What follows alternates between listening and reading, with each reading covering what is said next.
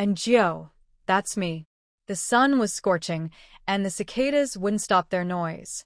I stood in a tiny patch of shade outside Guanghua Hall, dozing off. A fellow palace maid woke me up angrily, scolding me for being lazy. Just as I was about to retort, a noblewoman, Maid intervened, telling her maid to let it go. They acted as if they were performing a show, playing their roles perfectly. Then, Maid ordered me to announce that she had personally made soup for the emperor. I was stunned. It was the hottest time of the year. The emperor was still napping, and she expected me to wake him up for a bowl of soup? Did she have any idea how terrible his temper was? I had learned that lesson 3 days ago. You see, I wasn't originally from this world. I had transmigrated into the body of a palace maid who had been here for 3 years. She had bribed her way into serving the emperor, hoping to win his favor. But on the day she was supposed to serve him, another maid paid a bigger bribe and took her place. That poor girl must have done something wrong because the emperor casually picked up a sword and ran it straight through her. Blood splattered everywhere. No one was shocked, and the eunuch, Li Gonggong, just ordered the mess to be cleaned up. The original owner of this body was so frightened that she either died from a fever or from sheer terror. And when she died, I woke up in her place. Today was my first day back at work. I kept my head down, wanting no trouble. But trouble found me anyway. When I refused to announce Mei Gairen's visit, her maid, Chui Lu, became aggressive. Before she could escalate things, Li Gonggong arrived. He saw me kneeling and questioned what was going on. Chui Lu tried to bribe him, but he returned the money and firmly told Mei Gairen to leave since the emperor was still asleep. Just then, a servant rushed out to announce that the emperor had woken up. Mei Gairen, overjoyed, straightened her clothes and prepared to see him. I just sighed. The emperor's bad temper after waking up was infamous. Sure enough, not long after she entered, a scream echoed from the hall. Mei Gairen was carried out, barely able to stand, while Chui Lu was covered in blood and had to be dragged away. Once again, I found myself cleaning up blood in silence. After my shift ended, I returned to my room, eager to sleep. Just as I was about to lie down, the door opened. It was Chu Gugu, the head maid of Guanghua Hall. She was strict and meticulous, managing all the palace maids under her. She told me to follow her. I felt uneasy. Doing chores was fine, but I prayed she wouldn't send me to serve the emperor. I still wanted to live. To my surprise, she led me to a small kitchen in the back courtyard and asked if I could cook. I nodded. She then ordered me to make a steamed egg dish. Though simple, making it right required skill. I carefully prepared it, making sure it was smooth and tender. When it was done, she glanced at it before telling me to keep this matter secret. I agreed and finally returned to my room. The sky had darkened, and the other maids were back, whispering among themselves. I wasn't close to them, so I didn't join in. Just as I was about to sleep, one of them started crying softly. That's when I learned that a maid named Xiao Xia had died today. She had been poisoned after tasting food meant for the emperor. I barely slept that night. In my dreams, I was the original owner of this body, eagerly approaching the emperor, only to be stabbed by him. I woke up drenched in sweat, trembling. The maid beside me, Xiao Hua, glanced at me before rolling over and going back to sleep. As I lay awake, I realized that in just 4 days, 3 palace maids had already died. Sooner or later, my turn would come. I needed to find a way out. The best option was to survive until I was 25 and leave the palace. 10 more years. The next morning, I ate while trying to ask Xiao Hua how to leave. She sneered, saying that working in Guanghua Hall meant either dying or going mad. The only way to survive was to reach the positions of Chu Gugu or Li Gonggong. That was impossible. Just as I processed her words, trouble erupted in Guanghua Hall again. The emperor had another headache episode and almost killed a palace maid. The poor girl was so terrified that she now had a high fever and was on the brink of death. Then Chu Gugu arrived. Her sharp gaze swept over the group, and unfortunately, our eyes met. It was worse than being called on by a strict teacher in class. My stomach dropped. Sure enough, she pointed at me and Xiao Hua, calling us forward. The moment we stepped out, Chu Gugu informed us that the previous maids who served the emperor, Xiao Chun and Xiao Xia, were gone. Now we were their replacements. She assigned me the name Xiao Chun and Xiao Hua the name Xiao Xia. So that's how it worked. Fixed names, rotating palace maids. It made sense. At the rate the emperor killed people, he wouldn't bother remembering their names. I was beginning to think this palace was cursed. My neck felt cold just thinking about it. If the emperor decided to kill me, I just hoped he would do it quickly. I heard that a swift death didn't hurt as much. Lost in thought, I barely registered that we had reached Guanghua Hall. Chu Gugu casually told us to enter, as if she was sending us in to be slaughtered. No training, no instructions, just straight to the front lines. Inside, the emperor was asleep, slumped over a desk. The room was silent except for the faint scent of incense. No one seemed concerned that the ruler of the empire was sleeping in such an undignified way. Then, I heard a voice, one that wasn't spoken aloud but echoed in my mind. I'll pretend to be asleep. If anyone dares wake me, I'll stab them. A chilling laugh followed. My legs nearly gave out. I glanced at Xiao Xia, but she didn't react. It was a man's voice, but no one else had spoken. Then, the voice continued, if no one wakes me, I'll count to 10 and stab someone anyway. I realized, horrified, that it was the emperor's thoughts. The count began. I turned to Xiao Xia, nothing. She heard nothing. It was just me. Panic surged through me. Whether we woke him or not, someone was going to die. The count reached 8. I grabbed Xiao Xia and bolted. She stumbled after me, too shocked to resist. The moment we ran out of the hall, the voice stopped. We came face to face, with Chu Gugu's cold stare. She asked why we had left. I quickly replied that the emperor was still sleeping, and we didn't dare disturb him. Xiao Xia, still in shock, immediately threw me under the bus. She claimed I had dragged her out against her will. Chu Gugu gave her a faint, unreadable smile before saying, then go back and check if the emperor is awake. Xiao Xia froze. Xiao Xia turned pale with fear, silently begging me for help. I shifted away. I had already saved her once, and she tried to sell me out. I wasn't about to stick my neck out for her again. But Chu Gugu had other plans. She ordered both of us to go inside. I wanted to scream. Was there no way to escape this? As we entered, Xiao Xia muttered a cold warning not to drag her down next time. I didn't even have the energy to argue. Inside, the hall was eerily quiet. The emperor was at his desk, reviewing memorials. We stood silently by the side, barely breathing, afraid to attract attention. Then I heard it again, that voice in my head. It was full of irritation, cursing at officials and their reports. As I watched the emperor's calm face, I realized those were his thoughts. He was annoyed about receiving peaches when he had clearly stated last year that he didn't eat them. He complained about officials writing useless, long-winded reports. He tossed a memorial aside, making Xiao Xia flinch. The emperor noticed her reaction and glanced at her. She immediately dropped to her knees in fear.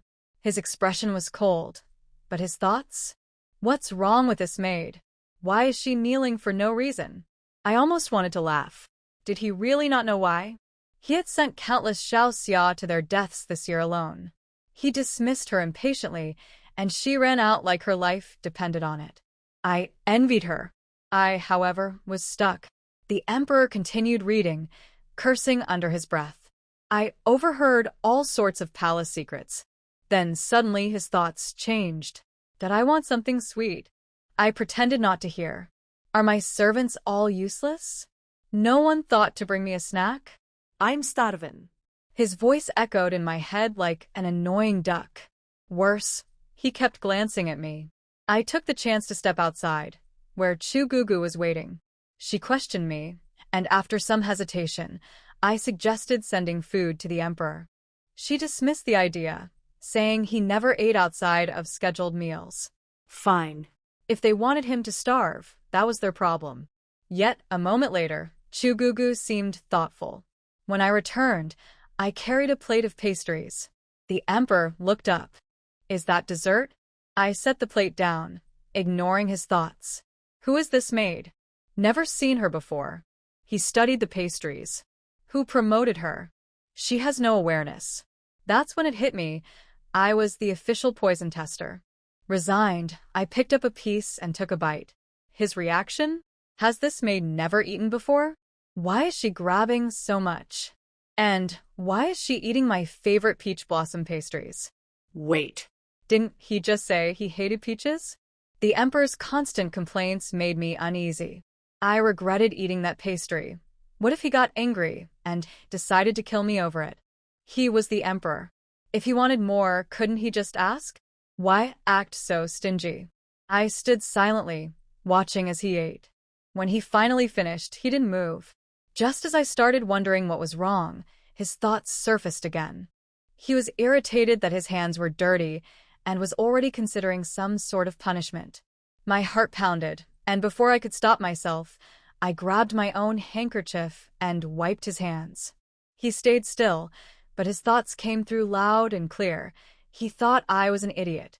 Before I could process whether I had just saved myself or doomed myself, Li Gonggong arrived, scolding me and shoving me aside. He ordered water to be brought, and the Emperor washed his hands properly. I stood there, stiff as a board, afraid that at any moment he might lash out. But he didn't. Instead, he got up and decided to go for a walk. Li Gonggong quickly helped him change, then gave me a sharp look, silently telling me to follow. Outside, the sun was still burning hot. I noticed Xiao Xia trailing behind reluctantly, her face pale and her eyes red. She must have been shaken from earlier. As we walked, the Emperor's thoughts filled my mind, one after another. He grumbled about the heat, about how far the garden was, and even about how unattractive some of the guards looked. His complaints never stopped. When we finally reached the Imperial Garden, he suddenly halted, deciding he wanted to feed the fish. But, as always, he didn't say a word. We all stood there in awkward silence, while his irritation grew. Hearing his impatience in my head, I quickly whispered to Li Gonggong, suggesting the Emperor wanted fish food. Li Gonggong, catching on, immediately presented it to him. The Emperor was finally pleased, tossing food into the pond as koi swarmed around. I let out a slow breath, thinking I was safe for now. Then, I heard him wonder about the taste of braised koi. Before I could react to that disturbing thought, the air around us shifted. A strong fragrance filled the garden. A noblewoman, dressed in exquisite finery, approached. She was stunning, so beautiful that even I couldn't help but admire her. But then, I heard the Emperor's thoughts darken. In the next instant, without a word, he grabbed a guard's sword and swung it straight at her. Chaos erupted. No one died this time. The maid next to the beauty pushed the beauty away, and she was chopped herself. With the guard's obstruction, no tragedy occurred. But it was scary enough. And Jiu hid as soon as possible, but in the noisy crowd, the Emperor's voice was particularly obvious. Unlike the complaints in the morning and the lazy complaints at noon, his voice was very cold now, with anger and madness. Kill. Kill them all. Kill you.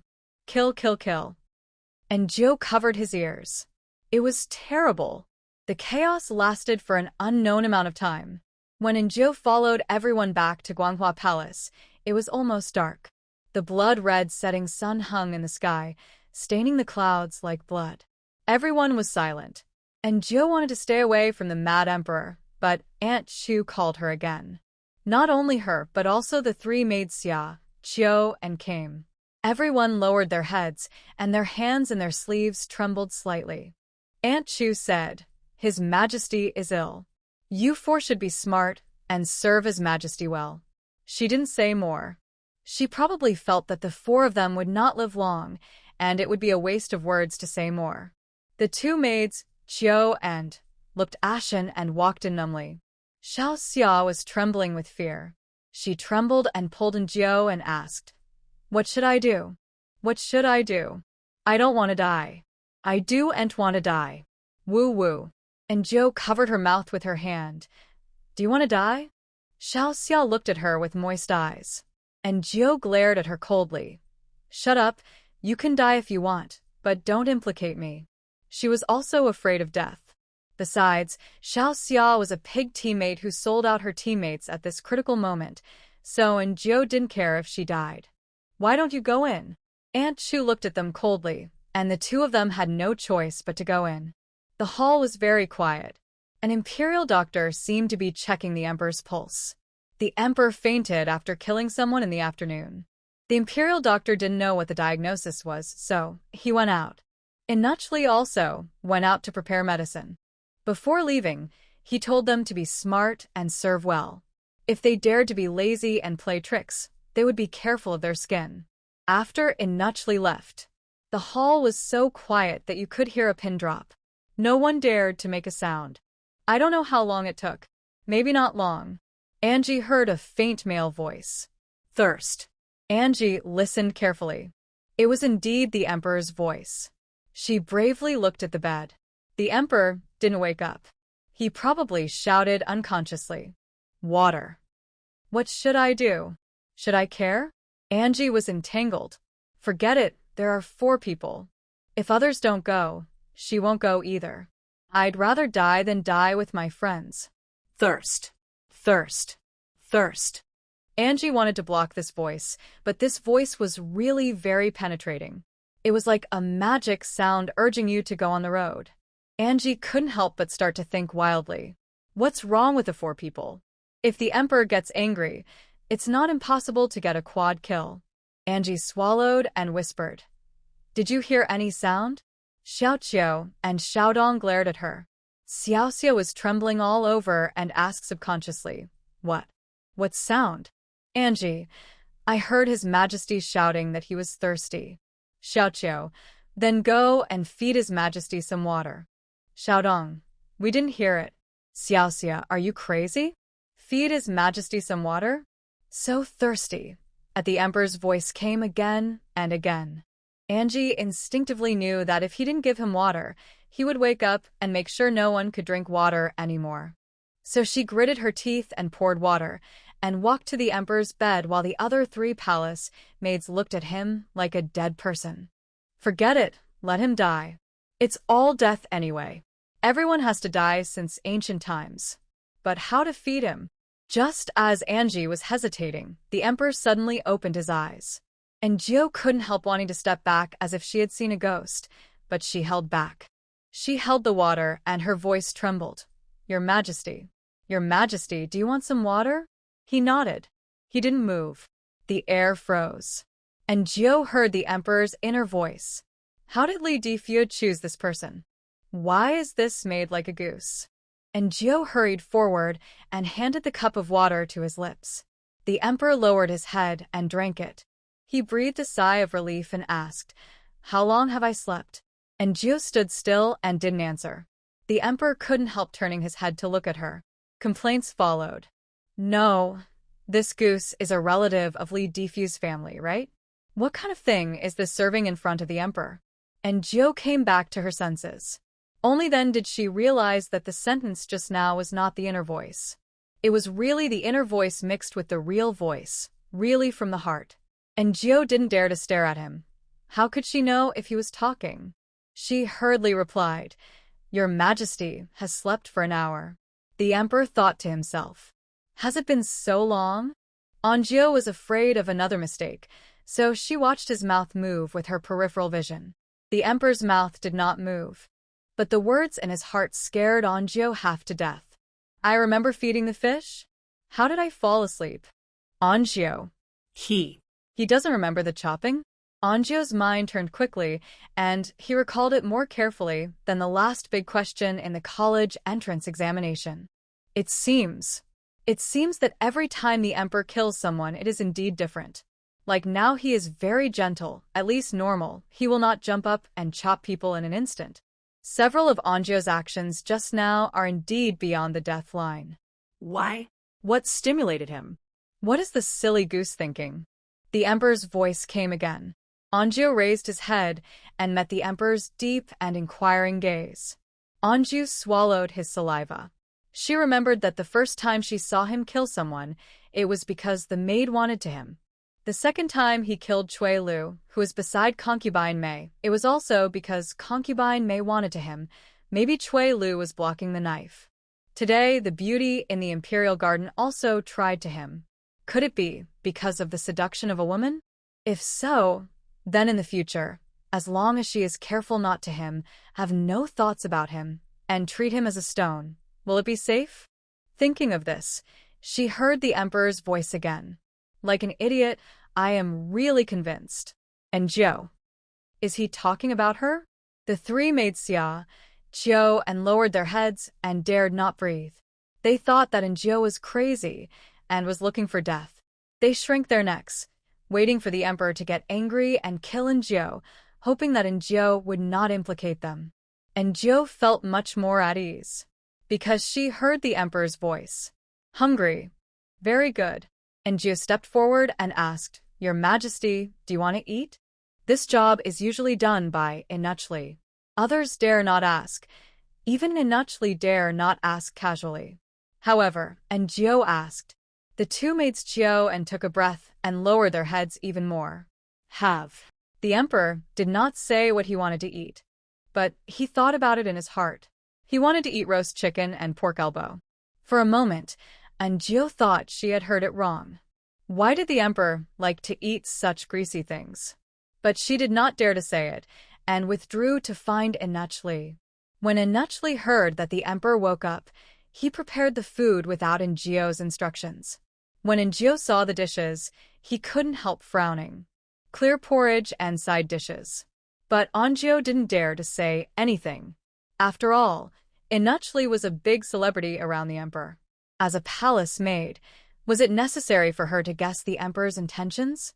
Inuchli turned his head and glanced at the four people standing there.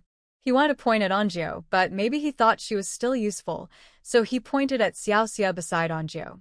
You come here. Today, Xiaoxia became a poison tester. She walked over tremblingly, took the chopsticks tremblingly, and picked up the dishes tremblingly. After waiting for about a cup of tea, the emperor started to eat when he saw that she was fine.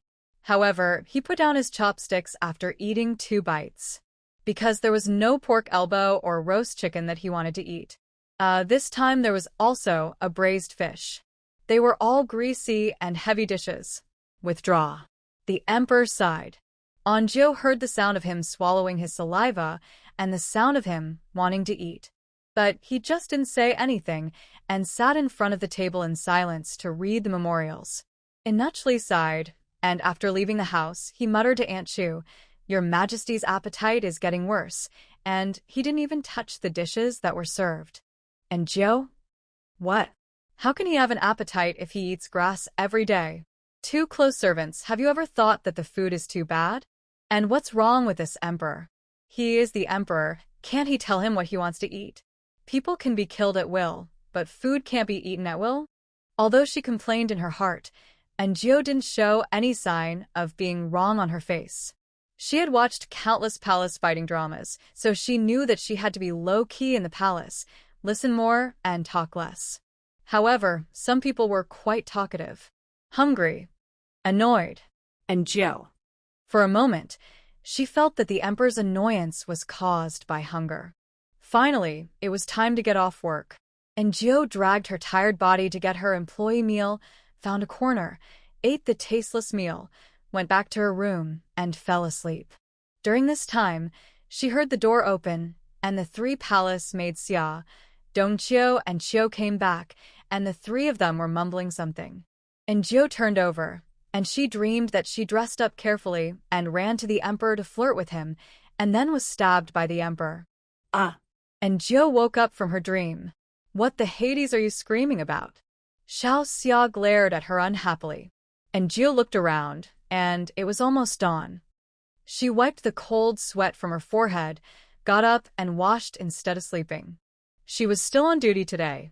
After all, Guanghua Palace was more in need of maids, and new maids could not fill the gap. The emperor got up very early.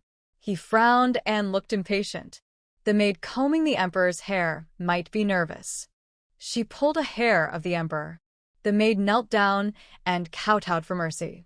But the emperor glanced at her and strode away. And Jiu watched and guessed in her heart, as expected. This emperor was different from the emperor when he killed people. What kind of disease is this? After the emperor left, the maid combing the emperor's hair breathed a sigh of relief and fell to the ground. During the time when the emperor was in the morning court, the four people, spring, summer, autumn, and winter, were responsible for cleaning the palace. Several people were silent and worked swiftly. Then Jiu found that she was isolated by the other three. Just because she poured water for the emperor yesterday, in their opinion, this was an act of flattery and also an act of courting death. To please the emperor means that Jiu is restless. Are you courting death? They hope to stay away from Anju so that if Anju dies, she can die far away so that her blood will not splash on their freshly washed clothes. When the room was cleaned, she left the hall. The eunuchs who were cleaning outside were all young eunuchs. They bent their waists and quickly swept the courtyard. At this time, the emperor came back. The emperor was in a bad mood, and he hadn't eaten breakfast yet. After breakfast was served, Jiu took a look. It was still porridge and side dishes, and the buns were also vegetarian. Could it be that the emperor was a vegetarian? No, if he was a vegetarian, then why did he want to eat pork elbow yesterday? The emperor ate 2 bites and then lost his appetite again. Anukli siga. The food is getting less and less. How can the body bear it if it goes on like this? Aunt Chu also looked worried. She was about to say something when she suddenly saw Jiu. Jiu swore that she was not a brainless green tea who deliberately let herself be seen. It was Aunt Chu who asked them to wait outside the palace today. Yesterday, she and Xiaoxia were inside, and the palace maids Chiodong were outside. Today, she and Xiaoxia were outside, and Chiodong was inside. You. Aunt Chu obviously forgot her name. Your servant Xiaochun. And Jiu replied, Yes, come with me. At this time, no one was in the small kitchen. Aunt Chu called her over and said, Make another steamed egg like last time. And Jiu was not stupid. Aunt Chu's attention must be for the emperor. She knew that the emperor wanted to eat meat, but she didn't say it. She had to do whatever Aunt Chu asked her to do. What if she got into trouble by saying too much? After all, everyone in the palace was smart. Don't they know how to prepare some meat for the emperor?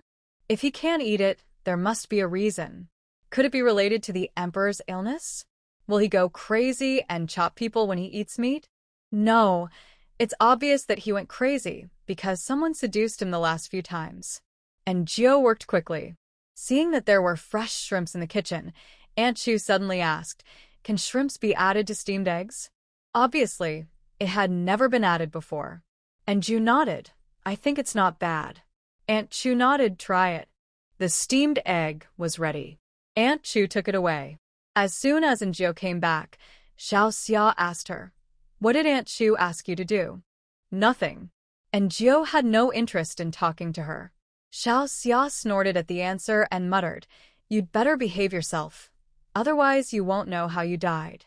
And Jiu laughed angrily, Same here. This Xiaoxia still has the nerve to criticize her? Aren't they the same? Both are impetuous and have no vision at all. Xiaoxia snorted coldly and ignored her. And Jiu thought in her heart that if she tried to live longer or build a good relationship with the leader, maybe the leader would let her out of the palace if he was happy. And Jiu's mind was wandering. From a bowl of eggs and shrimps, she thought of Aunt Chu's appreciation of her. And then she thought about asking for grace to leave the palace when she was old enough, and then buying a farm and some land to live on her own. 25 is considered old in the palace, but in Anju's opinion, it is a good age to be as vigorous as a wolf. Maybe she can find a handsome guy to live a shameless life. Speaking of handsome guys, a super handsome guy appeared in front of her. Tall and long legs, broad shoulders and narrow waist, white skin, handsome features, especially a pair of peach blossom eyes, very attractive. But Anju was scared to death. Your Majesty, Your Majesty. Anju knelt down with his knees weak. The emperor said to the Inuchli beside him, Is this your relative? Inuchli didn't think there was anything wrong with this. Your Majesty, there is no one at home. The sound of Enuchli's clip gave people goosebumps all over their bodies. The emperor seemed to laugh. It seems not. Anjo heard his inner voice. Silly goose. It can be heard that he is in a good mood. Angie secretly breathed a sigh of relief. At this time, Enuch came outside. When Enuchli saw him, he felt as if he was facing a great enemy, and his face changed. The emperor snorted coldly. The man who came was called Wangditsai, the chief Enuch beside the Empress Dowager. Came over and said that the Queen Mother missed the emperor and asked the emperor to come over and sit down. Enuchli sent the people away with a fake smile and carefully looked at the emperor's face. The emperor's face was indeed not good. And Joe heard his inner voice. I don't know what kind of tricks he is going to do. It's really annoying. And Joe. Your Majesty, maybe it's because of yesterday. Enuchli started and heard the emperor snort coldly. What happened yesterday? Enuchli choked and then remembered something and said lightly, Yesterday in the imperial garden, concubine Qin was frightened. The emperor's inner voice was full of doubts. Who is concubine Qin? What does it have to do with me if she was frightened? I'm so annoyed. I really don't want to go to the Queen Mother. He stood on the steps and looked at the big sun above his head. It seemed really annoying. He turned around to leave, but didn't pay attention to his feet. He was tripped by Njio, who was still kneeling, and almost fell. Your Majesty. Enuchli's voice changed in shock, and he quickly supported the emperor. The emperor barely stood still and glared at Njio fiercely. Njio. My life is over. Who did I offend? Woo-woo. Everyone thought that Njio would definitely die. Even Njio thought so. But the emperor stared at her for more than 10 seconds, then turned and left. As soon as he left, everyone looked at her as if she were a monster. Why didn't the emperor kill Njio? Only Aunt Chu came over. Get up. Njio stood up exhausted, her legs and feet were weak, and the whole person looked like she was fished out of the water. Fortunately, it was not the irritable emperor. Otherwise, she would definitely die. The emperor came out after a while, walked a few steps, and suddenly seemed to think of something, turned around and said to Njio, You come too. Njio. She had no time to think, so she could only follow him. Then she heard the emperor's voice coming from the sedan chair. The Queen Mother must have something bad to say to me. He sighed, turned his head, and saw Njio. So Njio heard his voice. The way the silly goose walks is really ugly. Njio. Oh, if everyone is as stupid as the silly goose, and I can't figure out the schemes, how nice it would be. Njio. So she was able to save her life because the emperor thought she was stupid? That's good. Really? Anjo thinks being stupid is also an advantage. And she found out that this is still a mild emperor. If the hot-tempered guy from 2 days ago was summoned, his head would definitely be moved. Anjo was thinking about why the emperor suddenly went crazy. She didn't pay attention to her feet and was tripped by a raised brick on the road and fell directly to the ground. At that moment, Anjo felt that the world was quiet. Really? Even the emperor's sedan chair stopped to wait for her and look at her. Anjo got up and glanced at the emperor. He was staring at her, and then he couldn't suppress his laughter. Ha ha ha ha. Ha ha ha ha ha. The laughter in reality, the laughter in the heart, the silver bell-like laughter continued all the way. Anjo was numb. Finally arrived at the Empress Dowager's Sinang Palace. The fat Wangditsai painted his face white and applied red lip balm. He walked over with orchid fingers raised to greet the emperor. The emperor complained wildly in his heart. Enuch Wang is getting more and more scary.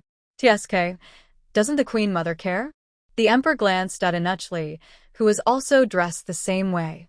Could it be that without a man's thing, it would become like this? TSK.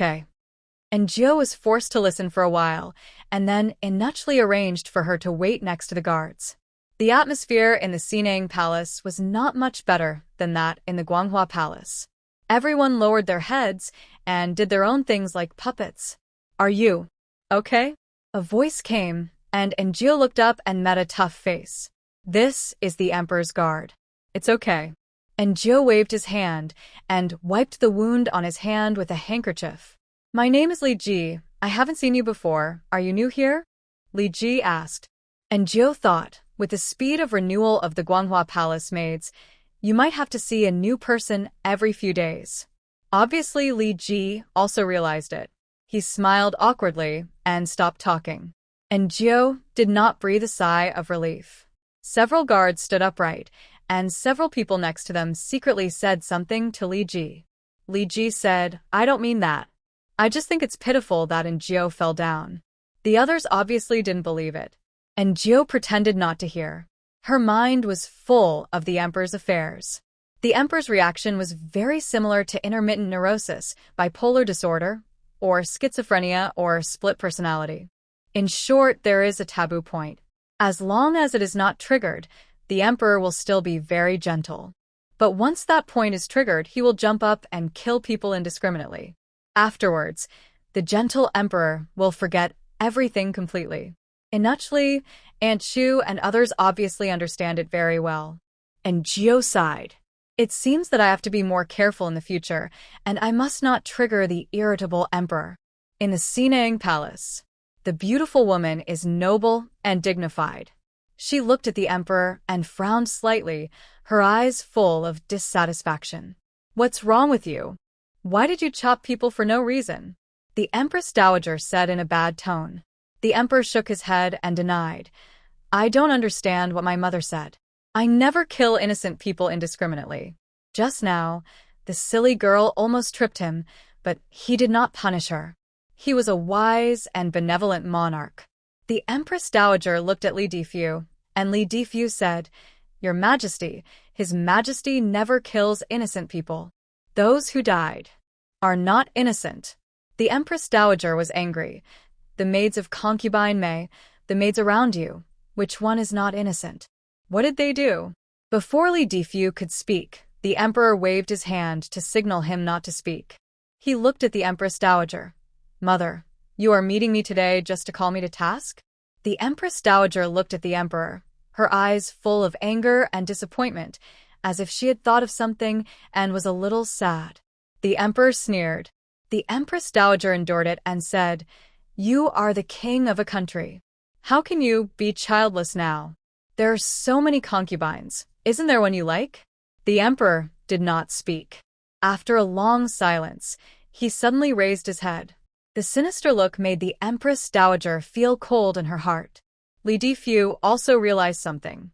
He glanced at the emperor, and as if to avoid risks, his body subconsciously stepped back a little. Don't you know why I have become like this? The Empress Dowager's face no longer had the calmness just now. She opened her mouth like a chicken with its neck pinched, unable to utter a word. What are you doing? You rebellious son. The Empress Dowager's voice changed with fear, but the emperor didn't care. He walked closer step by step, his beast-like eyes staring at the Empress Dowager. You still want to harm me? A creepy smile appeared on the corner of the emperor's mouth. And Jiu found a cool place to wait. The weather was still hot and unbearable, making people irritable for no reason. In the Sinang Palace, Ainach suddenly ran out, and then the guards rushed in. And Jiu heard a noise. The eunuchs and palace maids couldn't help but look inside out of curiosity. What happened? Someone finally couldn't help asking. I don't know, is it? No one dared to say anything after that. After a while, Li Difu came out, and the guards behind him hurriedly left with the emperor on his back, and Jiu quickly followed.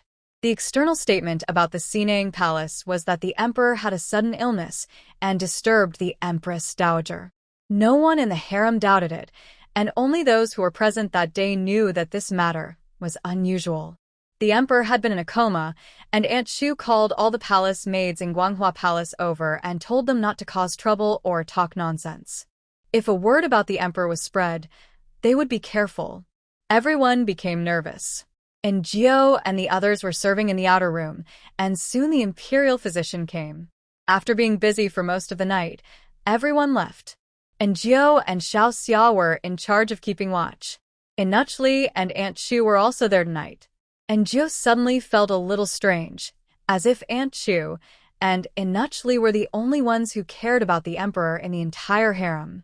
The night was heavy, and only a few candles were lit in the hall. The dim light made people unable to help but doze off. And Gio stood there, and her head began to nod. I don't know how long it took, and in a daze, and Gio saw a figure. And Gio suddenly woke up in shock. The hall was still quiet, and Xiaoxia next to her had fallen asleep against the pillar. Innuchli and Aunt Chu were not there either. Before Gio could breathe a sigh of relief, she saw a person vaguely behind the gauze curtain in the inner room. The person stood there, staring at her for an unknown period of time. The Emperor. Then, she heard a voice. I'm so hungry, the Emperor's voice. Before Gio could react, the Emperor had already arrived in front of her. And Gio's scalp was exploding. She didn't understand how the Emperor did it. However, the next second, the Emperor's cold and emotionless eyes fell on her face. It was difficult for Anjio to describe the feeling, just like being stared at by a wild beast in the wild. Kill, kill, kill, the Emperor slowly raised his hand, and just when he was about to pinch Anjio's neck, Anjio trembled and said, Your Majesty. Your Majesty, are you hungry? I'll cook you a bowl of noodles? The Emperor tilted his head. In his heart. Hungry. Anjio said again, I'll go to the kitchen to make it for you now, okay? He didn't say anything, so Anjio tried to move a step. The Emperor followed him and moved a step. Anjio moved 2 steps. Huangdi followed him and moved 2 steps. Anjio moved 3, 4, 5, 6, 7, 8 steps, and the Emperor also moved 3, 4, 5, 6, 7, 8 steps. And Gio. Emperor. Hungry, so Anjio walked out of the hall step by step. Aunt Chu just came in at the door. Seeing their confused faces, Anjio hurriedly said, Your Majesty is hungry. I'll go to the kitchen to make him something to eat. Aunt Chu's CPU was burned. She nodded. Go. Soon they arrived at the kitchen, and Anjio walked in with her head held high. The Emperor stood at the door, staring at Anjio. What does Your Majesty want to eat? Anjio asked. The Emperor tilted his head and seemed a little confused.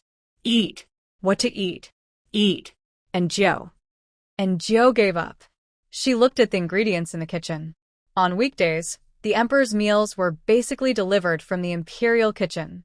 The kitchen only boiled tea and occasionally heated up meals for the Emperor or added meals. There were not many ingredients here. Anjio could only cook some noodles, but she was very good at it.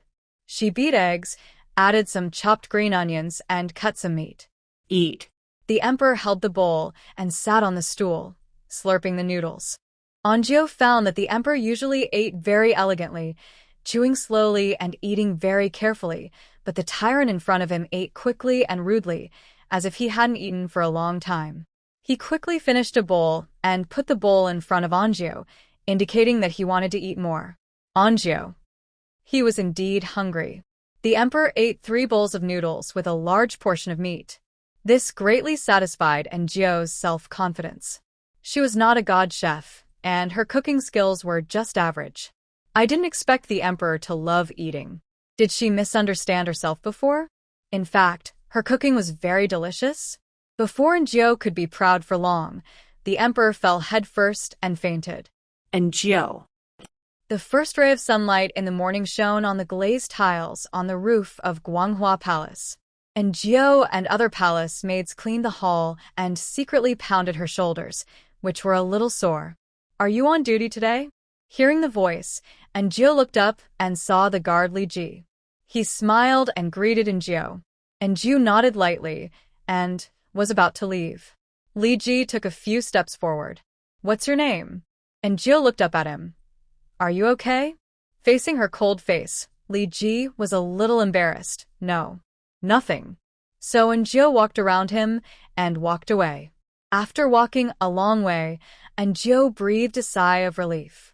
She didn't dare to provoke the guards, fearing that she would follow the old path that Sun agreed to. Unless she became the queen, then she could have a heart-to-heart talk with the guards under the moonlight and develop a pure friendship.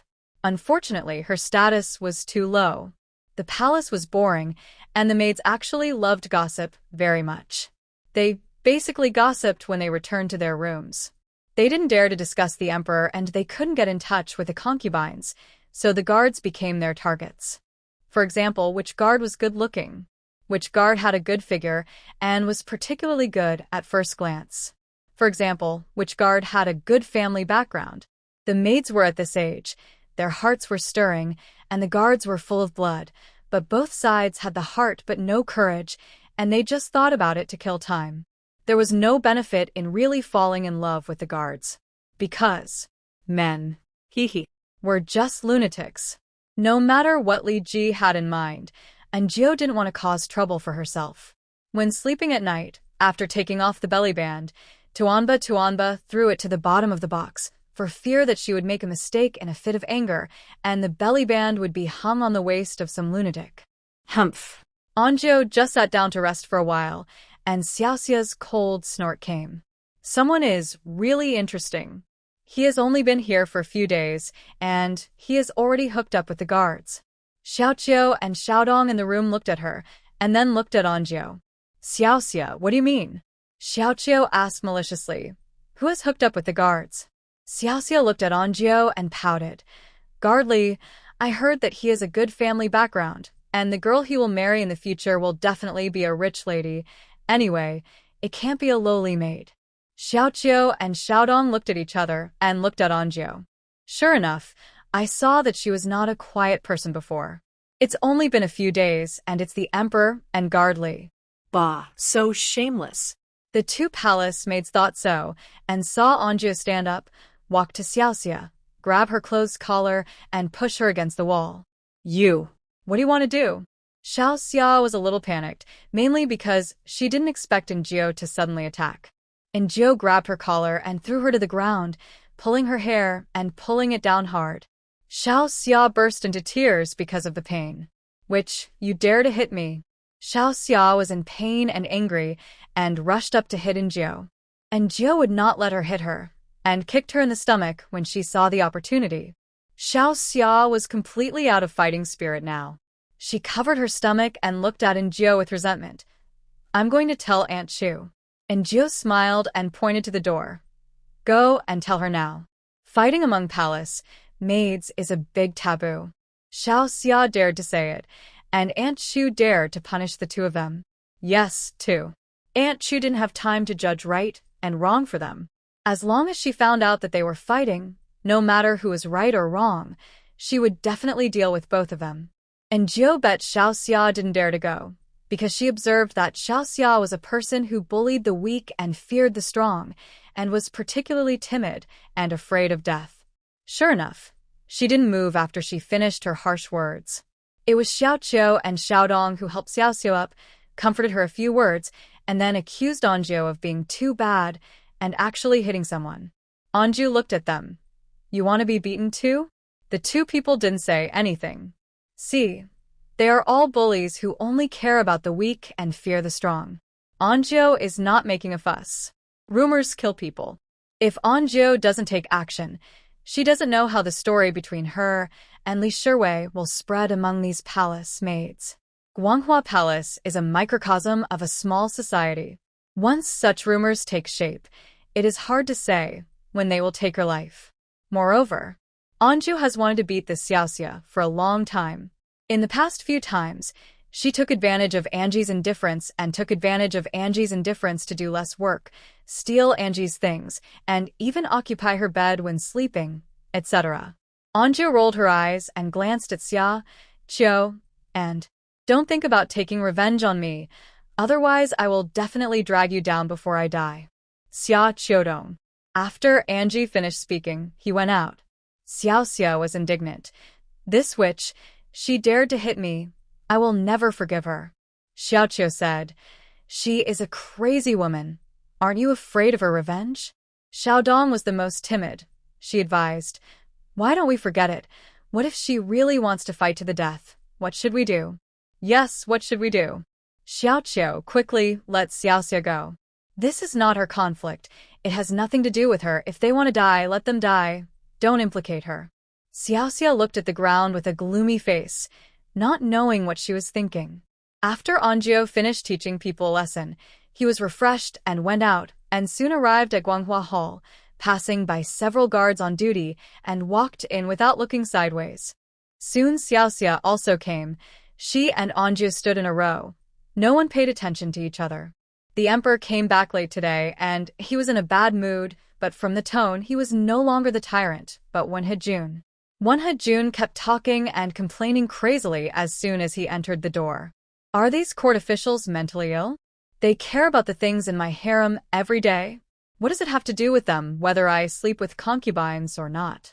Am I a stud? I'm so annoyed by your constant mention of having offspring. So annoying, so annoying, so annoying. Thinking of those women in the harem. He sighed to the sky and lay on the table with no strength. Just kill me with a knife. I really can't stand having with different women. And Gio widened her eyes. What did she hear? For the next time, she pricked up her ears. Concubine, she is good-looking, but she is too. She pounced on me when she saw me. I was scared to death. I'm just a simple little boy. Concubine Wang is too. She always lowers her head when she sees me. I can't even remember what this woman looks like now. Concubine Lin, I still can't have contact with women. Otherwise I will. And Gio wanted to hear it clearly, but the emperor didn't continue. Finally, he sighed and said, we can't let them know this secret. The emperor's complaints were sonorous and powerful, and every word was like thunder in his ears. And Gio swallowed his saliva. It was incredible that the emperor was still a man. And you keep thinking, what secret do you have that you can't sleep with those concubines? Are you afraid of the violent emperor? Xiaoxia stared at Gio's face, and the more she thought about it, the angrier she became. Suddenly, she said something evil. When the emperor finally stopped and motioned Gio to pour him some water, she stretched out her foot to trip Gio. The palace maids usually walked with their heads down, and Gio was no exception. As soon as she took a step, she saw Xiaoxia's movements. She was a little speechless. How could this girl be so stupid and like to play tricks? She saw it. She saw her stretching her legs to trip her. She breathed a sigh of relief and stepped on Xiaoxia's feet and walked over. Xiaoxia's face was twisted for a moment in pain. The emperor happened to look back and naturally saw it. So, Gio heard his thoughts. No, what are these two palace maids doing? Am I dazzled? Are they? And Gio. That's right, they just don't get along with each other and are looking for trouble. The emperor's voice suddenly rose. Are they competing for the opportunity to pour water for me? Sure enough, these women all want to. And Gio widened her eyes, fearing that if the emperor continued to think, he would attract the tyrant. Then she and Xiaoxia would both die. Your Majesty, please have some tea. And Gio interrupted his thoughts in time. The emperor took a sip, and his eyes stayed on Gio's face. Gio, don't look at me. Why are you looking at me? The emperor's inner voice. It's so boring, it's not bad to watch them fight. I heard they can pull hair. I'll think about it, how to play it will be more interesting. Gio, you can't see me, you can't see me, you can't see. Come here and massage my shoulders. He suddenly said this. After Gio was sure that he had no good intentions, he walked over to massage his shoulders. Not to mention, this kid is quite strong and has thick skin, so it's very difficult to massage him. Gio found that the emperor was looking at Xiaoxia. Xiaoxia lowered her head and clenched her fists. It seems to be working. The emperor laughed and asked Gio, what's your name? Gio, my servant Xiaochun. The emperor turned his head and glared at her. How dare you tease me? Gio? How did I tease you? It was obviously you who wanted to tease me? Gio knelt down hurriedly. Your Majesty, spare me your servant. What did she do wrong? Scared to death. I only heard the emperor sneer. I remember Xiaochun. She doesn't look like you. Who are you? Gio. Then do you remember that Xiaochun was stabbed through by you last time? I wiped the blood clean, dear. But the emperor obviously didn't remember. Seeing that the tyrant was about to take the stage, Gio hurriedly pointed at Xiaoxia, who was gloating not far away. My name is Xiaochun, her name is Xiaoxia, and the names were given by Aunt Chu. Come on, if you want to die, let's die together and no one can escape. When Xiaoxia heard Anzho's name, her skin tightened instantly. She knelt down and kowtowed to the emperor. "Your Majesty, spare me. Your Majesty, spare me." The emperor frowned. The emperor was puzzled. No, I clearly remember that Xiaoxia didn't look like that. Did I remember it wrong? The emperor subconsciously covered his head, his face becoming more and more irritated. Why don't I remember anything? Where are the original Xiaochun and Xiaoxia? The emperor asked and fell silent again. The original Xiaochun. Yes, there is another Xiaochun and she doesn't look like that. Xiaochun, Xiaochun, Xiaochun. The emperor seemed to think of many faces. They are all Xiaochun? or Or am I crazy? why? There are so many Xiaochuns. Why? My head hurts. Seeing that the emperor was getting more and more unwell, and Joe hurriedly added, "Your Majesty, I heard from Aunt Chu that the maids' names are too varied and too difficult to remember, so the maids who come to Guanghua Palace to serve are all called Xiaochun, Xiaoxia, Xiaoqiu, and Xiaodong." The emperor's voice stopped abruptly. He lowered his head and looked at Anzho, who was kneeling. "How dare you lie to me? I'm not crazy, a victory and." Anzho nodded. "It's absolutely true. I dare not deceive your Majesty." She glanced at Xiaoxia and Xiaoxia kowtowed. "Your Majesty, it's true." "Then what's your name?" asked the emperor. Anzho answered honestly. "My name is Anzho." In fact, the original owner had no name, but was called this name because she was the 9th child in the family. The emperor said, "From now on, you will be called Xiaojiu." Yes. As for Xiaoxia, when Anzho told her about the incident in the palace, Aunt Chu immediately asked her to change back to her original name, Xiaohua.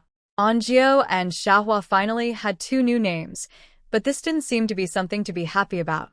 Because Aunt Chu turned around and called them aside. She looked at them and finally stopped at Anzho's face. "Tell me what happened." Anzho told them everything. Aunt Chu was silent for a moment, then looked at Anzho and said, "Since it is His Majesty's wish, you should call each other by the names His Majesty gave you from now on." The 2 nodded. Aunt Chu asked Xiaohua to leave, and then said to Anzho, "I don't know why you came to Guanghua Palace." Anzho explained, Aunt Chu waved her hand, not wanting to listen anymore. She said coldly, "No matter what you planned before, remember this from now on.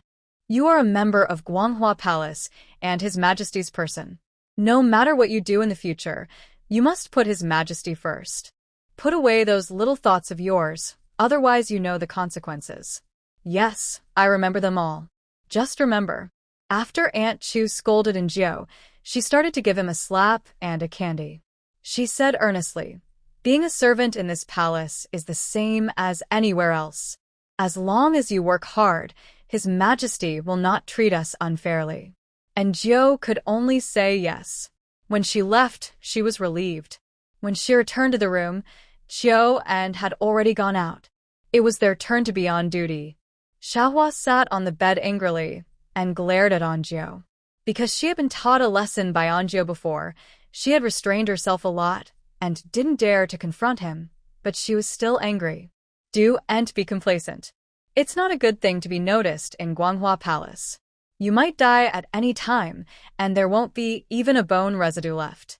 As she said that, she thought of something and cried aggrievedly. Anzho spread out the bedding, took off her clothes, and lay in the quilt. She had to take a shift tomorrow. They were all hard-working workers. Who had time to waste with Xiaohua? Anzho slept beautifully. In the middle of the night, someone patted her. Anzho opened her eyes in a daze, and then was instantly awakened by the shock. The emperor. Why was the emperor here? Why did the emperor pat her here? She looked around. Xiaohua was sleeping soundly, and she obviously didn't notice that someone had entered the room. Moreover, this was her room, not the emperor's bedroom. What was the emperor doing in the middle of the night? The emperor stared at her curiously and then uttered a word clearly. "Hungry." "Anzho." "No, can we kill all the people in the imperial kitchen? You take the money, but don't do anything, right? Come and see how hungry your emperor is." She breathed a sigh of relief. She didn't like to wear too much when sleeping, otherwise she couldn't sleep, and her belly band was also pushed to the bottom of the box. Now it was really embarrassing to face a strange man less than 1 meter away, right? However, the emperor obviously didn't notice her embarrassment, as if he thought Anjo didn't understand what he meant. He said to her again, "Hungry?" Anjo could only bite the bullet and put on her clothes under the emperor's gaze. Anjo put on. The emperor stared. Anjo put on again. The emperor stared again. After finally putting on her clothes, Anjo moved to the side of the bed and pointed to the shoes that were crushed by the emperor. Put on. So the tyrant moved to the side. Anjo put on her shoes, opened the door, and walked out. The summer nights were a bit cooler and even windy. There was not a single star in the sky. Anjo thought it might rain tomorrow. At the kitchen door, Anju saw Aunt Chu waiting with her head down. Aunt Chu nodded to her, and Anju nodded as well. Tyrant kept staring at her and following her, not leaving her side, as if he was afraid that if Anjo ran away, he would have nothing to eat. The food prepared in the kitchen today was very rich. Anjo turned around and asked, "What do you want to eat?" Tyrant stared. Anjo, "Forget it. Let's think about it ourselves." The kitchen had noodles and chopped meat, which was obviously ready. So Anjo made wontons, dozens of them, put them in the pot together and put them directly into the basin. Tyrant didn't dislike it, holding the basin and eating one at a time. Anjo also prepared some delicious pickles for him, and Tyrant finished them in a short while, just like the pigs raised in the village. As soon as Anjo finished sighing about his appetite, he fell down and fainted like last time. After a while, Aunt Chu came in with a few men in black, and they carried the tyrant out the door. Anjo looked at the men in black curiously. These people were well trained and silent. They should be the secret guards who had always been beside the emperor. No wonder Aunt Chu was relieved to let her stay in the same room with the emperor. If she did anything wrong, she would probably have lost her head by now. Anjo felt a little scared. Aunt Chu praised Anjo a few words and said that she would increase her monthly salary. Anjo hesitated for a moment and said, "Your Majesty, you don't eat much on weekdays and you overeat at night, which may not be good for your body. The main reason is that she is afraid that the tyrant will have problems if he continues to eat like this, and then it will be her fault. She doesn't want to be a cannon fodder and take the blame." Aunt Chu asked back, "Do you have any ideas?" Huh? And Gio looked at Aunt Chu in confusion. What does this mean? What ideas can a little palace made like her have? Fortunately, Aunt Chu opened up and said, "Your Majesty has been ill for more than 1 or 2 days, as you can see. We don't have any good solution." And Gio saw expectation in Aunt Chu's eyes. Yes, expectation. And Gio thought of when Hejuan's desire to eat meat, so she said, "How about giving His Majesty some meat? Is it because he eats too much vegetarian food during the day?" Aunt Chu shook her head no. As for why not, Aunt Chu didn't say. But. Just not. And Gio is not a fool. She guessed that when Hejuan might become ill and become a tyrant when he eats meat or is seduced by a woman. However, judging from the 2 times he had meals, the tyrant doesn't kill everyone he sees. As long as one of his mechanisms is not triggered, he won't go berserk. So, Anjo suggested, how about taking it slow, for example, giving His Majesty some fish and shrimp first? Aren't fish and shrimp meat? Aunt Chu asked back. Anjo said, "It is meat, but it is different from raw meat with blood. You can also try to make it into other shapes, such as shrimp dumplings, pot stickers, crab roe porridge, and fish fillet porridge." Anjo did not make this suggestion rashly, because shrimp was added to the steamed eggs he made last time, and the emperor did not say anything and did not get sick, proving that he did not reject these. Aunt Chu said she would think about it. Anju said nothing more, and after saying goodbye to Aunt Chu, she returned to her little room, got on the bed quietly, and lay down in the quilt. Anjo felt extremely happy. What she didn't know was that Xiaohua opened her eyes in the dark and stared at Anjo. It rained the next day.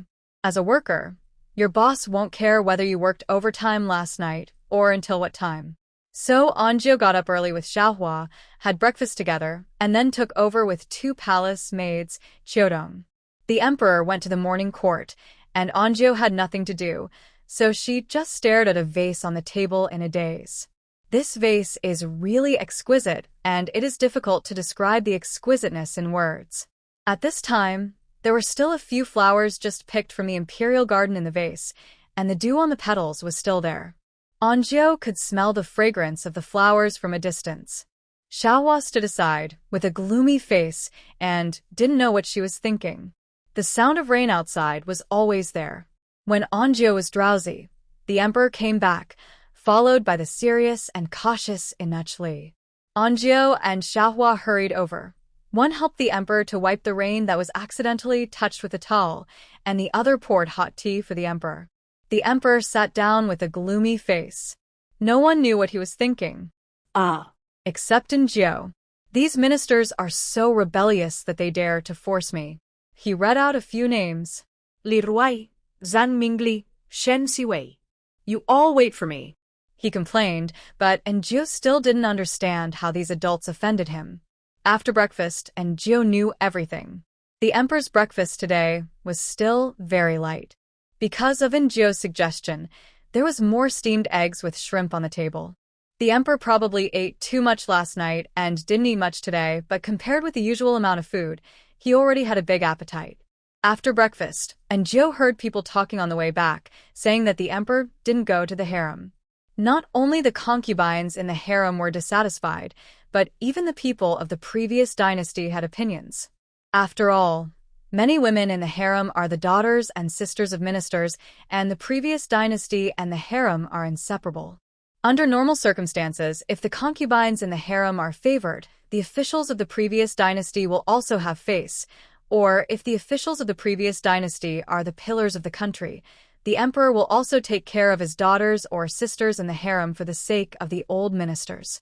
However, this emperor is different. When he first became emperor, it is said that he also went to the harem, but later he never went again for some reason. This Anjou knows that the emperor had complained before that those concubines were too enthusiastic and proactive, just like they wanted to eat people. The emperor also couldn't accept skin-to-skin contact with a strange woman. Quite traditional. It's a pity that he was born in the wrong place, as long as he is not an emperor. This kind of character deserves praise for being clean. But he is an emperor.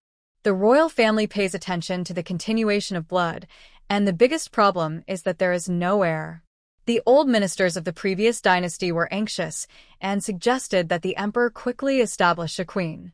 Some people also suggested that they choose a showgirl again so that they can arrange their daughters, sisters, etc. The emperor looked young and strong and worked hard. He could hold a few in 3 years. In the future, the family would have a prince as a relative, which would be face-saving and guaranteed, and his political status would be great. Everyone was having a great time. The only one who was not happy was the emperor. He put down his chopsticks and kept complaining for a whole hour. He cursed all the ancestors of those adults. Sooner or later, I will kill them all. Anjou woke up instantly when she heard this. She secretly glanced at the emperor, but he looked up at her as if he had a radar on his head. What are you looking at? Is this palace made of fool? Don't you know I'm thirsty? Anjou hurried forward to pour him some water. The emperor drank a large glass of water, exhaled, and fell on the dragon chair with no desire to live. The lunch was still made in the imperial kitchen. In addition to the usual green vegetables for the rabbits, a boiled shrimp was added today. Anjou was stunned when she saw it. She felt that the emperor had a strong taste. Shrimp was delicious, but the taste was too light. Couldn't he add some seasoning? Sure enough, the emperor ate a few and put down his chopsticks. He looked half dead, touched his stomach, and began to think wildly. Elbow. Braised pork. Roasted chicken. He let out a breath. He lay on the bed again without moving. Anjou felt that the emperor was sometimes like a child, but he was indeed not very old. How old was the emperor? Anjou didn't seem to know either. He looked to be in his early 20s at most. The emperor slept until the afternoon, and then woke up to read the memorials. As he read, he began to daydream like a primary school student doing homework. During this time, there were some serious approval documents interspersed. Anjou will not talk about the state affairs one by one. The following are the more outrageous and interesting ones sorted out by Anjou. Jing'an County has a bumper wheat harvest. Where is Jing'an? The emperor flipped through it. Isn't this the county with a particularly fierce folk custom? The previous county magistrate married his sister-in-law and brutally killed his original wife. In the end, he was discovered. The prefect of Annan was bitten to death by a tiger? He flipped through it and found it unbelievable. How could a tiger bite the prefect to death? It's almost like seeing a ghost. So that's how it is. I'm speechless. You guys are the best at playing. A prefect stole my cousin's sister, and he stole her in the wild, and she was bitten to death by a tiger. I'm really impressed. He turned the memorial below again. Wild men were found in Qinling Mountains. A big question mark seemed to rise on the emperor's head. He lowered his head and read the memorial again. What is a wild man?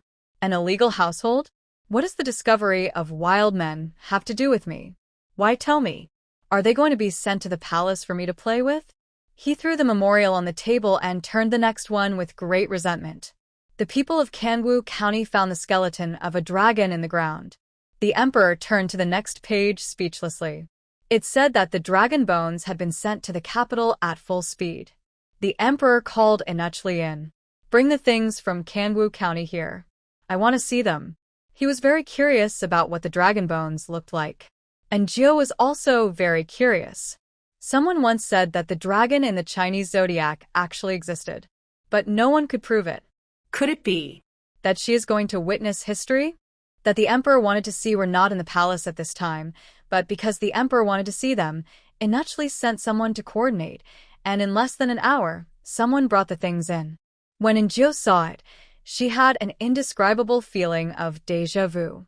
On the first floor of the city museum where she was before she traveled through time, there was a large-scale dinosaur fossil that was assembled and more than 10 meters tall.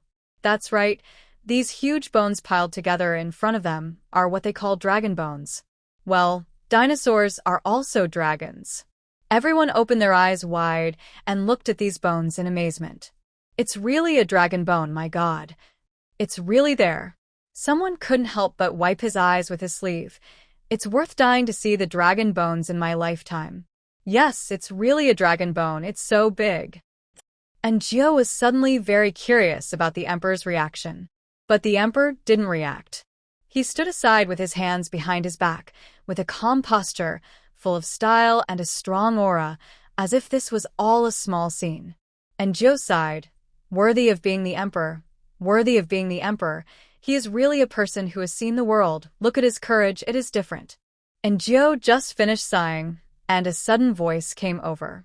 It is different from the whispers of the crowd, and it is very penetrating. Moreover, and Jiao found that the emperor's voice is also linked to his emotions. For example, when he is depressed, his voice will be low, but if he is emotional, then his voice will be particularly high and loud, and can pass through layers of obstacles and run directly into Jiao's ears. Like a rooster crowing at the sky. Aha! What is this? What on earth is this? What the Hades is this thing? Is it really a dragon? There are really dragons in this world? But my father said that mythological books are all lies. There are no dragons in this world. Father, did you see it in heaven? Mythological books did not lie to me. There are really dragons in this world. Dragon. And Jiao. As expected, there are no handsome men in the office, only stupid bosses, stingy bosses, sick bosses, bosses who are good for nothing and pretend to be cool, bosses who make people work 2 jobs day and night and don't pay overtime. Who is talking about office romances? And Jiao listened to the screaming chickens for half an hour with no hope in life. Her ears were about to die. Is this considered a work injury? But there is no compensation yet. And Jiao was convinced. Really? When she sees the emperor now, a screaming chicken will appear in her mind. The emperor's voice finally stopped because he was curious about what a real dragon looks like, and he became interested in assembling it himself. The dragon bone Lego was moved to the yard behind Guanghua Hall. Inuchli also organized people to build a shed to prevent it from being damaged by wind and sun. And Jiao watched lazily. The emperor put on a dinosaur head and didn't move. He stood in front of the dinosaur head in aloofness, his eyes dark, full of the aura of an emperor. However, what should I do next? The emperor's doubtful voice sounded particularly doubtful. The neck? He looked down at the dragon robe he was wearing and compared it. He really couldn't see the essence of the pile of bones from the gorgeous dragon robe. So he continued to stand in aloofness. He stood, and the others followed him without daring to breathe. And Joe wanted to pull his ears and tell him that you have to learn to build blocks first. Da horse hooves da. You have to do it. If you don't do it, can you restore it by standing here and posing? Where is the neck? These bones look the same. And Joe. Fortunately, the emperor stood for a while and finally started to act. So, he found the bones one by one to compare, but there was no result. These bones looked exactly the same to him. So he started again. It's over. I don't seem to be able to build it. If I can't build it, will these palace maids and eunuchs laugh at me? Then I will. His voice became colder and colder, vaguely a little perverted. And Joe secretly winked at Anuchli, who was also guessing what the emperor meant. He looked up and saw a palace maid winking at him. Anugli. What does that mean? Anuchli couldn't understand what Joe meant. The emperor, on the other hand, had completely turned cold. He had a rich imagination, which was more than Joe could describe. He thought of the palace maids and eunuchs laughing at him, and then thought of him picking up a knife to kill those who laughed at him.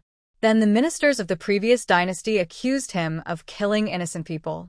He had already thought of 3 perfect excuses, leaving the ministers speechless. And Joe sighed, "Please stop your imagination. We are not dead yet. Moreover, it is a pity that this dog emperor does not become a screenwriter. I thought he was a gentle monarch, but it turned out to be a black sesame and black-hearted glutinous rice dumpling. He is not as cute as a tyrant." In the end, the dragon bone Lego only put together a head, and it was Anuchli who reminded him that it was almost time for dinner, so he left in a high and cold manner. The screaming chicken finally shut up. Anjio's ears were finally at peace. At night, after a tiring day, Anjio wanted to have a good sleep, so after Xiaohua went to bed, she locked the door. The dog emperor, don't even think about coming in. However, she was still woken up by someone. When she saw the emperor's handsome face again, she was already very calm, but she was still in a bad mood, and it was very heavy. She pointed at her shoes. The emperor stepped on her shoes with both feet today. In addition to leaving 2 ugly shoe prints, the shoes were also stepped on and flattened. Anjio was so angry that she almost laughed. With the experience of the previous day, the tyrant learned his lesson this time and moved to the side. Anjio put on her clothes one by one, and the tyrant stared at her. Anjio suddenly said, "Turn around, don't look." She regretted it after she said it. She has really been too tight-lipped recently and forgot how brutal the tyrant was when he used a knife to chop people. But the tyrant didn't listen to a word, just stared at her, which gave Angie goosebumps all over her body, but he didn't look away. Well. And Joe put on her shoes and went out, and Tyrant followed her out. At the kitchen door, Aunt Chu was still waiting diligently. And Joe entered the kitchen and took a look. There was fish today, and she probably wanted her to make fish fillet porridge. That was convenient, and the ingredients were all ready. But Joe overlooked a problem. The waiting time for making porridge was a bit long, and Tyrant was standing next to her and staring at her. And Joe stayed for a while and was completely defeated by his gaze. It felt like the boss stayed to watch you work overtime, and then you kept swiping the mouse and clicking refresh on the computer, which made people feel embarrassed and uneasy. A pot of fish fillet porridge was ready, and Anjio was hungry after seeing it. She also wanted to eat it, but the tyrant kept staring at her. Anjio only left a bowl for herself and said with a smile, "Let me try the poison for you." The tyrant was still looking at her. Anjio gave him the bowl. "Your Majesty, eat slowly, it's hot." He tilted his head back, and the bowl of porridge was gone. Anjio. Wasn't it hot for him? It was hot, and the emperor ate slowly later, because his mouth was burned red. Anjio ate her own in small bites, and thoughtfully put out the others. The tyrant drank one bowl after another.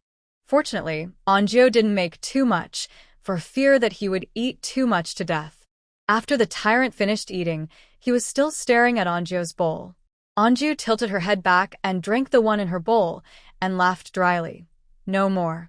The tyrant fell headfirst. Anjou. Anjou tiptoed back to the room, but couldn't fall asleep when she lay on the bed. She tried to recall what happened after she crossed over. It was like a dream. She didn't understand why she could hear the Emperor's voice. It is said that the Emperor's heart is hard to predict. Although this golden finger has brought her some benefits, she can't let her guard down. This matter must not be known to anyone, otherwise she will die miserably. Alas. Anjou sighed secretly. Thinking that she didn't know how long she would have to live here, she felt depressed and sad. She didn't know if she would have the chance to go home in the future. The more she thought about it, the more uncomfortable she felt. When she finally fell asleep, she had another nightmare. She dreamed that she turned into a hard-working bee. She worked hard to collect honey. When she was about to enjoy it, a huge bear with an emperor's face stretched out its fat bear paw and took the honey away. Took it away. Anjou woke up from her dream. As soon as she opened her eyes, she found Xiaohua staring at her. The look in her eyes was quite complicated and difficult to understand and creepy. Anjou frowned. "What are you looking at?" Xiaohua laughed coldly and turned out. Anjou hurriedly got up to wash.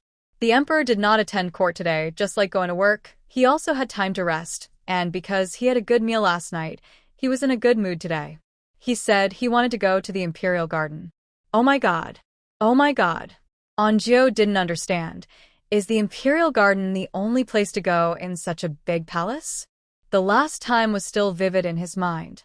And actually probably thought of it, so he said that the horse farm in the suburbs of Beijing had been repaired, and Prince Duan also asked the emperor if he wanted to go horseback riding.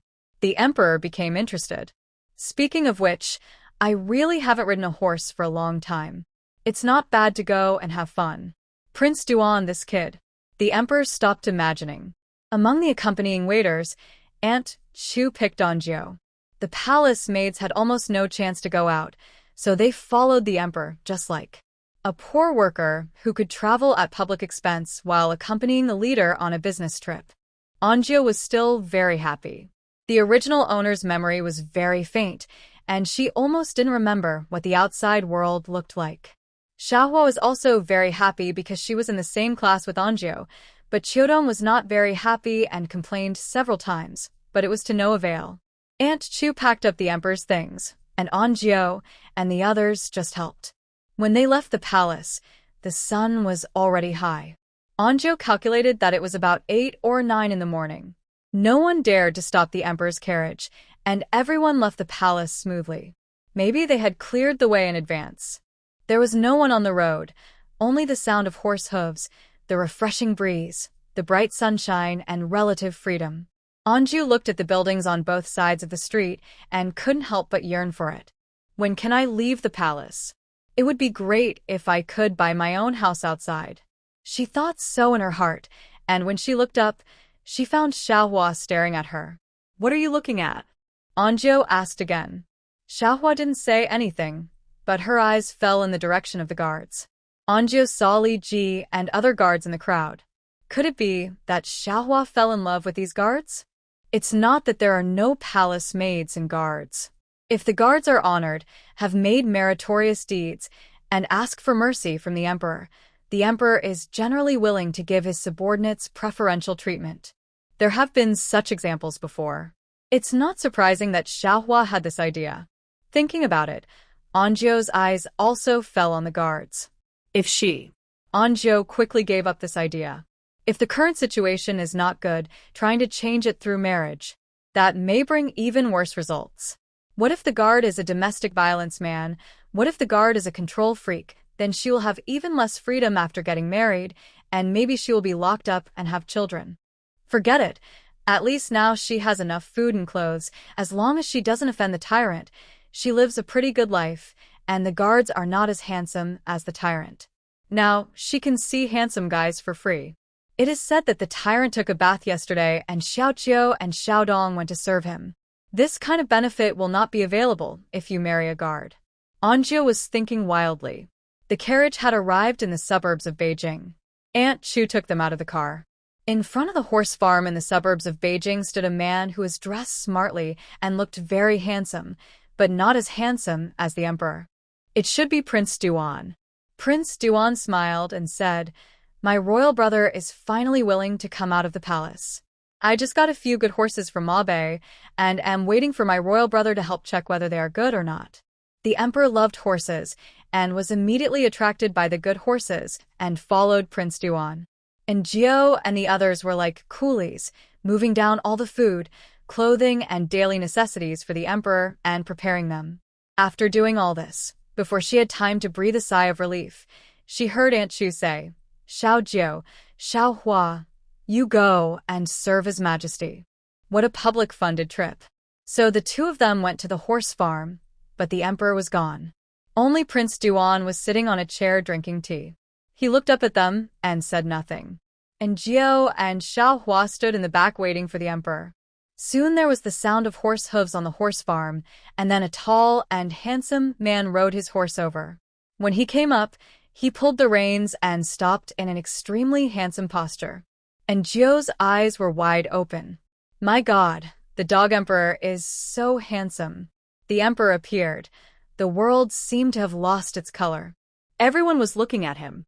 Anjou took a long time to come back to her senses. It was not until the emperor got off the horse that she offered him a handkerchief to wipe his sweat. Prince Duan stood up and said with a smile, I haven't seen you for many days. My brother is still as elegant as ever. Anjou agreed with Prince Duan's words. However, he was only handsome for 3 seconds, and she heard the emperor's voice. Humph, you are all fascinated by me. The palace maid in front of her has her eyes wide open. Is she thinking about how to her? Anjou turned her head hurriedly, but met Prince Duan's scrutiny. He found that his brother had been staring at this palace maid just now. There were obviously 2 palace maids. Anjou subconsciously felt guilty and lowered his head. Why is she looking at Prince Duan? The emperor also glanced at Prince Duan, and then Anjou heard him snort coldly. Another fool who wants to fly up to the tree and become a phoenix. Anjou, go to Hades, dog emperor. My brother, you must be tired. I have prepared food. When it comes to food, the emperor's thoughts instantly returned. This kid, Prince Duan, finally has some vision. I wonder what he will give me to eat later? And Jiao is puzzled. This guy is the emperor. What he wants to eat is not a matter of words. Why doesn't he say it? How can others guess if he doesn't say it? Sure enough, the emperor walked briskly along the way, guessing that Prince Duan would give him pork elbows, braised fish, stewed lamb, etc.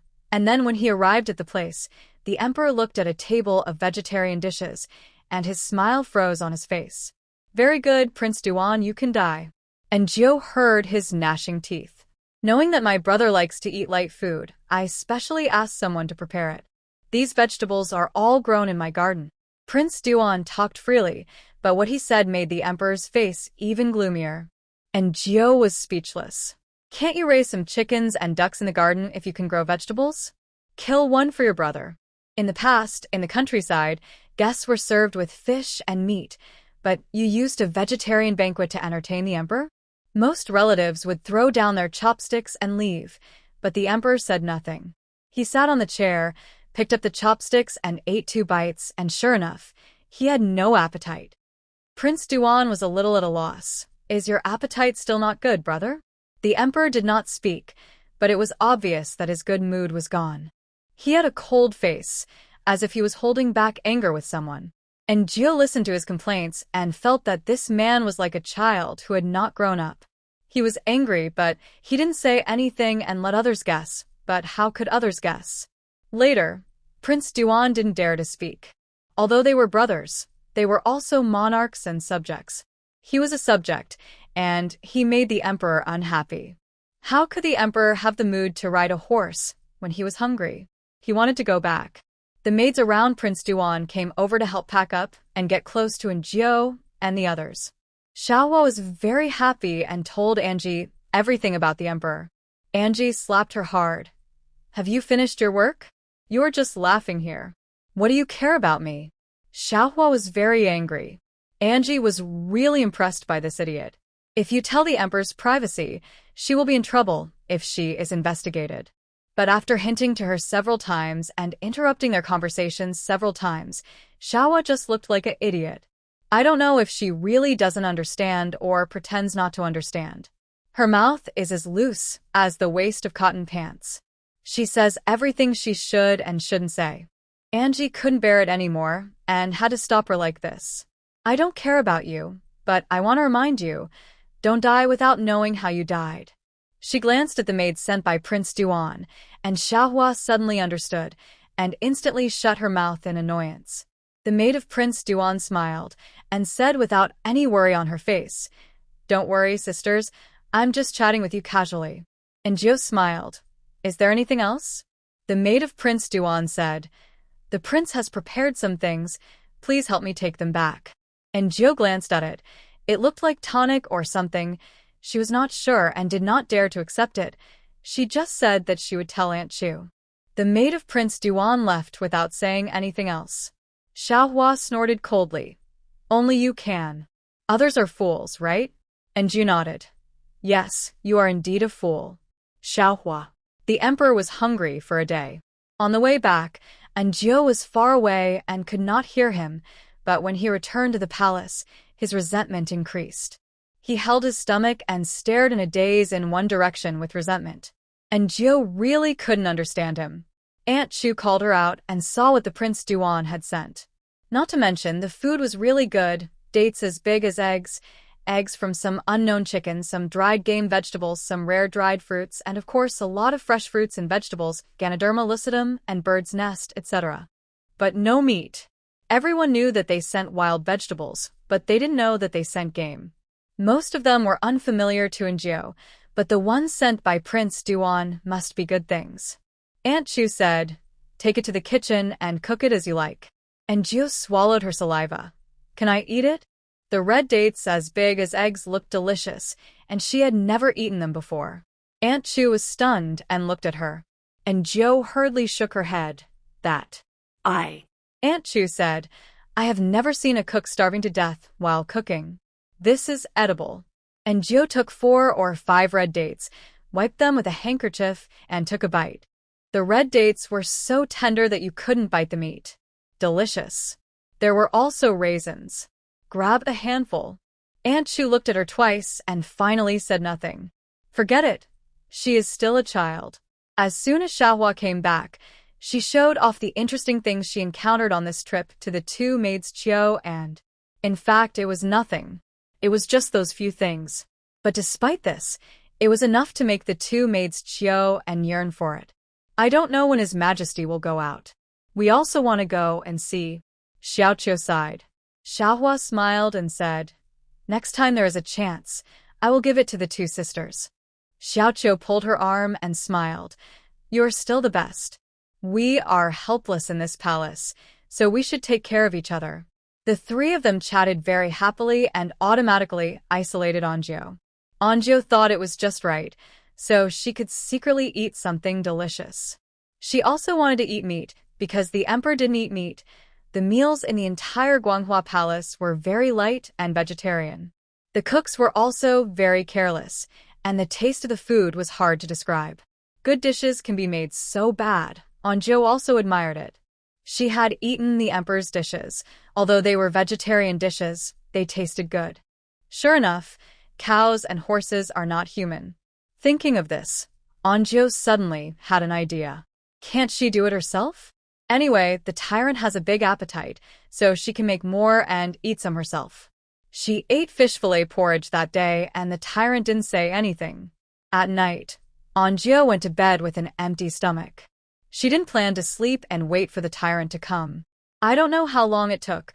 Anjiu heard the sound of the door opening, very slight. If she hadn't deliberately heard it, she wouldn't have heard it at all. Anjiu opened her eyes, and in the dim light, she saw the emperor standing by Xiaohua's bed. Is this the wrong person? Anjiu didn't act rashly, but then she saw that the emperor took out a handkerchief and covered Xiaohua's mouth and nose, and soon Xiaohua fell into a coma. Anjiu.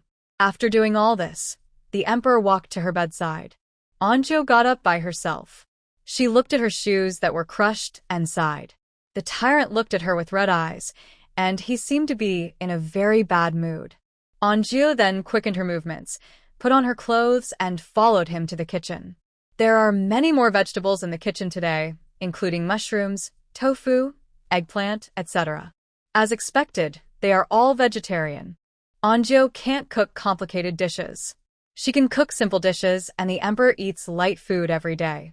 If he can't eat meat, it's okay to make some heavy-tasting vegetarian dishes for him. Mapo tofu, deep-fried fresh mushrooms, braised eggplant, spicy prawns. The emperor held a bowl of rice, and he might not be satisfied, so he mixed the mapo tofu with the rice and ate it with a spoon. Anju also held a small bowl with the dishes she had prepared in advance. The tyrant looked up at her in his busy schedule. His face was not very good, and he blamed Anju for eating his meal. Anju laughed dryly. "I'll try poison." The emperor accepted this statement and continued to eat crazily with his head down. The moment Anju put down the bowl, he finished eating. Anju was waiting for him to faint so that she could go back to sleep, but the emperor didn't faint today. He just sat there and looked at Anju. Anju swallowed her saliva. What's going on? Why didn't the tyrant faint today? She wanted to run to ask Aunt Chu, but the tyrant was staring at her. She moved her feet, and the tyrant frowned slightly. Unhappy. Angie heard the tyrant's inner voice. Before this, she had always heard the inner voice of one Hejuan. This was the first time, or perhaps not the first time. I wonder if it was him who said he would kill someone after counting to 10? Thinking of his record, Angie did not dare to move. Unhappy. Angie. Not moving, still unhappy? Your Majesty, are you full? Angie asked tentatively. The tyrant did not answer, but his inner voice answered. Full. Angie. Eat up and go back to sleep. Why are you standing here? The tyrant stared at her, as if afraid that she would leave. Eat more in the future. As soon as he said this, Angie seemed to suddenly understand why he was unhappy. He was afraid that Angie would not be able to eat delicious food after leaving. Really? The emperor is so hungry. If your Majesty wants to eat, I will make it for you next time, okay? The tyrant stared at her. And Gio said again, it's getting late. It's time to go back to bed. The tyrant still looked at her. Aunt Chu noticed that today's time was particularly long, and she walked closer to see what was going on.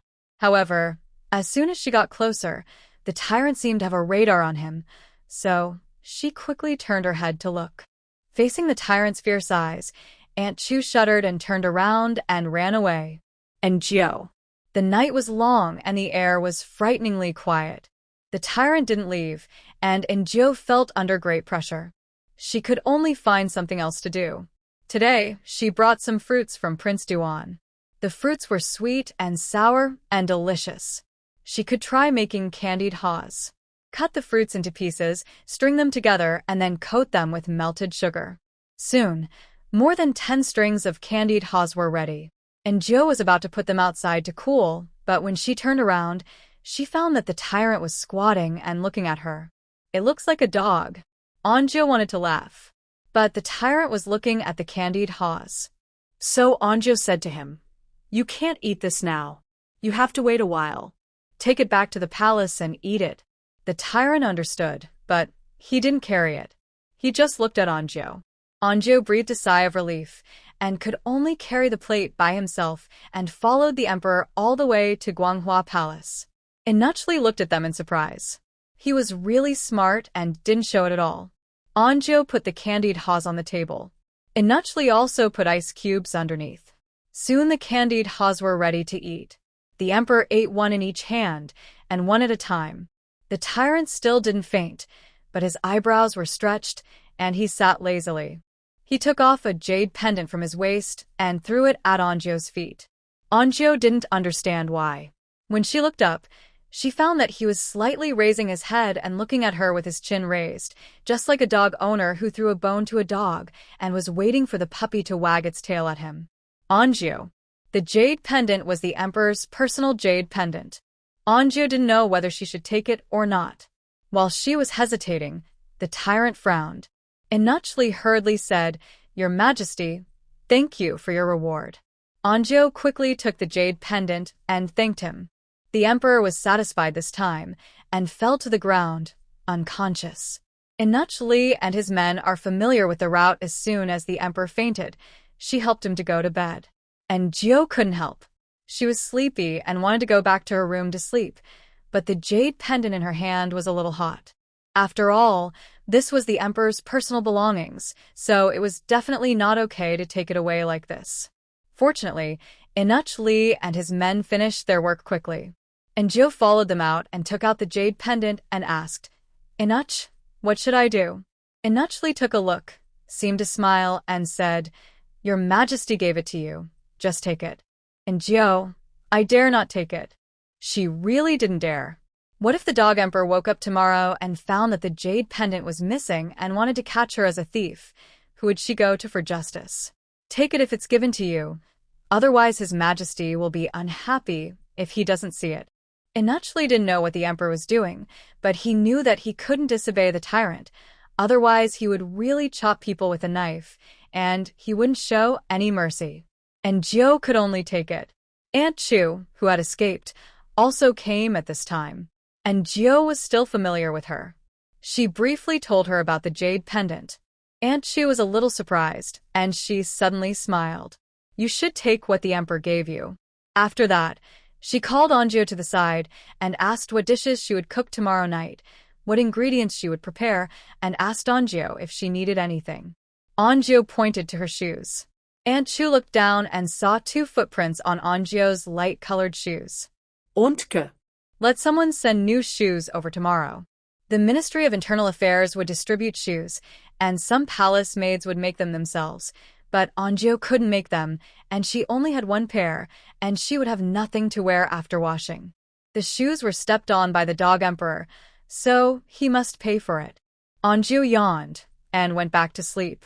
The workers are so pitiful.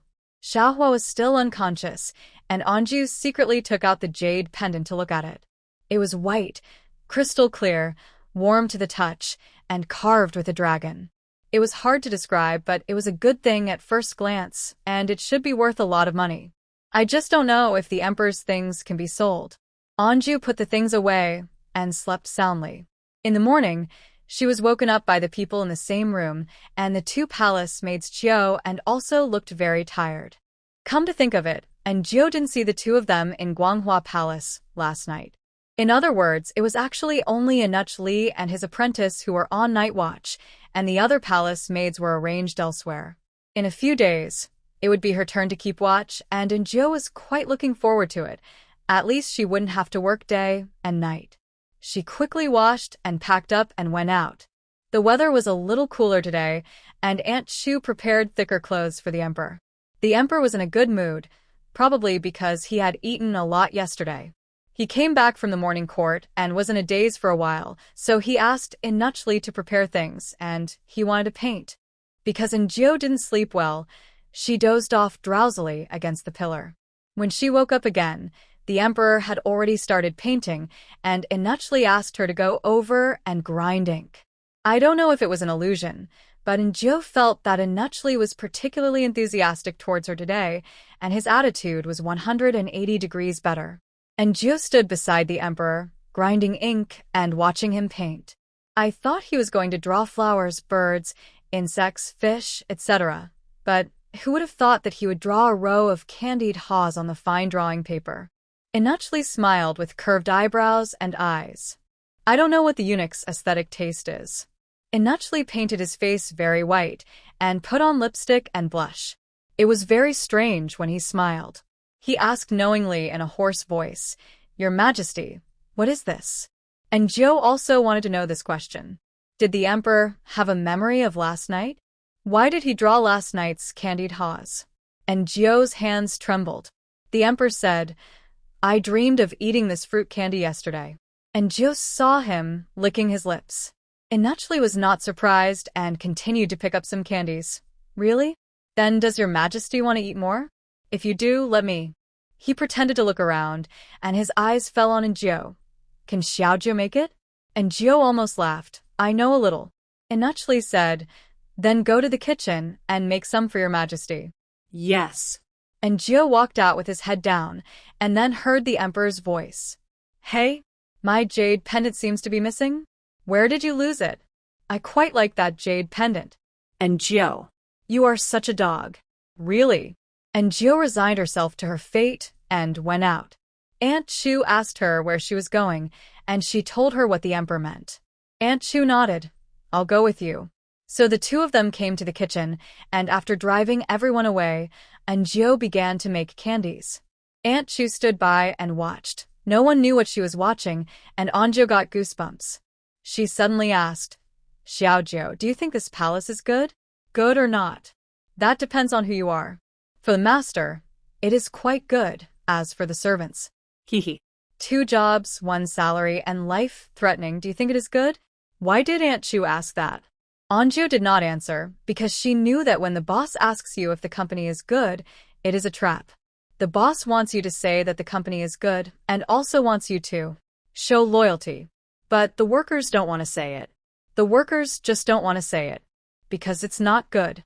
Working in the palace is not good either. Aunt Chu smiled. There is really nothing good about being all the time. And Ju nodded.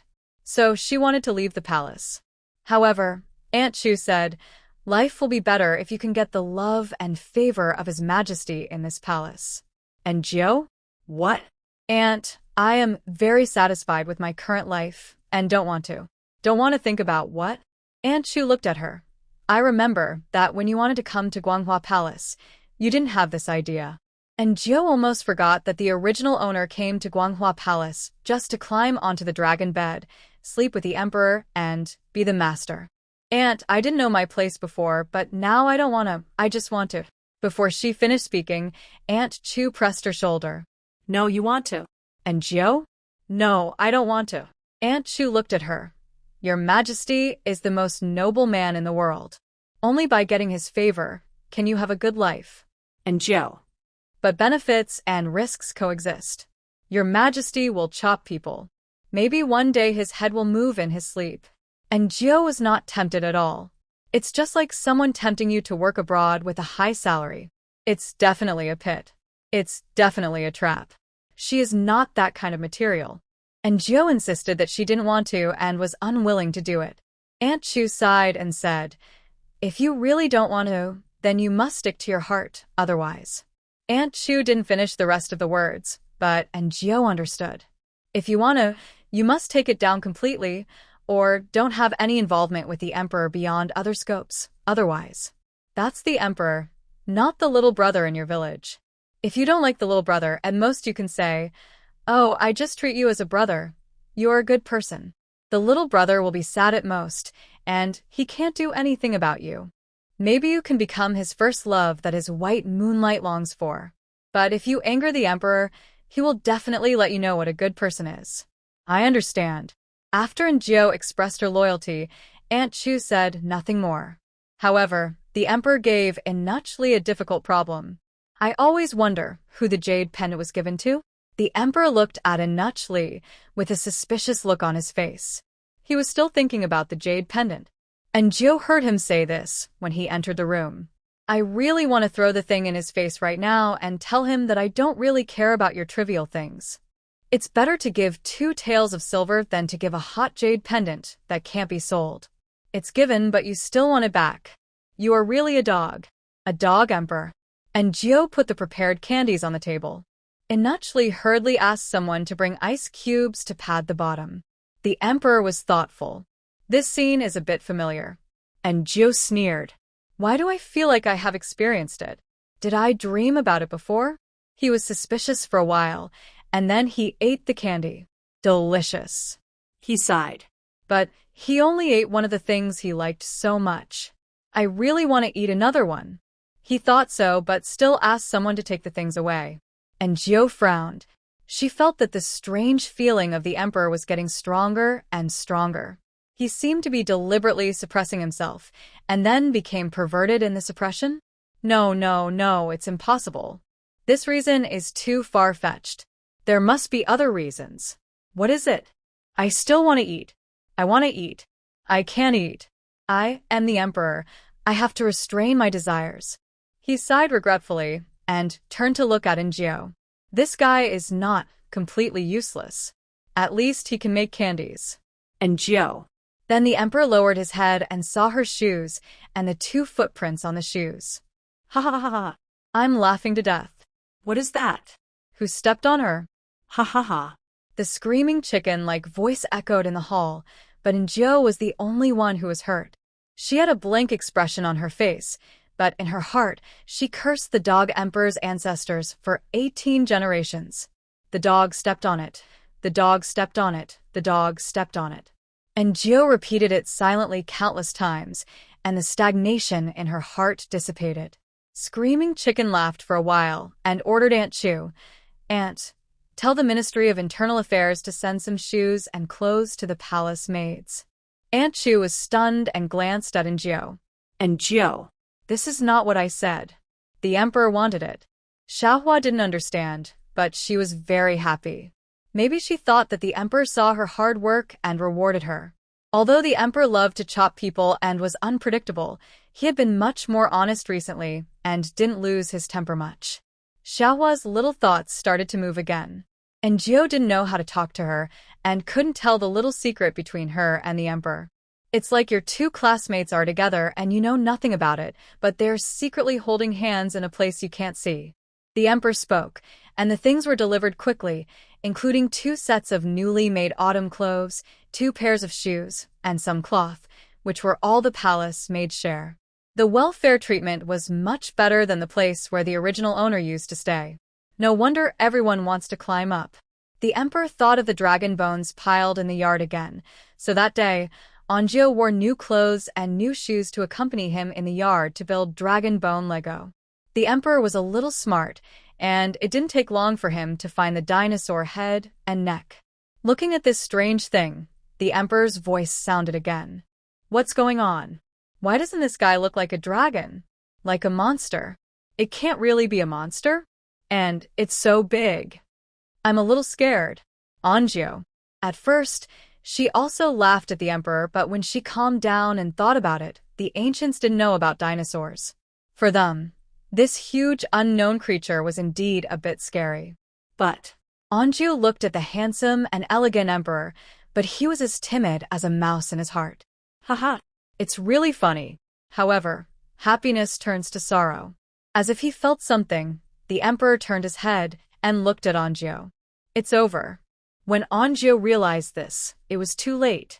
The emperor said, "I'm tired." You put the keel together. Not only Jiao was stunned, but everyone else was stunned. "Dog Emperor, do you want to listen to what you said? What you can't put together yourself. How can a little maid like me put together?" This reminded Jiao of her experience as an artist. At that time, she earned 2,800 yuan. She only knew how to use PS, but one day her boss assigned her a very difficult task. Jiao couldn't do it even if she tried hard, so the boss looked at her with disappointment, thinking that she was a waste, and then outsourced it for tens of thousands of yuan.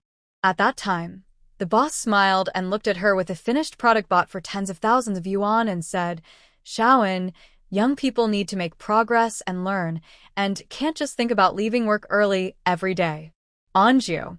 The current situation is really the same. Sure enough, whether in ancient or modern times, the essence of the boss is the same. You come to work in the company. He thinks you are here to learn for free and gain experience. The boss also pays you, but you are so ungrateful and don't know how to be grateful. Don't work overtime, don't make progress, don't want to die in the company. You are simply an ungrateful white-eyed wolf. Don't know how to be grateful. And Jiao wanted to refuse, but she didn't dare, just like she didn't dare to refuse the boss who gave her a salary of 2,000 yuan. Now she didn't dare to refuse the emperor who gave her a salary of 2 taels of silver. The emperor was very satisfied and left with a smile. Xiaohua ran over and looked at the pile of bones on the ground with gloating. "Oh, Xiaojiao, this is a good job. You have to do it well." The wretched look is very much like the annoying colleagues who laughed at her behind her back. Hey. What sin has he committed? Inuchli followed the emperor away, and Aunt Chu looked at this mess and couldn't understand the emperor's operation. However, she felt that this Xiaojiao must be special to His Majesty. Otherwise, she wouldn't be allowed to do these things. In the past, the emperor couldn't even remember the names of the palace maids around him. And Joe. Do you want this blessing? The matter of the dragon bone Lego soon spread throughout Guanghua Hall. When Injo came back, Jiao and Xiaohua were chatting, but they fell silent when they saw her. And Jiao was speechless. Not only was she unhappy at her job, but she also had to live with her colleagues. Facing annoying colleagues all day long. Xiaohua smiled. Two sisters, do you really only need to keep watch in the back hall at night? Then you can be lazy, right? Xiao nodded. Yes, it will be your turn next month. Xiaohua said proudly. It is my turn, but it may not be someone else's turn. Maybe. She covered her mouth and laughed, obviously thinking that if she couldn't build the dragon bone Lego well, the emperor would definitely kill Injo. Injo wanted to go to bed, but suddenly thought of something and turned to go out. Xiaohua snorted coldly. What's the big deal? Don't think she doesn't know her secret. Xiaoqiu said, she is really unlucky this time. Xiaodong said worriedly, maybe it will be our turn someday. If Xiaojiu died, they might be the next. This made the three of them silent. Xiaohua said, I don't know if her lover can save her. No? Xiaoqiu looked at Xiaohua suspiciously. What lover? Xiaohua laughed. Xiaoqiu became more interested. Tell me in detail. Xiaohua told her about Anzhou going out in the middle of the night. She didn't see the emperor. She only knew that Anzhou was gone when she woke up. She suspected that Anzhou went out to meet her lover. Xiaoqiu was shocked. Really? Do you know who she met? Xiaohua shook her head and said sarcastically, it could be either a guard or a nutch. Who else could it be? It couldn't be the emperor. Xiaoqiu was thoughtful. There were a few young eunuchs in Guanghua Palace, and the most promising one was the apprentice of Nutch Li. As for the guards, there were quite a lot. This Xiaoju, not only is she cunning, but she also has the courage to find a way out for herself. If she could really marry a guard, it would be a good place to go. In fact, she has thought about this. After all, the current emperor is not someone who can be seduced casually. If she is not careful, she may even lose her life. She will stay in Guanghua Palace every day in fear. If she is not killed by the emperor, she may be poisoned to death one day. Instead of this, it is better to find a guard. Do you know which one it is? Xiaoqiu has contacted the guards, but none of them paid attention to her. Xiaohua shook her head. I don't know. She planned to check who it was in the next few days. But she didn't expect that she fell asleep. Just when several people were discussing something, Anzhou found Aunt Chu. Aunt Chu was a little surprised to see her. Is there something wrong? Anzhou nodded. There are 4 people living in our room. Xiaohua has already suspected me. Aunt Chu looked up and didn't understand what Anzhou meant for a while. And Jiao explained, she knows I went out, but she probably doesn't know that I went out with His Majesty. At this point, Aunt Chu understood. She ignored this question. I'll deal with it later. Aunt Chu was very efficient and brought people in a short while. Xiaohua and the others were very afraid of Aunt Chu. They didn't know what Aunt Chu was doing and were a little nervous. Aunt, is there anything wrong? Xiaoqiu asked with a smile. Aunt Chu didn't answer.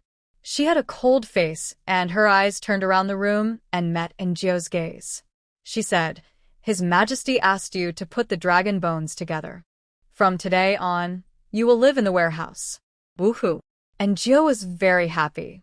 To put it bluntly, the warehouse was a place where the emperor's good things were stored. However, the dragon bones were stacked in a yard behind the warehouse, close to the kitchen and very quiet. It was usually not next to the servant's room here, so no one knew what she did. It was very quiet, and Jiao was very satisfied. She stood up, quickly packed her luggage, and left with Aunt Chu. As soon as she left, Xiaoqiu laughed. Oh, I said she had hooked up with a guard or a nutch, but now it seems useless. If she can't put the dragon bone together, she will just have to wait for death. The emperor's temper is well known. Xiaoqiu didn't think that a little palace maid could put the dragon bone together. It was just a dream. Xiaohua thought it was a bit strange at first, but after hearing what Xiaoqiu said, she also felt that Anzhou deserved to die and made her oppose herself everywhere. Only Xiaodong didn't say anything. She didn't understand. Everyone lived so hard every day. There was nothing to be happy about other people's death. Anju followed Aunt Chu to the room given to her. The room was not big. There were 2 beds, a table, and nothing else. Just as she thought, it was very secluded and no one would disturb her normally. Anju was particularly satisfied. Aunt Chu said, "Go to the warehouse to get some teapots, teacups, etc." Anju nodded. Und geleft. And Gio went out without stopping and got the teapot and teacups from the palace, Maid in charge of the warehouse. She didn't know if it was her illusion, but she felt that these tea sets seemed to be better than what she had used before, and there were also some odds and ends. She hurried to make the bed and clean the room. This was also in Gio's single dormitory. It was the only private space she had since she came to this world, and the only place where she could relax. She cleaned it very carefully and excitedly decorated the room. In fact, there was nothing to decorate, but she got an extra vase in the afternoon. And Gio went to the yard to pick a few flowers and put them in the vase. The other bed was also covered with a sheet. Usually, she would do needlework here. It was very late after doing all this. And Gio yawned. She thought very well. She changed rooms today, and the tyrant would definitely not be able to find her. Finally, she could sleep a full night. She didn't recognize the bed, fell asleep and half awake. Someone patted her. And Gio opened her eyes and saw a magnified, handsome face. People tend to forget themselves when they are proud. And Gio was like this. If it were any other day, she would have woken up immediately. But today, she was too relaxed and forgot what day it was. When she saw a familiar, handsome face, she didn't react to who this person was, but she honestly touched the handsome face with her hand. Then the owner of that face changed visibly. Looking for death. Hearing these 2 words, and Gio woke up instantly. She got up and retreated to the end of the bed and met the eyes of the tyrant with an ugly face. And Gio swallowed her saliva, and her scalp numbed by the tyrant's look. I. Your servant. Your servant will go to cook. What does your majesty want to eat? Eat. The tyrant's attention was indeed attracted. Want to eat. And Gio said again, I will go to cook. The tyrant didn't say anything, which was considered as tacit agreement. And Gio came over to put on her shoes and saw that the tyrant stepped on her new shoes again. The 2 black footprints on her brand new shoes. Anju couldn't help but raise her head. Tyrant also raised his head. The 2 looked at each other. Anju pointed at her shoes. Tyrant moved away. Anju knocked the dirt off her shoes, put them on, and walked outside. Tyrant followed her, and the 2 soon came to the kitchen. Today's ingredients are still rich, and Anju skillfully washes rice and cooks. Tyrant followed behind her with a big bowl and watched her for a while. Just when Anju opened the lid of the pot and served the stewed rice, a big bowl appeared in front of him. Anju looked up at Tyrant, and Tyrant handed the bowl forward with a look of arrogance. Well. Very good. I am tired today and my shoes are dirty, which affects my mood.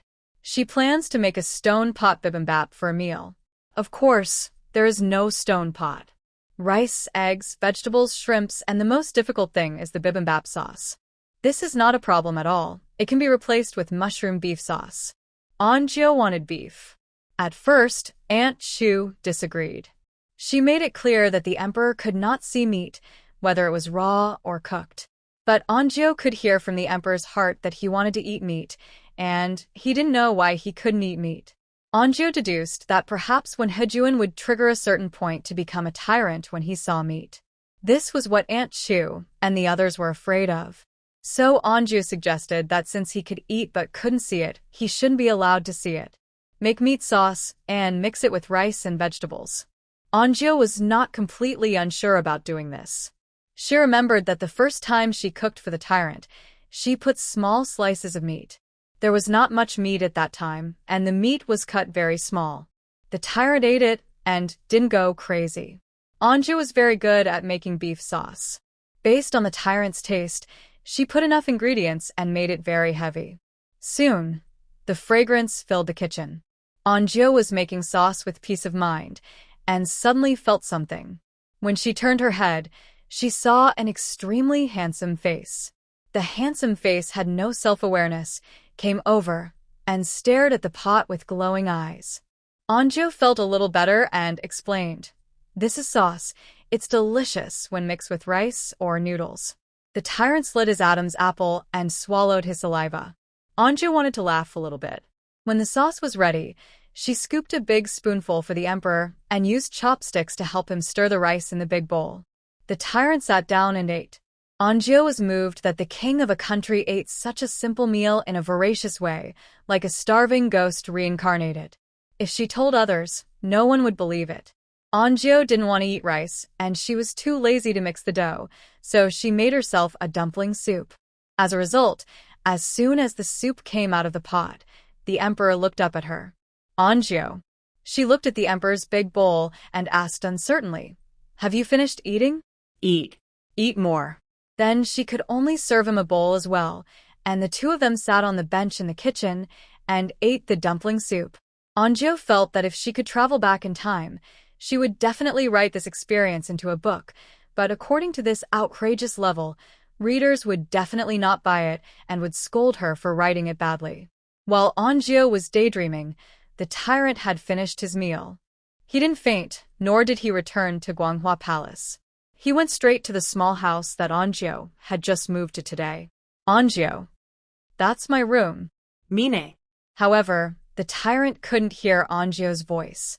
Anju hurriedly put the remaining beef sauce in a jar. The employee meal was too bad. She lived alone now, so she could secretly mix it with rice.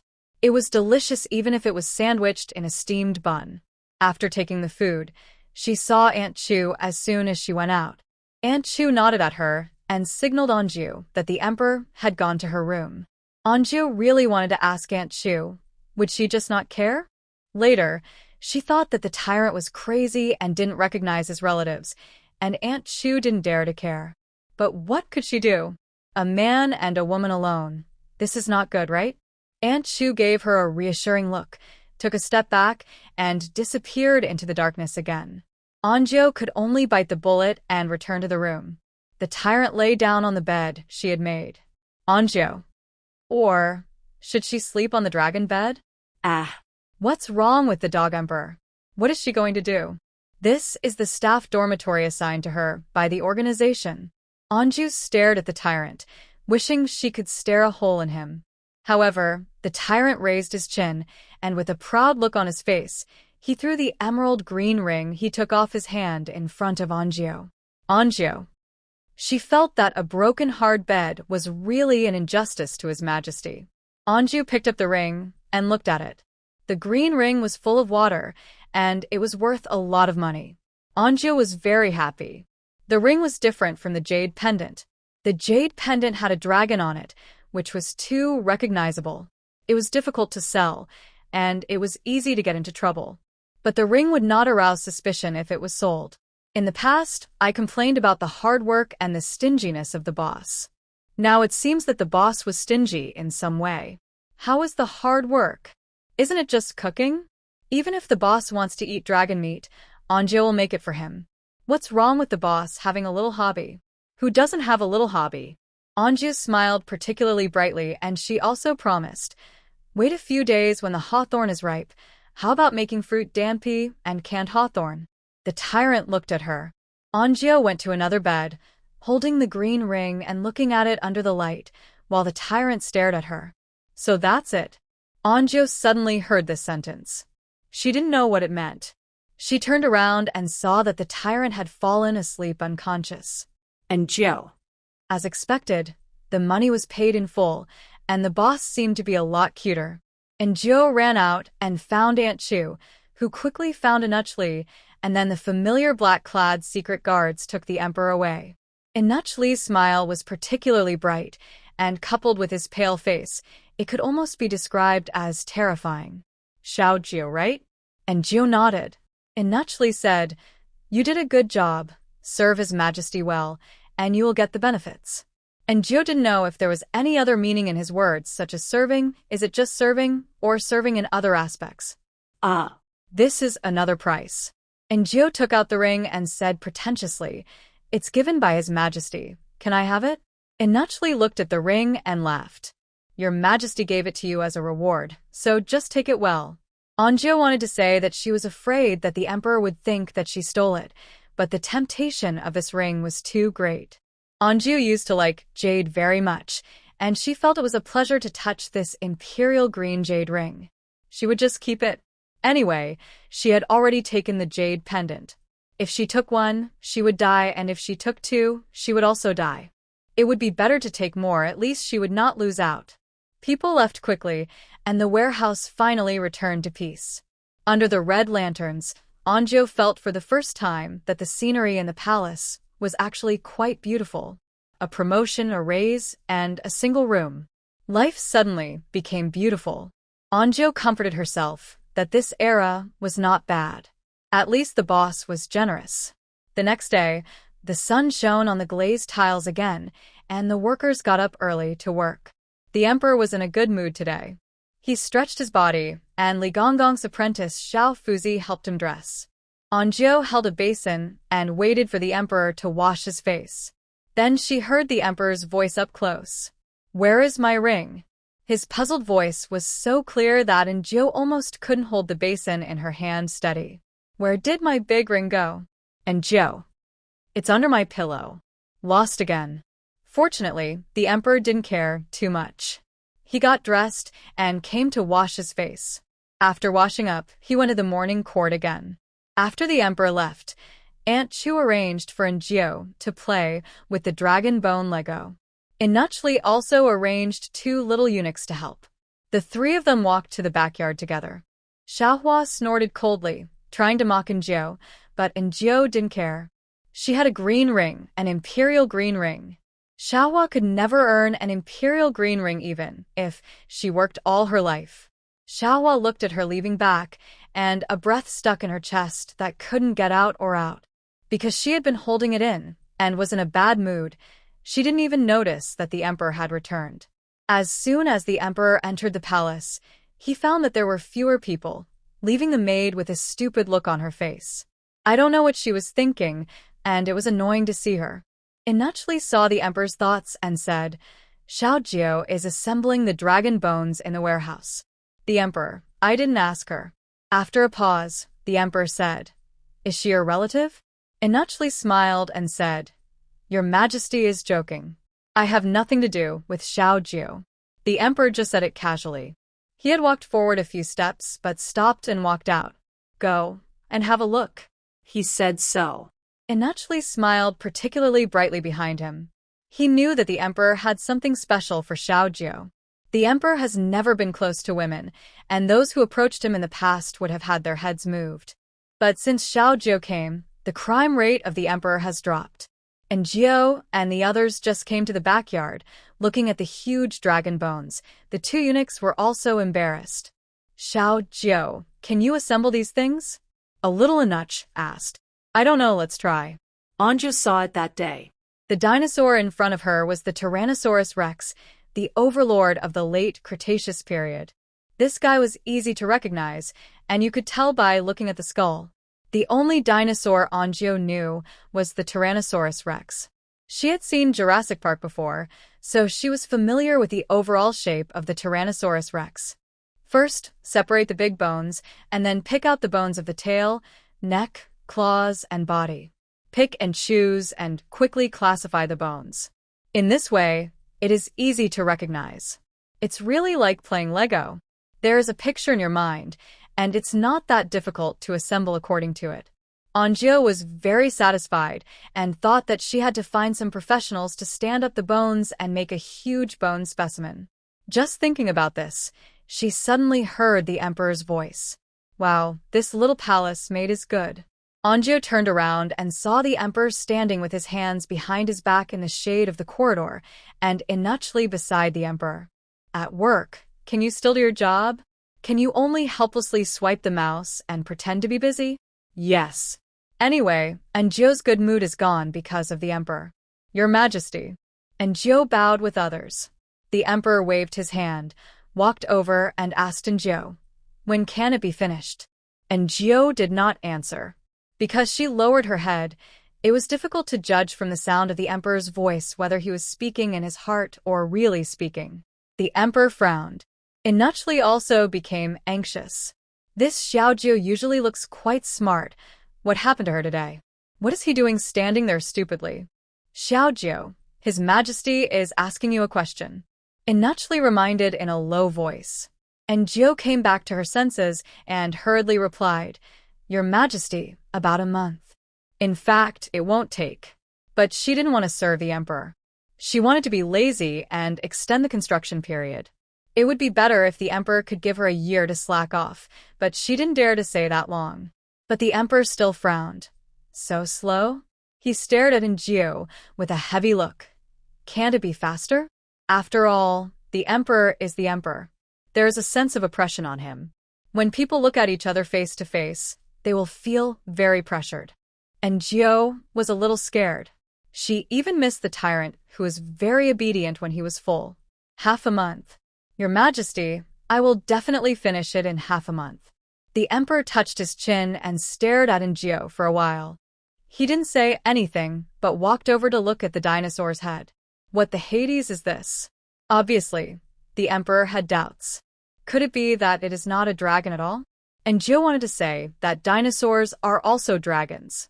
But she didn't dare. It looks like a monster. It can't really be a monster, right? The emperor's face looked a little ugly. He stared gloomily at the skull of the Tyrannosaurus Rex. This kind of monster. Will it be ominous? As he thought about it, he began to turn into a strange track, thinking that the appearance of this monster would bring bad luck to the country. And Jiu wanted to die. Living with the emperor is like living with a tiger. Seeing that he was thinking more and more outrageous, he thought that after the monster bones were put together, something unlucky would really happen to the country. Should he kill all the people who knew about this? And Jiu's heart sank. Fortunately, Xiao Fuzi came at this time. It turned out that Prince Duan came to play chess with the emperor. The emperor got up and left. And Jiu breathed a sigh of relief. Xiaojiu, are you hot? Why do you look not so good? Asked the little eunuch Xiao Luzi. And Jiu looked at him sympathetically. If the emperor really wanted to kill people to silence them, then these two little eunuchs would not be able to escape the bad luck. It's so miserable. Not only is the life root gone, but the life is also gone. And Jiu had been talking about the dragon skeleton for half a month. Xiao Luzi and another eunuch said, Let's find some craftsmen. These bones need to be made into a supporting frame. My brother looks good these days. Did something good happen to him? Prince Duan was a dandy prince. He had always been careless and seemed to have no ambition or mind. Therefore, among the emperor's many brothers, some of whose graves were covered with grass half a person tall, he was the only one who lived peacefully. Hearing this, the emperor was also hesitating whether to tell him about the dragon skeleton. He often toured outside, and perhaps he knew what it was? Prince Duan had been observing the emperor's expression inconspicuously. Seeing him lower his eyes and think, he knew in his heart that the emperor must have encountered something. What was it? When Prince Duan was puzzled, the emperor suddenly asked him, Have you seen a dragon? What? Prince Duan's mind turned quickly, and he smiled and said, My brother is the real dragon emperor, so I have naturally seen it. The emperor was a little speechless. Thinking of the stupid monster head in the backyard, he felt a headache. What on earth is that thing? Is it a dragon? If it's not a dragon, then what is it? An ancient creature? And what's wrong with this Prince Duan? He was talking to him about serious matters. Why is he suddenly flattering him? The emperor breathed a sigh of relief. I have just got a rare thing, you come and see it. Prince Duan smiled and nodded. But he was muttering in his heart. What is it? Why is the emperor so serious all of a sudden? When he arrived at the backyard and saw the big bones in the yard, Prince Duan was also surprised. Brother, is this a dragon bone? You think it's a dragon too? The emperor asked.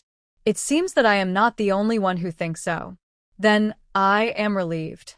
The abrupt voice interrupted Angie again. Angie turned around and saw that the emperor had returned and brought back a Prince Duan. Compared with the emperor, Prince Duan was much more lively. He walked over to look at the dragon bones up close, and the more he looked, the more surprised he was. Is it really a dragon? The emperor asked back. What do you think? Hurry up and say yes, so that I won't seem stupid. Prince Duan nodded. It's so big. It should be a dragon bone, right? He suddenly turned to look at Jiu. What do you think? And Joe. No. When the senior executives of your company are discussing business, would they suddenly cue the cleaning staff? I'm a palace maid? What should I say? If she says it's a dragon bone, if something goes wrong in the future, won't the emperor use her as a scapegoat or kill her to silence her? If she says it's not a dragon bone, isn't that going against the emperor? The joy of getting the green ring was gone, and Gio disliked the emperor again. I don't know. I'm just a cleaner. I don't know anything. Prince Duan narrowed his eyes. I don't know. He didn't dwell on it and turned to look at the emperor. Has your brother asked someone to check it out? Is it a dragon bone? The emperor. I didn't. Why didn't I think of sending someone to check it out? The emperor said, We are checking, but there is no news yet. Prince Duan said nothing more, but just looked around the dragon bones curiously, while Gio continued to put the puzzle together. We still need to find professional craftsmen to put these bones together like a museum. Oh. I don't know if it will work. I'm just a cleaner. You are really good at letting the cleaners build the model. Prince Duan was he had no business to do, and was very idle. So when the emperor was going to deal with government affairs, he stayed behind and watched Anjou and the others like an overseer. This left Anjou with no time to slack off. The two eunuchs were also a little nervous. Fortunately, the craftsmen arrived soon. These people were dedicated to the palace. They were usually responsible for repairing the roof, tables, chairs, benches, etc. This was their first time doing this job. They all looked around the big bone, their eyes full of curiosity. Anjou thought, see, the more people know, the less likely the emperor will be unable to root out the problem. The head of this group of craftsmen was called Chinde. It was said that they were carpenters for generations and had very exquisite craftsmanship. Anjou drew a picture for him, which was the general appearance of the Tyrannosaurus Rex. It was up to them to make the dinosaur stand up. Did you draw this? I drew it. I think it should look like this. After Angie finished speaking, she realized that something was wrong. When she turned around, she found Prince Duan standing beside her, staring at the draft in her hand curiously. Anjou frowned slightly. Prince Duan looked up and saw her frowning, and Anjou hurriedly apologized.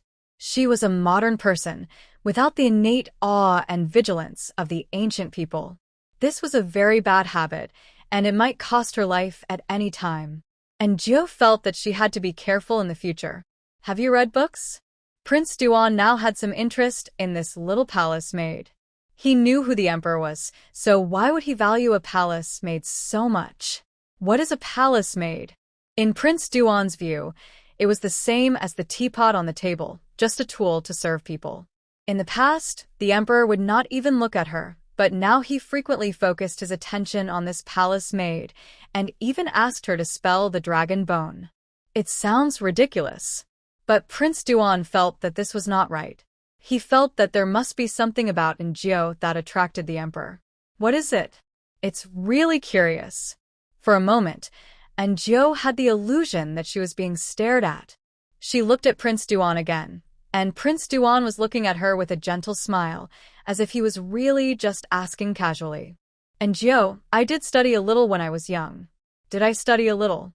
I do look like a talented woman. Then it's not talent. Beauty? It's not that Prince Duan despises Anjou. There are too many beauties in this palace.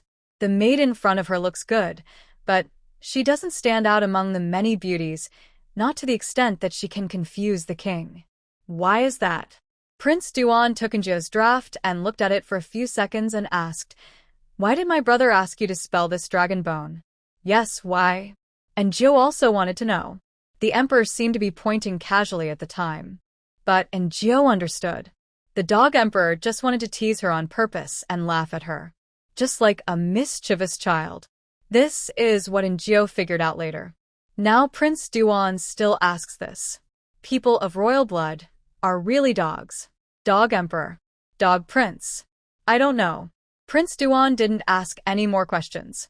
He found a chair and sat on the corridor to watch. Anjou could still notice him at first, but later she couldn't care about anything, because the craftsman would come to her for anything, and Anjou was also crossing the river by feeling the stones. Finally, after a day's hard work, The frame was finally partially erected, and the bones were firmly fixed on the frame. It was not as beautiful as the one in the modern museum, but it finally stood up. Anjo felt satisfied in her heart. Even when she cooked for the tyrant at night, she was in a good mood. This made the tyrant look at her several times. Let's eat boiled fish today. After a few days of gradual progress, Anjo felt that she could give the tyrant some meat, and a series of side dishes such as tofu, bean sprouts, and green vegetables were added to the boiled fish. It was spicy, very heavy. The tyrant was very happy at first, and then he drank water crazily. Anjo wanted to eat some with him, but the tyrant was almost crying because of the spiciness. With red eyes, he looked at her and kept smacking. Anjo could only get up and pour him water. The tyrant just kept doing this, slurping and drinking water crazily. When the meal was over, he finally returned to Anjo's room with great satisfaction. Anjo. No, why does he always come back to my room? Anjo didn't quite understand, so she could only follow him in. The familiar tyrant sat on her bed, took off the crown from his head and threw it in front of Anjo, then looked at her with a smug expression. Anjo glanced at the emperor with his hair loose, and then looked at the pure gold crown on the ground.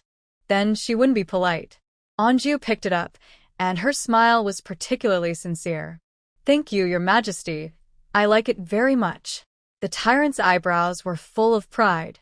He sat cross-legged with his hands behind his back, looking very relaxed and in a good mood.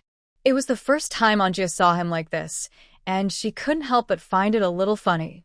She asked, Your Majesty, does Your Majesty like sweet and sour things? The tyrant nodded. He likes sweets very much. So Anjo said, I will make canned hawthorn for you in a few days. The tyrant tilted his head. Although he didn't know what it must be delicious. He swallowed his saliva. I want to eat it now. Now. Anjo was stunned. She looked up at the emperor. The emperor also looked at her straight. Because Anjo didn't respond, he repeated it a little angrily. I want it now. Anjo. What is joy and sorrow? What is shooting oneself in the foot? Now is the time. There is no hawthorn now, let Aunt Chu arrange it tomorrow. Anjo reasoned with him, although she didn't know what kind of creature was inside this humanoid in front of her, and whether he could still listen to her. The tyrant was very unhappy after hearing what she said.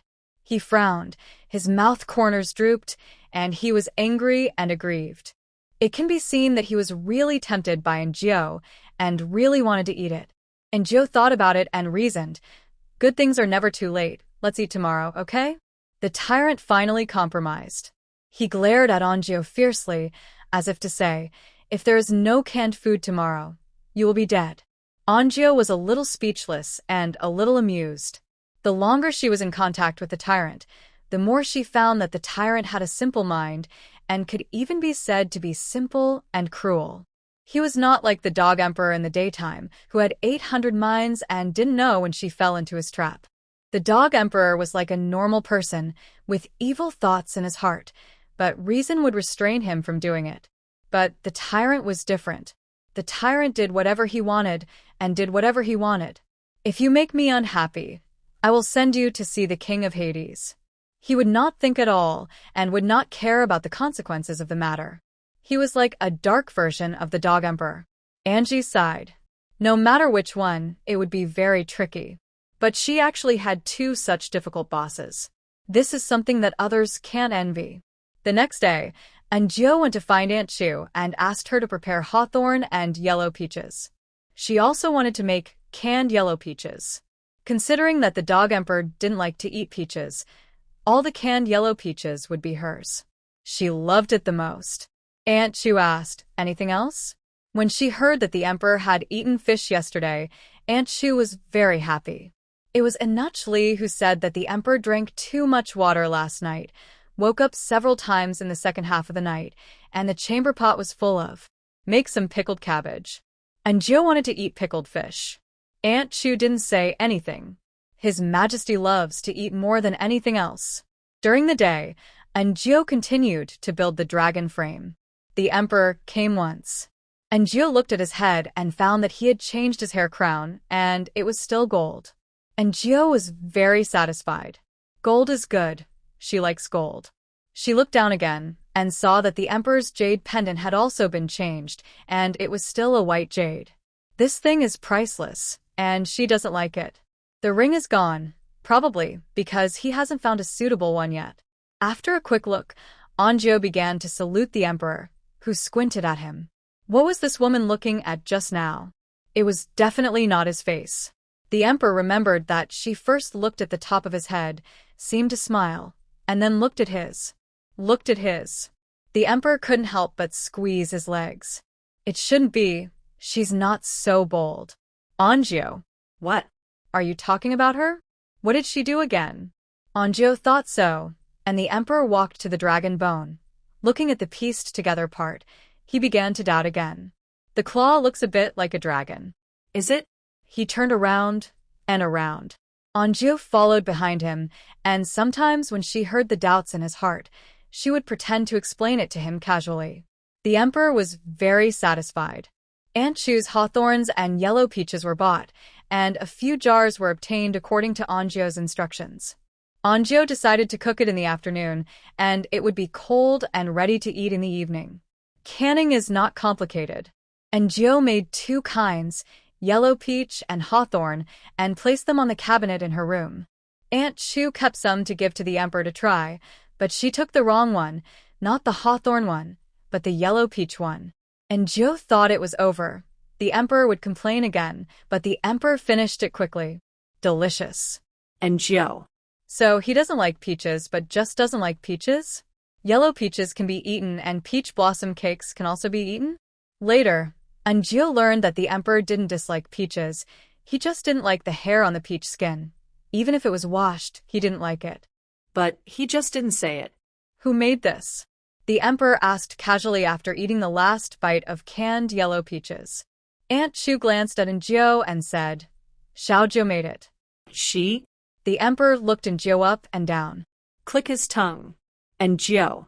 What is the dog emperor clicking his tongue? However, the emperor didn't say anything, put down the can, and left. As soon as he left, the air around began to circulate. Anjo found that the craftsmen were obviously relieved and worked more briskly. At night, the wind blew, which seemed to indicate that the weather was really going to turn cold. Anjo was very tired these 2 days. She wanted to go back to bed early, so she prepared the ingredients before waiting for the emperor to come. However, the tyrant didn't come after waiting for a long time. Just when she was wondering if this person would not come, a person walked in from outside. At that moment, the long-lost creepy feeling came back. The tyrant stared at Anjo with a gloomy face. Anjo's hair stood up, and she felt that he was going to kill her in the next second. She didn't know what was going on, but she didn't dare to ask. She pointed to the pickled fish in the pot. Your Majesty, do you want to eat? The tyrant looked at her and didn't move. Angie began to feel uneasy. She couldn't hear his voice. Compared with the dog emperor with 800 minds, this one is really hard to deal with. I don't know how long it took. Angie felt that her body was about to stiffen, and he came over and sat down. Anjo quickly served him some food. Seeing the tyrant wheezing while eating, Anjo finally breathed a sigh of relief. She was really scared. After dinner, the tyrant went to Anjo's room. Anjo was still wondering, did this guy forget about the canned food? Never mind, I'll go back and give him food later. However, the moment she entered the door, Anjo was stunned.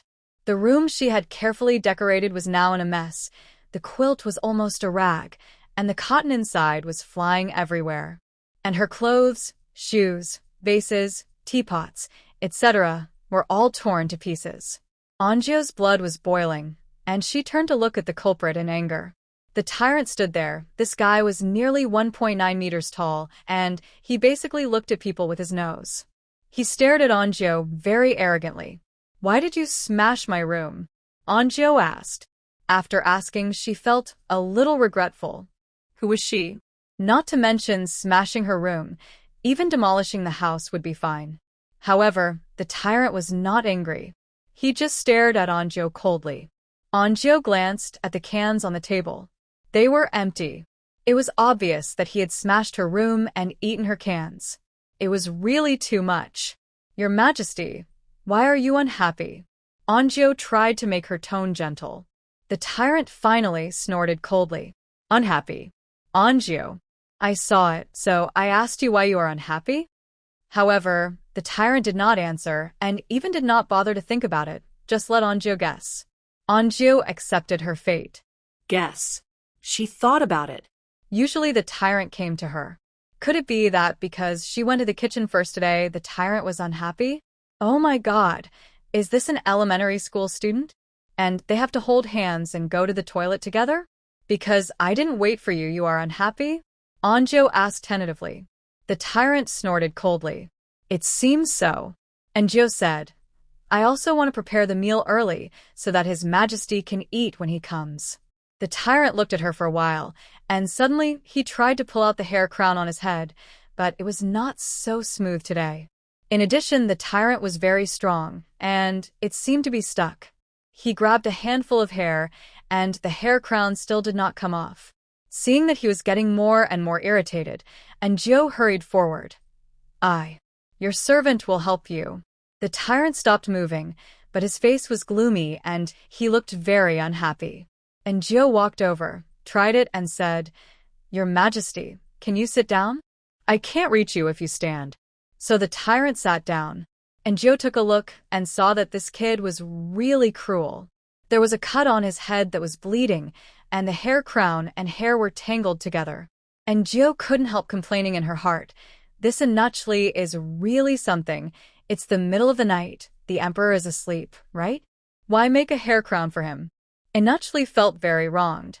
The emperor was indeed asleep, but he got up and picked out a very expensive-looking hair crown for Inachli to put on. It may hurt a little, bear with it.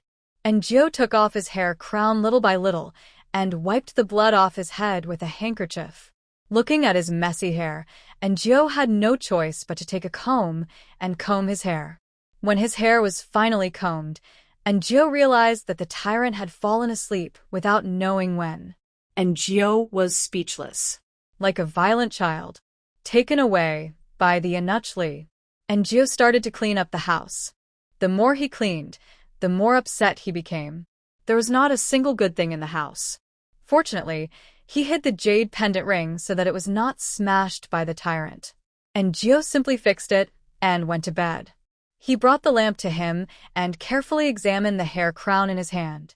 The material was solid. The workmanship was very delicate, and it was inlaid with unknown gems. It was completely different from the machine-made gold seen in shopping malls in later generations. This thing is really... Anjo is not very good at describing it, but you can tell at a glance that it is a good thing. No wonder everyone wants to be an emperor. This hair crown must be able to sell for a lot of money. Anjo was satisfied, and then looked at the room full of broken things that were smashed. It's just some broken things. The emperor likes to smash them casually. Anjo fell asleep with the hair crown in his arms. But the tyrant woke up halfway and scared Inachli so much that he almost fell to the ground. Your Majesty. Your Majesty. Inachli didn't understand which one woke up at this time, and he shouted in panic. The tyrant looked around and didn't see Anjo. He frowned and looked very unhappy. Inachli hurriedly asked everyone to stop. The tyrant barely suppressed his irritability, turned around and went back without even looking at them. Anjo had a nightmare all night, dreaming that dinosaurs came to life and chased her and bit her. She ran all night and woke up early because of her biological clock, but as soon as she opened her eyes, Anjo felt something was wrong. It seemed that she was not the only one in this house. Anjo slowly turned around and met the emperor's super handsome face. However, this was not worth being happy about. Anjo just felt terrified. She was stunned on the bed for a moment, looked at herself. Fortunately, she was not taken advantage of, and looked at the tyrant, who was well-dressed and looked like a gentleman. Anjo breathed a sigh of relief, got out of bed quietly, walked out of the door quietly, and then she ran. Aunt Chu, Inachli, help me. Why did the emperor run to my bed? I'm going to die, I'm going to die, I'm going to die. The emperor is a man of character. He will definitely kill her. Inachli and the others were obviously not asleep either. As soon as Anjo came out, Inachli came to greet her. Xiao Jiu, is His Majesty okay? Inachli yawned and asked, and Jiu was almost scared to tears. Why? Why is he in my bed? Inachli said, when we took His Majesty back last night, he woke up halfway and went to your room by himself. And Jiu looked at Inachli and wanted to make him understand that she was an emotionally unstable and violent man entered her room in the middle of the night and slept with her. What kind of behavior was this? Don't you care? Or Aunt Chu came up to comfort her. His Majesty is not interested in women. You don't have to worry. He may have gone there on a whim. And Jiu finally felt a little better. But Inachli said, what's the matter? If His Majesty likes you, it's your blessing. Do you want this blessing? And Jiu was a little angry, but she was a coward after all, so she gritted her teeth and said nothing. Aunt Chu and Inachli were actually right. This palace and this world belonged to the emperor. In this era, he could do whatever he wanted. Her behavior was indeed hypocritical in the eyes of Inachli. But Jiu was afraid. The tyrant looked harmless now, but Jiu had seen and was deeply impressed by the way he killed people, like chopping vegetables. She really didn't want to lose her head one day. But it seemed that she had no way out. There was really no way out. Let's go see His Majesty. Inachli left. Aunt Chu looked at Jiu and comforted her dryly. Inachli is not wrong either. And Jiu nodded. I understand. Aunt Chu didn't know why she had a purpose, but she rarely said a few more words to her. His Majesty treats you differently from others. And Jiu looked up at her. She really wanted Aunt Chu to find another maid who could cook delicious food, because she felt that the tyrant was just greedy. But Aunt Chu said, I just said that His Majesty is not interested in women. This is true. His Majesty used to be very repulsive to women. As long as they get close to him, he will become a tyrant for no reason. Aunt Chu sighed. But after you came, he hasn't lost his temper for a long time. And Jiu felt that this was very familiar. Suddenly, he remembered that the nanny of the domineering president went off and said, I haven't seen the young master laugh like this for a long time. You are the first girl that the young master brought home. The young master treats you differently, Carrot. Oh my God. If he was really a domineering president, and Jiu would have taken her down without even spending the night. Hesitating for a second longer would be disrespectful to the domineering president. But it is obvious that the emperor is not a domineering president. He will kill people. And Jiu got goosebumps all over his body. He just likes to eat meat. Maybe he can ask the imperial kitchen to make some meat, and he won't come to me. And Jiu took the opportunity to talk about this. But Aunt Chu shook her head. We all know that His Majesty craves meat. We have tried it before, but when His Majesty sees meat, he will lose his temper. And Jiu had guessed this before. And Jiu knew that the temper that Aunt Chu mentioned was definitely not a simple temper. It would involve blood. And Jiu thought of the meat she put in the dishes for the tyrant. It was not meat. It was clearly her life. She glanced at Aunt Chu. Aunt Chu knew what she was thinking. She said, this is a problem that His Majesty had when he was a child.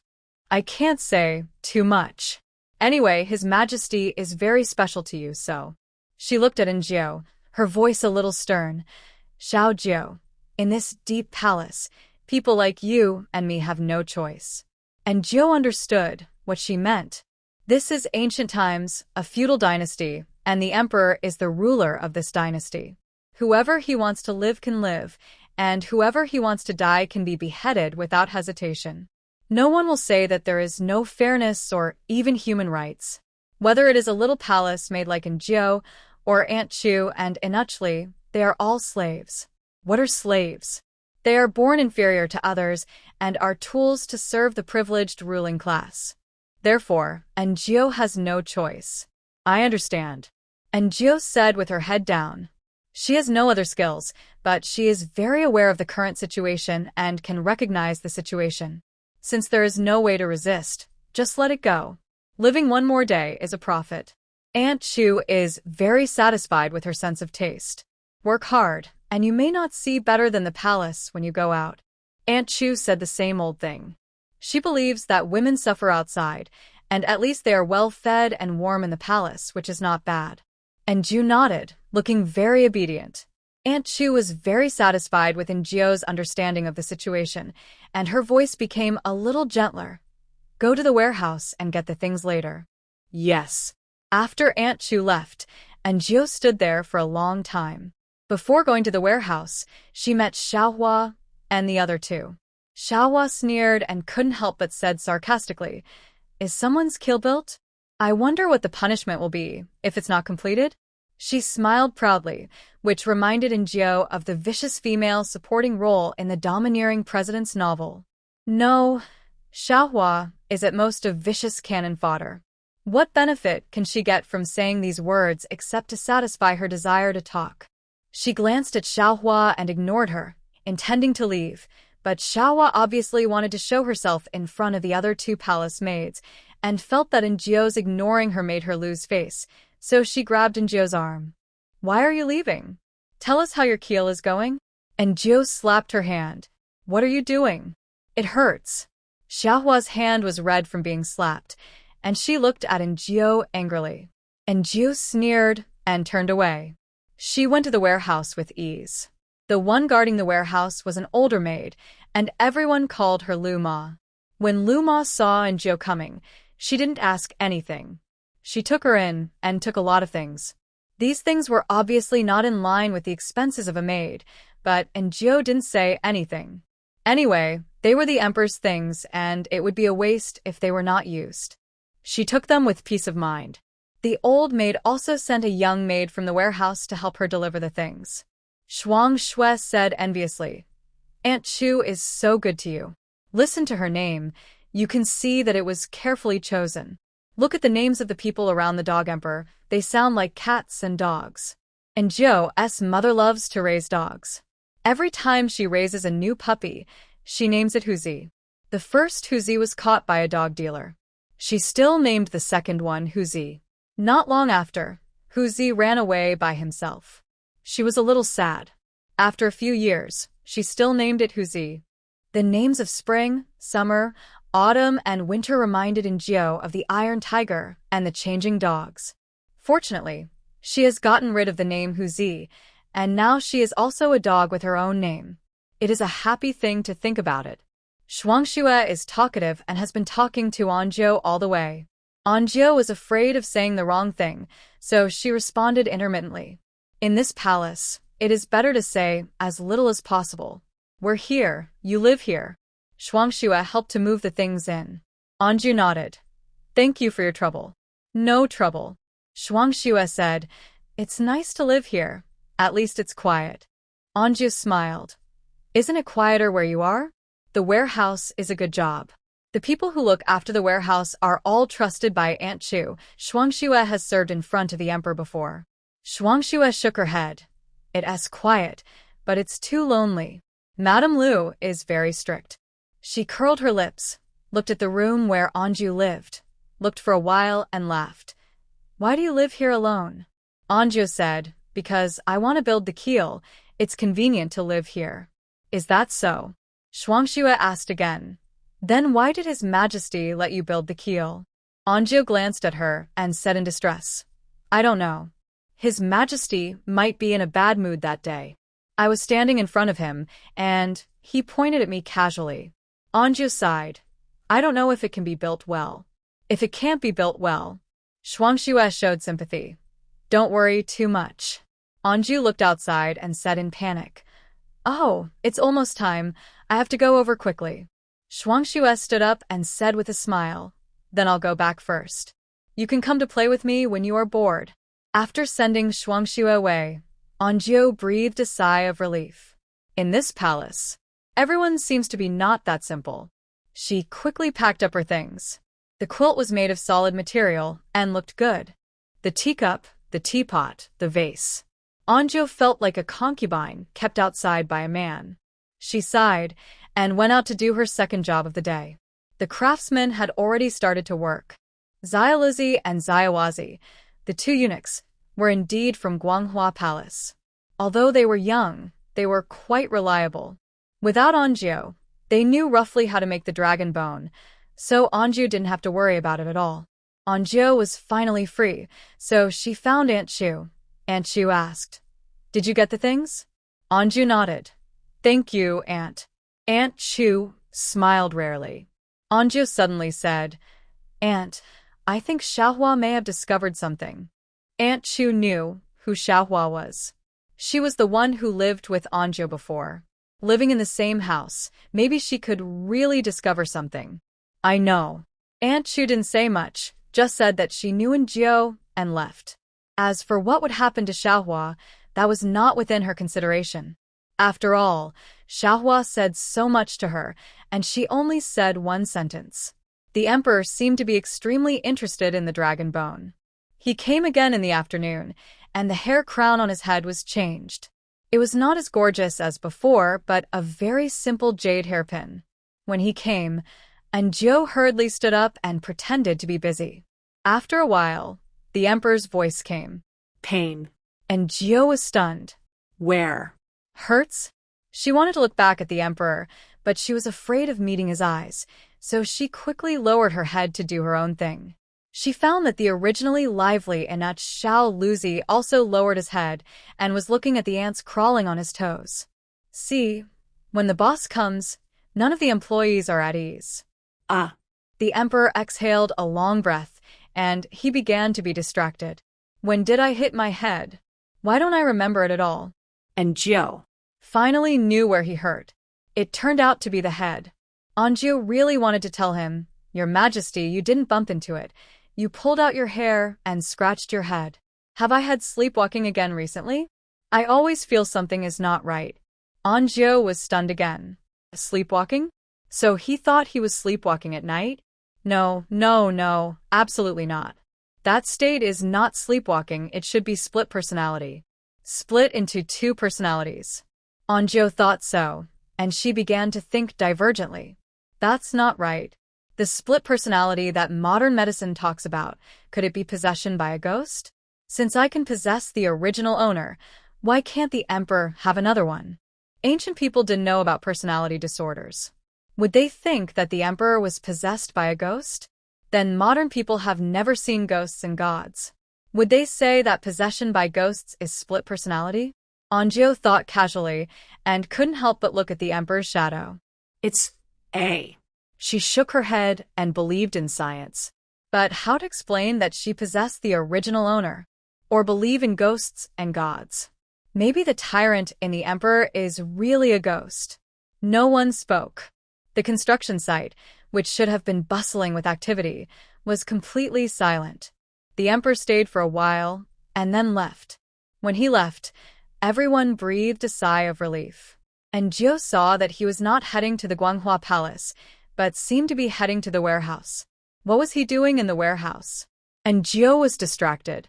The emperor did go to the warehouse, but he was bored and suddenly wanted to go take a look. Shuangxue was dozing off and suddenly saw a pair of black boots embroidered with golden dragon patterns, and she woke up instantly. "Your Majesty, I pay my respects to you." The emperor asked, "Where is Madame Lu?" "I'll go and call her now." While waiting, the emperor glanced around and felt that this place was very familiar. Of course, the emperor must have been here before, but that sense of familiarity made him feel as if he had just been here yesterday. The emperor walked in one direction, and the more he walked, the more familiar it became. Inachli was following behind him, nervous to death. He saw him going to Anjou's hut, and Madame Lu came back. The emperor stopped and looked behind him, then entered the warehouse. "What does your Majesty want to see?" asked Madame Lu. The emperor walked around the storeroom and looked around. He didn't feel anything about these things, but there was a crown he liked very much. It was pink and for women. He didn't know what it was made of, but it looked good. This. He pointed. Inachli put it on quickly. Madame Lu took a look and looked away. The emperor picked out another jade pendant. This jade pendant was particularly interesting. It was shaped like a small fish on the front and supported by gold on the back. The emperor didn't like this kind of thing before, but today he found it pleasing to the eye, so he took it. There was also a pink and red vase. Madame Lu was getting more and more confused. Inachli narrowed his eyes slightly. The emperor picked out some more small things and left. Madame Lu whispered to Inuchli, "What does your majesty mean by this?" He didn't like pink and red things like those feminine things before. Inuchli said, "Maybe your majesty has changed his personality." After saying that, he smiled and left, looking very happy. Frost Snow came over and said, "Godmother, is there something wrong with the things His Majesty has chosen?" Nanny Lu said, "Of course there's a problem. Many of them are things that women like." Frost Snow frowned, her voice a little anxious. "Isn't His Majesty not interested in women?" Nanny Lu glanced at her and said, "Your Majesty is the Emperor. There are 3,000 beauties in the harem. There must be one that His Majesty likes."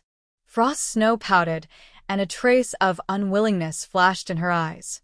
But Nanny Lu warned, "Give up your thoughts. If it happens again, I can't protect you."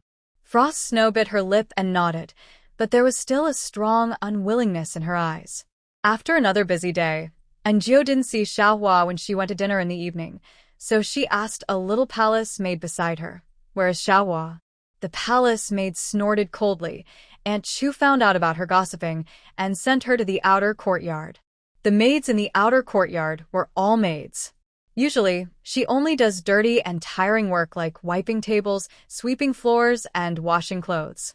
It is not as easy and decent as being in front of the emperor, but it is safer. The most important thing is that she will not run into Anjou and the others because they are under the care of another aunt outside. Anjou was relieved after the annoying people left, and she even ate half a bowl of rice. Because of what happened yesterday, Anjou did not dare to go to the kitchen by herself, so she waited wrapped in a quilt, but she fell asleep while waiting. Half a month later, she was still woken up by someone. Anjou got up without any surprise, pushed away the tyrant who stepped on her shoes, yawned and was about to go out, when she suddenly saw the tyrant holding something in his hand. "What is this?" asked the bold Anjou. The tyrant handed it to her. Anjou took it and looked at it. It was a pink vase with red in it. It was a pink vase. It was fired in the official kiln and was priceless. "It's so beautiful," Anjou asked knowingly. "For me?" The tyrant looked at him with his nose, as if to say, "A reward for you." Anjou found him particularly pleasing to the eye today. "Your Majesty is really considerate." Anjou put the vase on the table, thought about it, and took it down. Such a valuable thing should not be smashed by the tyrant in anger. The tyrant frowned, hesitated, and struggled for a long time. He really couldn't understand Anjou's operation, so he asked, "Why? Take it down? Don't you like it?" Anjou looked up. "You can talk?" "Tyrant," Anjou replied, "I'm afraid you will lose your temper and smash it for me." The tyrant frowned, unhappy. He didn't lose his temper. It was obviously Anjou who didn't wait for him. It's not his fault. No. Anjou was stunned. "What? Don't take it down," he said.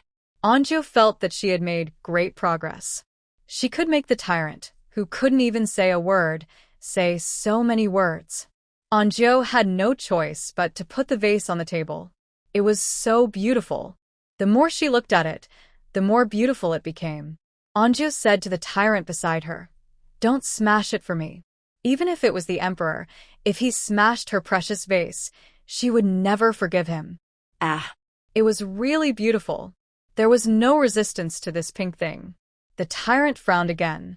"How long are you going to watch? Aren't you going to cook?" Hungry. So hungry.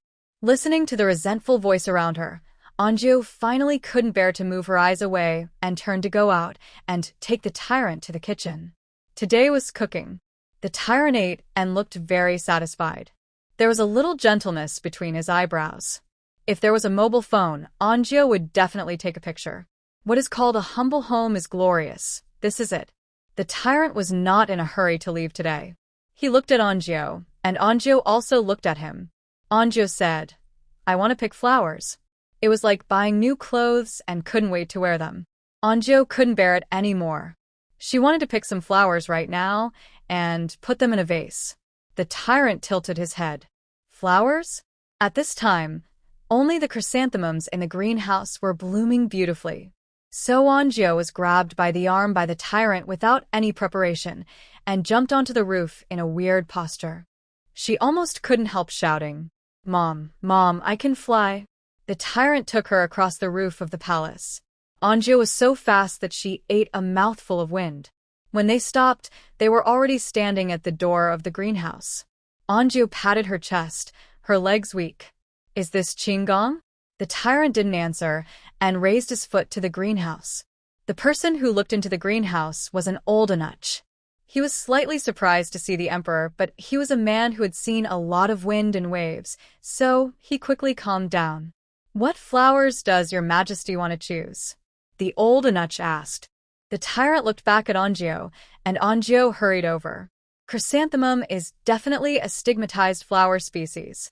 In fact, chrysanthemum is really very, very beautiful. Some were as big as basins, some were as big as bowls, and some were as big as fists. There were all kinds of colors, so beautiful that Anju was dazzled. The emperor brought a woman to choose flowers in the middle of the night, so they must have a special relationship. The old eunuch asked Anju with a smile what she wanted. Anju shook his head. "I am dazzled. They are all beautiful." The old eunuch said, "Can I help you choose?" Anju nodded. The old eunuch had a good aesthetic sense. He quickly picked a bunch of flowers and arranged them in shape. They were just right in the vase. "They are really beautiful. Thank you." Anju thanked him sincerely, and the tyrant behind him snorted coldly. "The palace belongs to me. He is just a gardener." "Anju." She turned her head and smiled. "Thank you too, your majesty." The tyrant turned his head away, looking very unhappy and not wanting to pay attention to Anju. The old eunuch found these two people strange. The emperor was weird, and the maid was even weirder. But he was an old hand after all, and he smiled and said, "If you like it, young lady, just let me know and I'll send it to you." Anju wanted to say no, but the tyrant said, "Send it to you. I obey your order." The old eunuch was very happy. Anju had only seen Qinggong in TV dramas. She had always thought it was a lie. However, when the tyrant carried her and rushed across the roof of the palace again, Anju felt like she was riding a roller coaster or jumping off a bungee. When they finally returned to Guanghua Palace, Anju felt weak in the legs and dizzy in the eyes. However, the tyrant was still staring at her, so Anju went to get some clean water and put the flowers in a vase. The more she looked at it, the more beautiful it looked. The more she looked at it, the more she liked it. Anju turned around and asked the tyrant, "Your Majesty, do you have a lot of good things in your warehouse?" The tyrant snorted coldly, with an expression that it was natural. Anju could not hide the greed on her face. "I really envy you for having so many treasures, unlike me, who has nothing." The tyrant glanced at the vase on the table. Anju said, "This thing is too fragile." The tyrant frowned. Anju quickly said, "Actually, it doesn't matter if you don't have it. I don't really care about those things." Anju didn't really want the tyrant's things, but she saw the jade pendant on the tyrant. She wanted to test whether the tyrant had any problems with his brain, whether he was stupid or not. The tyrant also looked down at his jade pendant, but he didn't move and looked at the vase again. "It means that he has already given the reward today, and you are greedy if you ask for it again." Anju didn't say anything more. It seems that the tyrant just looks stupid, but he is actually very smart. This reminds Anju of the emperor during the day. The emperor with 800 tricks. Anju wanted to say something else, but the emperor fell to the ground. Anju exhaled and called Inuchli over. It was still a familiar process, but this time the tyrant woke up again halfway. He looked at Inuchli coldly and turned away. Inuchli was so scared that his legs went weak. He patted his chest and asked Aunt Chu next to him, "What's the matter with your majesty recently?" Aunt Chu also frowned. Compared to the emperor during the day, they certainly hoped that the one in front of them would disappear completely. In the past, he only woke up at night and ran around the palace. Once, he found a pair of palace maids and eunuchs eating together, and he hacked them to death on the spot. Although the matter was covered up, the news still got out. Everyone didn't know that it was the emperor who killed people, and in the end, only the palace was haunted. Another time, a concubine couldn't stand the loneliness and had an affair with a guard, and the result was the same. The next day, The rumors of the haunted palace seemed to be confirmed. At that time, people were panicked wherever they went. At night, some people found an elusive ghost floating in the palace. I think it's a good thing. Aunt Chu looked at the tyrant's back and said, "Haven't you noticed that His Majesty hasn't lost his temper recently?" And naturally was still a little worried, but His Majesty has never woken up in the middle of the night before. Aunt Chu said, "Why don't we ask Dr. Jiang to take a look?" And naturally nodded. Although they all felt that the emperor was possessed by a ghost, on the surface, they still said that the emperor had sleepwalking. The emperor himself didn't know. Sometimes he would have memories of a tyrant, but they were not very clear, just like looking at people through a layer of fog.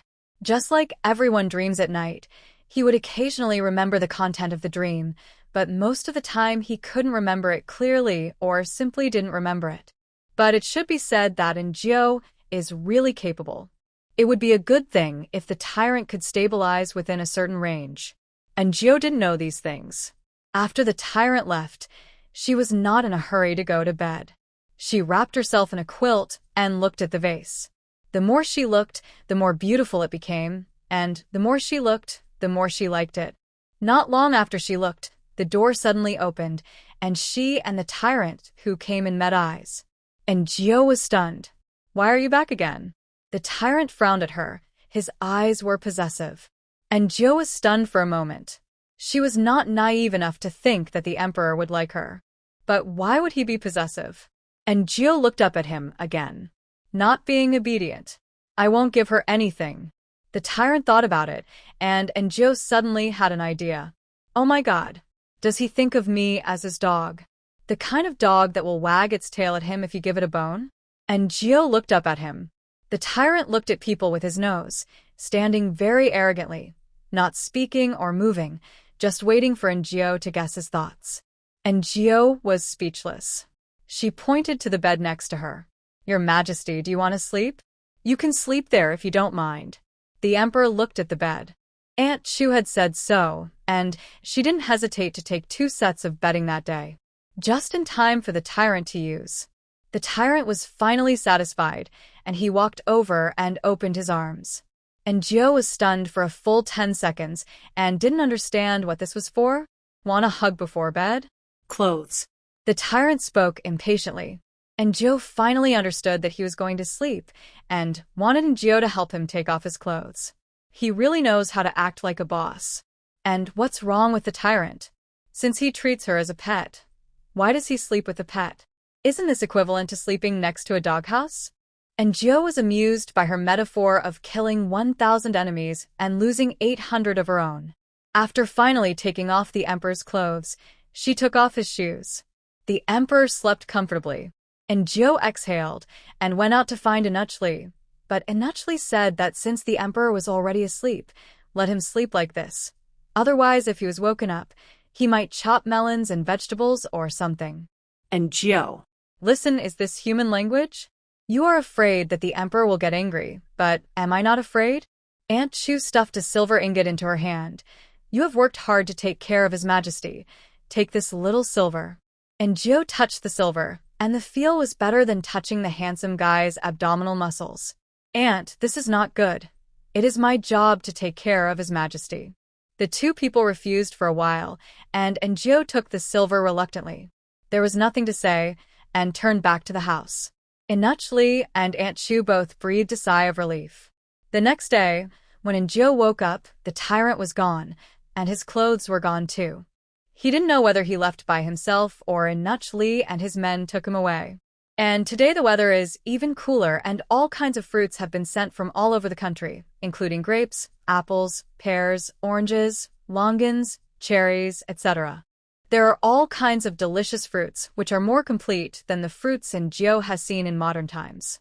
There are also autumn peaches. In addition to being sent to the concubines in various palaces, these fruits were also sent to the emperor and placed on the table. The emperor occasionally ate them, but most of the time he didn't eat them, so they were cheap for Guanghua Palace. People. There weren't a lot of things, and they were all shared by prominent people such as Aunt Chu, Enuchli, and Madame Lu. But Jiao also got a share. It was a box of peaches. God. She was very happy. She loved peaches the most. And Joe gave some to Aunt Chu, and Aunt Chu gave her a dozen apples. Peaches are not easy to preserve, and Joe was afraid that the tyrant would get angry when he saw them, so she planned to dry the peaches into dried peaches during her break. There was a fruit tree in the backyard of Guanghua Palace. The fruits were not big, like eggs, and tasted a little sour. And Joe didn't dislike them, and collected them all, preparing to make some fruit leather to eat as a snack in winter. So, and Joe, who originally worked 2 jobs, found a few more part-time jobs for herself. It was gloomy all day, and it rained at night. Anjo listened to the heavy rain outside and didn't want to go out to cook in the middle of the night. Anjo also wanted to dry peaches, but she didn't know if it would be sunny tomorrow. She was thinking about all these random things. Then, the tyrant came. He came earlier than usual, and as soon as he entered the door, he signaled to Anjo that he was hungry. Anjo yawned, put on her shoes, and followed him out. She didn't want to move today, so she simply made a pickled fish for the tyrant. The tyrant liked this kind of spicy food, and he was very happy to eat it. Anjo held her chin and looked at the rain outside. I wonder if it will be sunny tomorrow, Anjo said to herself. Tyrant was so absorbed in eating that he ignored her. Anjo said again, it's getting cold. She was a little homesick. This strange place, strange people. Anjo glanced at Tyrant. Tyrant finished his meal and looked up at her. Anjo sighed. After all, the person she was most familiar with in this world was Tyrant. Although he had a strange temper. Do you want more rice? Anjo asked. Tyrant nodded. Anjo gave him all the rice crust in the pot. Anjo asked, you can eat so much. Won't your stomach feel uncomfortable? Tyrant ignored. Anjo said again, I also miss the food my mother cooked. Tyrant ignored. Anjo, I want to go home. The more she thought about it, the sadder she felt. Rainy days seemed to be able to evoke people's fragile emotions. Anjo was about to cry, but when she looked up, she found that Tyrant was not eating anymore. He stood in front of Anjo and looked at her coldly. What? What happened? Anjo asked. She felt like slapping him, not knowing if she had said something wrong again. The tyrant was still looking at her. Anjo frowned. What happened again? She wanted to point at her neck and tell the tyrant to chop him here if he had the guts and stop scaring people. But she didn't dare. You're not allowed.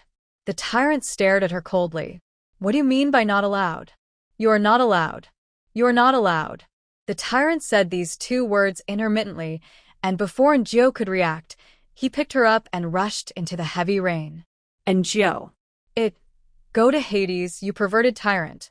Anjo cursed madly in her heart, and the cold rain hit her body randomly, chilling Anjo's body and mind. The tyrant did not return to Guanghua Palace, nor did he return to Anjo's hut, but took her through most of the palace and came to a dark palace, like the cold palace. Anjo was numb. What are you going to do? Are you going to kill her here? Help. The tyrant still didn't go through the door, but climbed over the wall into the palace and pushed open one of the doors. Anjo took the opportunity to get off him. Her clothes were a little wet, but the tyrant's clothes were all soaked. He turned on the light skillfully. Anjo could see clearly now. This looked like a bedroom. There was a bed and a table in the room. There was no dust on the table. It could be seen that someone came to clean it. Where is this place? Anjo was full of doubts. The tyrant looked at her and answered for her. Home. Anjo was stunned, looked up at him, and asked in disbelief, Is this your home? The tyrant nodded. Anjo asked tentatively, Is this where you lived before? The tyrant was impatient. Home. Anjo, what are we doing here? It's so cold here. Anjo was shivering all over. The tyrant frowned and said in a loud voice, Home. Anjo understood. Just now she said she wanted to go home, and someone took her home. It's just that this is not her home, but the tyrant's. Before. You lived here? The tyrant nodded. Anjo, with whom? The little prince can't live alone. I heard that the queen mother is not his biological mother. Mother. He said again, mother went to a very far place. He walked around the ground a few times a little irritably. He said loudly, You don't come back to see me. And Jiao was stunned for a moment. He thought about the tyrant's words quickly. Most adults can't say such words. Guess that the tyrant is another personality of the emperor. So, is this tyrant the emperor when he was a child? And Jiao thought so, and when he looked up, he saw the tyrant looking at him coldly. Mother, where did you go? Why? Didn't you come back to see me? And Jiao thought for a while and said, She went to find your father. They are husband and wife should be together. Children have to leave their parents when they grow up. The tyrant looked at her, and Jiao pointed at herself. Look, I left my parents too. The tyrant sat on the chair, angrily. I miss her. At this moment, the working man, the dog, and Jiao suddenly felt a little sympathy for the emperor who had supreme power over the vast country. She is watching you in heaven. And Jiao pointed to the sky. The tyrant looked up at the sky. Then he looked at Jiao. And Jiao thought he had figured it out, and he suddenly said coldly, You also deceived me. Huh? And Jiao, you deceive yourself. Who can you blame? I. And Jiao stepped back. The tyrant narrowed his eyes and spoke in a cold voice. You dare to lie to me. And Jiao's anger also came. What did she say? It was simply an inexplicable, naughty child. How did I lie to you? Have you been to heaven? The tyrant shook his head. Since you haven't been there, how do you know that your mother is not watching you in heaven? The tyrant hesitated. It seemed that what Jiao said made sense. If your mother saw her son treating a weak woman so harshly, she would definitely be unhappy and would never come back to see her son again. And Jiao said while the iron was hot. The tyrant hurriedly took 3 steps back, putting some distance between himself and Jiao. And Jiao was delighted. It seemed that what he said was useful. Boom. There were bursts of thunder outside. And Jiao was shivering with cold in the house. I'm so cold. And Jiao looked at the tyrant. If I'm sick, you won't have anything to eat. There was some fear in the tyrant's eyes. And Jiao, there's no need to be like this. Send me back quickly. The tyrant, no. Boom. There was thunder outside again. The tyrant became anxious again, and he looked at the door. What is wrong with you? And Jiao felt that something was wrong with him. It seemed that he was afraid of thunder, or there was something at the door when it thundered. And Jiao swallowed and asked again, You. What's wrong with you? The tyrant looked at the door again, and when the thunder sounded again, he quickly ran under the bed and hid. And Jiao. But before she could react, the tyrant crawled out again and pulled her to hide under the bed. It was very clean under the bed, without any dust. And Jiao guessed that he often hid here. But now is not the time to care about this, because there is no distance between her and the tyrant now, and they are soaked. The bed is too small, and the tyrant is tall, so she lies on his strong chest muscles, and she can hear the tyrant's strong heartbeat in her ears. It's enough, he said. He wouldn't get close to women. And Jiao thought for a while, and suddenly realized that she was not a woman in the eyes of the tyrant, at most a pet. Boom. There was another thunder, and the tyrant suddenly tensed up and looked at the door again. And Jiao. What on earth is at the door? Can you stop being so scary? The door opened. A flash of lightning flashed, and a huge black shadow appeared at the door. The soaked shoes stepped on the ground, making a clacking sound, which made people feel uncomfortable. From the angle of the person under the bed, he could only see a pair of black boots and a huge machete emitting a cold light. Closer, closer. The black shadow gradually approached. A face appeared in sight. Angie felt that the tyrant was breathing rapidly and seemed very nervous. He stared outside with horror. Angie also looked, but there was nothing. What's wrong with you? The tyrant's eyes were dull, and the whole person was motionless. Angie patted his face, but he didn't respond. Angie hurriedly crawled out from under the bed and pulled the tyrant out. The tyrant looked very scary, and Angie was anxious. How are you?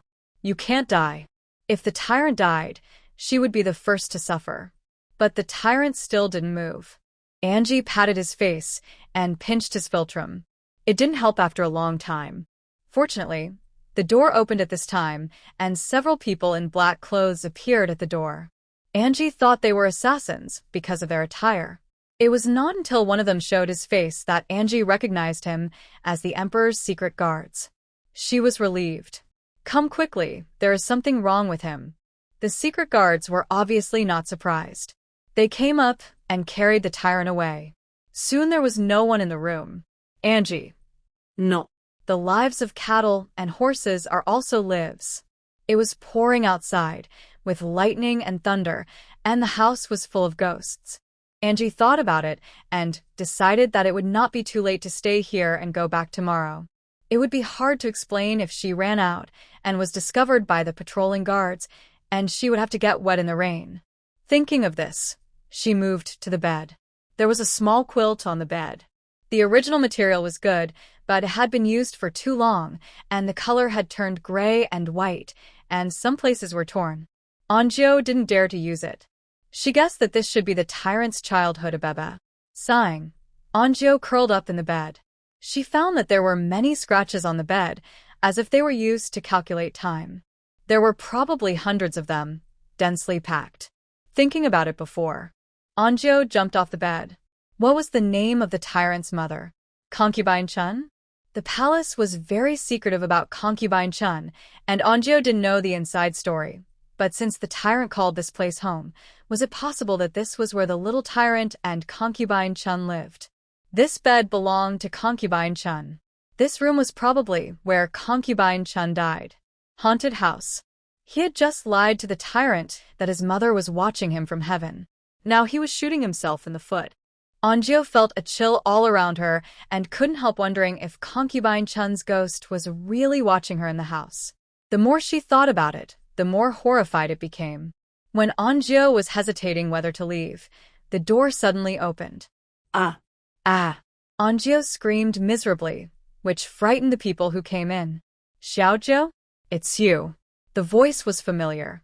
Anjio looked up and saw clearly the man who came in. Riez.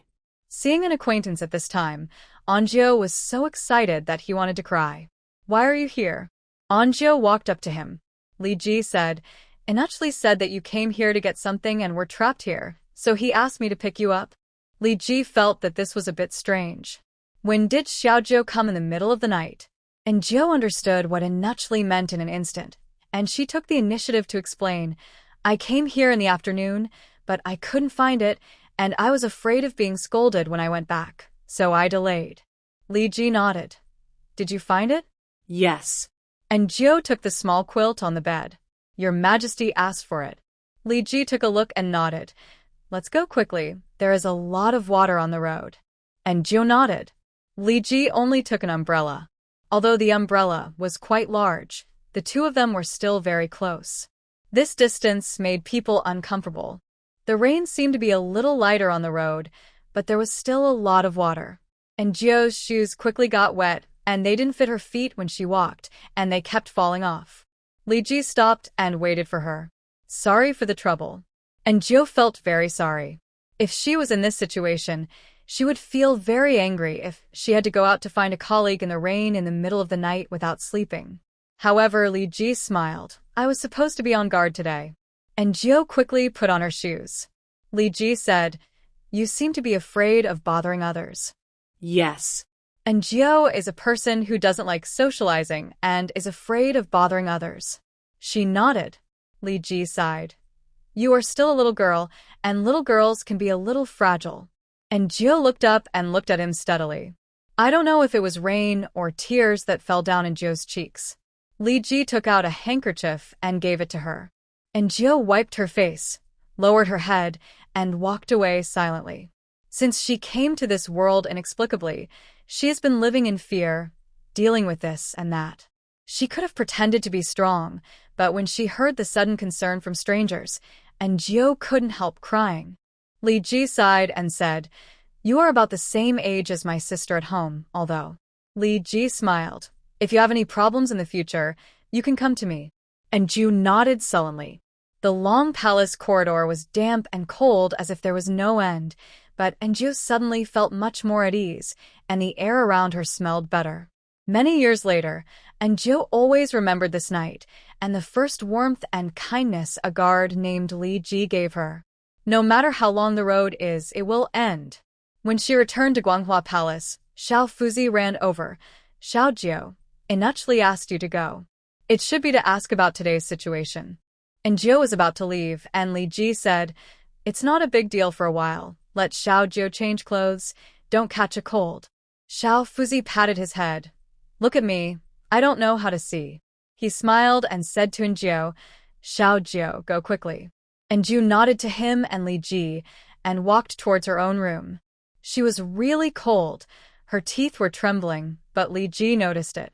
And Jiao looked back and Li Ji smiled at her. And Jiao walked away quickly. After changing clothes, she took the emperor's abe to Guanghua Palace. Inuch Li and Aunt Chu were there, and they didn't expect the tyrant to take Jiao to that place. Seeing the small quilt in Jiao's hand, Aunt Chu came over and asked, why did you bring it? Jiao said without any expression, Guardly just asked me what took me so long. Aunt Chu took the quilt without saying anything else. The emperor was still lying in the inner room, and there was a man sitting beside the bed, who should be Dr. Jiang. What's your name? And Jiao heard a gentle male voice, and then saw a pair of white boots. This should be Dr. Jiang. Xiao Jiao.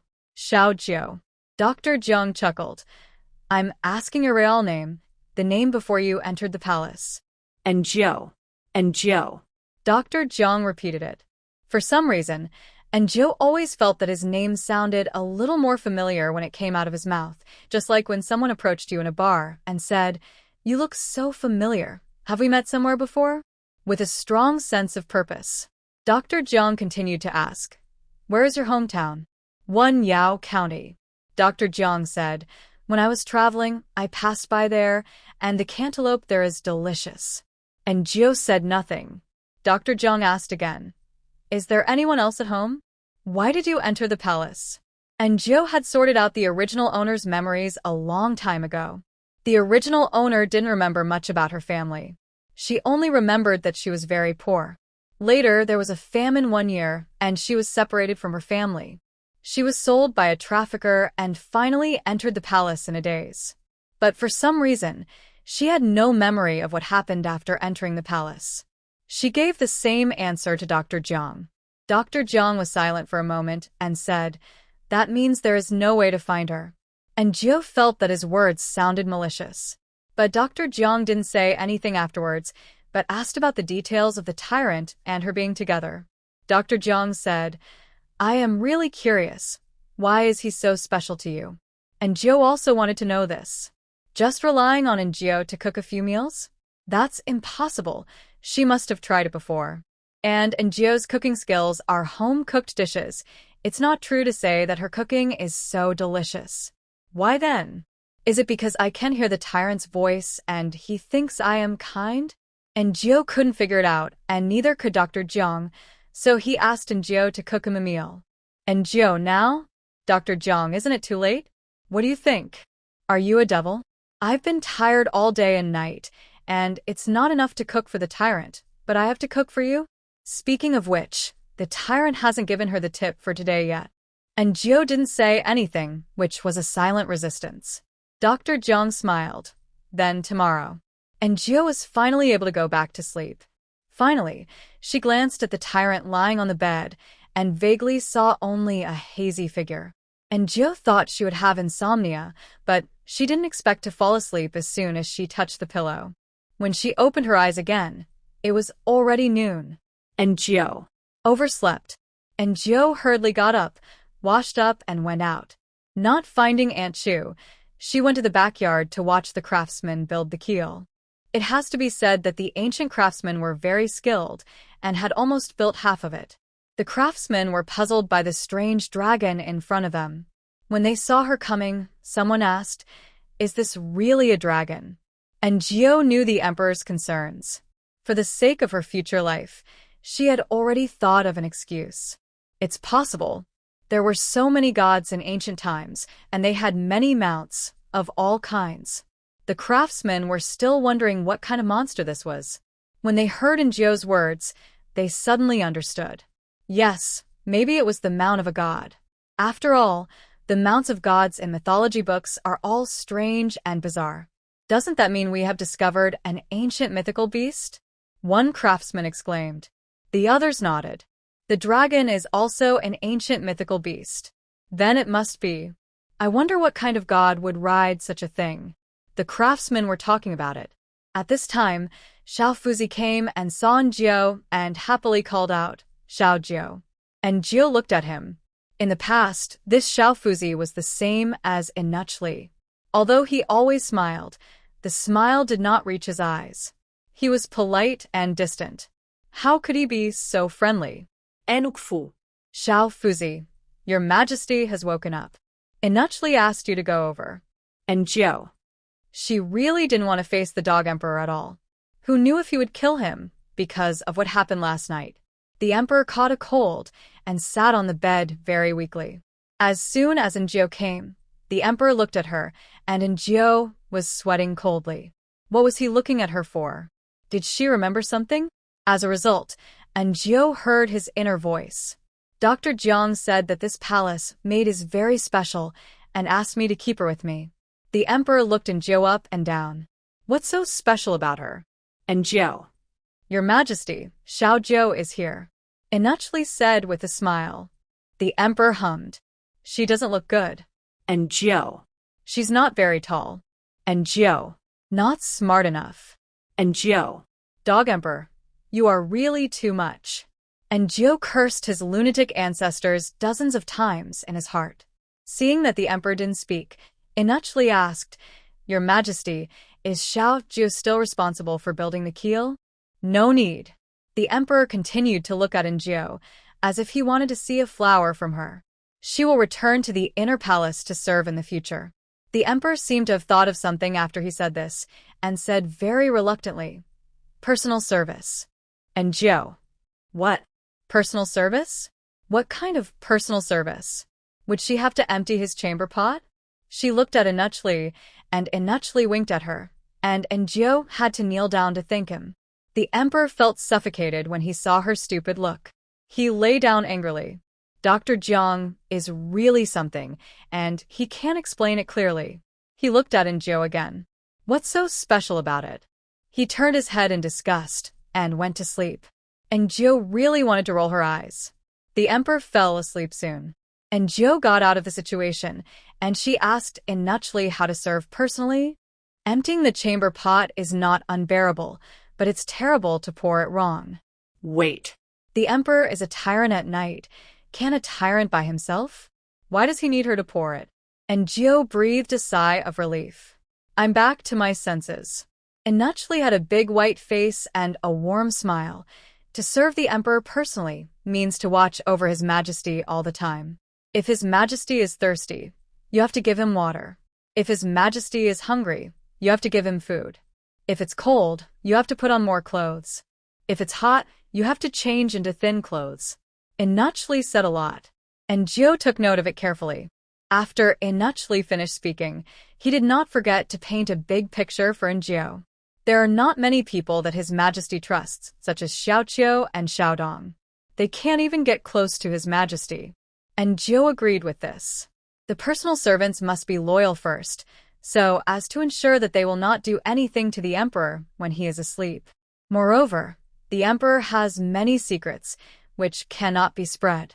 In the past, these things were done by Inuchli, Xiaofuzi, and Aunt Chu, and now there is Jiao. And Jiao doesn't believe that these people will trust her so much. It's mainly because of Dr. Jiang. Dr. Jiang said something to the emperor, and then the emperor kept her by his side. And Jiao sighed.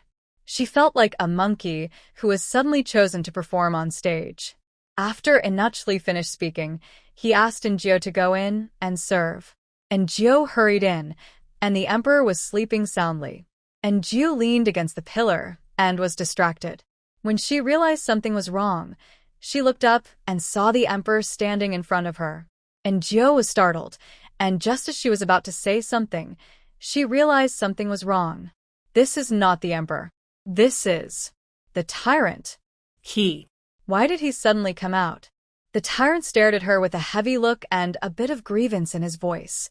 I'm hungry. And Jiao, I'll have someone prepare the meal right away. The tyrant didn't speak. The ones who delivered the meal were Nuch Li and Xiao Fuzi, and they realized something was wrong as soon as they entered the door. This is that. The two of them turned pale, put down the meal, and retreated. And Joe, you are real dogs. The tyrant is indeed a scary person, but he is much easier to get along with than the dog emperor. Nuch Li and the others ran away, so there was no other way, and Joe had to serve him meals. And Joe thought that serving meals meant putting the meals on the table, and then the tyrant ate by himself. But the tyrant was sick, so he didn't want to eat by himself. He sat there without moving, staring at Joe.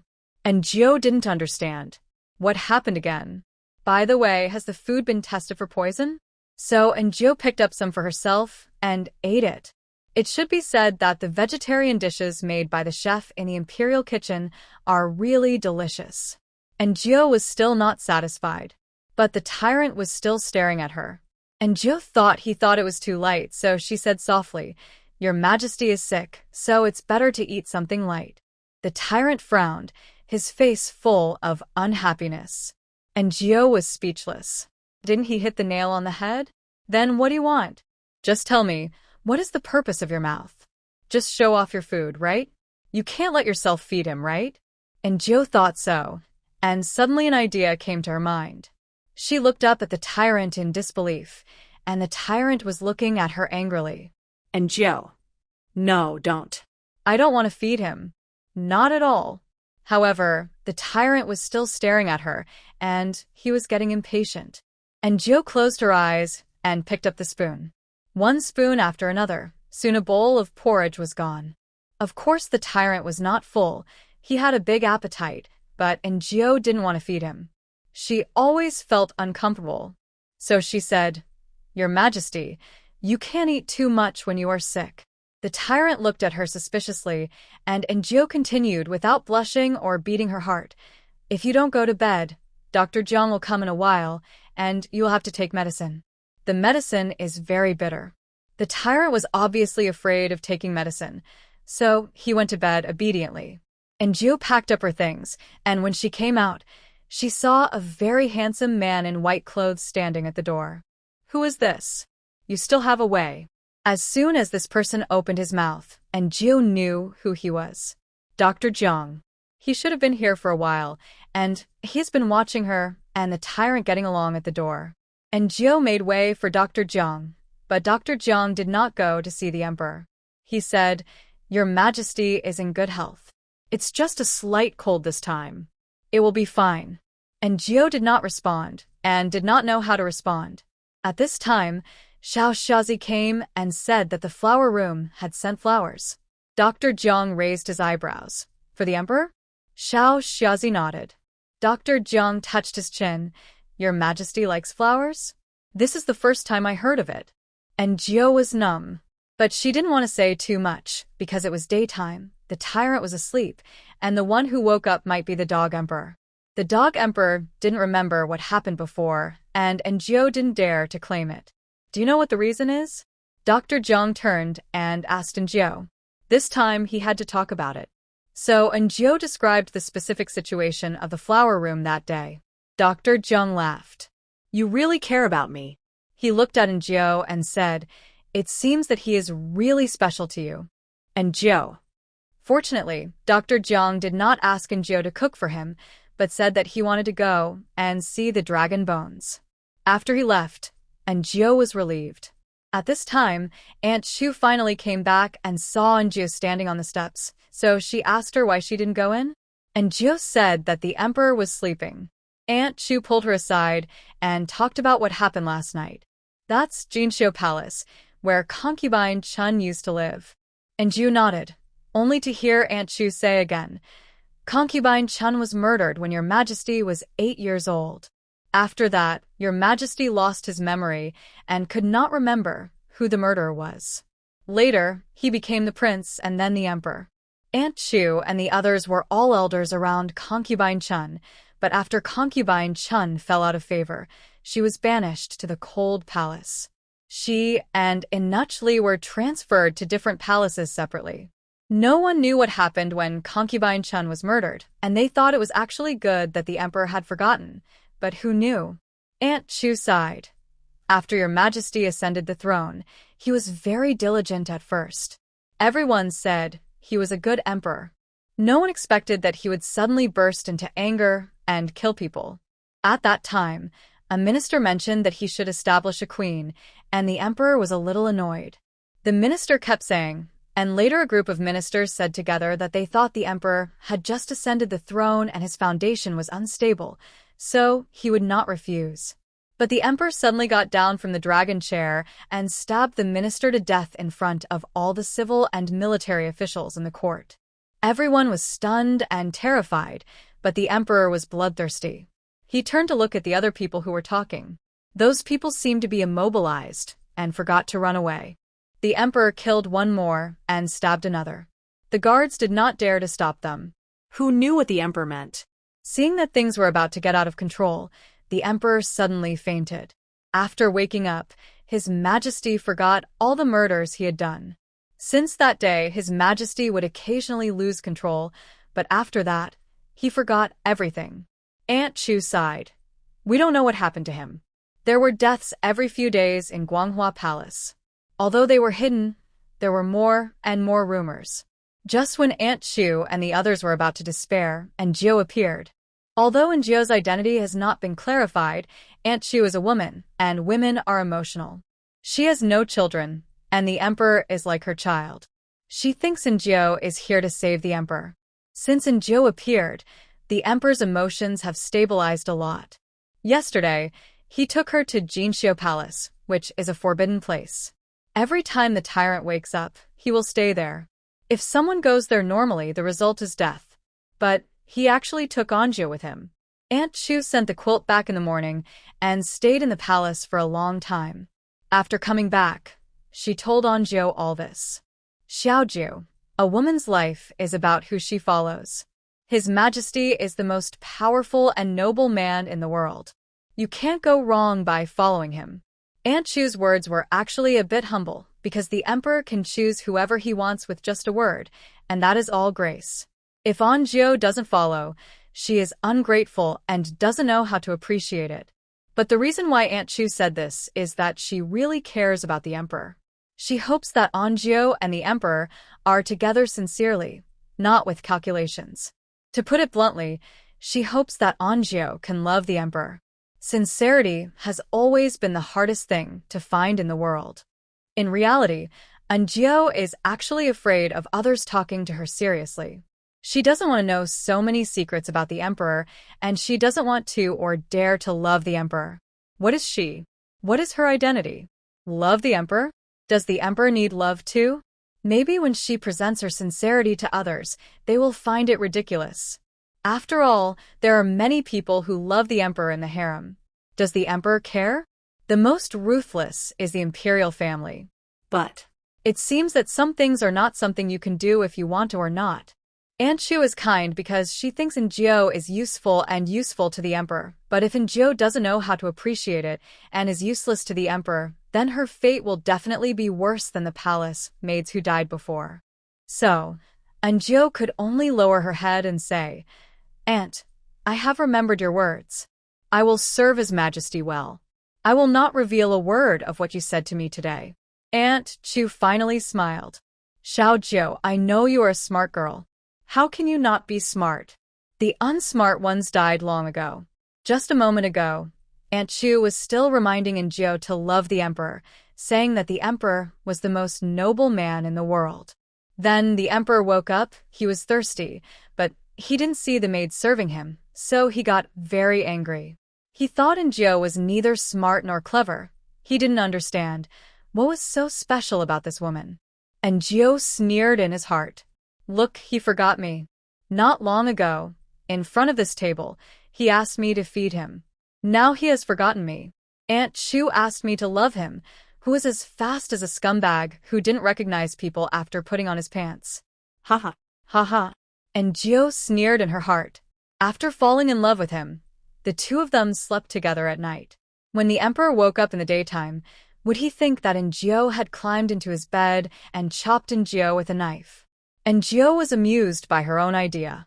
When she looked up, she found that the emperor was looking at her.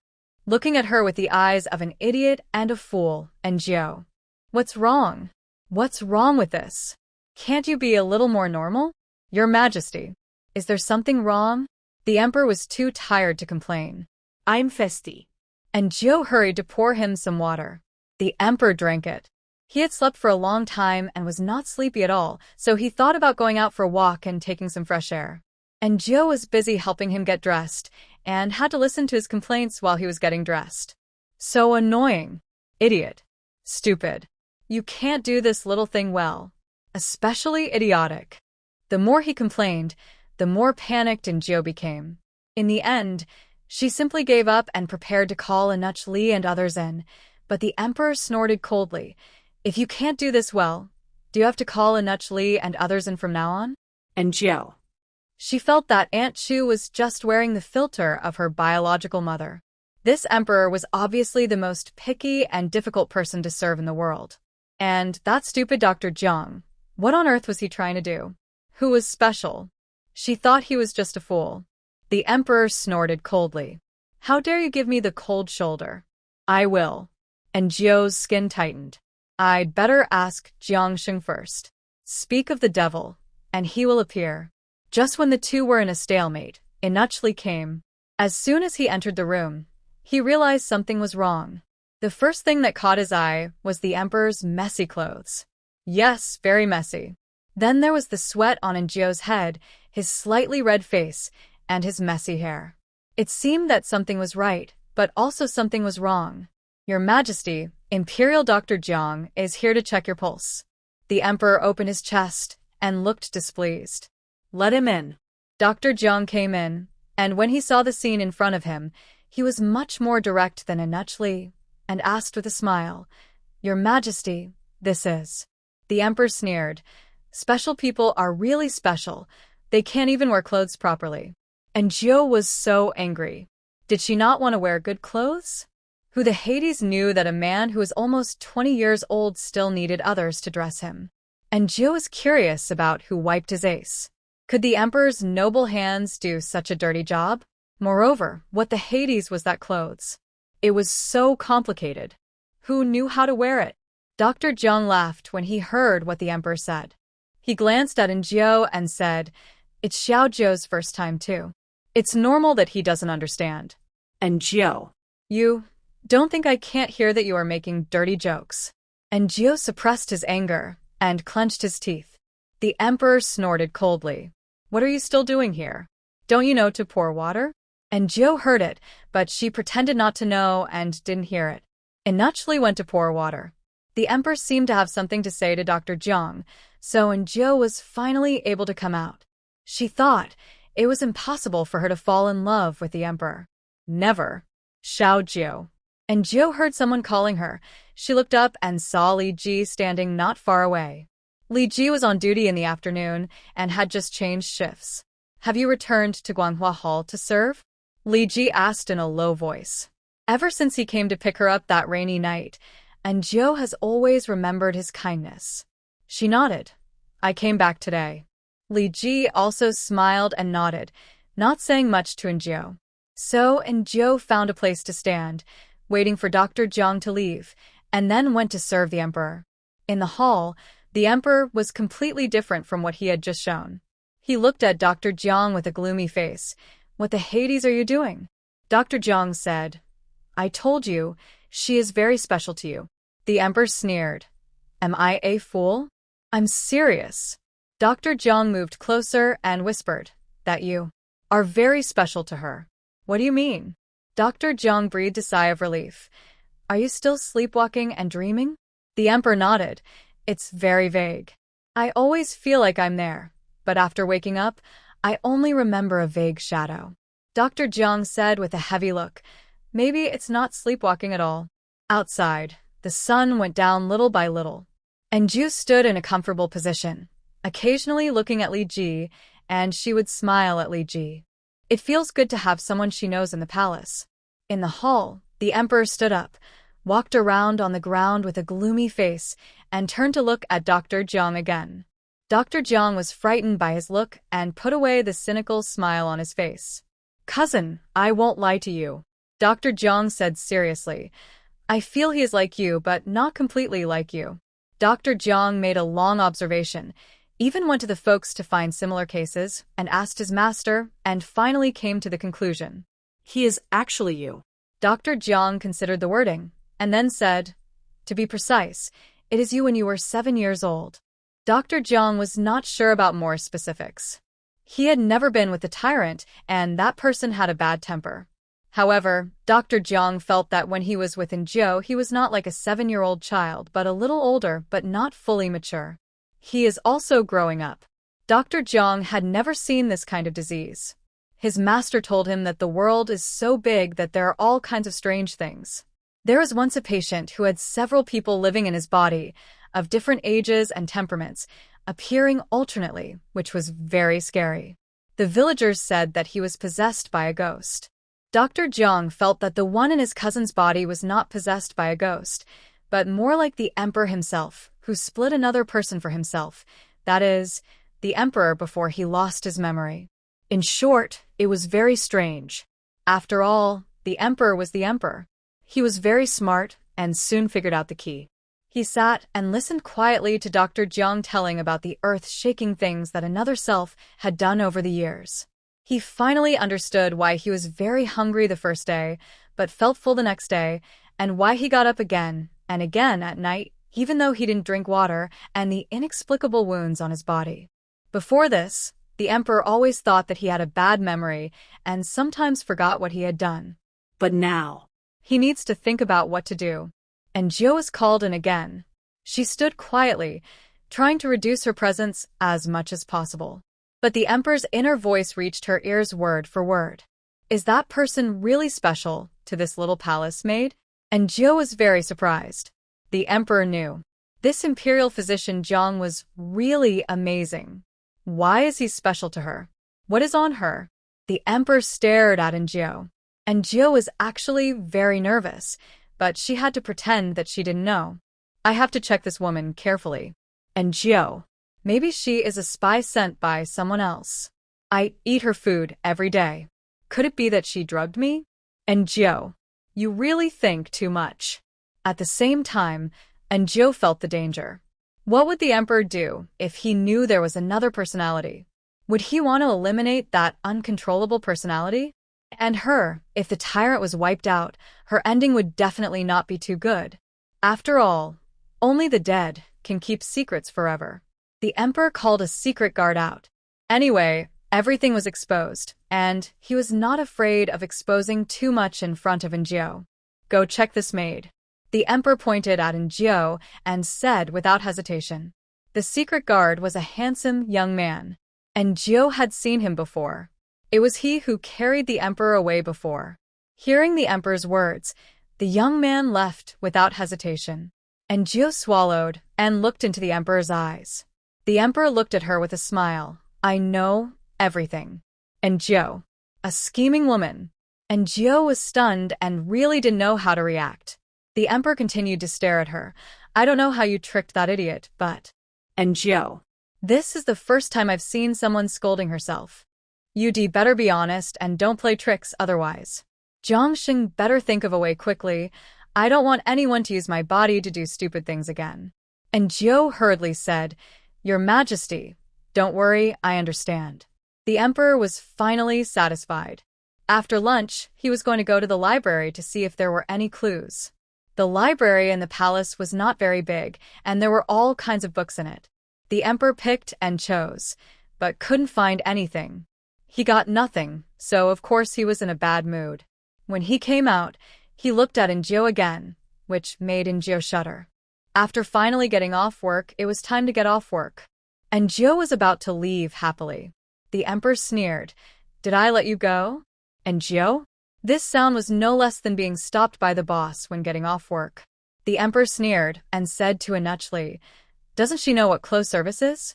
Inuchli told Injo the rules of close service, such as dressing the emperor and serving him when he gets up at night.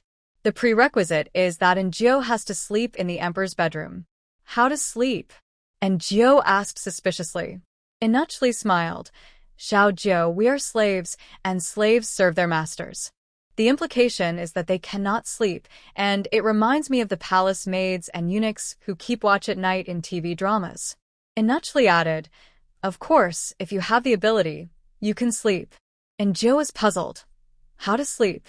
Inachli pointed to the emperor's bed. The emperor happened to look over here at this time. The moment their eyes met, and Joe hurriedly said, "Standing is actually quite good. Horses sleep standing up, and so can slaves. Hee. I would rather die than sleep in the same bed with the emperor." Anugli.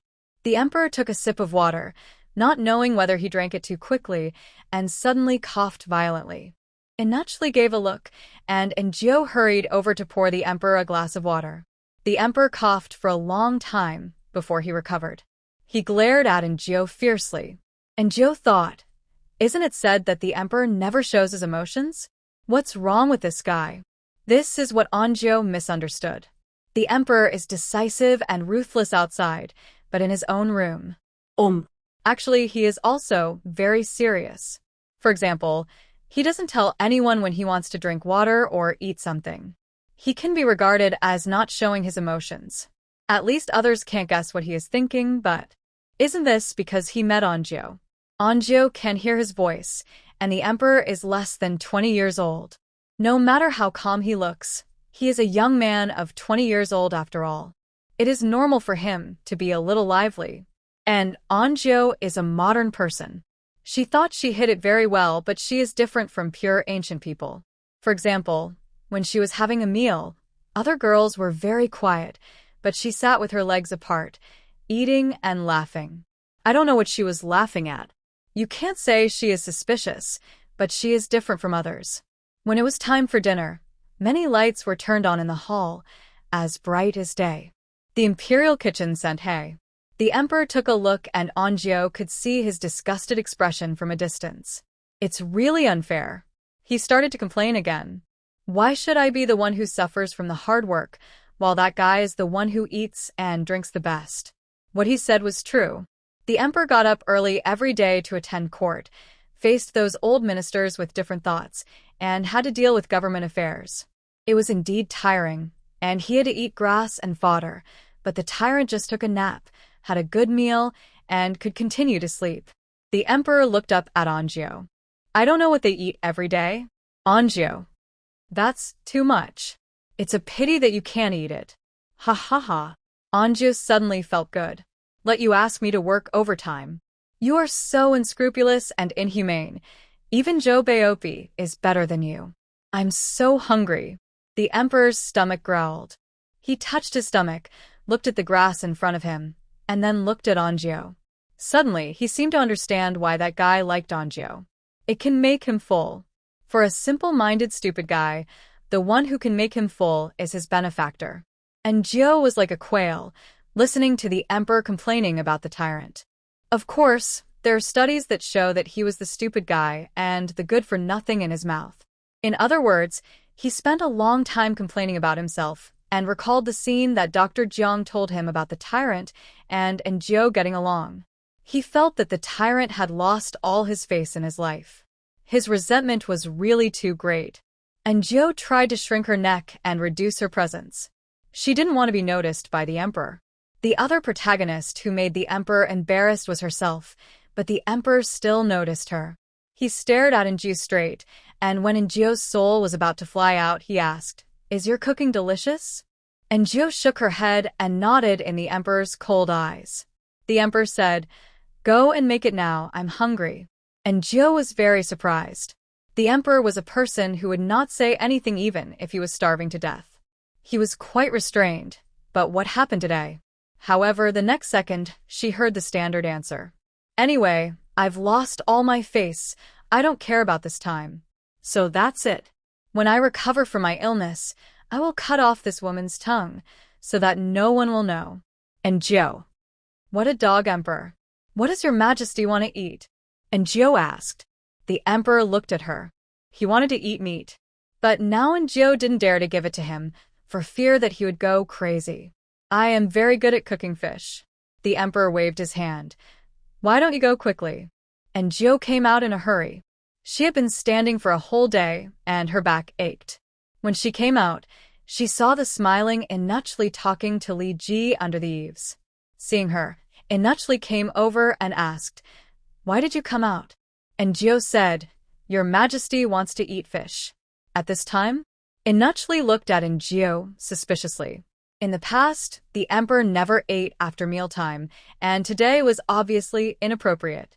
"Is that the one who wants to eat?" Inachli asked tentatively. And Jiao shook her head. "It's your Majesty who wants to eat." Inachli became even more suspicious. He stared at Anjiao for a while and smiled. Xiaoju still has a way. Anjiao was too lazy to explain that the emperor was desperate, nor was she too lazy to explain that the emperor wanted to kill people to silence them later. She went to the kitchen. Anjiao only knew how to cook 3 kinds of fish: braised fish, steamed fish, and pickled fish. The pickled cabbage in the imperial kitchen was very good, so she decided to make pickled fish because she loved it. The fish were killed and cut into pieces, which was very convenient, and the meal was ready quickly. Inachli served the emperor to eat, and Anjiao found a place to rest temporarily. If she continued to stand like this, she would be exhausted to death. The dog emperor was really inhuman, but Anjiao was actually very curious. After the emperor had eaten his fill, would the tyrant appear again? Anjiao hoped that he would appear. If he didn't appear, it would prove that the emperor was cured. If he was cured, she would be useless. If she was useless, she could only die. I don't know if I can return to the original world after death. What if I can't? Anju looked up at the sky. The same sky and the same moon, but I don't know if this is not a parallel world. She sighed. It seemed that she had to think of a foolproof plan. How could she make the emperor feel that she was useful and not kill her after the tyrant did not appear? And Jiao thought that the simplest and most brutal method was to climb onto the dragon bed. This method was the fastest and most effective. The emperor would not kill the woman he liked. But how long can a man's love last? Especially in a harem where there are so many beauties. The emperor has so many wives. What is she? What if the emperor doesn't like her anymore in the future? She will still die. Therefore, this road only looks like it is paved with flowers, but in fact, there are sharp knives at the end of the flowers. You must not go. Either endure it, become Anton, become someone trusted by the emperor, his confidant. And Jiao thinks this method is the best so far. Xiao Jiao. Hearing someone calling her, and Jiao looked up and saw Li Ji. "Brother Li, are you going home?" Li Ji shook his head. "I'll go back tomorrow. Why haven't you gone back to rest yet?" The palace gates were closed at this time, and the guards had a special dormitory for rest. Li Ji could not go back until tomorrow. And Jiao said with a bitter face, "His Majesty is eating." Li Ji saw that she was unhappy, and suddenly asked in a low voice, "Is there anything you want?" And Jiao was stunned. Li Ji winked at her, and Jiao understood instantly. "Can I bring it in?" Li Ji nodded. "Yes, but the price will be higher. Some palace maids and unfavored concubines will bring their own embroidery to sell, which is tacitly accepted. And Jiao can't do embroidery, but she has money. It's too late today, let me think about it." And Jiao's eyebrows relaxed, and she was visibly happy. Li Ji also smiled. "Then I'll go first." "Okay." And Jiao was very happy, and she was still thinking about what to buy tomorrow. There are really too many things she wants to buy. It would be great if she could go out of the palace to buy them by herself. And Jiao was thinking happily, and when she turned around, she saw Inachli and the emperor, whose lips were red from the spiciness. They had been standing here for who knows how long. I was so scared that I almost lost my soul. Kneeling has become Anjiao's instinct. She thought, I need to buy some cotton and cloth to make a knee pad or something. Inachli said, "Your Majesty wants to go out for a walk." This means he wants to go out to digest his food. It seems that he has eaten a lot. The emperor was in front, and Inachli was behind. Anjiao and Xiao Fuzi held lanterns and walked slowly on the palace road. It was not cold tonight. There was a cool smell in the air, which smelled good. Anjiao hadn't been out for a walk like this for a long time. She lowered her head and seemed to be in a good mood until she hit a wall. Ah! Anjiao screamed instinctively, and she quickly reacted while covering her nose. She hurriedly looked to the side and saw that the emperor, Inachli and Xiao Fuzi were all looking at her with that indescribable expression. Angie. When she was thinking about what to do, she heard the sound of a screaming chicken. Haha. I know why that idiot likes to be with her. Oh my god, this is so funny. Ha ha ha ha ha ha ha ha ha ha ha ha ha ha ha ha ha. Inachli glanced at the emperor. From his shaking body and the smile on his face, he could tell that the emperor was in a very good mood.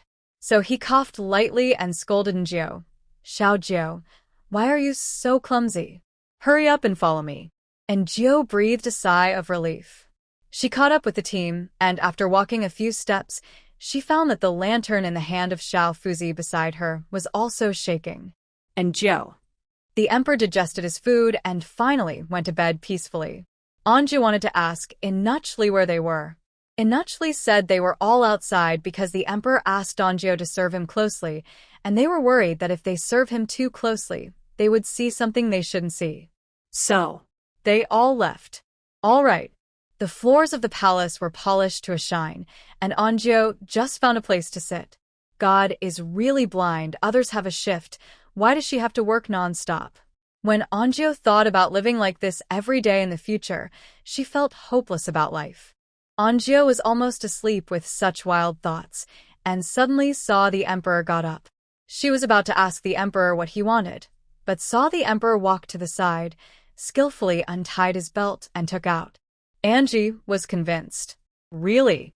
She was a pure and innocent girl, and had never seen such an exaggerated scene. She turned her head silently, pretending not to see anything. However, the emperor still saw her. And the emperor was no less frightened than her. Ah. And Jiao admired Inachli very much. She wondered how he could stay so energetic every day. Wasn't he tired? Anukli. And Jiao called out. Inachli probably fell asleep. He rubbed his eyes and looked at her in a daze. Your Majesty asked you to come in. Inachli nodded and entered the hall. And Jiao breathed a sigh of relief and walked briskly to her own room. The moment she got close to the bed, she felt unprecedented happiness. Sure enough, happiness is to be compared. When she first came, she didn't think that being able to sleep well was happiness. And Jiao fell asleep. She had a beautiful dream until someone woke her up. And Jiao was so sleepy, really so sleepy, and then she opened her eyes and saw an enlarged, handsome face. And Jiao had seen countless handsome guys in the entertainment industry in later generations, but the emperor's handsomeness was not just about appearance. This was a nobleman raised by the whole country. Whether it was temperament or appearance, he was top-notch. And Jiao woke up from her nap, and she asked, Your Majesty, do you want to eat? You ate so much during the day. If you eat more, you will be stuffed to death.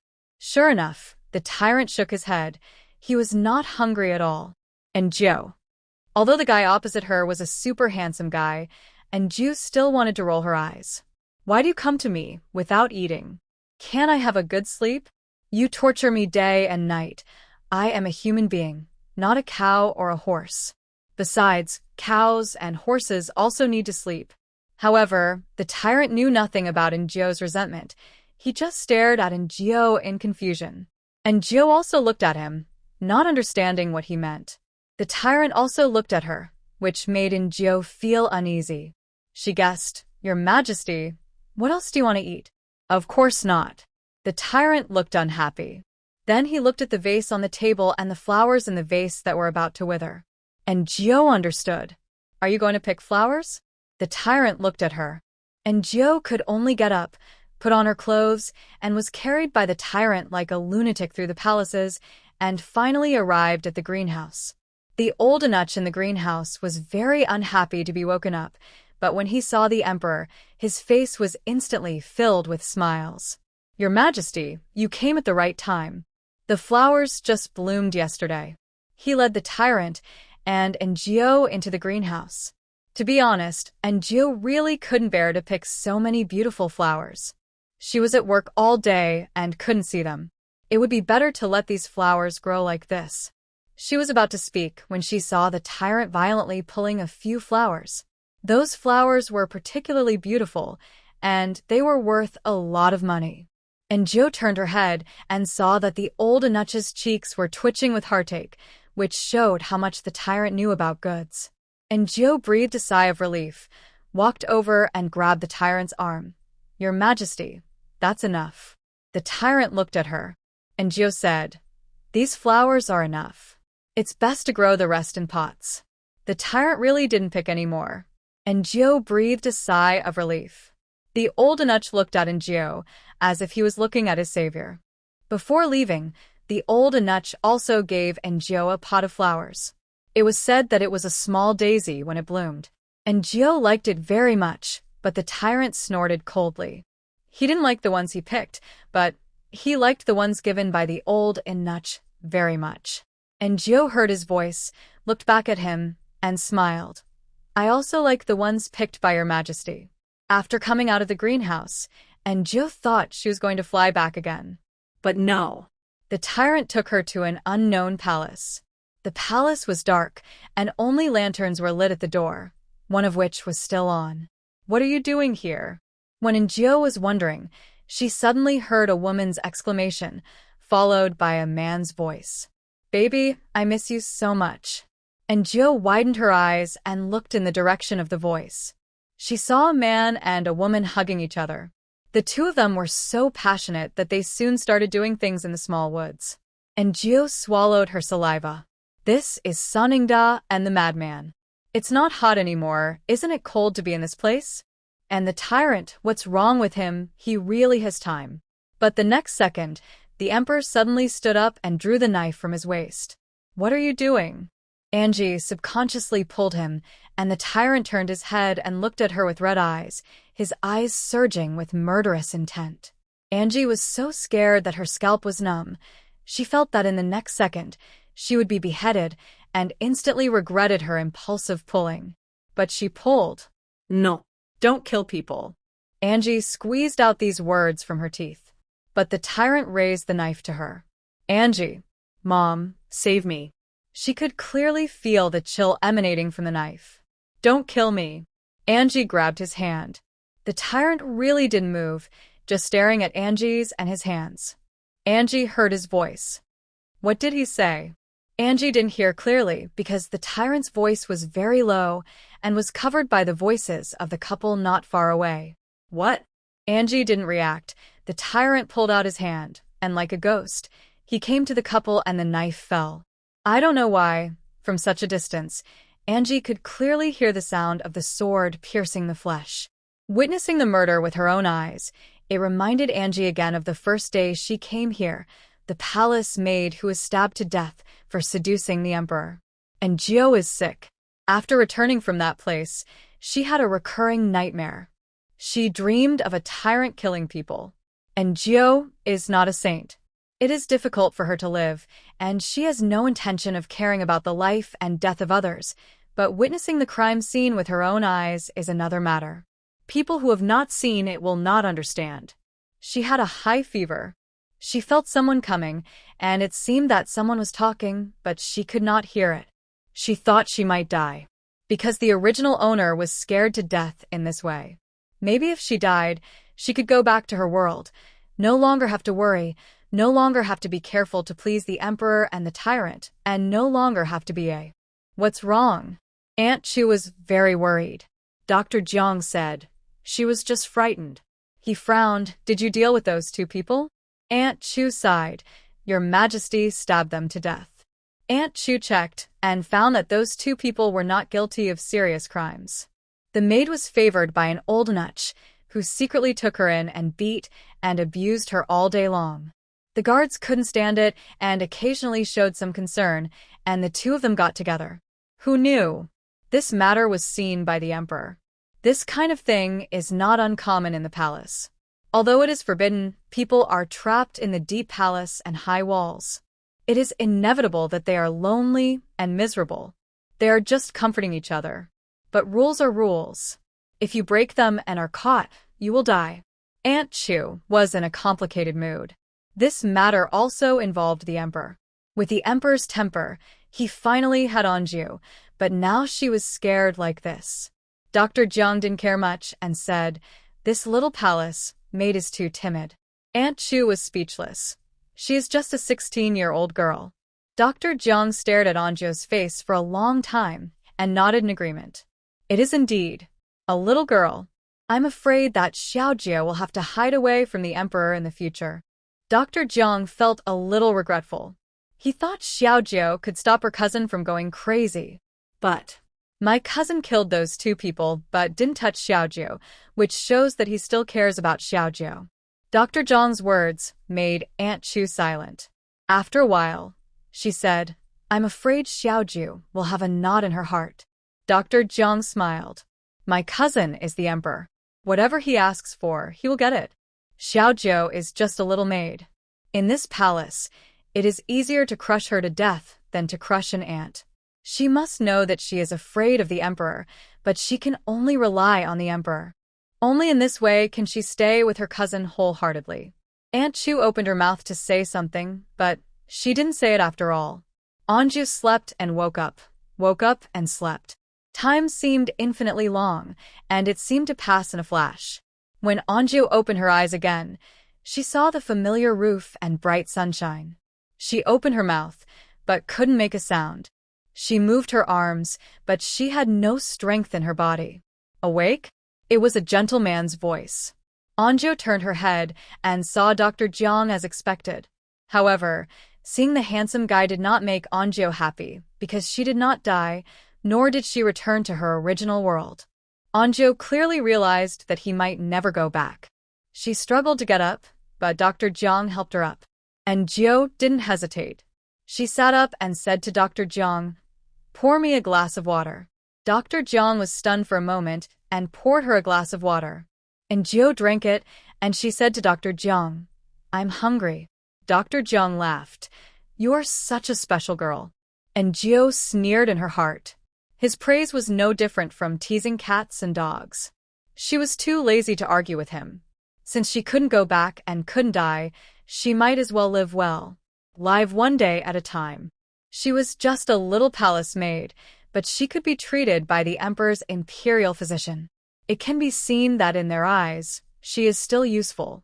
In this case, why can't she make good use of this specialness and make her life better? And Jiu ate 2 large bowls of porridge before putting down her chopsticks. She felt like she was alive again. Dr. Jiang had been looking at her with his arms folded. When she put down her bowl and chopsticks, Dr. Jiang asked, Are you feeling uncomfortable anywhere else? And Jiu said, Honestly, my whole body aches. It may be because I was too tired these days. Dr. Jiang said thoughtfully, You have been very hard these days. And Jiu pinched the quilt and asked, Where is the emperor? He went to court. He should be back by now. And Jiu thought about it and decided that it was the tyrant who was crazy and had nothing to do with the dog emperor, and it was very likely that the dog emperor didn't remember the incident at all. Those 2 people. Dead. Dr. Jiang smiled and said, They deserve to die anyway. You don't have to take it too seriously. I didn't take it to heart. And Jiu looked at Dr. Jiang. What does the life and death of others have to do with me? Dr. Jiang looked at her. It's best if you think so. And Jiu said, I'm going to rest. Dr. Jiang glanced at her and left. And Jiu saw a pot of chrysanthemums on the table. The old eunuch in the flower room said that these flowers could bloom into beautiful daisies. And Jiu was looking forward to it. She also saw the pink vase on the table, which contained several flowers. The flowers were no longer fresh. Because of the violent tearing by the tyrant, some petals had fallen off, and they looked lifeless. And Jiu retracted her gaze. Ugly flowers, disgusting people. And Guanghua Palace. After the emperor entered the door, he first glanced at Xiaoqiu and Xiaodong and frowned slightly. After reading the memorials for a while, he looked at Xiaoqiu and Xiaodong again. The emperor retracted his gaze until his hair was about to explode when he saw the 2 little palace maids. Inuchli looked at his nose with his eyes and his heart with his nose, and suddenly understood what the emperor meant. Xiaoqiu didn't come. It was said that she was sick. Yes, she was so hard some time ago, and then she was frightened. It's not surprising that she was sick. It's just that the emperor really cares about Xiaoqiu. Your Majesty, the craftsman said that the keel has been built. Do you want to go and have a look? The emperor was indeed interested. He stood up and walked out. Xiaoqiu and Xiaodong looked at each other and were about to follow. Inachli looked at them and said, "You two stay here." The two maids breathed a sigh of relief. The keel was indeed built, but it didn't look like a dragon. The more the emperor looked at it, the weirder it seemed. "Is it built correctly?" the emperor asked. "What on earth is this?" The craftsmen were terrified. "Your Majesty, it's built correctly. We built it according to the drawing given by Miss Xiaojiu." The emperor narrowed his eyes and asked casually, "The drawing she gave?" The craftsman took out the drawing. The emperor took a look, and it was indeed correct. Did the silly goose know what this was from the beginning? "Is this a dragon?" The emperor looked at it more and more, and it looked less like a dragon. It looked like a giant lizard standing up. The craftsman explained, "Your Majesty, Miss Xiaojiu said that this might be the mount of some god in ancient times." The emperor thought so too. In ancient myths, there were all kinds of strange mounts. So the strange thing in front of him might really be one. He felt relieved. After the emperor looked at the keel, he was ready to go back. Inachli suddenly said, "Xiaojiu's room is over there. The keel has been set up. I wonder if she needs to move?" The emperor paused and looked back at the small room not far behind him. It was a room where eunuchs and palace maids lived, very close to the edge and very small. The emperor would never look at it before, but today he stared at it for a while and asked, "What's wrong with her? Why hasn't she recovered yet?" Inachli knew that the emperor had forgotten about the murder, and since he had talked about it before, he just said it all at once. The emperor looked at Inachli in surprise, very innocent. "You are talking nonsense. How could I kill people casually? If he wanted to do something, he would let others do it." Inachli didn't know how to answer. Because he was the one who killed the person, the scene was so horrible that Inachli vomited when he came back. The emperor asked again, "So she was scared because of this?" Inachli nodded. "That's what Imperial Dr. Jiang said." The emperor frowned. "She is too timid." Inachli did not think Jiao was timid. After all, she was only in her teens and still a little girl. It was stressful enough to face the emperor. It was really scary to watch the emperor kill people with her own eyes. Inachli echoed, "Little girl, you are timid after all." The emperor snorted coldly. But he did not go to see Jiao. He was the emperor. It was a great blessing for him to ask a few questions. Did he expect him to enter that little broken house? "Have you heard?" And Jiao was almost moldy in the house. She came out for a walk and heard several little palace maids talking. "Autumn hunting, His Majesty takes people there every year. I heard it's fun. I wonder if we can go this time." "Let's forget it. His Majesty takes people who serve him." Oh. "I really want to go. This is a rare opportunity to leave the palace. The concubines in the harem are also preparing and want to go with me." After listening to this, Jiao became curious about the autumn hunting. The emperor's illness of not being able to eat meat is actually a superficial symptom. Jiao thinks that he must have been stimulated in his childhood or seen extremely bloody scenes. In short, he will get sick when he sees raw meat. Then the autumn hunting requires hunting animals, and the scene must be even more bloody. Wouldn't the emperor go crazy? Just as he was thinking about this, Aunt Chu came. Seeing that Jiao was in good spirits, she asked about her health. Jiao said, "I am well now, and I can go to Guanghua Palace to serve tomorrow." Aunt Chu sighed, Xiaojiu. She seemed to want Jiao to think more positively. Jiao knew that Aunt Chu was also a person with a cold face, but a warm heart. Everyone in the palace was selfish, and Aunt Chu was kind to her. "Don't ask too much." Jiao said, "I can see things more positively, and I know the importance of things. Aunt Chu doesn't have to worry."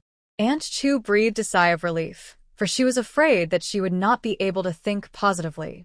"Your Majesty, he is just sick." Aunt Chu glanced at Jiao, and seeing that she was not unusual, she said, "You will also go with us on the autumn hunt this time." Jiao was just thinking about the autumn hunt, but she didn't expect it to be her turn. She was very happy because she could leave the palace. Nothing could make people happier than being able to leave the palace. Maybe she could think of a way to see if she could escape. Even if she couldn't, it would be nice to go out and relax. An autumn hunt seemed to have made the originally lifeless harem lively again. Everyone wanted to go, so the stubborn concubines began to send people to Guanghua Palace to inquire about the news. Aunt Chu dealt with it calmly. And Jiu asked, "Aunt, will His Majesty bring concubines this time?" Aunt dead, yes. This and Jiu didn't understand.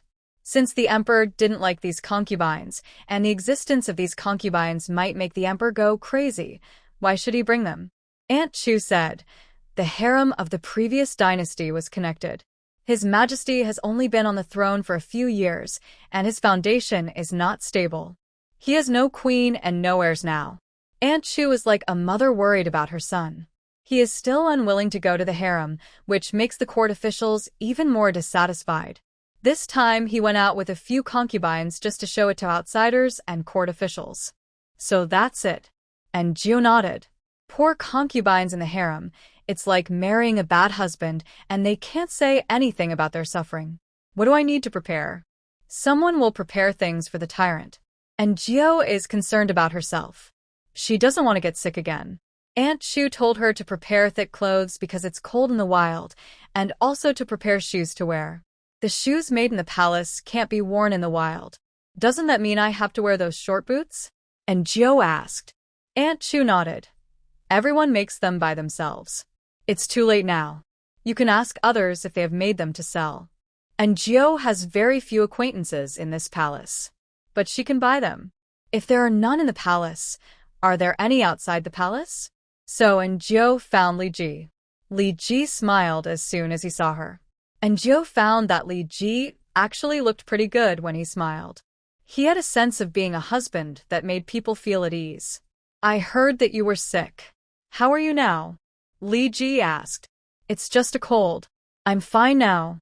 And Jiu also smiled at him. Li Ji stared at her face for a while, and his ears turned red. But Jiu didn't notice.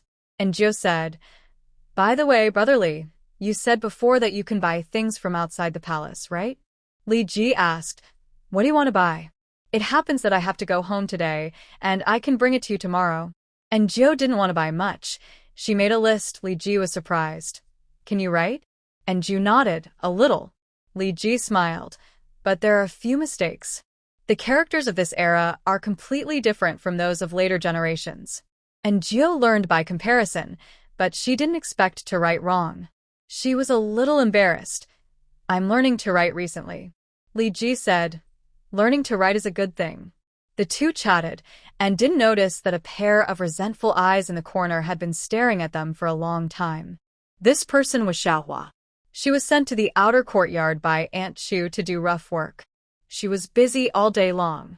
The wages in the outer courtyard were not high, and those mothers-in-law and palace maids always bullied her. She lived a life worse than death. When it was late at night, she often wondered why she was suddenly sent here when she was doing well in Guanghua Palace. After thinking about it, she only had Xiaojiu as her enemy. This which always disliked her. It must be that she said something to Aunt Chu. Xiaohua hated Anjiu to death, but she couldn't do anything to Anjiu, and she couldn't even see her face. It was a coincidence today. She was sent out by the head maid to get something, and she happened to see Xiaojiu and the guard talking here stealthily. She thought of the time when she was in the same room with Xiaojiu. One time she woke up in the middle of the night and found that Xiaojiu was missing. She didn't pay attention at the time, but after a long time, Xiaojiu came back stealthily. At that time, Xiaohua suspected that she had an affair with a guard, but there was no chance to find out. Now it seems that it was with this guard, named Li. Xiaohua's eyes became colder and colder. Dare to trip her up and harm her secretly, just wait for her. Xiaohua was scolded by the housekeeper because she came back late. Do you still think you are a senior maid serving in front of the emperor? The housekeeper snorted coldly. Wash all these clothes for me today, otherwise you are not allowed to eat.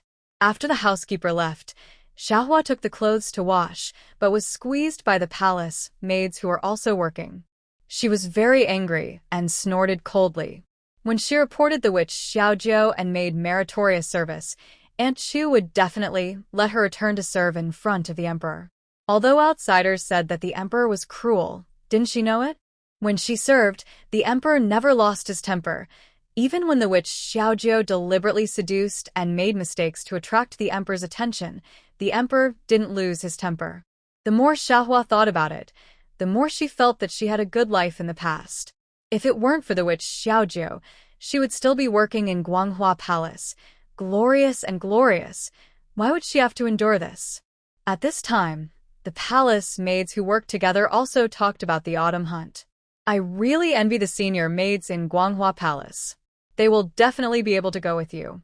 I heard that it's fun on the mountain. That's right. We don't have the chance. Let's just work peacefully. Xiahua listened and began to imagine that if she was still working in Guanghua Palace, she would definitely be able to go with you this time. Last time when His Majesty went to Prince Duan's horse farm, she could also go with him. The more she thought about it, the more uncomfortable she felt. She simply didn't wash her clothes and found an excuse to slip out to the front hall. Usually, these rough maids were not allowed to come to this place. Xiahua gritted her teeth and gave the eunuch guarding the gate some silver. Only then did the young eunuch let her in. The young eunuch said unhappily, "Hurry up, if you are discovered, I can't protect you." Xiahua glanced at him. "You don't need to protect me." The young eunuch pouted. These maids were just arrogant. They were all slaves, and they looked down on him. Xiahua entered the front hall and immediately felt that everything here was good. She was also lucky. She happened to meet Xiaoqiu, who came out for dinner. Xiaoqiu saw that she was a little disgusted. Xiahua was a hopeless thing, and it was not worth her energy. But she still walked up to her enthusiastically and asked, "Isn't this Xiahua? I heard that you went to the outer courtyard. Why are you here?" It was quite pleasant to make a few sarcastic remarks. Xiahua smiled. "Sister Xiaoqiu, I came to see you, and by the way, I have something to tell you." "What is it?" Xiaoqiu asked. Xiahua looked around and whispered, "Why don't you invite me to the house to talk?" Xiaoqiu wanted to roll her eyes. Doesn't this Xiahua know who she is? Xiaoqiu was a little unhappy. "I have to go back soon. If you have anything to say, just tell me here." Xiahua gritted her teeth. A hint of displeasure flashed in her eyes, but she still smiled and said, "Are you going to the autumn hunt this time?" "Of course I am." After Xiahua left, one of the senior palace maids was missing, and Aunt Chu had not found anyone to come yet, so the ones who at this time were Xiaoqiu, Xiaodong, and the annoying Xiaojiu. It was said that she was sick these days, and Aunt Chu actually let her rest in the room. Why can she rest when she is sick? Xiaoqiu felt it was very unfair. Xiahua saw her dissatisfaction and whispered something in her ear. Xiaoqiu widened her eyes and turned to look at Xiahua. "Are you serious?" "Of course it's true." Xiahua affirmed. "I saw it with my own eyes." Xiaoqiu lowered her eyes. She had always wanted to become Aunt Chu's confidant, but Xiaojiu got there first. How could she not be angry? Xiaodong, who was also one of the senior palace maids, liked Li Ji. Xiahua narrowed her eyes and thought, "Xiaojiu, let's see how you can get away this time." Anju knew nothing about this, because night was about to fall, which meant that the murderer would be here soon. Anju didn't know if she could be as calm and composed as before when facing him. What if she couldn't? With such random thoughts, time passed little by little. Finally, Anju heard footsteps and the door opened. Tyrant didn't seem to expect that Anju hadn't slept yet today. The moment their eyes met, Anju felt cold all over, but Tyrant didn't react at all, as if he had completely forgotten about the murder. Or rather, murder was a very common thing for him, and it was not worth remembering. Very good, it was really tyrannical. Anju walked to the kitchen in silence. Tyrant followed behind her. In the quiet night, the two entered the kitchen one after the other. Anju cooked skillfully, and Tyrant ate skillfully. He was probably really not full today, and he ate a lot. When he finally put down his bowl and chopsticks, there was still a bit of unsatisfied look on his face. Anju waited for him to go back to bed, so that she could go back to bed too. But the Tyrant didn't. He casually threw a lily hairpin over. "And Joe, what's this for? Amusing cats and dogs? Giving a bone to coax them?" However, since it was given and Joe took it, The tyrant was very satisfied. He walked out the door again, and did not forget to signal Njio to follow. Njio had to follow. She wanted to see what this guy wanted to do today. When Njio stood at the door of the greenhouse again, she was speechless because of the cold wind and didn't want to talk. She looked at the tyrant, who had a smug look on his face, as if he had done something amazing. "Your Majesty, what flowers would you like to pick today?" The old eunuch was respectful, and his smile was not forced at all. No matter how precious the flowers were or how difficult they were to raise, it was their honor to be favored by the emperor. The tyrant looked at Njio. Njio thought of the flowers that he had destroyed and walked into the greenhouse under the old eunuch's attentive gaze. There were other varieties of flowers today, all of which were very beautiful. Njio picked a few of them. The tyrant took her out again, and Njio could only follow. She was a little scared now, afraid that the tyrant would take her to some strange place. She probably couldn't stay calm after witnessing another murder. However, the emperor neither took her to catch an adulterer nor to his home, but went to another secret base of the tyrant, the imperial kitchen. There were food here and someone was watching, but the gatekeeper was not very attentive and had been drowsy for a long time. The tyrant and Njio easily avoided him and went in. Njio saw a lot of ingredients. Birds' nests, herring, all kinds of precious seafood, fish and meat, all kinds of fresh fruits, vegetables and seasonings, everything is available. Njio thought of the fodder that the imperial kitchen brought to the emperor every day and suddenly felt a little sympathy for the dog emperor. It's so pitiful, his concubines and subordinates have big fish and meat, but he can only eat grass every day. He doesn't like to eat it, and he has to serve it. It's miserable enough for the emperor to be like this. The tyrant rummaged through the boxes and cabinets skillfully and found a lot of good things, such as red dates as big as a child's fist, dried mushrooms, dried daylily, dried black fungus, etc. He was quite knowledgeable about goods, so he took a cloth bag and put whatever he liked in it. Soon the bag was full. Njio suddenly realized the fun of going to the supermarket and taking things without paying. She also took a few of her favorite candied fruits. "Will we be discovered if we walk like this?" Njio asked in a low voice. The two people who came in just now were lightly packed, but now they are carrying large and small bags, so they will be easily discovered. This tyrant has a way. The tyrant took out a walnut and threw it at the gatekeeper. The next second, the gatekeeper fell to the ground. Njio, You are really not a human being. aren't the lives of cattle and horses lives? Is it really okay to knock people out like this? The tyrant still looked at Njio with a smug look on his face, and Njio was speechless. "What for? Do I have to praise you? You are really an oversized naughty child." The tyrant walked in front with a swagger, and Njio followed behind, carrying large and small bags, grunting. But the tyrant still disliked her slow walking and stood in front waiting for her impatiently. "Njio, the lives of cattle and horses are not lives. Cattle and horses don't deserve to live." Maybe because Njio walked too slowly, the tyrant waved his hand to call out his secret guards. He pointed to the things on the ground and showed the posture of a domineering president paying the bill. The secret guard asked, "Your Majesty, where should this be sent?" The tyrant pointed at Njio. The secret guard quickly disappeared into the night carrying the things. Njio breathed a sigh of relief and followed him with brisk steps. The tyrant was like a child, walking and stopping, occasionally climbing over the wall, and finally returned to his residence in the middle of the night. Njio didn't breathe a sigh of relief until the tyrant fell unconscious. It was the same secret guard as before. He seemed to be interested. He nodded to Njio and took the tyrant away. Njio began to pack up the things the tyrant brought back. "Keep the dried goods for yourself. Keep the candied fruits for yourself. Keep the fruits for yourself. If you can't eat them and they go bad, you won't give them to others. Keep the vegetables for yourself. If they can be made into pickles, make pickles. If they can't be made into pickles, make sauce. At worst, throw them away if they go bad. Anyway, they must not be given to others. Don't blame Njio for being stingy. In the palace, the masters eat well. The staff meals of the servants are actually very monotonous. They are just enough to fill their stomachs. It's not easy to have a good meal, especially in winter. If you are hungry and want to have an extra meal, you can't. So it is necessary to save some food for yourself, not to mention that the tyrant took all the good stuff today. Anju looked at the hairy crab, swallowed her saliva, and ate it all overnight, making a jar of crab sauce, beef sauce, chicken sauce. After doing all these, Anju went to bed happily.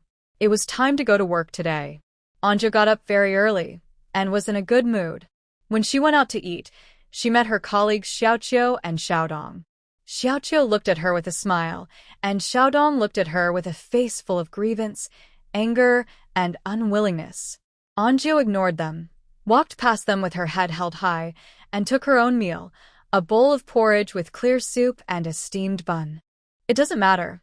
She has crab sauce, beef sauce, chicken sauce. And they who can only eat steamed buns are no longer in the same class. Haha. Compared with Anju, who ate very well, the emperor was obviously in a bad mood because his breakfast was vegetarian buns, and he didn't know what was wrapped in them. The emperor lost interest after eating 2 bites. Then he looked up and found Anju and stared at her with deep hatred. What did they eat yesterday? I want to eat it too. Why am I the one who suffers, while that idiot eats and drinks well? It's so unfair. Anju admired him so much. She had never seen anyone who was jealous of her and scolded her. I want to eat the pickled fish from last time. The emperor hesitated for a while and finally decided not to embarrass himself. Anyway, that idiot must have embarrassed himself again yesterday. He lost face in front of the fool, so what was there to be afraid of? At worst, I can kill the stupid goose to silence him when I recover from my illness. Anju, I really admire my elder brother. Eating pickled fish is not enough to silence him, right? But... Anju's eyes turned and said, Your Majesty, there are hairy and fresh fish and shrimps in the imperial kitchen. We can make spicy shrimps. Do you want to eat them? The emperor nodded. Of course he wanted to eat them. But the person who served them was destined to serve them at any time. Anju saw him swallow the saliva that was about to flow out, raised his chin, and said coldly, You decide. Anju went out and went to find Aunt Chu. No matter who these things were prepared for, if the emperor wanted to eat them, of course he should eat them first. So soon, spicy shrimps and braised fish were served on the table. The emperor looked at the shrimps and fell into deep thought. Anju. What else was he doing if he didn't eat them? Why were there so many weird things every day? How to eat this? Should I peel myself? The emperor frowned. How can you expect someone who can't even put on clothes to peel shrimps and Anju was speechless. She went to wash her hands, and in the shocked eyes of Anuch Lee and Aunt Chu, she sat down and started peeling shrimps and... As long as the emperor fell in love with these dishes, she would have endless hairy fish and shrimps to eat in the future. Anju's movements were skillful. The emperor stared at her with a calm face, but soon his screaming chicken sounded in the hall. Wow, it's peeled like this. Wow, delicious. This thing is so spicy and delicious. I must have been a Citronese in my previous life. Peel it faster. I don't have enough to eat. Anju looked up and found that the emperor was staring at the shrimp in her hand without blinking. Anju wanted to laugh. How strange. The world is so big that there are all kinds of strange things. If someone told her that the emperor was like this before she traveled through time, Anju would definitely make him doubt his life and let him go back and read a book to avoid talking nonsense and embarrassing himself. Can the emperor be like this? But no matter how ridiculous it looks or sounds, the emperor in front of Anju is indeed like this. Anju quickly peeled the shrimps and the emperor finished eating, but he was obviously a little unsatisfied. Anju thought this was the best. How could he think about the next meal after eating all at once? But according to Anju's understanding of the emperor, he would not say it even if he didn't eat very happily. Sure enough, he started to eat fish, which was also delicious. The emperor ate half a fish and a bowl of rice. Seeing him eat so much, Anuch was so excited that he almost cried. Your Majesty has a good appetite today. The emperor raised his chin and gave Anuch a look with a proud face. Anjio didn't understand what he meant, but Inachli understood it and hurriedly said, Xiaojio has made merit today, reward. Anjio. What? Reward? Did she hear it right? Inachli smiled and said, You heard it right, Xiaojio. Tell me what reward you want? What does Anjio want? Of course, it's freedom. She wanted freedom in her dreams. Even if she had to live a miserable life like the heroine in the farming novel after she got out, she would still be willing. She just wanted freedom, wanted to leave the palace, leave the capital, live her own happy life, and let the sky be high and the birds fly freely from now on. I want. She didn't dare to say it after she started. The emperor's illness has not been cured yet. Let's not talk about whether it can be cured. Just now, the dog emperor said that he would kill her to silence her after the illness was cured. Now that it is not cured, it is even more impossible to let her go. It's better to have something practical, so Anjio said, I like quietness. Can I live in the small house next to the warehouse forever? She didn't want to go back and live with her colleagues.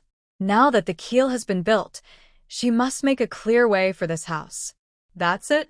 She heard the emperor's very clear complaints. Idiot. Anjio. The emperor waved his hand. All right. Anjio breathed a sigh of relief. How could the emperor understand how important and happy it is to have a space that belongs to you in this strange world and strange palace? The smile on Anjio's face surprised the emperor. It's so easy to satisfy. You are happy now? Anjio. Yes, yes. I am such a simple, kind and money-loving little girl. The emperor did not say anything. He wanted to go out for a walk again, saying it was to help digestion. Anjio. Can't you eat less if you are afraid of indigestion? The emperor had no purpose for his walk. He just wandered around, but before he had walked far, he saw the Empress Dowager and several concubines talking together in the pavilion not far away. The emperor did not stop. He turned a corner and ran. You can't see me. You can't see me. You can't see me. This is the emperor's current feeling. Anjio looked at his tall and strong back, then at the Empress Dowager. All of them were staring at the emperor like flies seeing. Emperor. The Empress Dowager's voice spread particularly far in the silent garden. The emperor couldn't pretend even if he wanted to. It's so annoying. It's so annoying. Can't you just pretend you didn't see me? The emperor turned around and walked over calmly with the steps of a king. Empress Dowager. Anjio thought, the Empress Dowager is the legal mother. Shouldn't she be called the Queen Mother? She didn't really understand. The Queen Dowager patted the seat beside her with a gentle smile, like a real loving mother. The weather is good today. I came out for some fresh air. You come and sit too. I don't want to sit. I don't want to sit next to this group of women. It's so annoying. The emperor was full of resistance, but fortunately, Inachli had someone move a stool over and put it in a position not far from the Empress Dowager and the women. The Empress Dowager smiled and sighed. Li Difu is getting better at doing things. Inachli lowered his head and smiled. The emperor sat on it. Because it was in the upper wind, he could not smell the scent of incense on these women. He breathed a sigh of relief. When can I leave? Isn't it embarrassing to sit like this? Anjio stood behind him, listening to his thoughts, and wanted to laugh. At this time, the Empress Dowager mentioned the 3 women sitting in front of them, all of whom were the emperor's concubines. What concubines? I know them myself? Anjio secretly looked up and saw that the 3 concubines were all beauties. One was a cold and elegant lady, one was a cute lowly, and one was a beauty. At this time, they all looked at the emperor shyly. I got goosebumps all over my body. Why are they looking at me like this? Anjio thought, of course they want to have with you. You're their husband. The emperor obviously didn't have this awareness.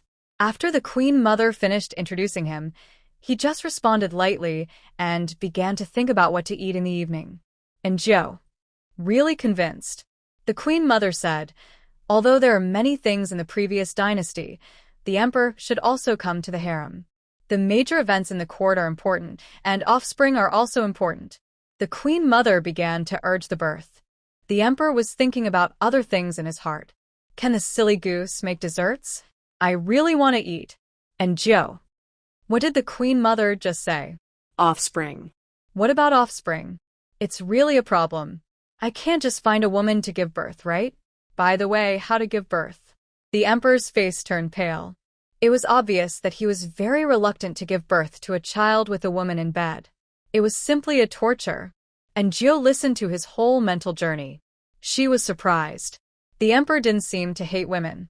Where did he get this problem? Misophobia? It seems that he can't accept giving birth in this way psychologically. And physiologically, he also assists in disgust.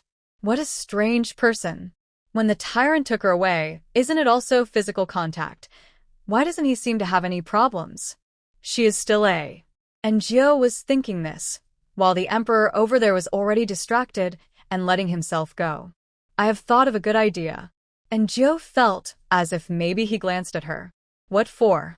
Why do you want to look at her? When you are working, if your boss suddenly looks at you, it must be something bad. Sure enough. I can't do that, but that idiot can. Don't idiots like stupid people? Let them have the baby. I don't have to do anything. I can just hold my son. Then I can leave the mother and the son, and it will be less troublesome. And Gio, you are such a dog. Calling you a dog is an insult to dogs. And Gio, Emperor? The Queen Mother called him, and the Emperor collected his thoughts and looked at the Queen Mother. Did you hear everything I said to you? The Emperor didn't hear a word, but he still said, I heard it. The Queen Mother sighed. Don't think I'm nagging. The harem is unstable and the country is unstable. I'm not even 20 yet. Why are you saying that I'm going to die? Emperor, yes, son, remember. The Queen Mother pointed to the 3 beauties next to her. Take concubine Wang and the others with you on this autumn hunt. They're bored enough in the palace. Emperor, yes. The Queen Mother finally let him go. The Emperor stood up and said goodbye, then left without looking back. Inachli and Injio could hardly keep up with his pace.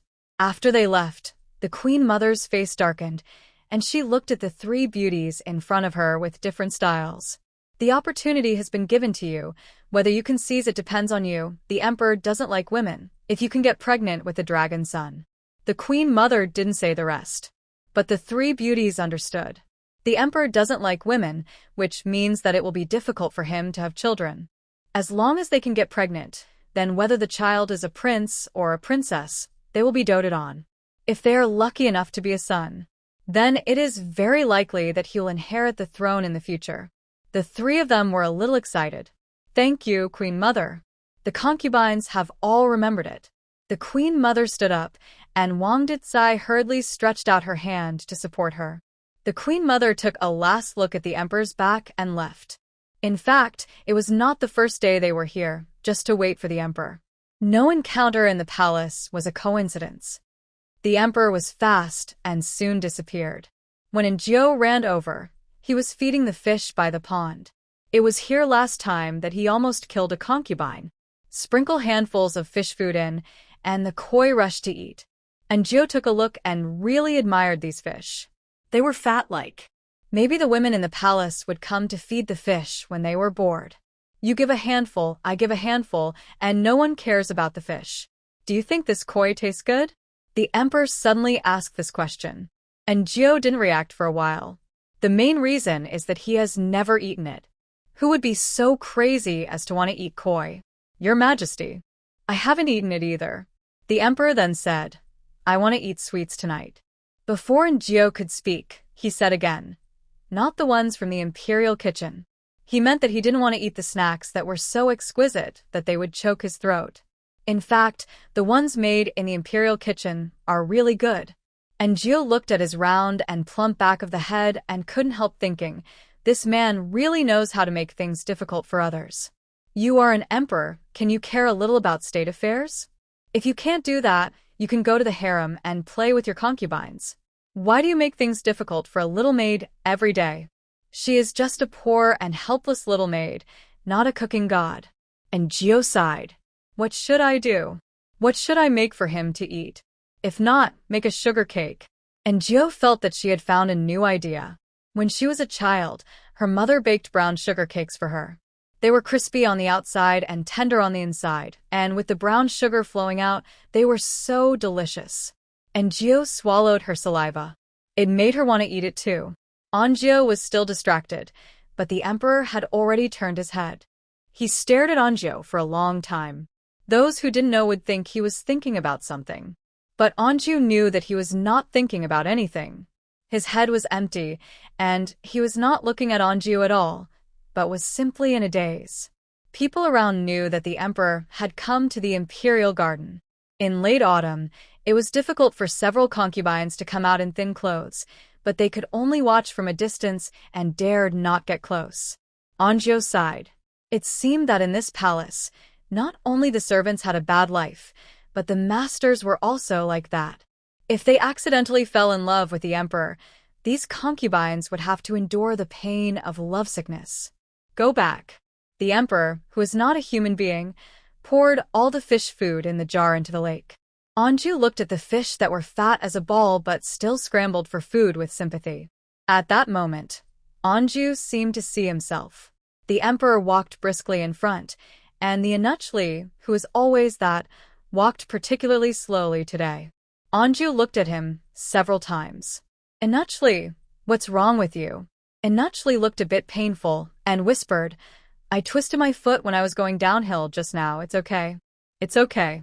And Ju looked at the emperor who was walking fast and didn't care about the lives of others, and then looked at Anuchli who was obviously in so much pain, but insisted on running forward. History books really don't lie, and feudal rulers are inhumane. Xiao Zhou, you hurry up and catch up. Anuchli completely ignored himself and only had the emperor in his eyes.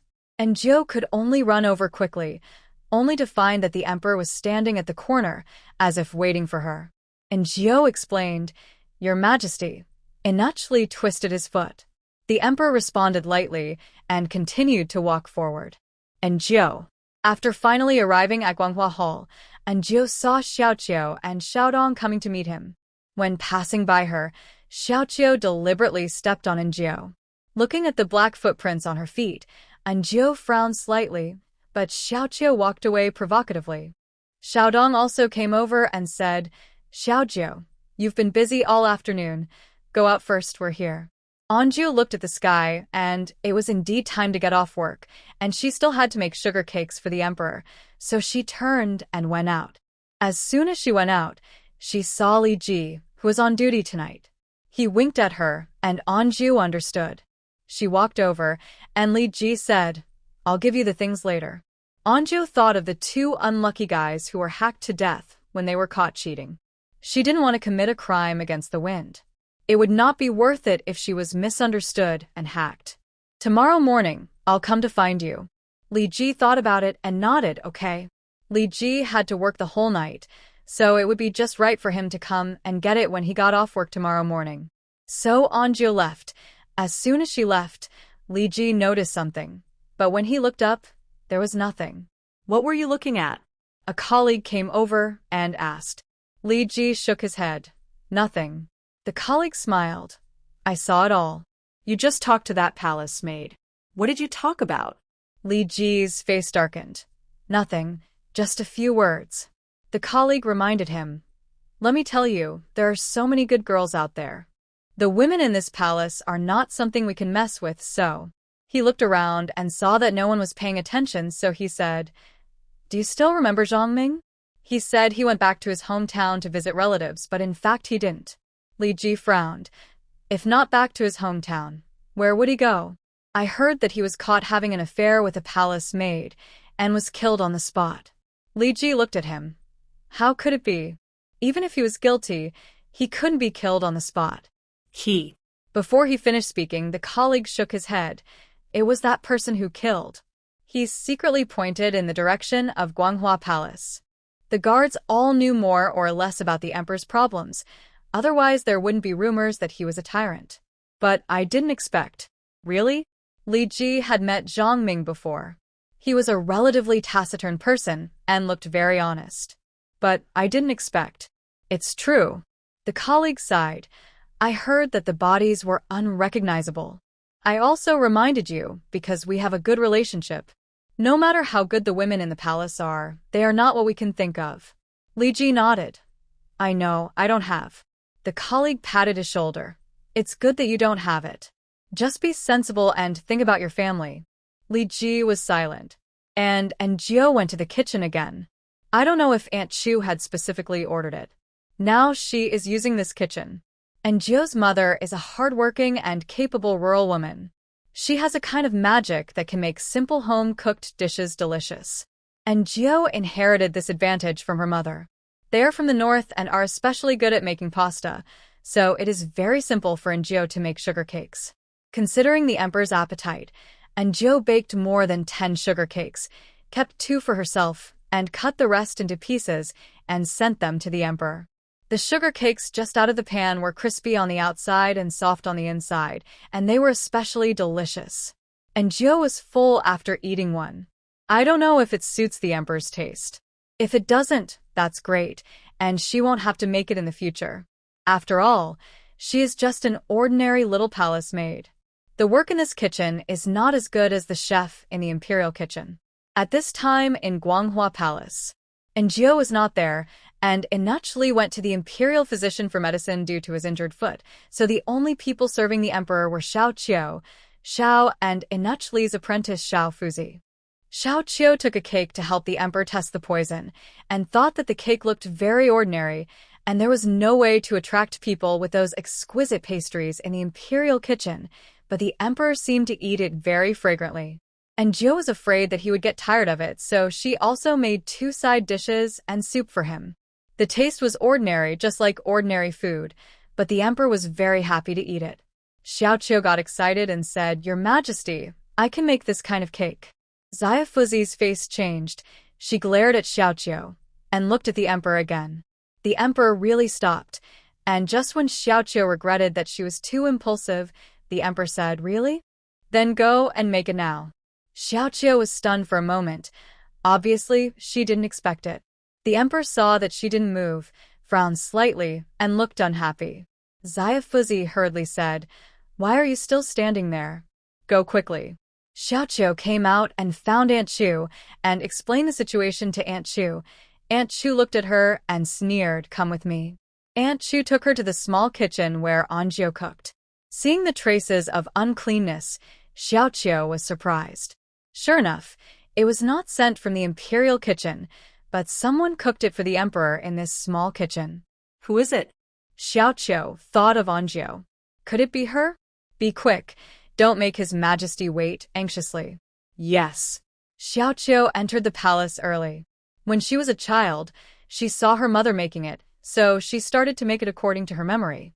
However, she was not familiar with it and failed several times. In the end, the surface of the cake was a little burnt because she didn't control the heat well. She wanted to make it again, but Aunt Chu had already come. She took a look at the cake on the plate. Although it was a little burnt, it looked good and quite appetizing. She didn't know what His Majesty was doing. Let's go. Aunt Chu brought the cake to Guanghua Hall with Xiao Qiu.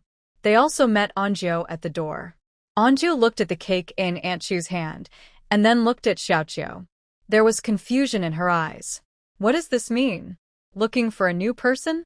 Why? Did the emperor dislike her and want to kill her and find someone to replace her? Gio's face was very ugly. Xiao Qiu saw it, looked at her provocatively, and entered Guanghua Hall with Aunt Chu. Gio hurriedly followed. Just now she hoped that her cake would not suit the emperor's taste, but now Gio wanted to beat her past self to death. Her only wish now was that the emperor would like the cake she made. In fact, the emperor only ate a few cakes, and then he stopped eating.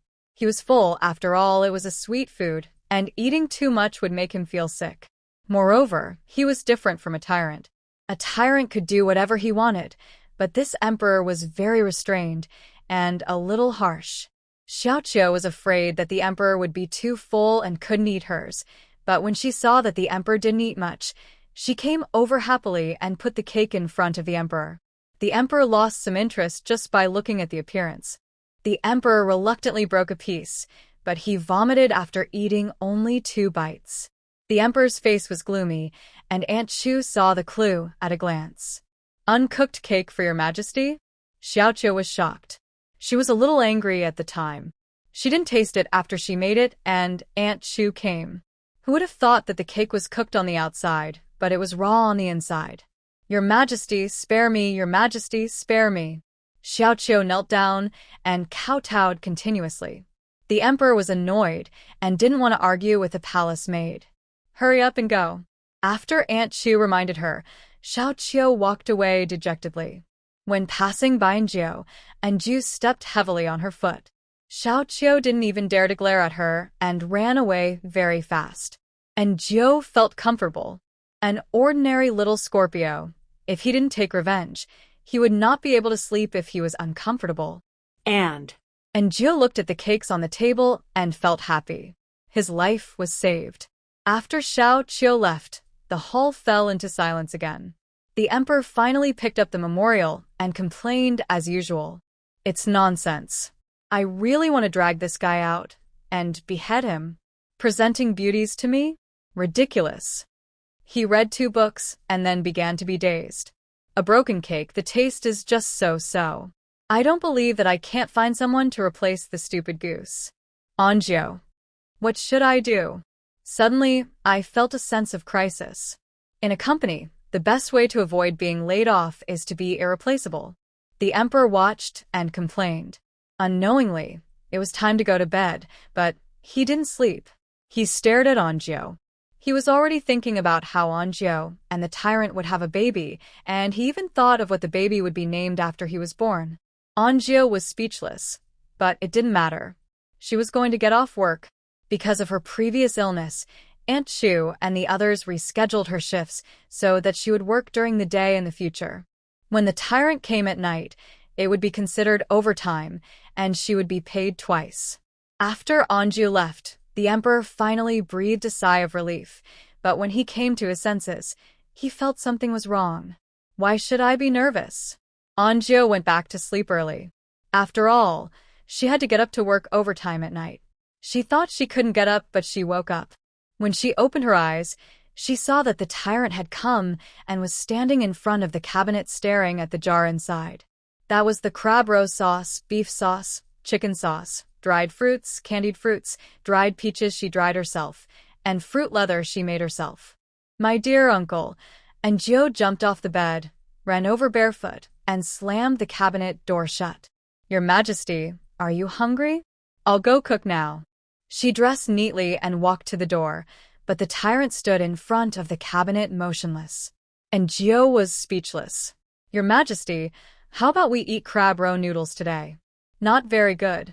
The tyrant stared at the cabinet. His purpose was very clear. And Gio, I'm really convinced. Really. There is no one in the world who is more dog-like than you. After a stalemate for a while, Anju thought of what happened in the evening. How to be irreplaceable. Anju wanted to cry. She never felt that this job was so important. So she walked over, opened the cabinet, and took out the jar. This is meat sauce. It's too salty and can't be eaten. The tyrant snorted coldly. Anju paused, looked up at him. Did he snort? What does that mean? Anju took out other things, fruit leather, candied fruit, dried peach for him. Even walnuts Anju fried with salt, tasted with a special fragrance, especially delicious. The tyrant fell in love with it after eating one. Under Anju's distressed eyes, he ate more than 10, and it was about to be gone. Anju hurriedly took out the fruit leather and gave it to him. Your Majesty, have some of this. The tyrant preferred this sweet and sour taste, and put a large roll into his mouth in one bite. Anju, forget it, think about the irreplaceability. Irreplaceability. Then she watched him eat dried peaches, candied fruit, red dates, fruit leather, and walnuts. Your Majesty. It's not good to eat too much of these things. Let's save them for later, okay? She herself couldn't bear to eat. The tyrant finally stopped eating, but he took a look at the meat sauce that Anju put on the table. Anju forced a smile. Isn't it good to eat fresh food? No. The tyrant looked like a naughty child asking for a toy. I want this one. Anju. Then pick one. Anju said casually, but she was thinking in her heart, if you want to pick chicken, you must pick chicken if you really can't pick beef. But the tyrant just picked up the crab roe sauce. Anju laughed. Your Majesty. Your Majesty, you really have a good eye. The tyrant was very proud, raised his chin, and motioned Anju to lead the way. Anju. Forget it, These are all external things, don't take them too seriously. In the kitchen, there was the noodles that Anjo had needed a long time ago. Now that they have risen, the noodles will be cooked soon. With a side dish, some crab roe sauce, and other ingredients, not to mention the tyrant, even Anjo wants to eat it. She cooked a bowl for herself, and the two of them sat on a stool to eat. While eating, Anjo suddenly wanted to laugh. If she could go back to the modern times, who would believe her experience when she told others about it? She looked up and saw the tyrant snorting so much that she didn't notice Anjo at all. The two of them were full, and the tyrant didn't go back. Anju knew that it was the moon and the willows, and people would meet after dusk. It was just right that they had eaten too much, so it would be nice to take a walk in the palace. Most people were asleep at this time. The tyrant led Anju all the way to the depths of the palace. When they stopped, Anju found that they were in an unfamiliar courtyard. Is this another secret base? The tyrant knocked out the guards skillfully and pried open a door. He motioned for Anjo to follow, and Anjo followed quickly in, and then she was stunned. This is not a secret base, nor is it an ordinary small courtyard. Is this the storehouse of the Ministry of Internal Affairs? There are all kinds of rare treasures, silks and satins, precious rouge and powder, etc. in it. Anju swallowed her saliva. These things are different from those taken from the imperial kitchen last night. If they are caught, they will have to stay in jail for a few days. The tyrant was not satisfied with the things here, and finally, he took a box of pearls to Anjo. Anjo shook her head. Your Majesty, the things here are all counted. If we take them, the guards will be punished. The imperial kitchen was full of food, and later Inuchli went to say hello and said that the emperor was hungry and wanted to have a midnight snack, and he got away with it. But the things in the warehouse of the Ministry of Internal Affairs were counted, and it would be difficult to say if they took them. If others suspected and investigated, it would cause trouble. Although she didn't know what the specific trouble was, Anjo thought it was better to keep a low profile. The tyrant himself was stubborn, but she was not. If something happened, she would be the first to be operated on. The tyrant didn't hear what Anjo said at all, and didn't care what the guards would do. He opened his big eyes and asked in a domineering manner, "Don't you like it?" Anjo shook her head. "I don't like it." The tyrant seemed to be thinking about something, and suddenly thought of something, and took Anjo out. This time, the tyrant brought her to a courtyard again, but the palace maids and eunuchs guarding the gate of this courtyard were not there. The emperor rummaged through the boxes and cabinets, and quickly took out a box of jewelry. He stuffed it into Anjo's arms without caring whether Anjo liked it or not. Anjo swallowed her saliva. Whose is this? Anjo asked in a low voice. Before the tyrant answered, she heard someone talking. Ditsai, is it you? Anjo widened her eyes. Oh my God. The dog emperor hurt me. She heard the voice of the queen mother. The tyrant obviously didn't want to be discovered, and it was even more obvious that he had come here more than once or twice, so he took Anjo and hid. Ditsai? The queen mother called twice again. The door opened, and Wang Ditsai came in from outside. He was holding a tray in his hand, and the tray was filled with jade strips of different lengths and thicknesses. At first, Anjo didn't react to what this was. She heard Wang Ditsai say, "My queen, use this today?" The queen mother responded, and then there was an indescribable sound. Anjo had learned from the last experience and was afraid that the tyrant would go berserk. This was the Empress Dowager, not the palace maids or guards. No one would hold him accountable if he killed her. If he killed the Empress Dowager, his reign as emperor would be over. And Anjo would follow him and die without a burial place. So Anjo quickly covered his ears. The tyrant blinked his big eyes and looked at her in confusion. Anjo signaled him with her eyes not to move. The tyrant really didn't move. So she covered the tyrant's ears and listened to the entire interaction between the Empress Dowager and Wang Ditsai. She finally breathed a sigh of relief. She let go of the hand that was covering the tyrant's ears. The tyrant stared at her face for a long time. White. Soft. Angie didn't notice his weak voice. She heard the queen mother say, "The emperor has become more and more undisciplined recently." Wang Ditsai said, Don't worry, madam. You are the Queen Mother. Even the Emperor has to call you Mother. The Queen Mother snorted. He looks just like his witch mother. I am annoyed just by looking at him. Angie went to see the tyrant and saw him tilt his head and look around Angie in the direction of the Queen Mother's bed. I think the Emperor's brain has become more and more abnormal in recent years. Madam, don't worry. Angie paused. What does this mean? They know that the Emperor is ill. But why do they say, Madam, don't worry? What is the Queen Mother anxious about? What does she want to do? The Queen Mother seemed to breathe a sigh of relief and whispered something, but Angie couldn't hear it. Not long after, the two people should have fallen asleep. The Queen Mother deliberately sent everyone away, and they came out smoothly. And Gio didn't breathe a sigh of relief until she walked a long way away. She realized later that she was holding a jewelry box in her hand, which was full of the Queen Mother's jewelry. And Gio. I don't know if it's too late to go back now. Although she loves money, it's human nature. She is not to the point of choosing money over life. The jewelry box in her hand is a time bomb, which may kill her at any time. What should I do? And Gio asked, and the tyrant fell down and fainted. And Gio? What's going on? What happened? Why did you faint now? How do I go back? How do you go back? And Gio looked around. Are the Emperor's secret guards there? And Gio squatted down and patted the tyrant's face. Wake up, don't sleep here. After a while, the tyrant woke up. He opened his eyes and didn't seem to understand what was going on. And Gio retracted her hand that was patting his face. Your Majesty? The Emperor got up and looked at the unfamiliar palace road, the tall walls, and the dark sky. He was more surprised than in Gio. Where is this? Why am I here? And Gio. I also want to know why I am not sleeping in the middle of the night and have to the cold wind here? Before the Emperor could wait for her answer, he saw the box in her hand. He frowned, walked over to open the box, and saw a box full of jewelry. The Emperor raised his eyebrows and said maliciously, You stole the Queen Mother's things. And Gio? She had never been so speechless in her life. Did she steal it?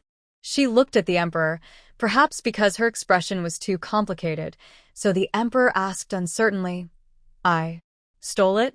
And Gio said, Your Majesty, I am just a palace maid. I dare not steal things from the Empress Dowager's palace, even if I have the courage of a bear heart and a leopard. The Emperor finally grasped the key point, and he asked uncertainly, You mean, I just went to the Empress Dowager's bedroom with you and stole a box of jewelry? No, what am I doing? This must not be me. Is this idiot lying to me? And Gio. No, this is a crime of deceiving the Emperor. She should not dare. Then what did I do in the Empress Dowager's bedroom? The Emperor himself was confused, and Gio just watched his performance quietly, until he calmed down again. You tell me in detail. And Gio looked around and asked, Your Majesty, do you want to say it here? She didn't care. She could say it anywhere, but it would be bad if this kind of royal secret was heard by others. And she felt a little embarrassed to say these things in public. Of course the Emperor would not take Gio with him. He was good at light work and left quickly. But Gio was miserable. She left with the secret guard. In order to avoid suspicion, the secret guard grabbed her clothes and lifted her up. She was strangled, and it hurt. She said speechlessly, My dear, I can actually walk back by myself. The secret guard shook his head. Your Majesty can't wait too long. Yes. You are right. The lives of cattle and horses are not important. And Gio came back dizzy and began to miss the tyrant. Compared with these people, the tyrant was so cute, so gentle, and so straightforward. He occasionally liked to kill someone, occasionally went crazy, and occasionally ran around in the middle of the night. So what? Who doesn't have a little habit? Don't be so harsh on the tyrant, okay? And Gio herself didn't expect that one day she would miss the tyrant so much. The Emperor was indeed impatient to wait. He grabbed the tassel on the jade pendant and swung it around. Your Majesty. And Gio saluted him. He didn't let Gio get up, but looked at Gio's head and said, Tell me everything that happened tonight. And Gio really told it in detail. including the interaction between the Queen Mother and Wang Dicai, even their conversation. The emperor widened his eyes and looked at Enjio in surprise. Enjio finally got to the point and told the last conversation between the Queen Mother and Wang Defa. The emperor narrowed his eyes. The old witch, the Queen Mother, has bad intentions indeed. She must still be thinking about how to deal with me. Enjio nodded. The emperor gave a creepy sneer. Go down and don't tell anyone about what happened tonight. The emperor waved his hand, his attention obviously not on Enjio. Enjio put the jewelry box on the table and walked out. The emperor looked at the small box on the table. Finally, he couldn't help but sigh. My face is all lost. Enjio, who hadn't walked out yet. Enjio yawned. After tossing and turning for most of the night, she was just about to go back to sleep when she saw Li Ji. Li Ji also saw her and thought of what his colleagues had said to him. It's true that he has a good impression of Xiaojiu, but he also feels sorry for her. When the emperor suddenly killed someone, Xiaojiu ran out of the palace in panic. She was obviously frightened. Her face was as pale as paper, like a light feather that could leave at any time. Li Ji looked at her back, small and thin. He felt a little bit reluctant. The little eunuchs and maids in the palace were still children. Later, he unconsciously paid attention to Xiaojiu, always wanting to help when he could. As for his ulterior motives, it's not to that point yet. Brother Li, is it convenient for you now? And Jio's voice brought him back to his thoughts. Li Ji came back to his senses and nodded. It's convenient. Wait for me, he said and walked back quickly and soon took out a package and handed it to Enjio, who took out the silver and gave it to him. Thank you. Li Ji took the silver naturally and smiled. You're welcome. Just tell me what you want to buy next time. And Enjio took the package and left. Li Ji looked at her back thoughtfully, and his colleague came up to him. Don't mention it, she looks really good. Li Ji didn't say anything. The colleague said again, but isn't she not on duty today? Why did she come out of Guanghua Hall? This is indeed strange. But Li Ji said, as a servant, I do whatever the master tells me to do. The colleague sighed. You are just stubborn, and she may want to climb a higher branch. Li Ji glanced at him. Don't say such things in the future. It's not good for the girl. The colleague curled his lips. And Enjio walked back happily with her things. The door she had walked through during the day was locked, so she could only go around from another courtyard. This happened to be seen by Xiaoqiu, who got up at night. Xiaoqiu couldn't sleep because of what happened in the evening. She was worried that the emperor would kill her and vent his anger on her. She was worried that Aunt Chu would arrange her to do rough work, like Xiaohua. She regretted it very much in her heart. She should have been less greedy at that time. She thought of the kitchen again. Did Xiaojiu make the pancakes today? Because she drank water before going to bed, Xiaoqiu went out to the toilet. At this time, she saw a familiar person. Xiaojiu? Xiaoqiu hid subconsciously. She went out in the middle of the night? What was she doing? Was she going to see someone? Xiaoqiu thought of what the old nanny who worked before said, that there was only one man in the palace, the emperor, and the concubines were okay, with more or less rain and dew, but the maids were miserable. Some maids were secretly with eunuchs. But eunuchs were not considered men after all. So, the handsome guards became the target of everyone. Of course, some people just think about it. After all, not everyone can see the guards. Only where there is an emperor can there be guards.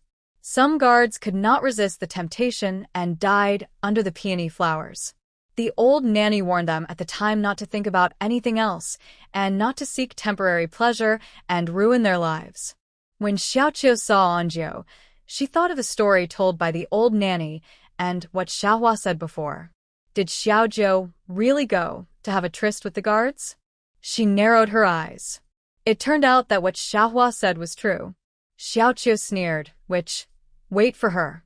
Enjio knew nothing about the malice of others. When she returned to the room, she opened the package and saw the short boots she bought for herself, as well as cotton shoes, cotton socks, a piece of cotton cloth, and some face wipes. These things will be distributed in winter, but the quota is limited.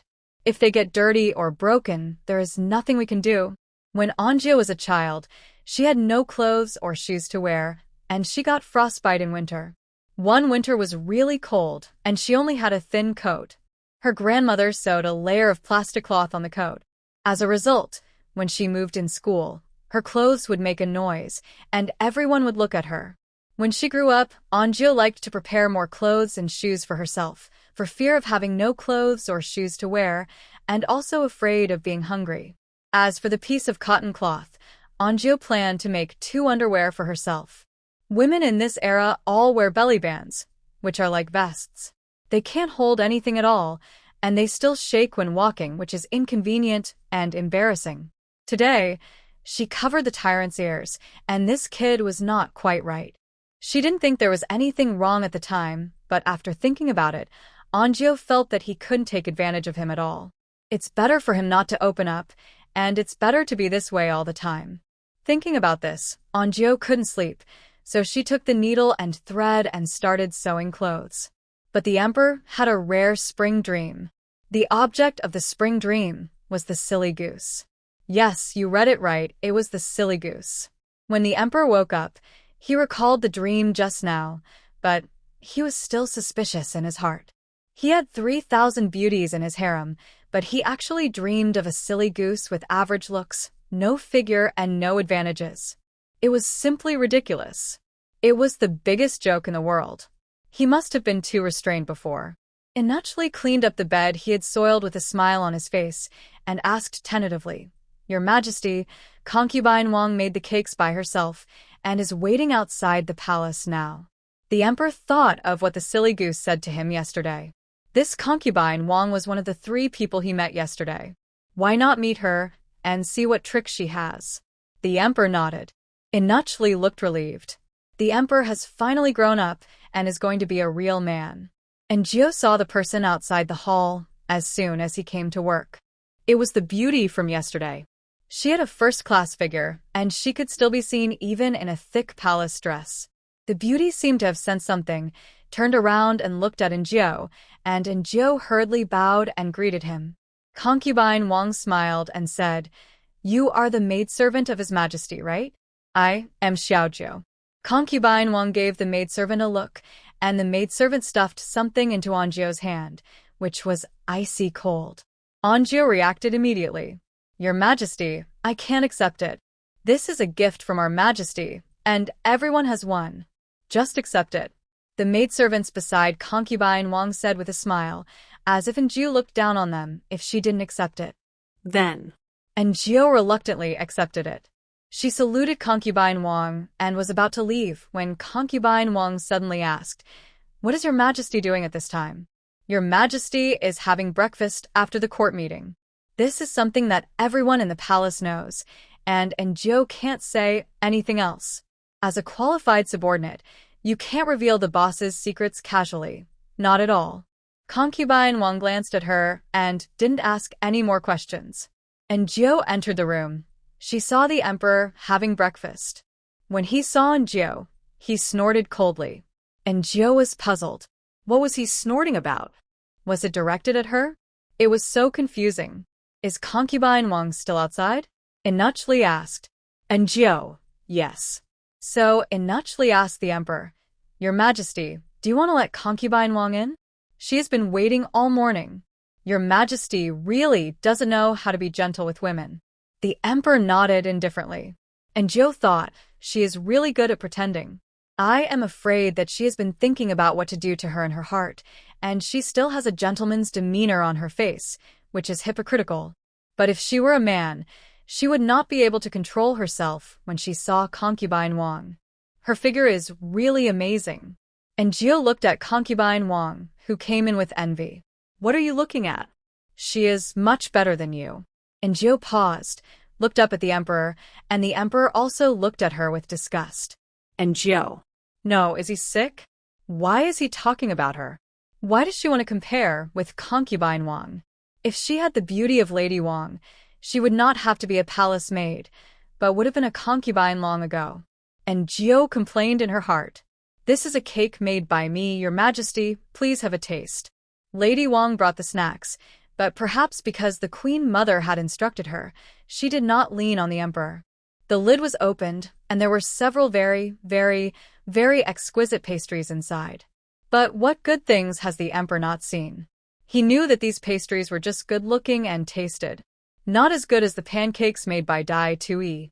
And Joe thought, this is too outrageous. This pastry is obviously made with great effort, it looks good and tastes good. It is definitely not worse than what she makes. But why doesn't the emperor like it? It's dry and cold. I want to choke me to death. The emperor was still complaining. And Gio seemed to have suddenly come to her senses. She finally knew what the emperor liked, the smell of fireworks.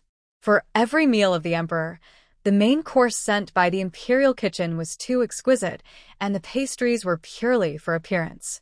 In other words, no matter what kind of meal it was not hot. This is a feeling just like a sugar cake. It tastes different when it is left for a while, and when it is just out of the pot. For example, spicy hot pot and noodles. Can they be the same when they are hot just out of the pot and when they are left for a while? It seems that no one has ever thought about this problem. And Gio looked at the emperor's breakfast again, and it was indeed at the right temperature, and it would never burn the emperor. So the emperor ate and drank lukewarm water every day, and even the fruit he ate was not cold. Imagine a bowl of cold noodles, a bowl of not hot spicy hot pot. The food Gio made was not so delicious. The point was that the food had a sense of fireworks. For the emperor, who ate lukewarm healthy food all year round, it was like a person who ate takeout all year round suddenly eating the food made by his mother. That's it. And Gio looked to the other side. The emperor had already started eating pastries. In the early morning, he ate a mouthful of cold pastries that choked his throat. The emperor took a big sip of water and lost interest. Is it not to your taste? I'll go back and make it again. Concubine Wang was very knowledgeable. The emperor wanted to refuse, but I can't let the silly goose think that she is so important. Besides, I have a woman. It's just a meal. Who can't make it? So he nodded. Concubine Wang was delighted. The emperor was not only handsome, but also didn't seem to have a bad temper as rumored by the outside world. It must be that the people in front of him did something to anger the emperor, and he was punished. As long as she is careful, she may be able to get pregnant with a dragon son soon. Seeing that the emperor was already a little impatient, Concubine Wang said tactfully, "Your Majesty is busy with all kinds of affairs. I won't bother you." The emperor was relieved. So Concubine Wang left. The breakfast in front of the emperor was removed. And Gio saw it and caught up with Inuchli. "Inuch, can I have a taste of this food?" Seeing Inuchli staring at her, and Gio said, "I just want to see what is wrong with this food that is not to His Majesty's taste." Inuchli thought it was quite reasonable and let her choose for herself. And Gio took a bun and took a bite. Inuchli asked, "What's wrong?" And Gio couldn't say her big discovery. To be honest, this bun is a very light vegetarian bun. Although it tastes good, it's cold. No matter how delicious the cold bun is, it's not quite the same. What's more, the emperor only has a few breakfasts all year round, and the people in the imperial kitchen are also talented. If the emperor doesn't like it, can't you think of a way? Do they think the emperor really likes to eat light food? And Gio whispered something in Inuchli's ear, and Inuchli nodded. "Okay. You go and try. I see His Majesty didn't eat much for breakfast. He is a grown man after all, and his appetite is really too small." Inuchli felt really distressed. And Gio nodded, and when she came out, she met Xiaoqiu, who glanced at Gio with a smile. And Gio was narrow-minded, and she could feel something was wrong when others looked at her. Why did Xiaoqiu look at her like that? It was as if she was about to step on her. Could it be that she also learned new dishes to cook for the emperor? That won't do. This is her job, and she must not let anyone take it away. She doesn't want to be replaced, because the consequences are not something she can bear. Thinking of this, and Gio quickened her pace, and when she met Aunt Chu, she trotted over. Because she was not wearing underwear, it was swinging around and she was very uncomfortable, so Gio slowed down again. Aunt Chu looked at her with a hard-to-describe look. "You are so impatient." And Gio smiled and expressed her thoughts, and Aunt Chu looked at her with relief. "I'll do it." Gio went to the kitchen first. Aunt Chu thought, it seems that Xiaojiu is really concerned about His Majesty now. Inspired by the steamed buns, Anjou decided to make dumplings. It was one thing to test her guests for the emperor, but Anjou herself wanted to eat them. For the first time, she experienced the benefits of this job. Aunt Chu got fresh shrimp, leeks, eggs, fungus. In fact, the common 3 fresh dumplings can also be put with pork, but Anjou was afraid that the emperor would do something weird again, so she kept it simple. She didn't pack too many, just 60, she ate 20, and the rest was for the emperor. As I said before, he couldn't eat too much, otherwise it wouldn't be fragrant. He had to eat and think about it, so that she would be irreplaceable in the future. The emperor didn't eat breakfast, and he was hungry before noon. He sighed, not understanding why he was obviously very hungry, but when he thought about having lunch at noon, he still had no appetite. People who order takeout every day have the most say in this regard. Finally, it was noon. When the meal from the imperial kitchen arrived, Anjou cooked the dumplings as quickly as possible and quickly brought them over to ensure that they were still steaming hot when they were on the table. Sure enough, compared to those warm and beautiful meals, the emperor was attracted by the dumplings. In the past, the dumplings he ate were all vegetarian and they didn't taste bad, but he just didn't want to eat them. But today's is different. The emperor swore it was really different. He couldn't say how different it was, but it was different. The dumplings were not big. Anjou ate almost 20 of them, and the emperor only had 1 plate, so he finished it quickly. He was still not satisfied. "I want to eat more." But the baby wouldn't say anything. The emperor asked, "Did Xiaozhou make it?" Anuk linudda. The emperor sighed.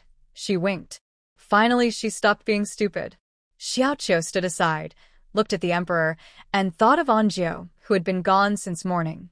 She felt like she had discovered some secret. This Xiaozhou was really an uneasy witch, who actually did so many things behind their backs. But it's better this way.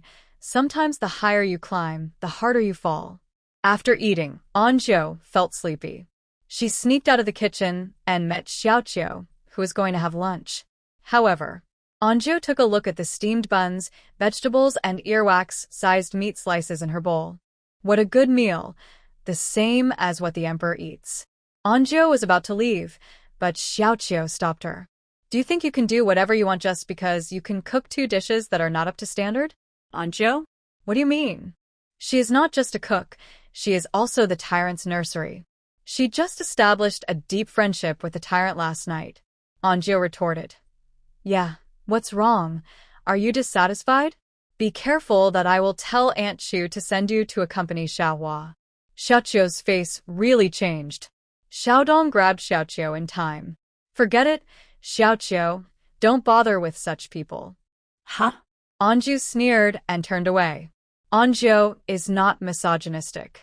She feels that getting along with women is very comfortable and reassuring, and women are also more likely to understand women. But we have to admit that the environment has changed, and with competition, there will be unwarranted malice. And Jiu sighed. The tyrant should be taking a nap at this time. Anyway, someone is on duty, so she can just sneak in and take a nap.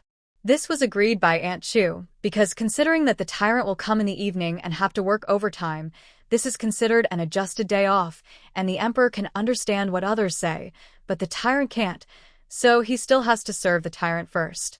As soon as she entered the room, Anjou acted like a thief, and couldn't wait to take out the reward money that concubine Wang had just given her. She was shocked to see that it was 5 golden melon seeds. Golden melon seeds, and 5 of them, and she gave them to a palace maid? Concubine Wang was really generous. No wonder everyone wants to serve the emperor. There are risks, but high risks also bring high returns. Anjou fell asleep, holding the golden melon seeds.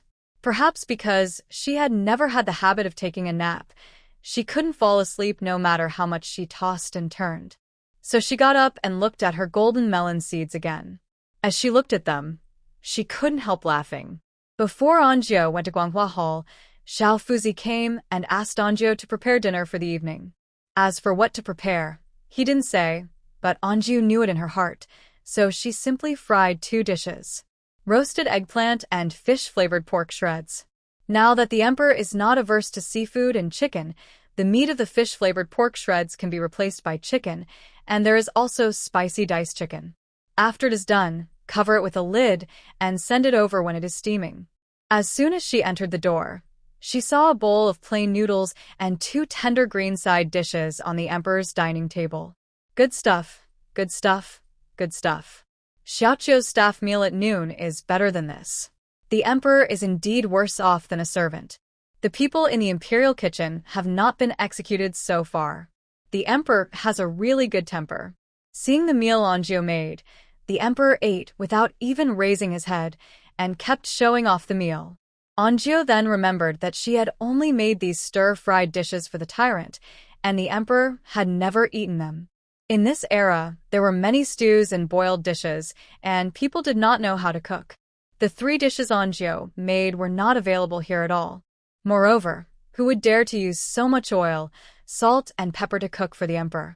Just for the bowl of noodles in the imperial kitchen, Anjou estimated that the chef was busy studying how to mix and cook noodles and how to make the noodles chewy, and never thought that after eating a bowl of plain noodles, the emperor complained. "My intestines have been scraped clean." This is the consequence of eating vegetarian food without oil and water for a long time. The emperor swallowed a mouthful of rice, and Inachli brought him a cup. He took a sip and heard the silly goose ask him, "Your Majesty, I can make a kind of milk tea. If your Majesty wants to drink it." The emperor raised his hand and clicked the chopsticks 3 times, which was considered as an agreement, and Anjou laughed. Control. Now no one can replace Xiaoqiu and concubine Wang. The emperor was very satisfied with his meal. After the meal, he wanted to digest the food. As long as Anjou and Inachli followed him, Xiaoqiu secretly glared at Anjou several times.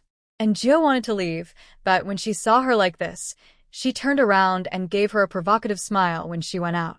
"I can't make you angry. We are all poor little palace maids, and we are involved in palace fighting." Not long after walking along the palace road, the emperor stopped. Anjou looked ahead and saw a beauty dancing in the shadows of the trees. The beauty had a slender figure and a light dance, like a butterfly fluttering in the autumn.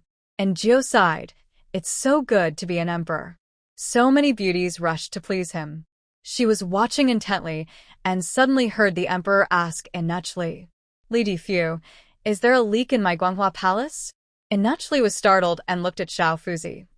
"Go and check who leaked the news." Anjou looked up and saw the emperor's extremely gloomy face. She thought about it and understood. The emperor's decision to come out to digest food was also a last-minute one. But this dancing beauty was waiting here early, which meant that someone had leaked the news.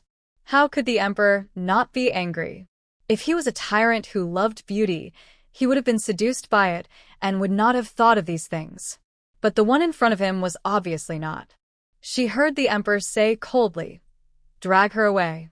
So the palace servants went up and dragged the beauty away without saying a word.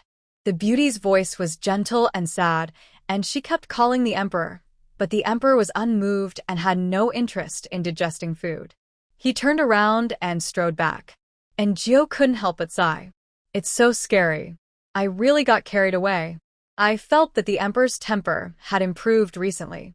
Looking at the emperor's back as he left, Anjou decided to be more careful in the future and never get carried away. And I couldn't anger him. Xiaoqiu obviously didn't expect the emperor to come back so soon, because she was provoked by Anjou before, and she was full of anger, thinking about how to retaliate.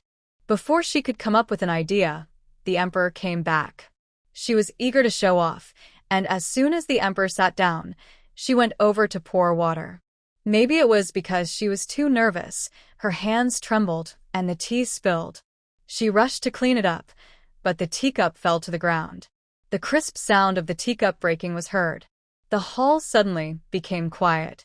This kind of silence was different from the previous silence. It was a strange silence that was hard to describe, as if all the sounds in the world had disappeared. Before everyone could react, the emperor stood up, looked at the wet clothes, and kicked Xiaoqiu away fiercely. "Drag her away. I don't want to see her again."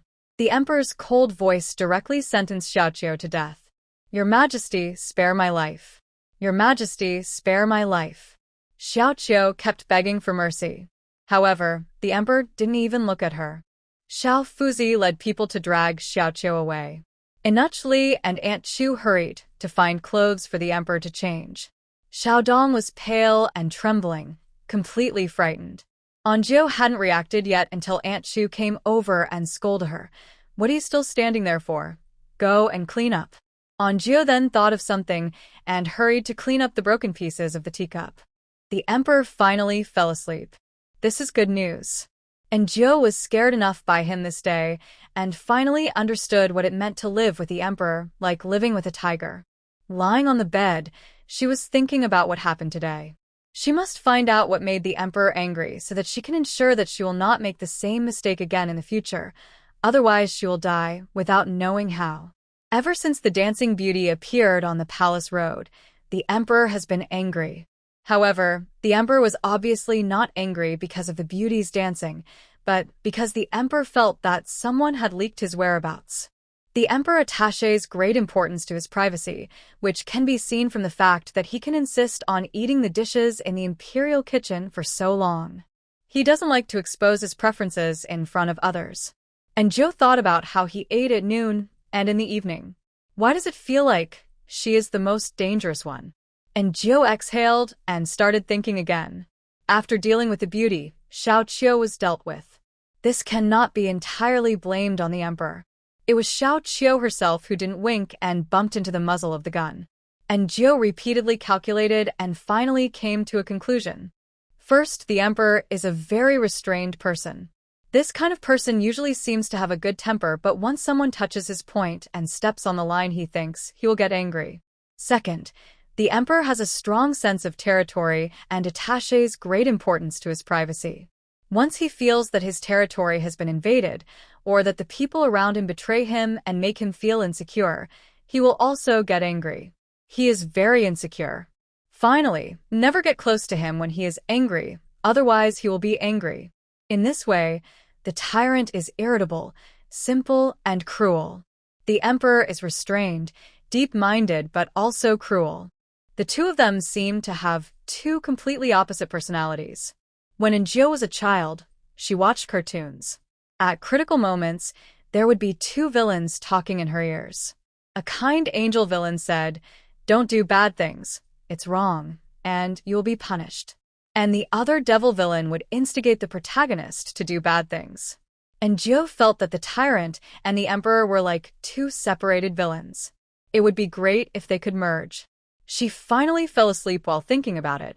This night was exceptionally peaceful. When she woke up, it was still dark. Anjiu was wondering why the tyrant didn't come. Was it because he ate too much yesterday?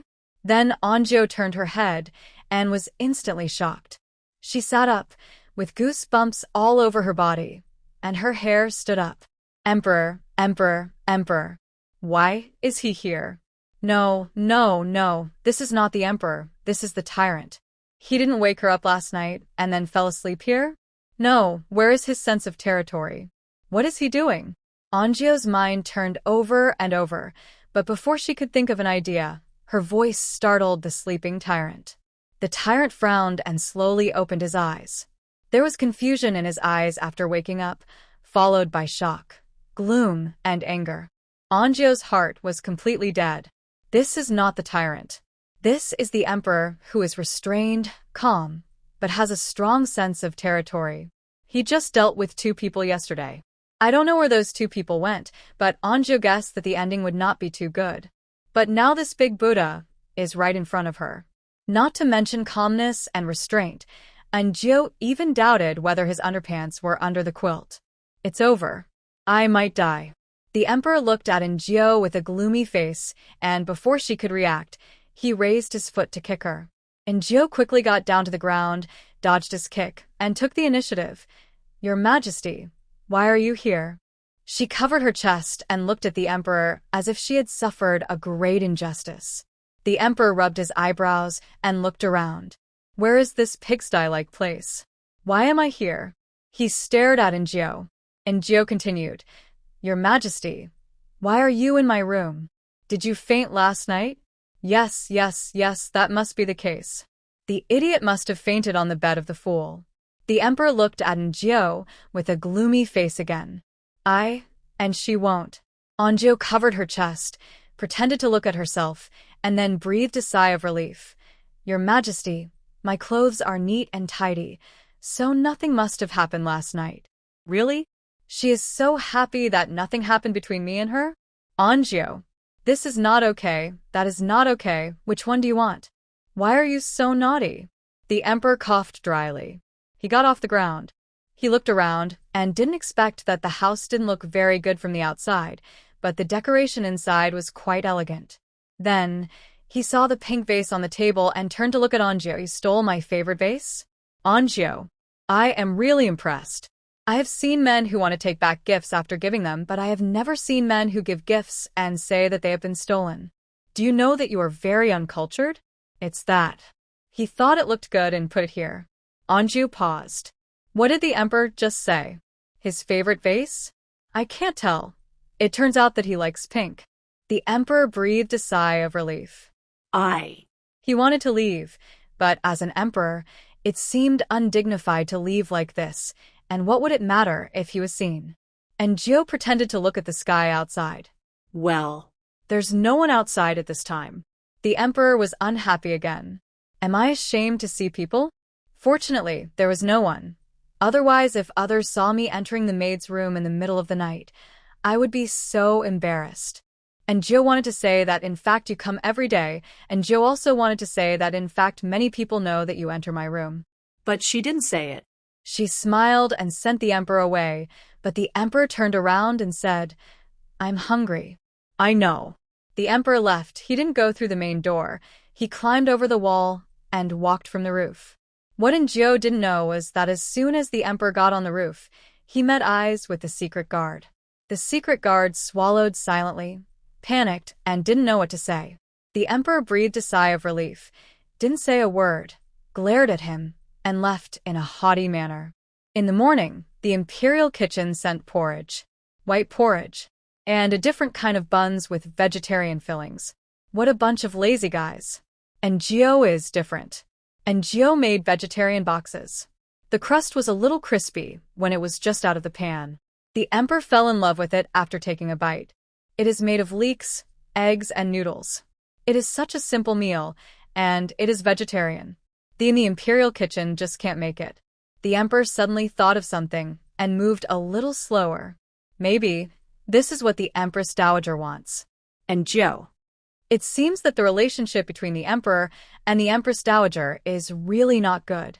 The emperor ate all 5 vegetarian boxes and even ate the white porridge sent by the imperial kitchen, but he still didn't touch the buns. Autumn hunt that everyone has been looking forward to is finally here. Guanghua Palace brought a lot of people with them on this trip. Because they have to stay outside for a few days, the emperor's food, clothing, housing, and transportation cannot be any problem. Aunt Chu has been busy for a long time, but now there is one more thing. The emperor's meal.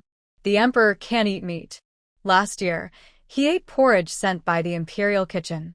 Yes, and Gio heard it right. Everyone ate barbecue, drank broth, and gave the emperor porridge. If this matter gets out, I'm afraid that people all over the world will have to praise the emperor for being diligent and frugal and being a good emperor. Can't you do something else if you can't drink broth? And Gio looked at Aunt Chu in surprise. Aunt Chu shook her head. The conditions in the wild are not good, and your majesty doesn't like to trouble people, and Aunt Chu whispered to Gio at this time that the chief steward of the imperial kitchen was actually the nephew of the Empress Dowager's mother's family. And Gio understood what Aunt Chu meant. To put it bluntly, the imperial kitchen has something to do with the Empress Dowager. The emperor has long wanted to deal with the people in the imperial kitchen, but as soon as he made a move, the Empress Dowager stopped him. The emperor and the Empress Dowager are not biological mother and son, so he cannot go too far, otherwise it will be difficult for the Empress Dowager to say. And Gio thought it was outrageous. How could this sound more outrageous than the 49 tribes of Mongolia? The king of a country, the emperor, he doesn't even dare to offend the imperial kitchen? However, after Aunt Chu said a few words euphemistically, and Gio finally understood the meaning. The emperor's biological mother is Concubine Chun, who is said to be a great beauty. At the beginning, she was very favored by the late emperor, But later concubine Chun made a mistake and was sent to the cold palace, and even her son was not favored by the late emperor. As for the Empress Dowager, she was not of a high birth, and her appearance was not outstanding in the harem full of beauties. She was able to become the queen step by step. Because the former empress died early, other concubines either made mistakes or died of illness. When the former emperor reached middle age, he began to feel that her gentle temperament was very comfortable, and because of her good temper and character, he made her the empress. The current emperor can be valued by the former emperor, firstly, because of concubine Chun. At that time, concubine Chun died, and the little prince had no one to take care of him. The former emperor remembered the goodness of concubine Chun. Second, because the emperor is very smart. How smart is he? According to Aunt Chu, the fastest little princes would have to memorize a book in a few days, which is still amazing. Some can't read it at all, but the emperor is different. He has a photographic memory and can write it down by heart as long as he flips through it once. When you are surrounded by ordinary people, you don't think there is anything, but when you have a genius around you, the terrifying gap will come out. The former emperor was like seeing a rare treasure. He loved and liked the emperor very much. He even insisted on making the emperor the prince despite the opposition of the court officials and the fact that the queen mother was pregnant. The former emperor was a very arbitrary person. No one dared to oppose his decision, and it was useless for anyone to oppose. Later, the queen gave birth to a little prince. The late emperor, out of guilt, named him Prince of Ruyang when he was born. And Your Majesty was also very good to this brother. He gave him the largest fief and let him stay in the capital. Despite this, there were still people in the court who said from time to time that Your Majesty's throne was not legitimate. In front of the Empress Dowager, Your Majesty always lowered his head and was tolerant, otherwise he would be criticized. And Jiao understood. So that's it. I didn't expect that an imperial kitchen could involve so many things. Before, and Jiao thought that the people in the imperial kitchen were not smart, but now think about it, maybe it was intentional. The Empress Dowager believed that the emperor had taken her son's position, but she was powerless to change the situation and was powerless. It was normal for her to find some trouble for him and disgust the emperor. If the emperor said anything, the queen mother would say to the outside world that the emperor was ungrateful and had separated from her. No wonder the emperor always had that attitude when he mentioned the queen mother.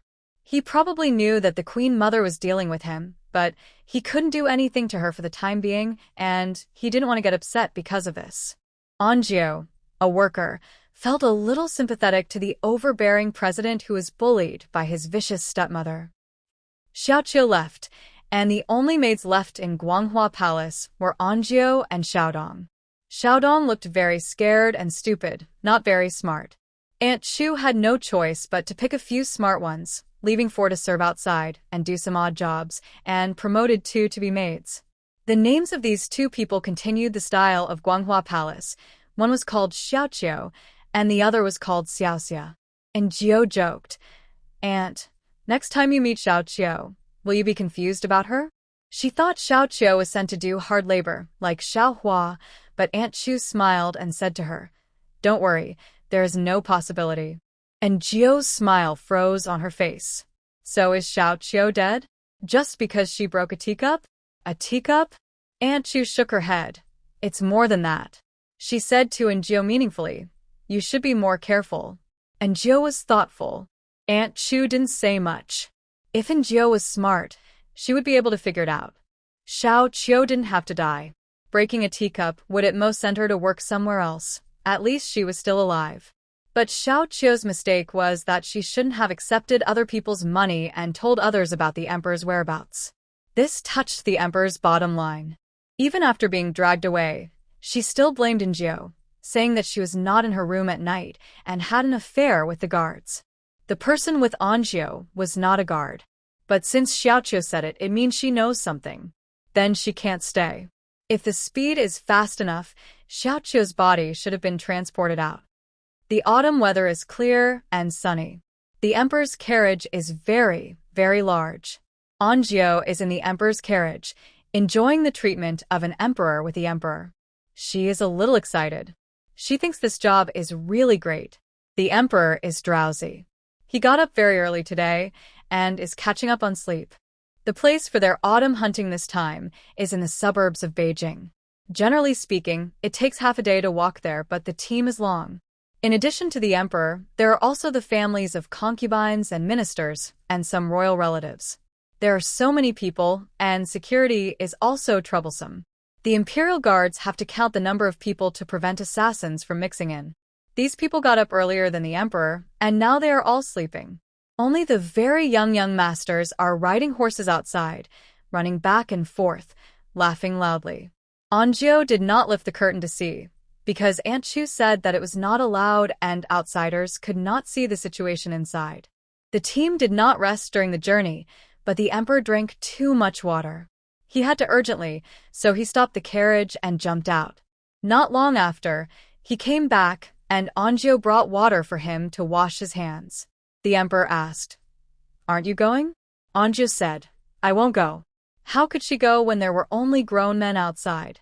In the morning, Aunt Chu did not let her drink water and fed her 3 eggs, saying that she would not go to the toilet after eating. The emperor understood, and he leaned against the carriage to continue sleeping, but Prince Duan came on horseback. "Royal brother, do you want to ride a horse?" The emperor was very tempted. "I want to go." Anjou thought, "If you want to go, just go." "I'm tired, I won't go." "Then I'll go first." Prince Duan rode away on his horse.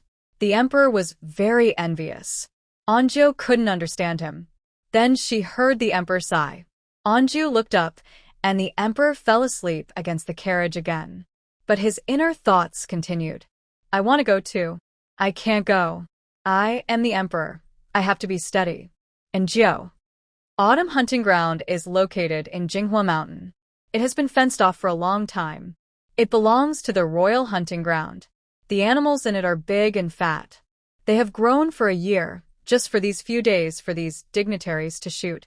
The trees are tall and dense.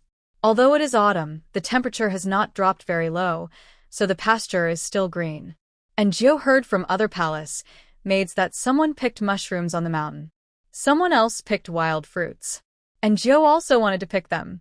Aunt Chu said that she would give her half a day off, and then she could go out.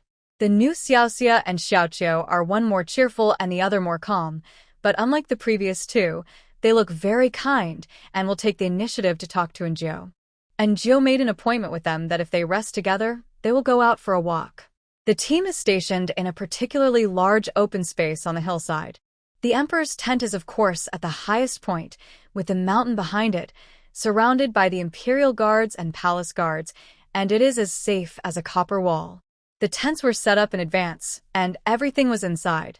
The special person who guarded the royal hunting ground came to clean and tidy it up. Anjou and the others only needed to put away the things that the emperor often used. This was the case for the emperor, but not for the others. Anjou stood on the hillside and saw that the entire hillside was covered with large and small tents in a fan shape.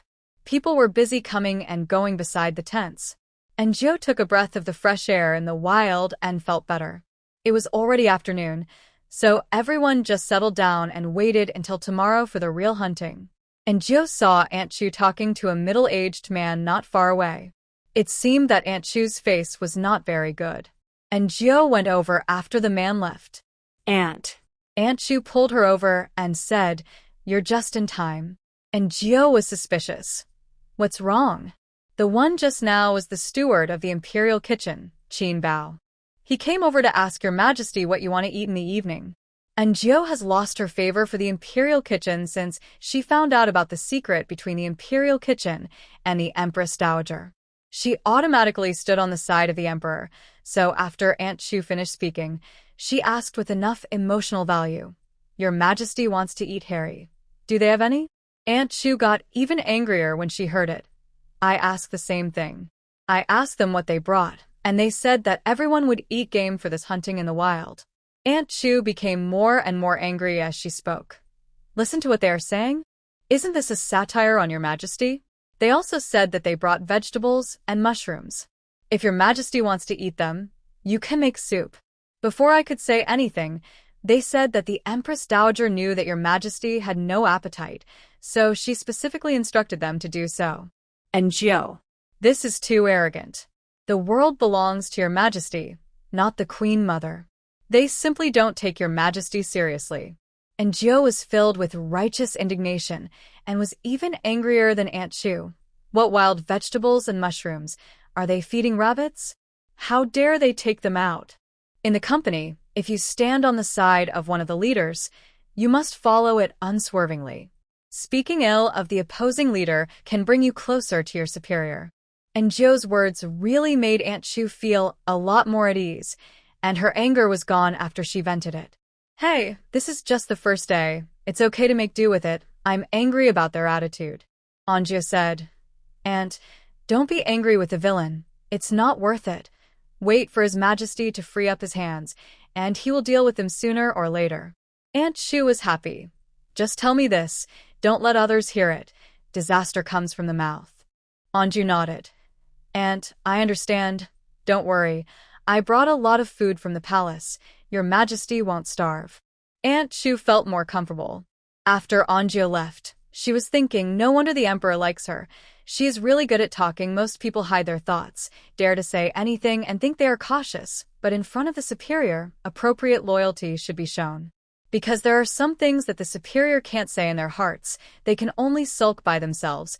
At this time, they need a mouth to say it for them and vent. Can Anjou not understand this? Being a leader's confidant is not just about being cautious in words and deeds. In TV dramas and novels, those talkative maids and subordinates, are they really talkative and don't know how to be cautious? No, that's all for their masters. And Jiao came to a small tent not far from the emperor's tent. This is where their palace maids and eunuchs rested, one room for each person. She took some things and went to the other side. There was an outdoor stove here, which was specially prepared for the emperor to heat up meals, boil tea, etc. And Jiao took a pot, a little brick tea, brown sugar, fried it until fragrant, and poured in fresh milk. There are many dairy cows in the autumn hunting field, and fresh milk is specially supplied to the palace and the powerful ministers in Beijing. The milk tea was soon boiled, and she carried the teapot into the tent. At this time, the emperor just came back, and there were also Prince Duan and Prince Jing. Prince Duan loved to talk and play, and Prince Jing was tall. His skin was a little darkened by the sun, and he looked fierce. Aunt Chu said that Prince Jing often led troops to fight outside. Although he was not good at speaking, the emperor had the best relationship with him. As soon as the three entered the room, Prince Duan said excitedly, "Royal brother, I just went for a walk in the forest. The rabbits there were so fat and big that I almost couldn't help but." The emperor laughed and said, "Why don't you kill one and bring it back?" Xiaoxia took the cups, and Anjou poured each of them a cup of milk tea. It wasn't her own decision. It was the emperor who asked for it earlier, saying that he wanted to drink it. The emperor saw it, so he took it up and took a sip. He paused and took another sip. King Jing saw it, and he also took a sip. Prince Duan finished talking to himself and took a sip. He was more direct. "Royal brother, what is this? It's so delicious." Prince Duan was also surprised. It was so rare that he could drink good things from the emperor. The emperor looked at Anjou, and Anjou said, replying to the prince, "This is tea made from milk." Prince Duan felt that the voice was a little familiar and stared at Anjou. Anjou lowered his head, and Prince Duan looked again. Anjou lowered his head even more and silently said in his heart, "You can't see me, you can't see me, you can't see me." Then Prince Duan remembered. "Aren't you the maid who was fighting with the dragon bones?" The hanging heart finally died. "I really thank you for remembering me." "It's me, your Majesty. You have a good memory." Prince Duan smiled and said to the emperor, "Brother, you, the maid, are smart." "Smart?" The emperor snorted. This snort properly expressed the emperor's disdain for Prince Duan's words. "And Jiao, I am stupid." Prince Duan didn't say anything else. It was just a maid. He said it, and that was it. He continued to talk to the emperor about tomorrow's autumn hunting. "Brother, are you going tomorrow?" And Jiao pricked up her ears to listen. She hoped that the emperor would not go, stay at ease, and not become a tyrant to go out and cause trouble, causing trouble for them. She had seen TV dramas where the master would pull down the servants in the yard to chop off if he made a mistake. However, the emperor said loudly, "Go. Tomorrow, I will show my skills and beat all of you." Ha ha ha. The emperor drank the milk tea proudly and signaled Enjio to pour him another cup. Was empty. The emperor looked very happy, and his words and deeds were in agreement. Enjio came out with the teapot. She boiled another pot, and when she saw Li Ji on patrol, Enjio secretly filled his kettle with some water and told him not to tell anyone. Li Ji nodded, and just because he was thirsty, he hid in a corner and drank it secretly. It was the first time for him to drink sweet tea boiled with milk. Although he didn't like sweets, he thought the tea was really mellow and delicious. "Li Ji, what are you doing?" A colleague named Zhang Wenyuan ran over and patted Li Ji on the shoulder with a smile. "Nothing, is there anything?" Li Ji asked. Zhang Wenyuan said, "We are not on duty tomorrow. Let's go out together in the morning and see if there is anything good." Li Ji nodded. He wanted to catch some rabbits. He heard that the rabbits in Jinghua Mountain were all raised stupid and easy to catch. He wanted to take them back for his family to taste. When Enjio entered the room again with the teapot, Prince Duan and Prince Jing had already left, and the emperor was catching up on his sleep in bed, and it seemed that he would not wake up for a while. Enachli was guarding, and he asked Enjio to go out first, because the emperor said that Enjio was not allowed to be there when he was sleeping, so as to avoid the embarrassing experience of taking out and peeing in front of Enjio last time. Enjio wanted to laugh a little. This emperor, how many people have seen him since he was born, but he still pretends. Aunt Chu was packing up the things that the emperor would use tomorrow, and Enjio poured a cup of milk tea for her and herself. Aunt Chu was very surprised after taking a sip. "Is this made with milk?" Enjio nodded. "It's milk, tea leaves, and brown sugar." Aunt Chu took another sip and breathed a sigh of relief. "It's really good. His Majesty loves sweets, so you can make more for him." Enjio had discovered it a long time ago. "Is this His Majesty's clothes?" Enjio looked at the clothes in Aunt Chu's hand, which was a very exquisite riding suit. Enjio sighed. "It's really good to be an emperor. Look at this embroidery. Look at this material. Each one is priceless. This is sent by the Ministry of Internal Affairs. Your Majesty will wear it tomorrow." Aunt Chu said proudly, "Your Majesty has been smart since he was a child. Not only is he good at school, he is also good at martial arts and learns everything quickly. The emperor's talent is simply a dimensionality reduction attack on other people, so the late emperor didn't care who his mother was or whether he was a legitimate child. Because there was no need. It would be irresponsible for such a genius not to be an emperor." Aunt Chu made no secret of her love for the emperor. Enjio listened while drinking tea and occasionally helped Aunt Chu. Time passed quickly. Seeing that it was getting dark, Enjio told Aunt Chu that he was going to cook. In this kind of wilderness, the food could not be guaranteed to be safe, and Aunt Chu had to follow the whole way. What to eat? Aunt Chu was very curious. "Eat wontons." Aunt Chu nodded, still wondering in her heart how to make wontons in this environment. It should be very difficult, right? If it was the imperial kitchen, it should be easy to make it. When Enjio took out the wonton wrappers, the emperor didn't eat meat, but Enjio still made him 3 fresh dishes. The ingredients were all brought in advance, so it was ready quickly. When a big bowl full of porridge, steaming hot, was sent over, King Jing was also there, and his face was not good. Enjio took a look and saw a bowl of porridge, a few pancakes, and some side dishes in front of the emperor. "This is..." King Jing looked at Enjio. "Wontons?" The emperor smiled. "You also sit down and eat something to calm down." "I'm being polite. Please don't really eat it."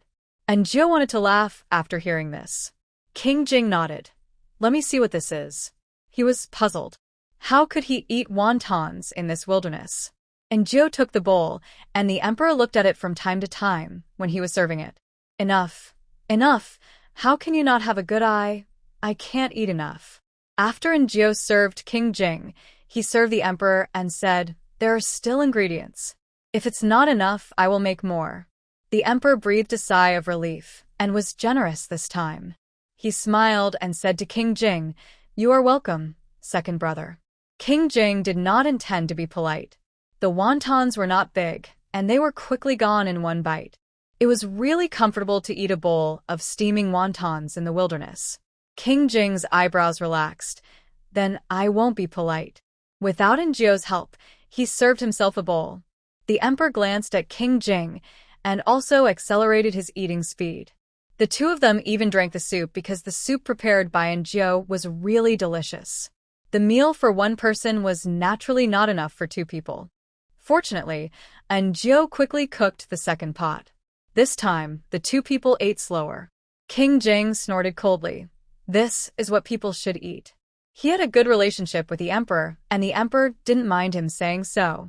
In my opinion, all those in the imperial kitchen should be killed.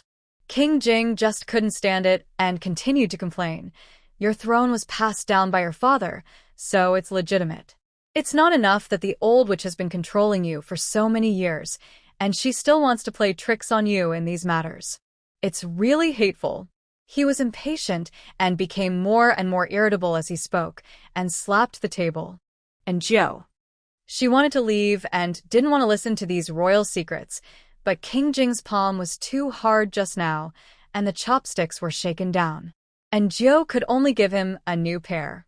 She heard King Jing ask, "Who made the wontons?"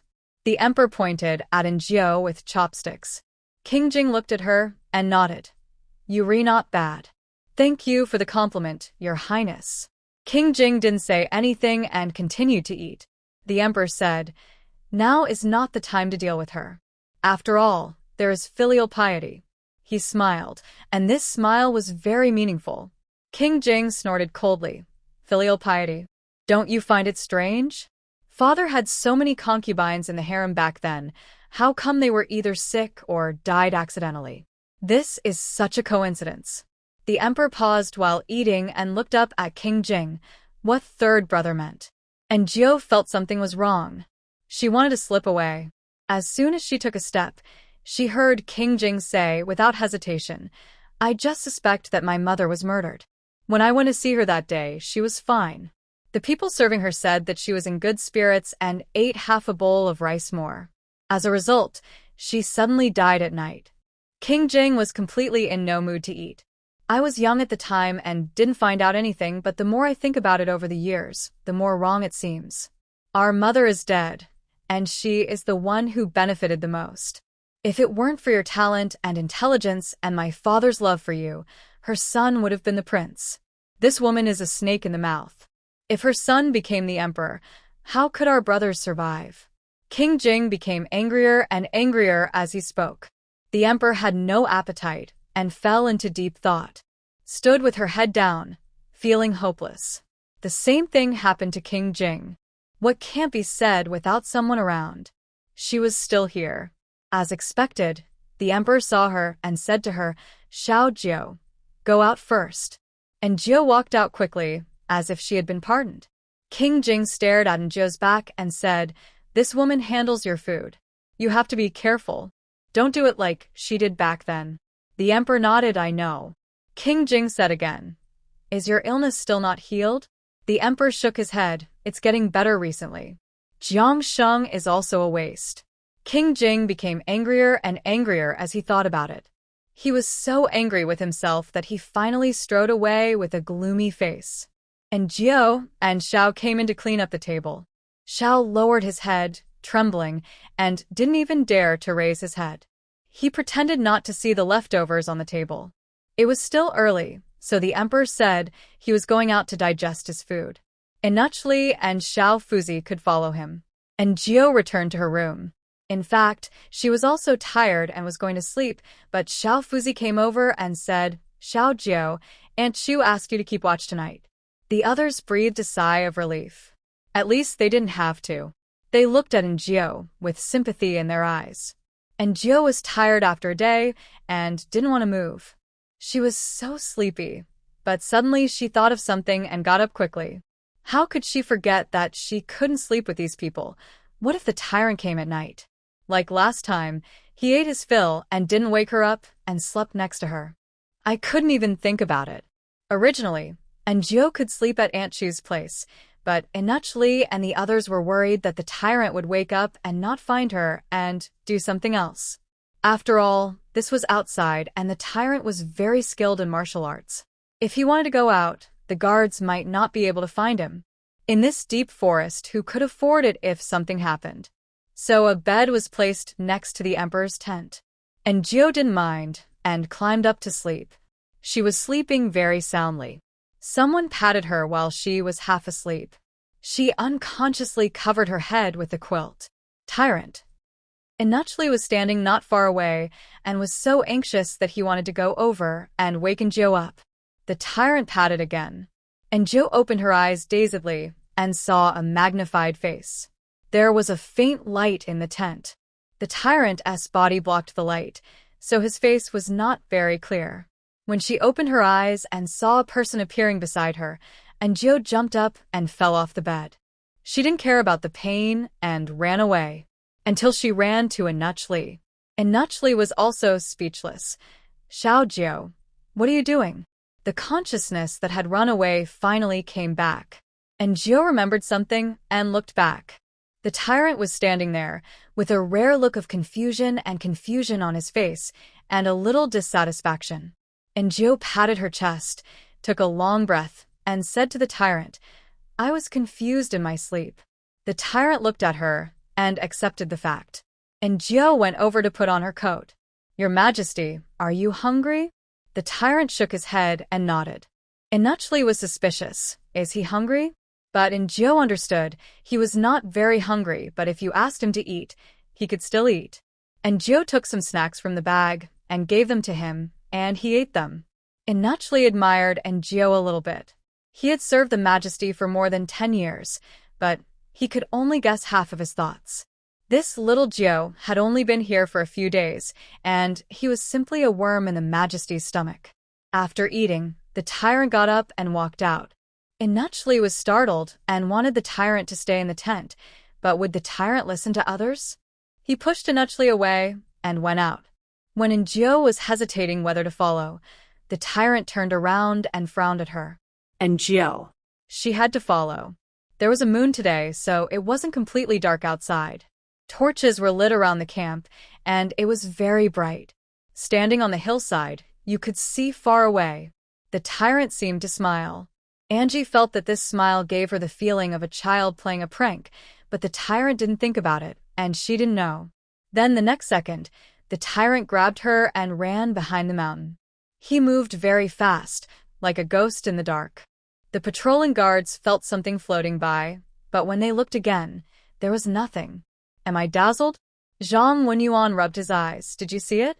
Li Ji shook his head. He felt the wind passing by, but he didn't see anything. "That might be my dazzled eyes." Several guards chatted and walked away, but Angie was miserable.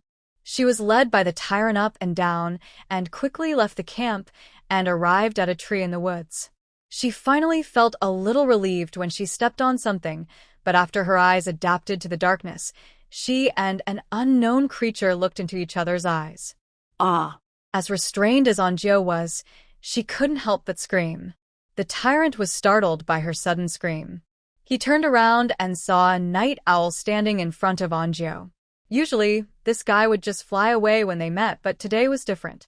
This guy didn't know if he had a problem with his brain. Gio was almost scared to death. After turning his head 180 degrees, he felt curious again and turned up and down almost half a circle again, looking at Gio with his head upside down. Gio. In the middle of the night, Gio was almost scared to death by this sudden thing. Fortunately, she has been able to withstand pressure well recently. After a while, she finally reacted. Gio calmed down. The owl felt bored and flew away leisurely. Gio. Are you kidding me? It's okay to have a dog man around, but why is there a dog owl? It's really infuriating. The tyrant found it a little funny to see her like this. Gio. She just wanted to roll her eyes. She turned her head and gave the tyrant a cold look and said, "I want to go down." The tyrant looked at her. Gio softened her tone. "Your Majesty, it's too high up here. I'm scared." The tyrant then took Gio down. This forest is really not a good place to go at night. It's pitch black, which makes Anjio, who has seen countless horror movies, suspect that there is a murderer hiding in it. Your Majesty, why don't we go back? This forest is so scary. The tyrant obviously didn't want to go back. But He glanced at Anjio, obviously struggling whether to go back. Anjio continued to look at him, and she found that the tyrant was soft and not hard, and the child's temperament was easy to coax. So Anjio said again, "It's dark and cold here, and it's not fun at all. Go back, and I'll make you something delicious." After running around like this, the tyrant was hungry, but he was still hesitating. Anjou was speechless. What are you hesitating about? What's fun in this broken forest? What if there are wild beasts? Just when Anjou was wondering, she suddenly heard a noise not far away. Anjou's scalp tingled, and she turned her head to look in the direction of the sound. She didn't know whether it was a wild beast or a murderer. Tyrant motioned her to squat and not move, and he wanted to sneak over. But Anjou held him back and shook her head. Are you kidding? What if Tyrant forgets her in this forest? And if Tyrant goes alone, who will take responsibility if something happens? Tyrant looked at her, frowning and very unhappy. But Anjou just held his arm and wouldn't let him go. He was angry. I was upset for a while, but finally gave up. It's a person. Someone is coming. In such a desolate place, in the middle of the night, people actually appeared. This is much more terrifying than the appearance of wild beasts and ghosts. Anjou quickly pulled the tyrant to squat down, signaling him not to make a sound. The tyrant was unhappy and squatted on the ground sulking. He probably had never been treated like this in his life. Anjou was too lazy to pay attention to him. The person who appeared in the middle of the night must not be a good person. If they were discovered at this time, she and the tyrant would be dead. No, the tyrant is a martial arts master. He will definitely not die. Then she will be the only one to die. Sure enough, not long after, two people appeared not far away. They did not continue to walk, but stood not far from Angie and the others. Why did you ask me to come here? This was a woman's voice. Anjou seemed to have heard it somewhere, but she really couldn't remember it. Besides, it was dark, and the woman was wearing all black. Even her face was covered with a black hat, so her appearance could not be seen at all, and her height was difficult to accurately estimate. There was a man next to the woman. The man said, "There has been no progress for so long. The master asked me to ask, when do you plan to take action?" Take action? That's easy to say. I can't even see the dog emperor. There are many masters around him, and he is a lunatic. I am afraid that he will kill me before I get close. The woman complained, and Jiu still felt that the voice was familiar, but she just couldn't remember it. The man seemed to think that what the woman said made sense. He was silent for a moment and said, "Okay, wait until tomorrow, I will take action." The woman snorted coldly, "Then I wish you success." The two said something else and separated. The man left soon. Njio and the tyrant stood up. Njio looked at the tyrant. The tyrant looked at Njio angrily, blaming Njio for not letting him go out. Njio whispered, go back." The tyrant looked at her angrily. Njio was speechless. Someone wanted to kill the emperor.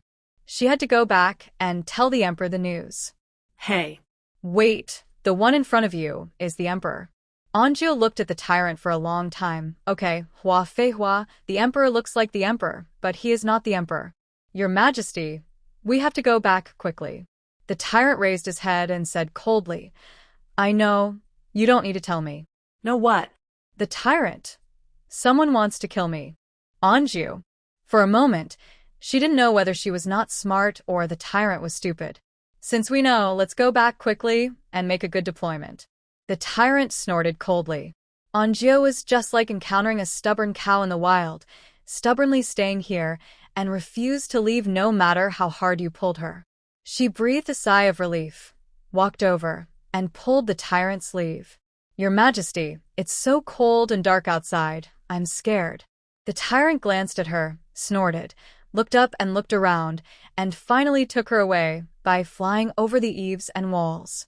Inachli was worried for half the night, and he was finally relieved when he saw them, but He was still afraid of the tyrant and didn't dare to come up rashly. And Jiu didn't lie. She was freezing cold, so she went to warm herself by the fire as soon as she got home. The tyrant followed her like a big-tailed dog. When Jiu warmed herself by the fire, he warmed himself by the fire too. When Jiu drank water, he drank water too. And Jiu went to bed. He was still sulking. Liar. And Jiu looked up at him. He stared at Jiu angrily. Your Majesty, it's late at night, go to bed. The tyrant said nothing. Hungry. Hungry. Starving to death. And Jiu was speechless, so she could only get up and ask him, what do you want to eat? He didn't say anything. In the middle of the night, Jiu found some steamed buns, sliced them, coated them with egg liquid and flour, fried them in a frying pan, sprinkled some seasoning on them after they came out of the pan, and the tyrant ate one slice in 2 bites. He burped only after he had eaten 5 steamed buns. Jiu thought it was funny and whispered, go to sleep quickly. If your Majesty wants to eat, I will make it for you tomorrow. The tyrant nodded and went to bed. He was covered with the quilt, and only his head was exposed, but he was still looking at Jiu. After a while, Jiu thought he was going to sleep, but he threw a gold ingot on the ground. Jiu looked at the gold ingot on the ground, and then looked at the tyrant. The tyrant had closed his eyes, and his breathing gradually became even. Obviously, he had fallen asleep. Jiu picked up the gold ingot, put it under the candlelight, and looked at it again, and smiled with satisfaction. The next day, Jiu woke up early to wash up, and then she made some dumplings. Considering that the emperor ate so much yesterday, he should not be very hungry in the morning, so Jiu did not make more and fried them in a pan. The emperor was awakened by the fragrance. As soon as he opened his eyes, he saw the fried dumplings on the table. He was not very hungry, but now he had some appetite. After Xiao Fuzi helped him wash up, he sat at the table to eat. Although it was still the same stuffing, the taste after frying was different. It was really delicious. At this time, the imperial kitchen sent breakfast again. White rice porridge, a few buns, and a plate of side dishes.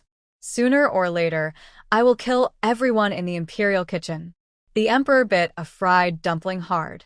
But today, the emperor drank all the porridge in the imperial kitchen. When testing the poison, Inachli asked Xiaodong to test it. Xiaodong trembled until she was sure that there was no poison. She breathed a sigh of relief and almost couldn't stand. Inachli gave her a cold look, and Xiaodong begged for mercy in a trance. Inachli waved his hand. Okay, you go out first. Xiaodong went out tremblingly and met Jiu at the door. He didn't say anything and ran around Jiu. Jiu felt that this girl might be scared to insanity, and it might not be a good thing for such a person to continue to stay in front of the emperor, but she didn't say much. After all, it had nothing to do with her. Xiaoqiu and Xiaoxiu were packing up, and Jiu went to help. The emperor opened his hands and waited for Inachli and the others to change his clothes. It was the riding suit that Aunt Chu saw yesterday. After all, he was the emperor. The clothes looked good. The emperor looked like a supermodel in them. That face, that figure. Jiu stared at it for a long time. Humph. She heard the emperor snort coldly. You are fascinated by me again. Women are always so superficial. Jiu. She retracted her gaze. You feel guilty. Are you afraid of being discovered by me? As he thought so, Jiu took the bowl and chopsticks and went out. Not long after he left, Xiao Fuzi came again. Xiaojiu, His Majesty asked you to go over. Me? Jiu looked at the sky. The emperor would go out to speak soon, and the people outside were waiting for the emperor's order to go into the woods to hunt. What was she asked to do at this time? Jiu was suspicious, but when she got there, she saw Aunt Chu waiting there with a smile on her face, shaking the clothes in her hands. Xiaojiu, come and try the clothes to see if they fit you? Jiu looked at the obvious men's clothes and suddenly remembered something. She seemed to have forgotten to tell the emperor what she saw last night, and the emperor seemed to have forgotten to ask. What does this mean? Jiu came over and asked Aunt Chu, Your Majesty is going to take me with you on the hunt? Aunt Chu nodded and she whispered, Don't be afraid. You can just stay with Inachli and the others. The main thing is that we are afraid that His Majesty will suddenly get sick. And Jiu understood what Aunt Chu said. She was afraid that the emperor would suddenly switch his personality when he saw some scene, and it would be bad if the court officials saw it. Although the emperor had chopped people in the court, it was not because someone made a mistake. Even if there were complaints, it would be considered that the emperor could not tolerate any sand in his eyes. But you can't rub sand in the eyes of the court officials. In that case, no matter what the emperor does in the future, others will think he is sick. The Empress Dowager has been eyeing him covetously, and she will definitely take advantage of the situation to affect the emperor. And Gio understood. But I don't have to dress up as a little guard, right? And Gio looked at the clothes on her body, not knowing what she would look like in them. If the dog emperor saw them, he would definitely laugh at her. Aunt Chu said as she arranged her clothes, "Isn't this to conceal your presence? Besides, I asked Xiaoqiu and Xiaoxia to wear it too, so you won't stand out." And Jiu breathed a sigh of relief. She really didn't want to stand out at all, and it was better to be low-key in the palace. When she came out of the tent, she saw Xiaoqiu and Xiaoxia dressed as guards. The two didn't think too much about it, but were very happy. They never dreamed that they could go into the woods and hunt with the emperor. Xiaoxia smiled and said, "I wonder if there are rabbits in the woods. I like rabbits the most. I heard that deer can be hunted." Xiaoqiu also said, "If we are lucky, there will be white foxes. The fur of white foxes is great for making scarves." Xiaoxia nodded, "But it is also quite dangerous. We can just watch from the side." The two chattered and were very excited. Anjo thought it's really fearless to be ignorant. According to what she heard last night, someone might want to attack the emperor today. When the gods fight, the fish in the pond will suffer. Thinking of her own safety, Anju hurried to the emperor's tent, but the emperor had already left. Anju patted his head and scolded himself countless times. Finally, he had no choice but to join the guards with Xiaoqiu and Xiaoxia. When the group arrived at the foot of the mountain and the entrance of the forest, many people had already entered. There are so many handsome men and beautiful women coming today. Everyone is changed into riding clothes, heroic and very pleasing to the eye. She glanced at the herd of cattle and horses and saw Li Ji. Li Ji was standing attentively, with an upright and meticulous figure, and he was also quite handsome. Soon the emperor arrived. Anju looked at him from a distance. He was riding a black horse that was taller than Anju. The horse's fur was as black as silk, and it exuded a luster in the sun, which was very majestic. The emperor himself was dressed in black riding clothes, with a dragon with bared fangs and claws embroidered on his clothes with gold thread.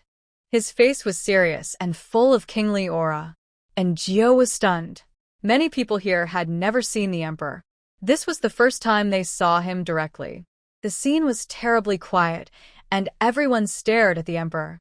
"You are all fascinated by me."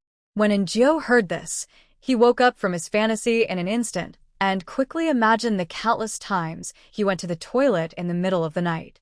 Speaking of which, the emperor seemed to be gifted in every aspect. Njio shook off the idea, and the emperor had announced that they could set off. Prince Duan rode over on his horse and laughed excitedly. "Brother, let us compete today to see who hunts more prey." Prince Jing also rode over on his horse and nodded slightly to the emperor. The emperor smiled and said, "Let the horses come over." Prince Duan laughed, whipped his horse whip, and rode away with his men. Prince Jing also said hello and left. Others left one after another, but many girls stayed to secretly look at the emperor. It was not known whether it was because of the sun or the heat, but everyone's cheeks were slightly red and their expressions were shy. Anjo did not forget the business. While the emperor was still there, she approached him and quickly told him what the two people said last night. The emperor glanced at her, not caring at all, and asked, "Are you going hunting?" "Ah?" Before Anjo could react, the emperor winked at the guards behind him, and then Anjo was grabbed by a big hand. Her feet left the ground, and she got on the horse. "I." The next second, the emperor rode out on his horse, and the man behind him also ran out. It was embarrassing to ride a horse with a strange man, but once people were on the horse, Anjo's attention was on the horse. Looking at the figure in front of the emperor, Anju was extremely annoyed. But the man behind him didn't want to touch Anju, so he whispered, "Girl, sit tight, don't move. You're the one moving." Anju pulled the reins, and the horse gradually stopped. Anju said to the man behind him, "Get off." The man was stunned, and Anju kicked him down. When he got up, Anju had ridden away. The emperor knew nothing about what was happening behind him. When he reacted, he saw Anju riding a horse and running to his left. She looked very skilled, not like she couldn't ride a horse at all. When she passed by the emperor, she even whistled at him provocatively on impulse. The emperor. When adrenaline soars, people tend to be impulsive, such as Anju. She was really annoyed by the emperor's behavior. He was like an annoying kid who would play pranks. So she acted impulsively. But she didn't regret it. She didn't get angry at all when she saw the emperor's mean look, and she even chased after him. Angie snorted coldly. She looked back and saw that the guards were far behind, so she slowed down, thinking that she had to stay with the main force to be safe. However, a sharp arrow flew through the air, brushed over Angie's head, and nailed to the big tree opposite. Angie thought she was assassinated. Just as she was about to shout, she turned her head and saw the emperor aiming at her with a bow and arrow. "Angie, are you dog emperor, dog emperor, dog emperor? You are a real dog. When I get back, I'll poison you with a packet of arsenic." Ah. Anju pulled the reins, loosened one foot, stepped on the other stirrup, and hit on the side of the horse in a very handsome posture. Then the emperor's arrow flew over and landed on the ground. Anju. Angie's hands were weak, and she quickly climbed onto the horse. Looking at the emperor running beside her with a mean face, her lost temper came back little by little. Giving the emperor a, Anju whipped the horse whip and ran out faster. "Xiaohei, chase her." The emperor also smiled and whipped the horse whip, and the black horse cried out and ran out quickly. Anju didn't run far. When the emperor caught up with her, he found Anju standing on a horse and looking at something. The emperor rode over to scare her. But Anju had heard his thoughts long ago. It was just like playing chess with the leader. He didn't know whether he should win or not. If he won, he would be unhappy. If he lost on purpose, he would still be unhappy. He was really hard to please. She hasn't realized it yet. It's really a fool. The emperor was complacent. Anju had nothing to live for. This emperor was really annoying. Then Anju decided not to indulge him. When the emperor was about to take action, she suddenly turned around and smiled. "Your Majesty caught up so quickly. It's really a great riding skill. I admire you, Emperor." Anju heard a screaming chicken-like voice. "Aha! I'm so angry. I'm so angry. This palace maid, she did it on purpose. It must be." Anju heard his exasperated voice, and the anger in her heart finally went out. "It feels so good." Anju blinked her innocent eyes and asked, "Your Majesty, I just had no choice. Are you angry?" The emperor didn't say anything. Everyone knew that he was angry. He felt that Anju did it on purpose. He stared at Anju. "How hateful. How dare you play tricks on me like this? If it weren't for that idiot protecting her, I would have killed her." Chow Chow was eating rice and Joe pointed to the front. "Your Majesty, what do you see there?" "What?" the emperor asked coldly. And Joe pointed. The emperor went to look again. "What the Hades is that? Weeds?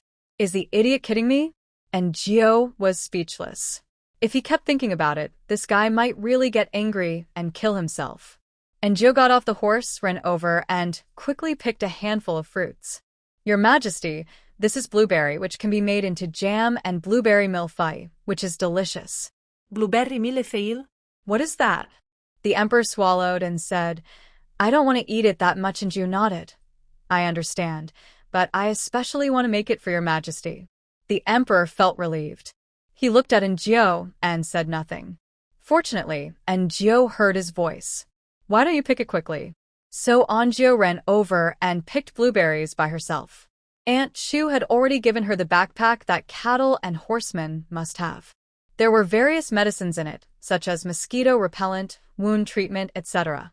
Anju took out a small cloth bag and ate while picking. It's so dirty, don't you even wash it? The emperor looked at Anju with disdain. Anju heard it. If he was not afraid of being beheaded, Anju would tell him loudly, "Not only do I eat blueberries without washing them, I also cook for you with the hands that wipe my, and you eat them very deliciously. What am I doing? Aren't you out hunting? Why are you watching a palace maid picking fruits here? And an ugly palace maid." The emperor was bored, so he began to look Anju up and down, left and right, criticizing her from head to toe, and from toe to head. After listening to all his complaints, Anju finally finished picking the fruits. "Can you ride a horse?" the emperor suddenly asked. Anju nodded. "When I was a child, I helped people release horses, so I learned a little." This is not false. Anju did live in a pastoral area when she was a child, the kind of pastoral area where people rode horses to school, but she is not a minority. But she is very good at riding. Later, she moved away and never rode a horse again. She was forced to do so by the emperor just now. Who can she go to for justice?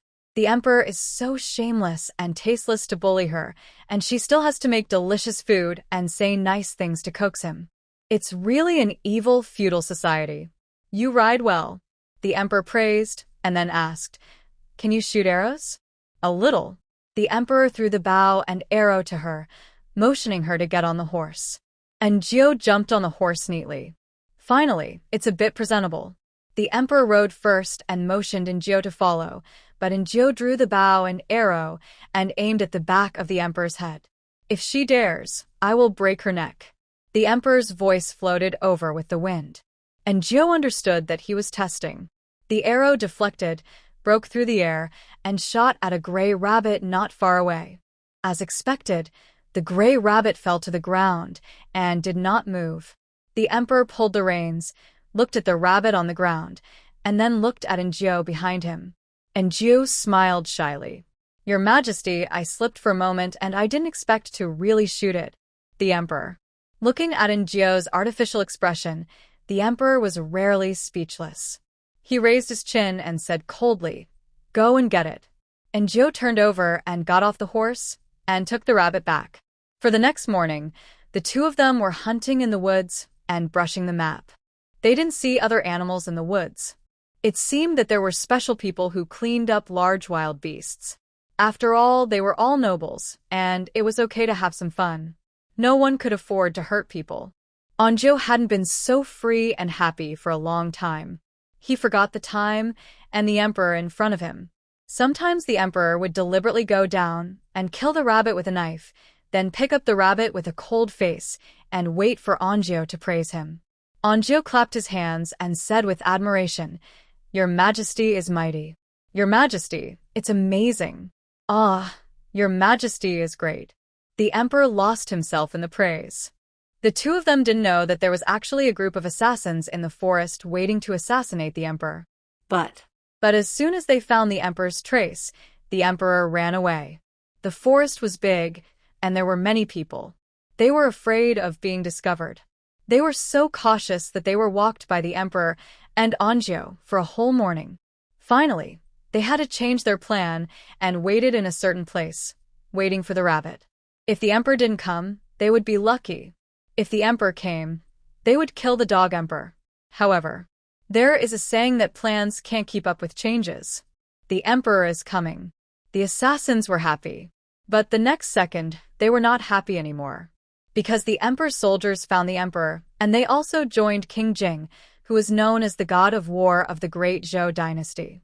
King Jing was very brave on the battlefield, and it was said that he could fight 100 people alone. They only had a dozen assassins, and their heads were not as many as the emperor's soldiers, plus King Jing and the experienced soldiers around King Jing. "Forget it. Today is not a good time, let's withdraw," the assassin leader said bitterly. So the assassins withdrew. "You killed so many?" King Jing was surprised to see the rabbits that the emperor and Anju killed immediately. Anju complimented, "Your Majesty is awesome, and almost all of these were killed by Your Majesty." The word almost was used very well. The emperor did not refute, and King Jing did not pay attention. He did not take Anjou, a little palace maid, seriously at all. My men asked the people who watched the hunting ground, and they said that the silver fox was in this area. King Jing was obviously more interested in this rare animal. When the emperor heard about the silver fox, he also became interested. Small wild monsters could no longer satisfy him. He wanted to kill something else. And Gio suddenly discovered a problem. Didn't they say that the emperor couldn't see raw meat? He didn't get sick even after killing so many rabbits. This was really strange. It seemed that the information given by Aunt Shu was wrong. Are there really silver foxes? The emperor turned to ask King Jing. King Jing couldn't say for sure, but the guard at the hunting ground did say so. And Jill also became interested in the silver fox they were talking about. She hadn't seen a fox in real life, and had only seen red ones on the internet. King Jing sent his men to look for it. He and the emperor stood under the shade of a tree and talked, and Jill also stayed aside quietly. "Your Majesty, what are you doing?" King Jing glanced at Jill, not understanding why His Majesty wanted to bring this palace maid with him when he was obviously not interested in women. She did look good, but she was not outstanding in the harem full of beauties. Just because the wontons were delicious? That wouldn't do. Such a big brother can't be fooled by a few wontons. King Jing thought again. There is a saying in the folk that is right. If you don't raise your children well, when they grow up, they will be cheated of a delicious meal. So King Jing waved his hand and immediately asked his men to light a fire. He wanted to grill meat. And Jiao was stunned. She had given meat to the emperor several times before, but it was either chopped up and put in dumplings, or cut into very small pieces and put in noodles, which weakened the presence of the meat, and at that time it was eaten by the tyrant. The emperor himself had never eaten it. Would it be inappropriate for King Jing to serve barbecue as soon as he came? And Jiao hoped that the emperor would have some sense of propriety and self-knowledge to refuse. But the emperor swallowed his saliva. "It should be fine. I will only eat one bite, not more, really." And Jiao. She wanted to persuade him, but she was a palace maid. How could she control the emperor and King Jing? King Jing's men had been greedy for a long time. When they heard what King Jing said, they immediately cut open the rabbit's belly, and soon the surroundings were filled with a strong smell of blood. King Jing was still talking to the emperor, but Anju noticed that the emperor was staring at the skinned rabbit without blinking. Because he was sideways, she couldn't see the emperor's expression, but Anju just felt that something was wrong. "Your Highness King Jing." Anju called out. King Jing looked at him suspiciously. Anju motioned him to look at the emperor. King Jing felt that this maid was disrespectful, but he still turned his head to look at the emperor. King Jing had been on the battlefield, and he was shocked by the bloodlust and coldness in the emperor's eyes. He didn't care about the difference in status, and looked at Anju, asking her with his eyes what to do. Anju was really convinced. She motioned King Jing not to speak, and slowly approached the emperor. No, it should be the tyrant at this moment. However, before Anju came over, the tyrant flashed to the side of King Jing's men with a big move. King Jing's men held a knife in one hand and a rabbit in the other hand. They didn't react at all, and forgot to free their hands. The tyrant stuck to him like a demon, and his hand was about to touch his neck. And Jiao knew that in just a moment, he could twist the neck of King Jing's men. Because not long ago, he flashed like this and twisted the rabbit's neck. "Your Majesty." At the critical moment, Jiao called the tyrant. The tyrant's hand paused, and he looked up at Anju. Anju was also very nervous. She didn't know if the tyrant in a frenzy could still understand what people said. After all, he didn't hesitate at all when he killed the cheating couple in the palace last time. Anju grabbed a handful of blueberries from her pocket. "Your Majesty, do you want to eat some fruit?" The tyrant looked at her. Anju continued, "Do you remember the blueberry thousand layer? Can we go back and eat it now?" The tyrant swallowed his saliva, but he remained unmoved. King Jing's men stopped what they were doing and looked at this strange scene in surprise and fear. It was probably the first time that King Jing saw the tyrant like this. He couldn't say a word for a long time and just stared blankly. King Jing's men, who were held by the tyrant, were even more terrified. Anju took a step forward. "Your Majesty, can you come over first?" Do you want to eat barbecue? Rabbit meat is delicious. Yes. The tyrant looked at the skinned rabbit and frowned slightly. Kill, kill. Anju said, that is barbecue. The tyrant grabbed the rabbit. King Jing's men saved their lives and ran away in a hurry. Anju said again, give it to me, I will grill it for you, okay? I brought the seasoning. The tyrant flashed in front of Anju. Anju startled him, patted his chest, walked to the fire, took the rabbit from the tyrant and said, the bloody rabbit meat has a fishy smell. Let's remove the fishy smell first. The two of them handled the rabbit as if no one was around, and then put the rabbit meat on the grill after removing the fishy smell. Anju clapped her hands. Okay, now we have to wash our hands. The tyrant looked at her. Anju shook her hands. This is blood. It's not clean. It has to be washed off. The tyrant stared at Anju's hand with a very unfriendly look. Anju was speechless. She was too lazy to be afraid. Your Majesty, think about it. If you kill me, you will be hungry in the future and no one will make delicious food for you. The tyrant's eyes were full of struggle. Anju said again, except for me, no one will cook delicious food for you. They will only give you vegetarian food and rice. Do you still want to eat that kind of food?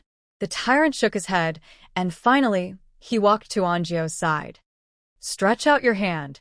The tyrant stretched out his hand. Anju poured water for him to wash. The tyrant's palms were all calloused. Okay, wipe it. After the tyrant washed his hands, Anju handed him a handkerchief.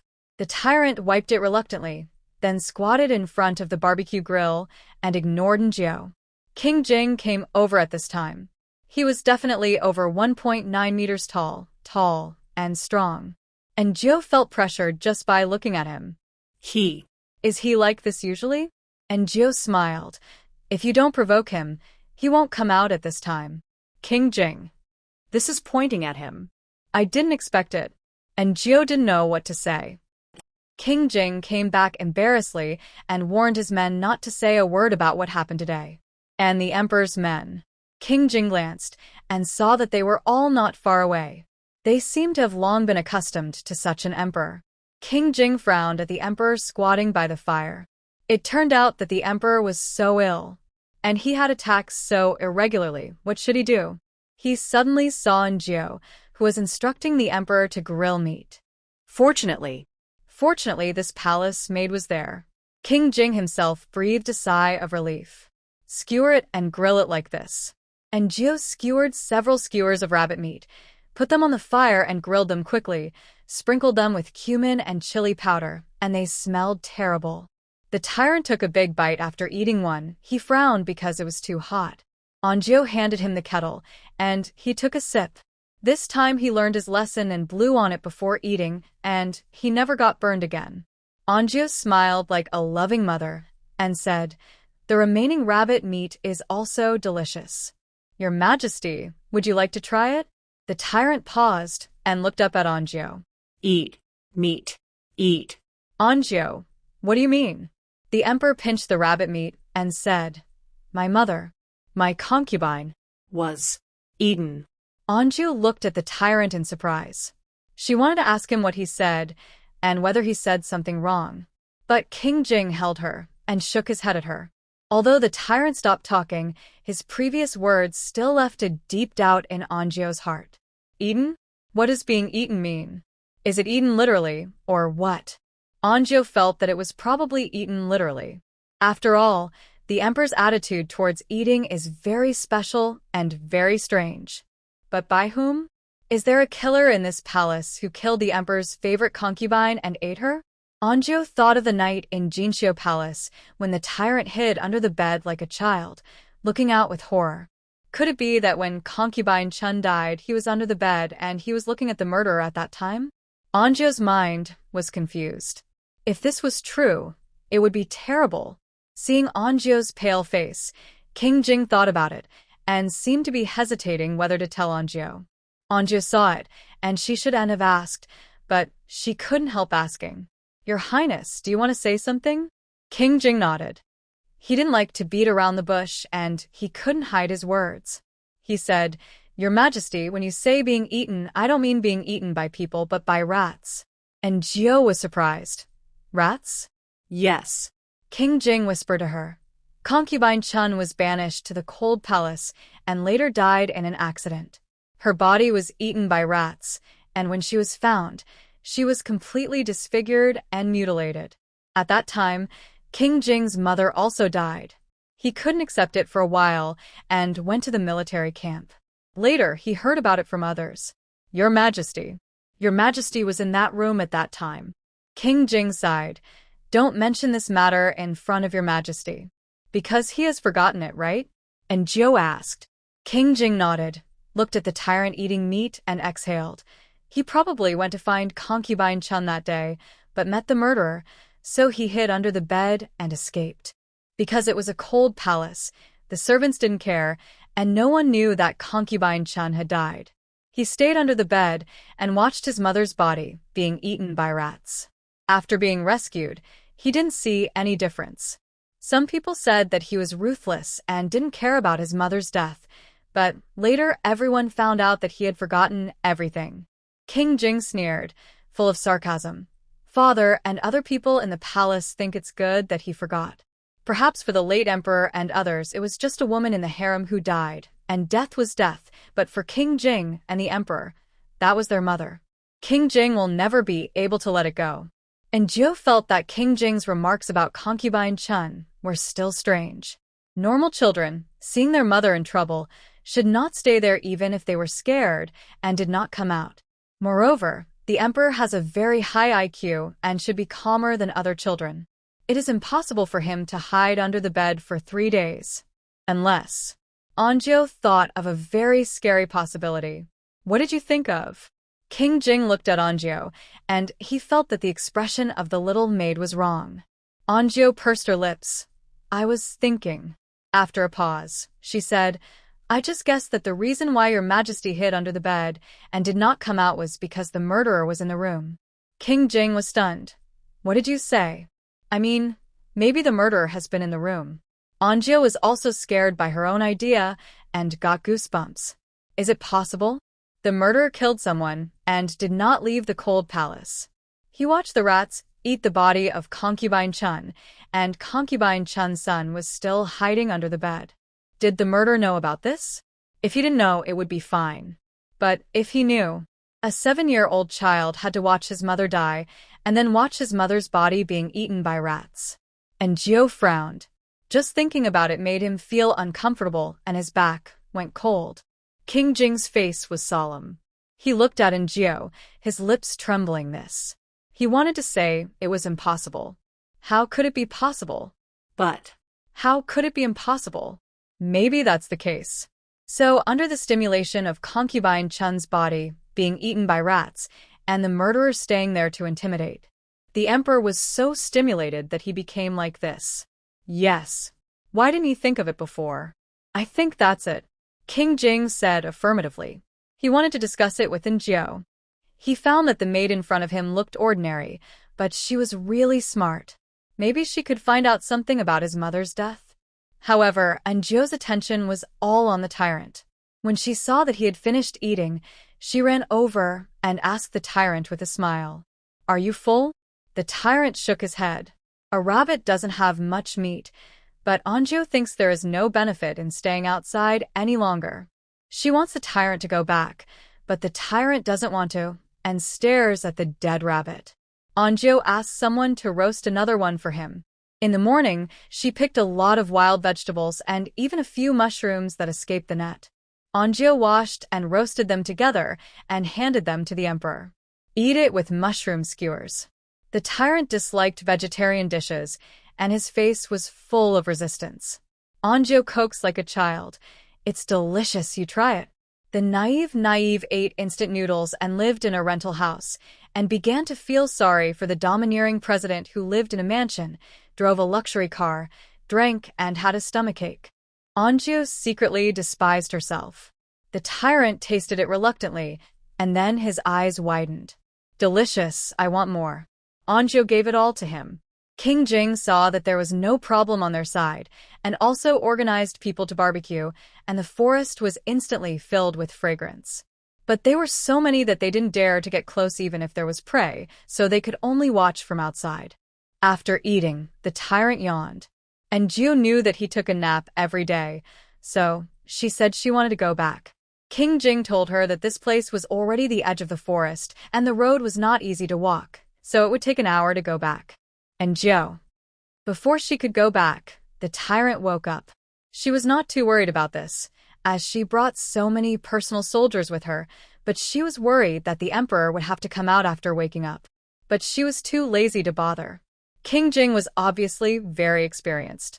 He tied ropes between two trees to make a simple hammock, and the tyrant fell asleep not long after lying on it. And Jiu finally breathed a sigh of relief, but was afraid that the emperor would catch a cold in the forest, so she could only accompany him. After an unknown amount of time, Jiu was awakened by a cheer.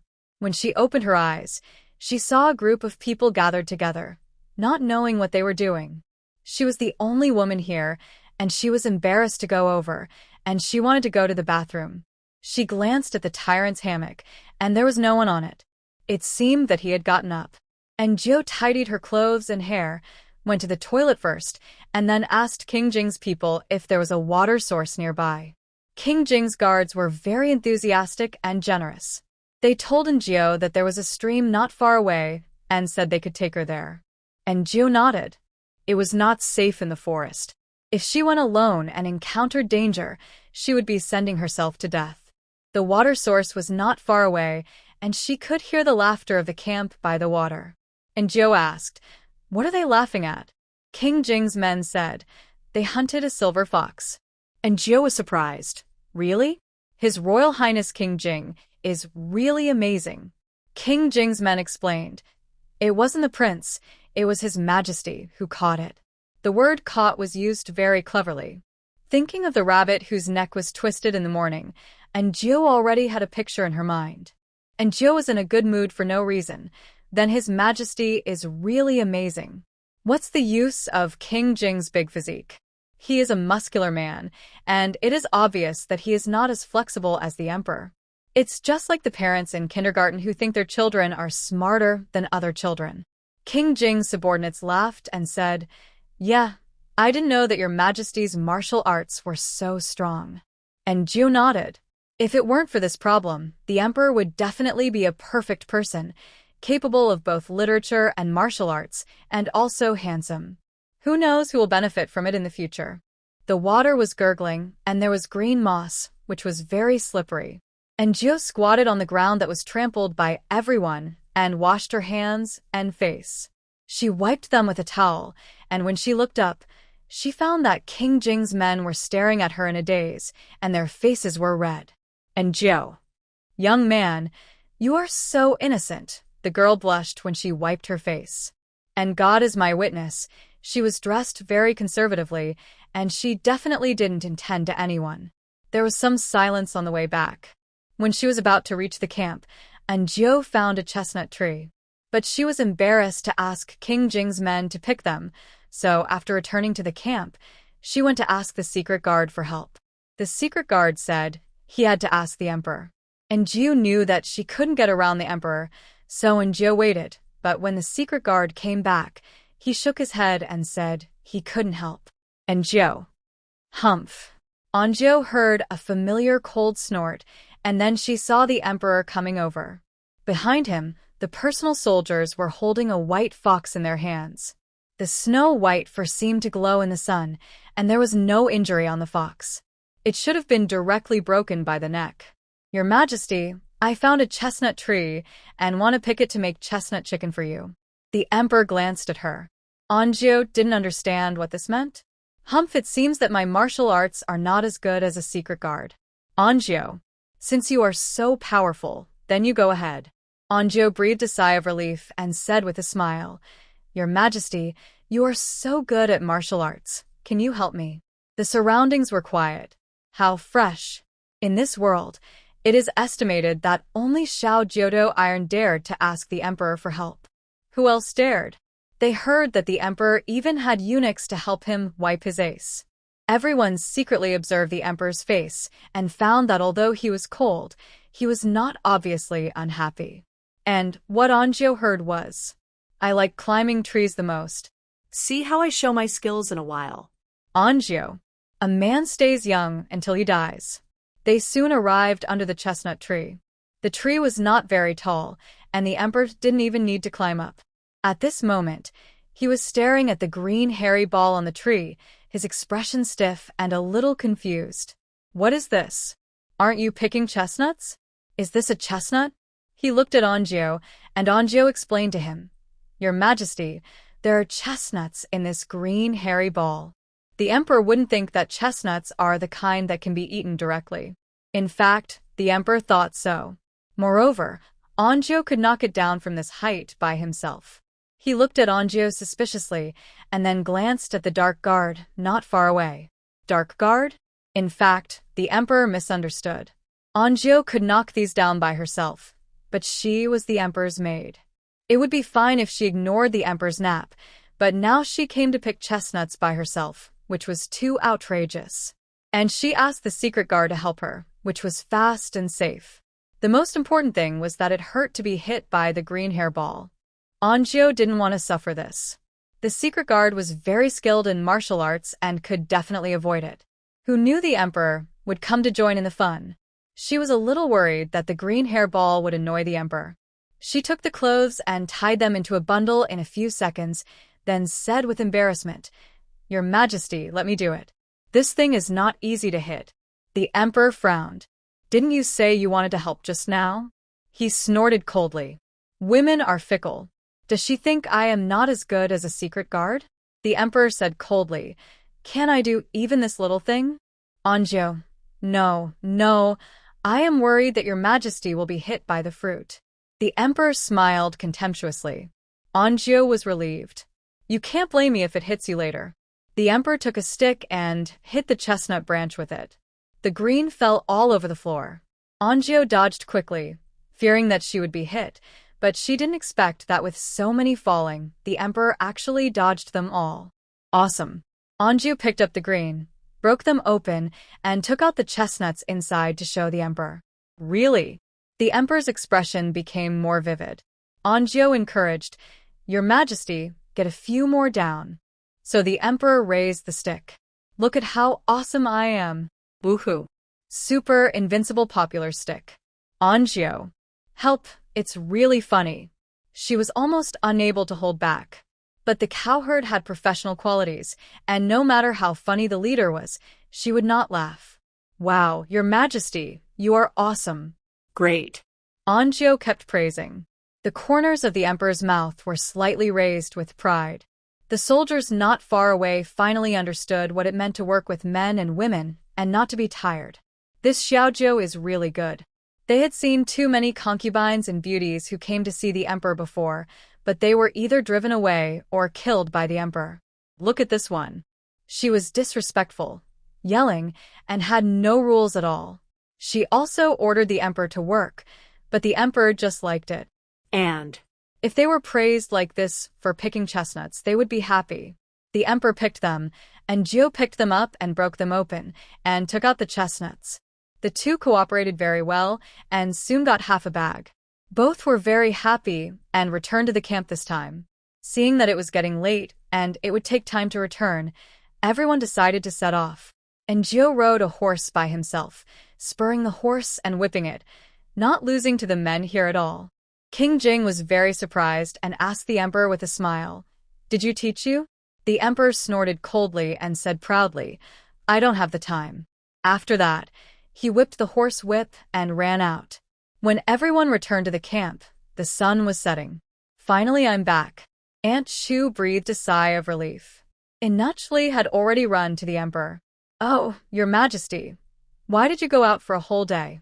Did you have lunch?"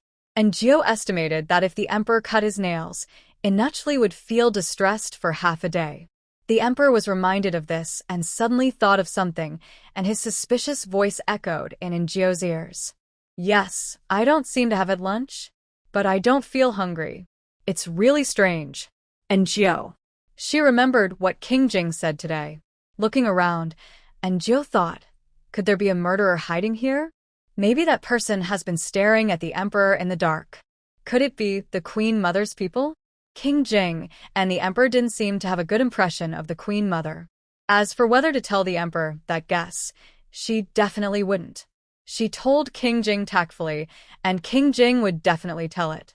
King Jing said that he was a prince, and the emperor would not do anything, but Enjio said that if the emperor got angry, she would be dead. In an office, can ordinary cattle and horses be the same as the leader's relatives? In consideration of the gold ingot yesterday, spicy rabbit meat must be prepared for the emperor for dinner. The spicy aroma quickly spread throughout the house and the surroundings. However, this area is the emperor's place, and people farther away have also started cooking. The various smells are mixed together, and no one can tell who is who. When Enjio finished making the spicy rabbit meat, the porridge, side dishes, and vegetarian pancakes in the imperial kitchen were also ready. The emperor ate a piece of rabbit meat, glanced at the porridge and side dishes next to it, and suddenly sneered. Enjio was stunned. What's the matter? The waste in the imperial kitchen can go to Hades. These were his original words. Enjio also glanced at the porridge and side dishes and thought of what King Jing said today. King Jing has not come since he went back, and he should not have told the emperor her guess. But Enjio doesn't think she is a particularly smart person. Can't others think of what she can think of? Especially the late emperor. Who is that person? The most calculating person in the world, right? Did he not track down the murderer? Or can't he track him down? Enjio feels that the water in this palace is very deep. Thinking of this, the emperor had finished his meal. Inachly winked at Enjio, and Enjio tactfully withdrew and saw Xiao Fuzi and several eunuchs carrying a bathtub in. She also wanted to take a bath, but there was no condition, so she could only wash herself. Aunt Chu was packing the emperor's clothes again. Today's is black, and tomorrow's is navy blue, and they all look good.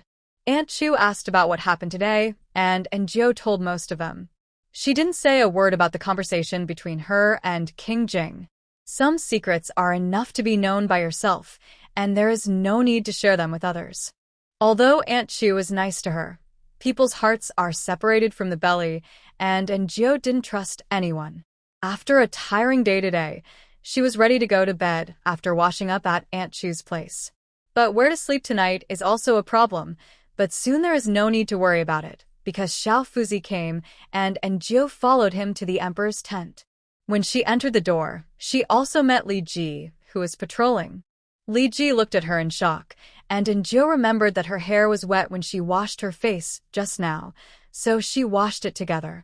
Now her hair was not dry, and she simply tied it up. She entered the emperor's tent in the middle of the night, which was indeed very suspicious. Xiao Zhou, hurry up, His Majesty is still waiting. Xiao Fuzi's urging seemed very ambiguous and suspicious. Enjio didn't say anything and went into the tent. Li Ji's expression was stiff. Did Xiao Zhou and the emperor really have that kind of relationship? If it was true, why didn't the emperor give her a name? Zhang Wenyuan pushed him and winked. I'll tell you. He added, Your Majesty is also a man. Which man at this age is not full of blood and vigor? There are rumors outside that the emperor is not close to women. Maybe he just doesn't like those in the harem. As for those around him who warm the bed, it's still okay. Li Ji was a little irritated. He didn't like the way Zhang Wenyuan said. Even if Xiao Zhou and the emperor had something, it was Xiao Zhou's own business. It was not the turn of outsiders to say anything. He glanced at Zhang Wenyuan and said coldly, Don't talk nonsense. And Zhou entered the tent.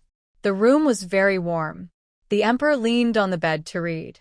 Xiao Fuzi also signaled her to speak softly, so as not to disturb the emperor, but Enjio heard the emperor's voice. I'm hungry again. Didn't you say you would make me blueberry lasagna today? The emperor glanced at Enjio, without leaving a trace. Enjio. No, emperor, do you have any national affairs in your mind? The emperor really doesn't have any in his mind right now. Enjio saw him take a blueberry from the table and put it in his mouth. The implication was very obvious. Although Enjio was very tired, who made her a servant. So, she tentatively asked the emperor if he wanted to eat something. The emperor said coldly, "If you want to make it, I don't mind trying it." "Thank you, I don't want to make it." And Gio has a small frying pan, which was made by the craftsman in the palace. It is a non-stick pan. She used it to fry eggs for the emperor. Today, she used it to make blueberry jam. The emperor pretended to read a book at first, but later he stopped reading. He walked over to look at the jam, and then curiously watched Gio make the 1,000-layer cake. Pour a thin layer of batter into the pan and heat it. The batter becomes a soft pancake. Take it out and put it on a plate. So this is how it is made. It looks fun. Seeing the emperor's eager expression, Gio smiled and asked, "Your Majesty, do you want to try it?" Before the emperor spoke, Inachli was anxious. "You bold little Gio. How can you let your Majesty do such a thing?" And Gio. The emperor. The emperor coughed dryly. "I will try." Anukli. Anukli. The emperor solemnly took the pot, sat down seriously, and poured the batter into the pot like Gio. Because he didn't master it well the first time, he poured half of the pot. He frowned slightly and looked up at Gio. At that moment, Gio seemed to look at a well-behaved big dog. "Just pour the extra back." The emperor nodded. Soon the first ugly pancake was ready. "Wow, not bad. I am indeed gifted and talented. I can learn this kind of thing as soon as I learn it." And Gio. Next, Gio watched him make pancakes one by one, and he became more and more skilled. And Gio thought, without the filter of the emperor, he was actually no different from ordinary people, but because of his identity, everyone automatically isolated him. Everyone was afraid of him, but they also isolated him. The emperor was having fun, and the only one who was scared was Inachli. The emperor was simply his lifeblood. As long as the emperor picked up the pot, he was afraid that the emperor would bump into it or get burned. But the emperor didn't let him speak, which made the old Inach sweat all over his head. Finally, the emperor couldn't stand it anymore and asked Inachli to go out. Inachli then went out. As soon as Inachli left, the tent instantly became quiet. And Gio was tired and sleepy, and now she had to watch a handsome guy making pancakes late at night. This kind of sleep-inducing scene made her doze off constantly, and her eyelids became heavier and heavier. When the batter was finally done, the emperor shook his sore arms, looked up, and found that Gio was actually sleeping on the stool. The emperor had never seen such an outrageous thing in his life, and he was immediately amused. The emperor, who had been self-centered since childhood, had no awareness and quality of not disturbing others and cherishing women. He pushed Gio awake immediately. Gio was in a daze, and when she opened her eyes and saw the emperor, she thought he was a tyrant. She rubbed her eyes and sat up. "Your Majesty, are you hungry? What do you want to eat? I picked a lot of blueberries today. Let's make blueberry milfai." And Gio was stunned at this point. Looking at the cake on the plate, she widened her eyes in surprise. "Your Majesty, you are too amazing, aren't you? You actually learned to make blueberry milfai by yourself?" This level of surprise is no less than seeing a pig learn to play the piano. The emperor. So. Who is this idiot? Hearing this familiar tone, Gio paused. She looked at the emperor in surprise. "Your Majesty?" The emperor frowned. "Who do you think it is?" Anju? No. I didn't think. The memory of running away finally came back, and Gio remembered everything. She felt a little guilty. In the past, she watched TV dramas where palace maids were executed for yawning in front of the emperor. She was amazing. Not only did she make the emperor work, but she also fell asleep in front of the emperor. The emperor didn't kill her even though she did that. It seems that the emperor's temper is really good. "Your Majesty, please forgive me." The emperor snorted coldly. "You are so brave." Angie was about to say something when she heard his crazy laughter. "Ha ha ha, so funny. Is she scared to death?" Angie lowered her head and pretended to be very, very, very scared. "Your Majesty, spare my life. I will never dare to do it again." Ha ha ha. Ha ha ha ha ha ha ha ha ha. The sound of screaming chickens filled the entire tent, giving Angie goosebumps in the middle of the night. Fortunately, others couldn't hear it. The emperor said coldly and sternly, "I will forgive you this time. If you do it again, I will never forgive you easily." And Jiu was about to thank him when she heard his voice again. Father said that we should be moderate in relaxation and use both kindness and severity. Let's see if you are still loyal to me now. And Jiu, you used all your ability on me, right? Thank you, Your Majesty. And Jiu was too lazy to be angry with him. After washing her hands, she began to make blueberry mille-feuille for him. At first, the emperor thought that blueberry mille-feuille was something amazing, and then he saw that in Jiu just had a layer of pancake and a layer of blueberry jam. That's it? The emperor's voice was full of doubts. And Jiu thought, that's it, there's no cream these days, and she can't do anything. The emperor looked very disappointed, but soon he became interested in the job of spreading the sauce. And Jiu then asked him, Your Majesty, do you want to try? I want to try, but I am the emperor. The emperor must be dignified, aloof, and mysterious. How can I do such a thing? So he refused coldly. And Jiu, haha, the clown turned out to be me. She stopped talking and quickly made the blueberry lasagna. She cut half of it and gave it to the emperor and put the remaining half away. The emperor frowned. What does she mean? Don't want to give it to me? Bold. Cao cao đe đút 3 g of size.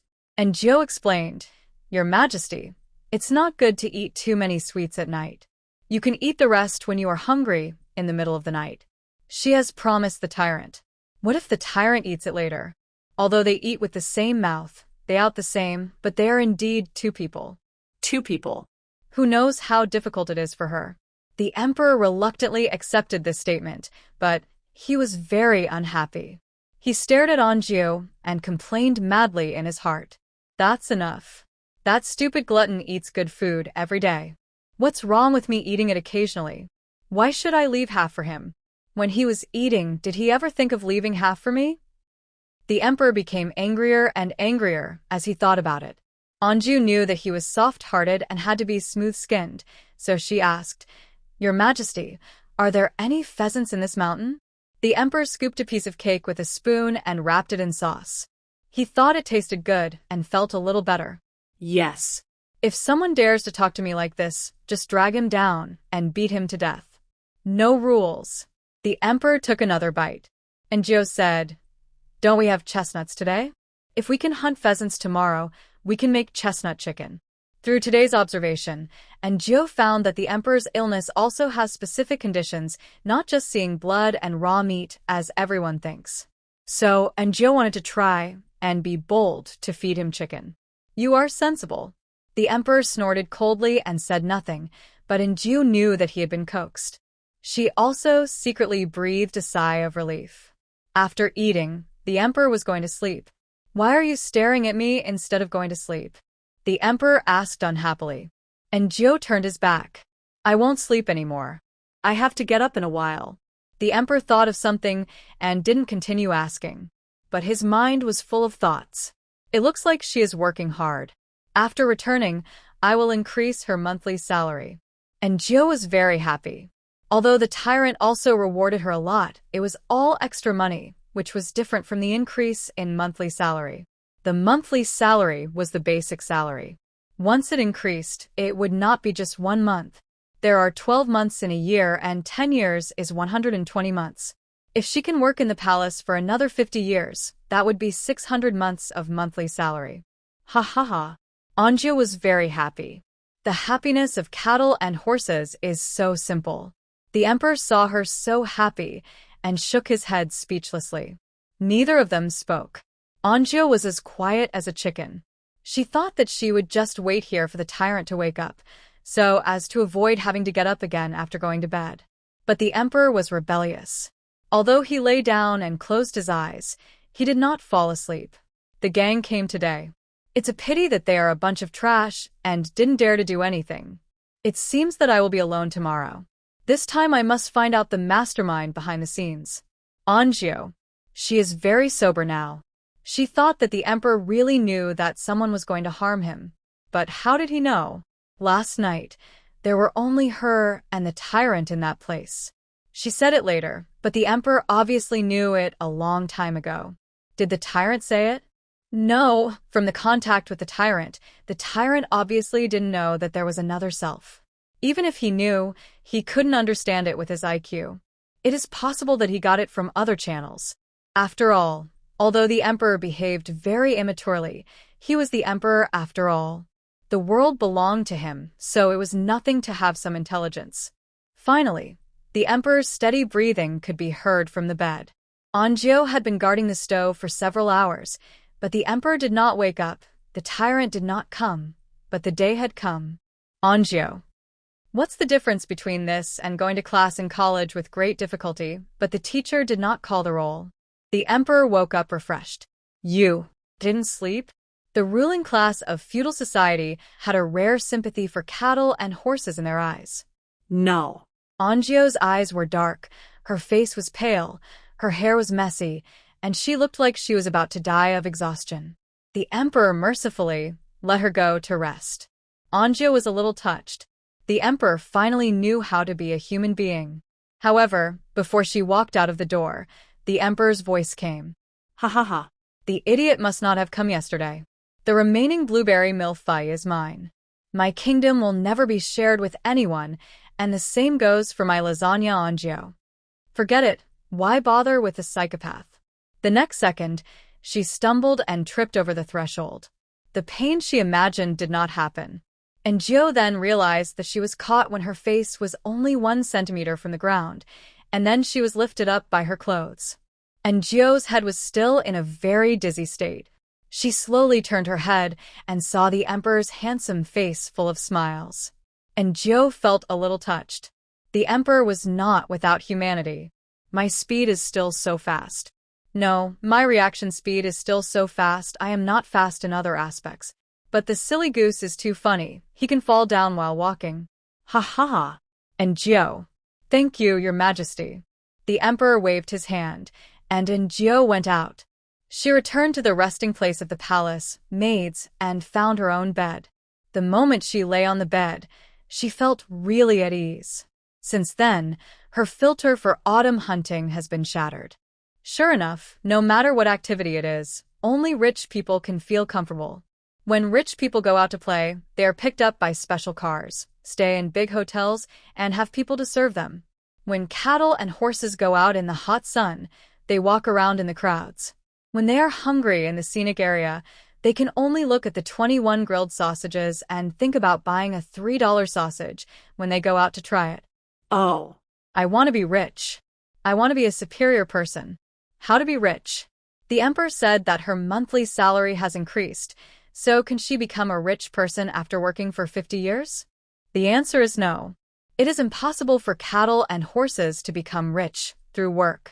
Even if they have a little money after 50 years, they will be deceived into buying health products. The only shortcut is... Oh. Thinking of the emperors who are more perverted and difficult to deal with, and Anjio thought about it and gave up. She couldn't eat these 2 mouthfuls of soft rice. How to become a superior person? Working in Guanghua Palace for 50 years, can you get to the position of Aunt Shu? But Aunt Shu is just a servant. What if the emperor died halfway? Would all his confidants have to die? Women can't take the imperial examinations, can't make achievements. The only way is... And Anjio exhaled a breath. Why can't she get around the emperor? No? She still has to find a way to leave the palace. Only by leaving the palace can she be free. Free cattle and horses can graze on the grassland, while cattle and horses in captivity can only work in the fields. And Anjio was very sleepy because this plan to leave the palace made her more and more excited. Finally, she thought of buying a piece of land and living a comfortable life in seclusion, and then met a man of some kind. The two fell in love at first sight and fell in love again. Thinking of this, the sun was already high. Today, Xiaoqiu went to the same place yesterday to wait for the emperor. Xiaodong was really in a bad state. Aunt Chu asked her to stay here. And Anjio saw it. After returning to Beijing, Xiaodong would be sent away. The palace maid's tent was small and dark. And Anjio's bed was in the innermost, and she lay in a small ball on the bed covered with a quilt, so Xiaodong didn't find her. Anjio heard her get on the bed, covered her head with the quilt, and cried softly. Anjo felt a little sad. They are all miserable people. After all, she was too tired and fell asleep quickly. She didn't know how long she slept, but she was awakened by the shouting outside. Anjo got up and went out. Seeing that everyone was running out in a panic, Anjo grabbed a little Anuch and asked, "What happened?"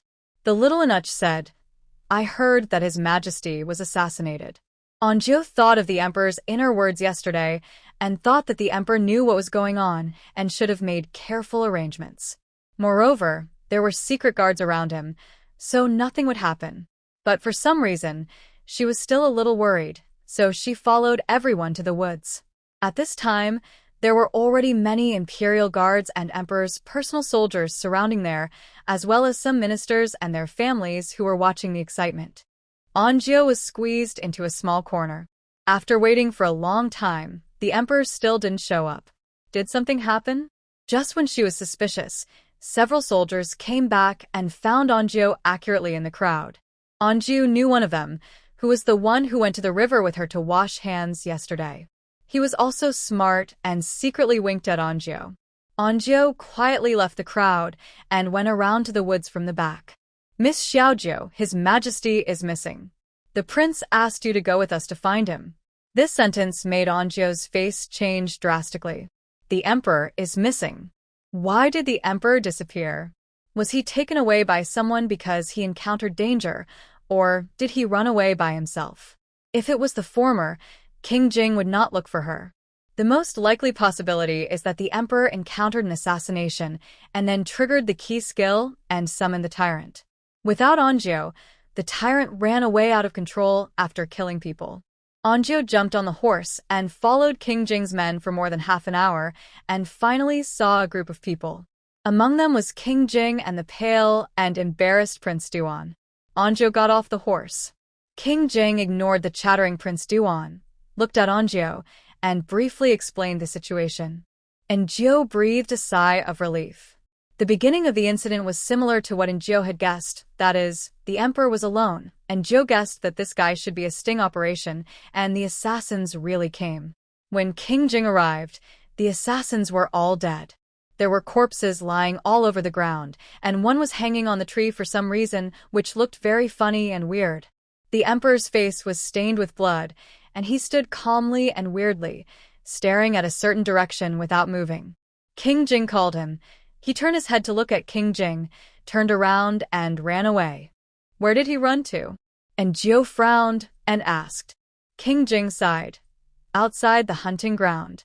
The royal hunting ground has a range, and there are basically no wild animals within this range, but it is very dangerous outside the hunting ground. So many people have gone in and out of the forest in the past 2 days, and so many animals have died. The smell of blood has long been spread out, and it should have attracted many wild animals, such as groups of wolves, wild boars, tigers, and perhaps bears. It's very dangerous outside. King Jing worriedly said, but we dare not chase too close. He will run away as soon as we get close. King Jing was speechless. When the Emperor was ill, he would not listen to what others said at all, and he was very cruel. One of King Jing's men broke several bones because of chasing him. Anjo was also in a dilemma. Your Highness, do you want me to go find him? King Jing knew what Anjo was worried about. It was so dangerous outside, and it would be dangerous for Anjo to go out. The tyrant also had martial arts skills, but she was a poor little girl with nowhere to go, and she couldn't bear the responsibility of saving the world. King Jing said, I will go with you, and Lin San and the others, don't worry, I will definitely protect you. Lin San was the not-so-smart secret guard next to the Emperor. He often didn't show up when he should, and showed up when he shouldn't. He looked quite unreliable and left Anjo alone in Jinxiu Palace. So she looked at King Jing, who looked very reliable. Your Highness, my life is in your hands. King Jing nodded and gave her a reassuring look. At this point, Anjo was also satisfied. She had no power to choose at all. If the Emperor died, she would have no choice but to die. Really? She must have owed the Emperor in her previous life, so she was sent to serve him like a cow and a horse in this life. Like a horse and a cow. Before leaving, Prince Jing explained some things to Prince Duan. Prince Duan was confused and kept asking, "What if something happens? What if something happens again?" And Jiao discovered that Prince Duan was like the youngest child in the family. When his elder brother and second brother were around, he was quite smart, but when his elder brother and second brother were not around, he panicked and could not take on the responsibility. The emperor was missing, Prince Jing wanted to leave, and he felt that he could not handle it. But Prince Jing patted him on the shoulder. "Third brother, I believe in you." Prince Duan. "Third brother, I don't even believe in myself." And Jiao got on the horse, and Prince Duan gave her a strange look. At this time, he also realized that something was wrong. Why did this palace maid follow him? Dragon bones were found in the woods? Prince Jing also got on the horse. As they set off with the eyes of the crowd, Prince Duan looked at the people in the distance and murmured, "Their riding skills are still quite good. Your Highness, what should we do now?" Prince Duan's servant was the same as Prince Duan, good at eating, drinking, and having fun, but this was the first time he had done such a big job, and he was not good at it. Prince Duan then discussed with Prince Jing's men and decided to send someone back to appease the people in the camp, saying that the assassin in the forest had not been caught yet, and the emperor was leading people to track down the assassin, and all hunting activities were suspended, and everyone was not allowed to stay in the camp and go out. The people in the forest were guarding here, ready to respond at any time. Here, and Jiao followed Prince Jing and the others all the way. The forest was obviously dense, and after walking for a while, the road became particularly difficult to walk, and everyone had to get off the horse. And Jiao asked, "Your Highness, will we miss His Majesty if we keep walking like this?" The forest was so big, and Jiao felt that Prince Jing was wandering around. But King Jing pointed out to her, "The branches on this road are obviously broken, and the grass also has signs of being trampled." And Jiao. These are very subtle traces, and King Jing can find them even though he is walking so fast. No wonder he can achieve great things, he is really capable. And Jiao didn't ask any more questions. After they dismounted and walked for a while, they smelled a strong smell of blood. Several people's faces changed drastically, and they ran in the direction of the smell. Soon they saw large patches of blood, and 5 or 6 wolf corpses were lying on the ground. King Jing checked the wolf corpses and the blood on the ground and said, "It's still fresh. The emperor is nearby. Be careful." This was shouted by the secret guard Lin San, but the next second, and Jiao felt a pain in her arm, and she was taken away. When King Jing turned around, there was no trace of Jiao. King Jing was about to chase her, but Lin San said, "Your Highness, don't forget the purpose of our trip." The purpose of this trip was to let Xiao Jiao comfort the emperor and take him back. Lin San meant that since Xiao Jiao had been taken away by the emperor, it was just right. But the emperor is not in a clear mind now. What if Xiao Jiao is in trouble? King Jing looked at the broken wolf corpses on the ground and thought that the emperor was in a very crazy state now. What if he couldn't help killing Xiao Jiao? Wouldn't Xiao Jiao still be in danger? Lin San said expressionlessly, "Your Highness, His Majesty is more important. If Xiao Jiao and calm him down, we will find another way to take him back." King Jing frowned and stared at Lin San for a long time. He suddenly smiled. "You are worthy of being the emperor's secret guard." He sneered and stopped talking, but he was still worried about Jiao. He led troops outside all year round.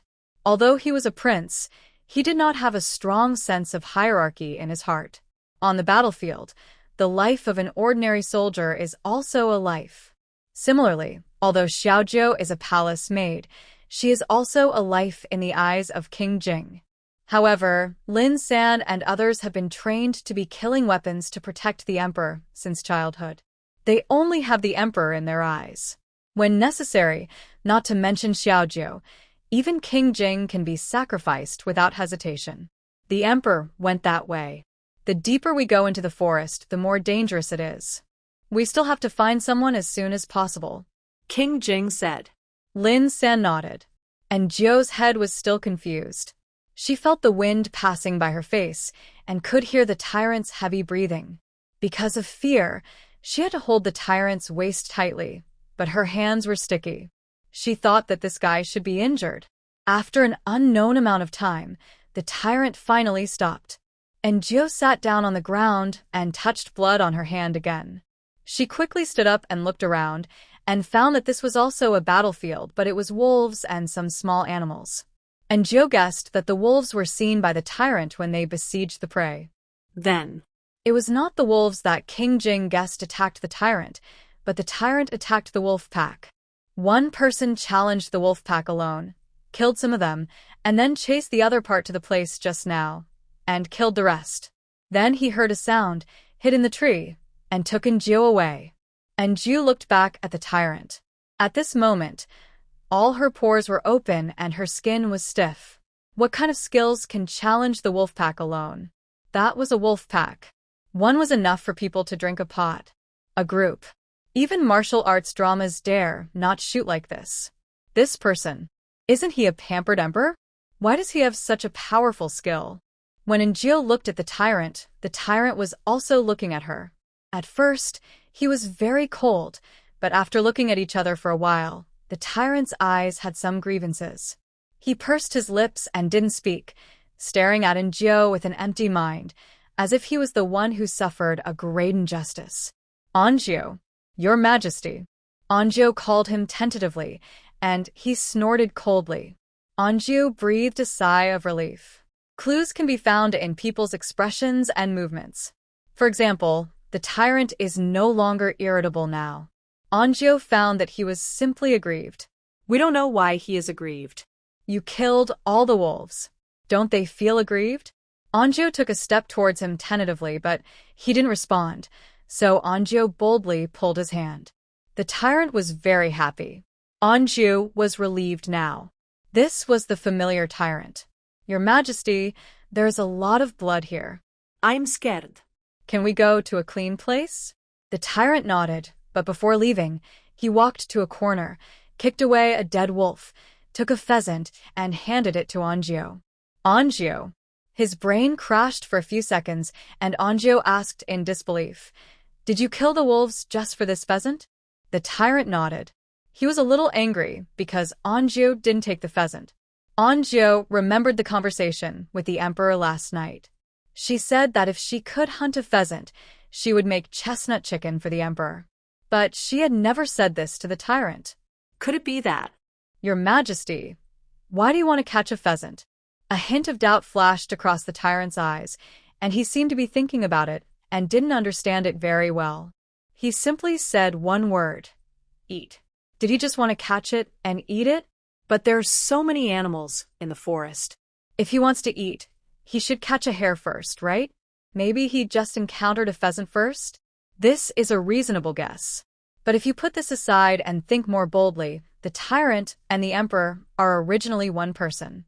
Even if they are split into two, they occasionally have some emotions, perceptions, and attitudes towards certain things and people.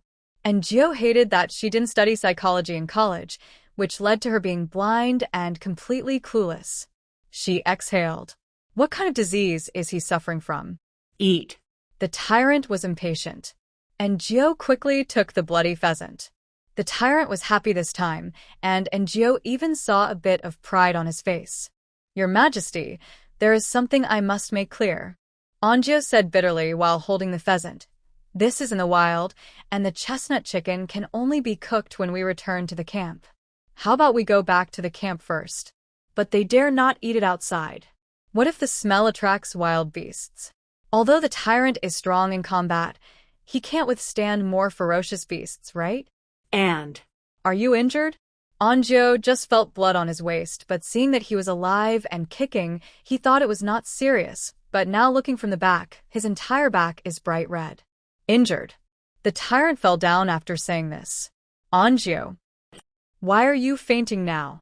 Anjiu's face turned pale with fright. This is a forest in the wild, with countless wild beasts and so many dead wolves. The smell of blood will soon attract other wild beasts. Wake up, wake up.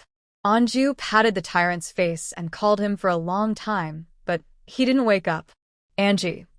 Unfortunately, Angie also heard a rumbling sound and realized that other wild animals might be coming. Angie tied the pheasant to the tyrant and dragged him away. It's so heavy. How can it be so heavy when it ate so little every day? They had just left that place when a huge wild boar ran over with a little wild boar. Fortunately, the smell of blood here was so strong that Angie and the others left without being discovered. Angie was weak, and she ran out of strength after dragging the tyrant not far. She put the tyrant down, tore off his clothes to see the wound. This guy must be an Iron Man. His back was scratched by the wolf's claws, and the skin and flesh were turned outward. Because of his intense exercise just now, the wound was torn a little more, which looked particularly horrifying. Anjo had never treated a wound before, so she couldn't do anything for a while. There was not even clean water here. If the tyrant got infected, there were no antibiotics in ancient times, and he would be dead. Just when Anjo was panicking, she suddenly remembered that before she came, King Jing gave her a small cloth bag, which was to prevent the tyrant from getting injured. Anjo quickly took it out. Thank God. Thank King Jing. There were really medicines in it, 1 bottle for internal use and 1 bottle for external application. She quickly arranged for the tyrant and tore a piece of cloth from her clothes to bandage him. Anjo didn't dare to delay, so she took the tyrant's knife and carved a mark on the tree. For some reason, she felt that she couldn't stay in this place, and she had to find a safe place to wait for reinforcements. But what is a safe place? Anju didn't know, so she could only walk forward and see. But what about the tyrant? It's okay to leave it here, right? She would be back soon. But after walking less than 10 steps, Anjo gave up after imagining dozens of ways for the tyrant to die. Forget it. Let's die together. If something happened to the tyrant, she would not be able to survive. If she died, she might be buried in the imperial mausoleum and dug out thousands of years later. She would also be a person of status. After sitting under the big tree for a while, no one came to find her, and there were no wild animals. The surroundings were eerily quiet. Anjo could only keep calling the tyrant. But the tyrant did not move until Anjo heard the voice again. And this voice seemed to be. When she looked up, she met a pair of cold eyes and a huge head. Anju swallowed her saliva, and all the hairs on her body stood up. Snake. Such a big snake. Anjo felt that she was finished. When people are extremely frightened, their whole body will be weak, and so is Angie. She felt like she was cast under a spell and could not move. Help! She thought she shouted, but in fact, she did not make any sound. The big snake suddenly opened its bloody mouth, and she felt that time was slowed down, which was also strange. Suddenly, an idea popped into her mind. She can die, but the tyrant cannot die. The people of Yunnan cannot live without bacteria for a day, and the country cannot live without a king for a day. Thinking of this, her brain suddenly came to her senses, and she grabbed the things at her hand and threw them into the mouth of the big snake. After throwing it, she dragged the tyrant away. Human potential is unlimited. The big snake was still swallowing the pheasant thrown into its mouth.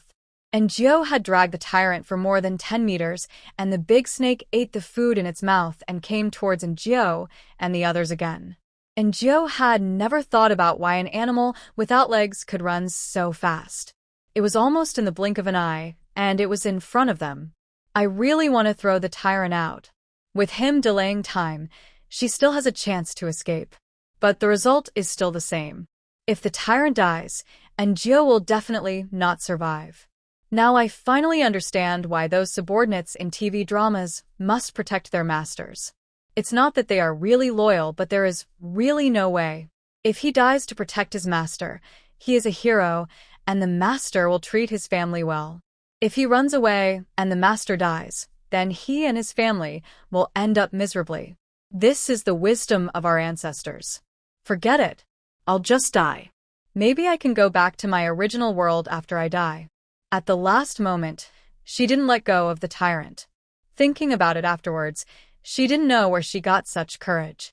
Just when she was waiting to die, her hand loosened and a knife stabbed into the snake's eye. The snake was in pain and angry, but the tyrant was not a pushover. He jumped on the snake's back with a swift movement, pulled out his knife, and stabbed the snake's head while the snake was rolling. The tyrant jumped off the snake. This scene was like a slow-motion shot in a movie. The snake didn't move. After a few seconds, it fell to the bottom, splashing a layer of dust. Angie's heart jumped heavily, and her eyes were red. Maybe it was the suspension bridge effect. Angie felt that the tyrant was particularly handsome at this moment, and she felt relieved when she saw him. "Your Majesty." Angie ran over. Then she heard the sound of screaming chickens echoing in the woods. Ah ha ha. Pain, pain, pain, pain, pain, pain, pain, pain, pain, pain, pain. It hurts so much. And Gio swallowed her saliva. Did the Emperor wake up?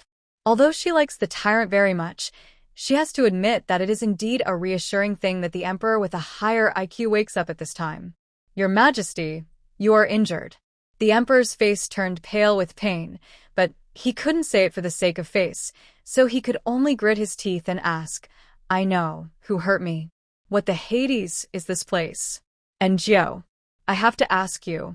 And Gio was led by the tyrant to run all the way, and she had lost her way a long time ago. I remember hearing people say that if you get lost in the wild, you can look at the sun. But when you really get to the forest, you realize that the trees are tall and dense, blocking out the sun, so how can you see the sun? And it's getting late now, and the light in the forest is dim. And Gio guessed that it will be dark soon. That would be even more dangerous. And Gio quickly recounted what happened. "Idiot. Idiot. Idiot. For a pheasant, just for a pheasant. He is the one who is fooling around, but I am the one who is hurt. It is I." The Emperor gritted his teeth and cursed the tyrant's ancestors. And Gio felt a little sympathetic. The Emperor was right. He was indeed a bit miserable. But this can't all be blamed on the tyrant, right? Wasn't the Emperor the one who was caught in the trap? What's his situation? He doesn't know what's going on. He has to go to the meeting alone to show off. And the tyrant is just a child. What does he know? What bad intentions can he have? He just wants to eat a chicken. "What are you doing standing there, stupid goose? Come and help me up." And Gio ran over and helped the Emperor up. "Your Majesty, what should we do next?" The Emperor looked around. "Let's leave here first. This snake will definitely attract other wild animals." Angie supported him and left marks as he walked. The Emperor felt pain and discomfort and couldn't help but say to her, "Do you know why the snake came? Because you brought that pheasant, which attracted the snake." The Emperor was simply convinced. He felt that Angie was as stupid as the tyrant. It's unknown what stupid things these two people will do together. But why is he the unlucky one? Angie heard his voice, so she nodded. "I know. It was because I didn't treat your Majesty's injury properly, and the smell of blood attracted the snake." "Emperor? Emperor. Huh? Did he hear it right? How is it his fault? If he hadn't run to catch the chicken, how could I be injured?" The Emperor was very angry. "It's all because of that chicken and that idiot, and you are still on his side?" Angie was unhappy. The tyrant was not a fool. What's wrong with him just wanting to eat a chicken? When she returns, she will stew chicken for the tyrant every day. Moreover, the tyrant did not say a word even though they were both injured. But the one in front of her, the originally quiet forest, was filled with the Emperor screaming and crying out in pain like a chicken, which sounded particularly ethereal, weird and ethereal. But Anjou did not dare to refute the Emperor, so she did not say a word. The Emperor snorted coldly. "I know you are not convinced." "I didn't." The Emperor snorted coldly. "You did, I can see it." "Anjou, what kind of magic potion did that idiot give her? It hurts so much. Where is this place? What are Lin San and the others doing?" The Emperor's voice never stopped. Anjou took back what she had just said. It would be better if the tyrant came back. At least he could take her back the same way while enduring the pain. Hey. I don't know how long they walked, and it was getting dark. Fortunately, they found a cave. Anjou went in first and took a look. It was just an ordinary cave with no traces of animals. She breathed a sigh of relief, marked the entrance of the cave, and helped the Emperor in. Before it got completely dark, she found some dead branches and threw them into the cave, and some large leaves blocked the entrance. It was completely dark. Anjou took out the flint and lit the fire. A faint fire lit up in the cave, giving people a great sense of security. Why do you carry the flint with you? The emperor's face was distorted by pain, and he could only find some topics to divert his attention. I bring it with me because I cook often. Anjou was also exhausted, tired, and hungry. She leaned against the wall and began to miss home again. The emperor was silent, but the voice in his heart continued.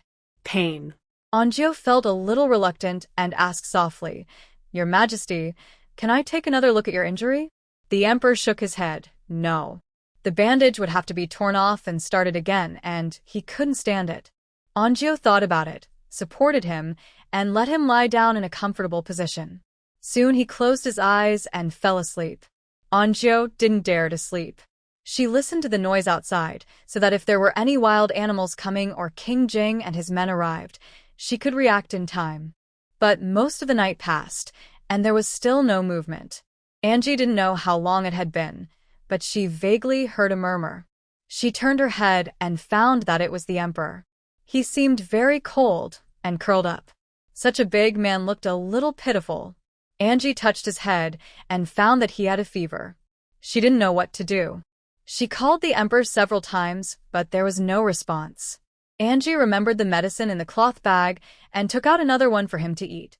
But the emperor still slept very uneasily, and there were marks on his face from the small stones on the ground.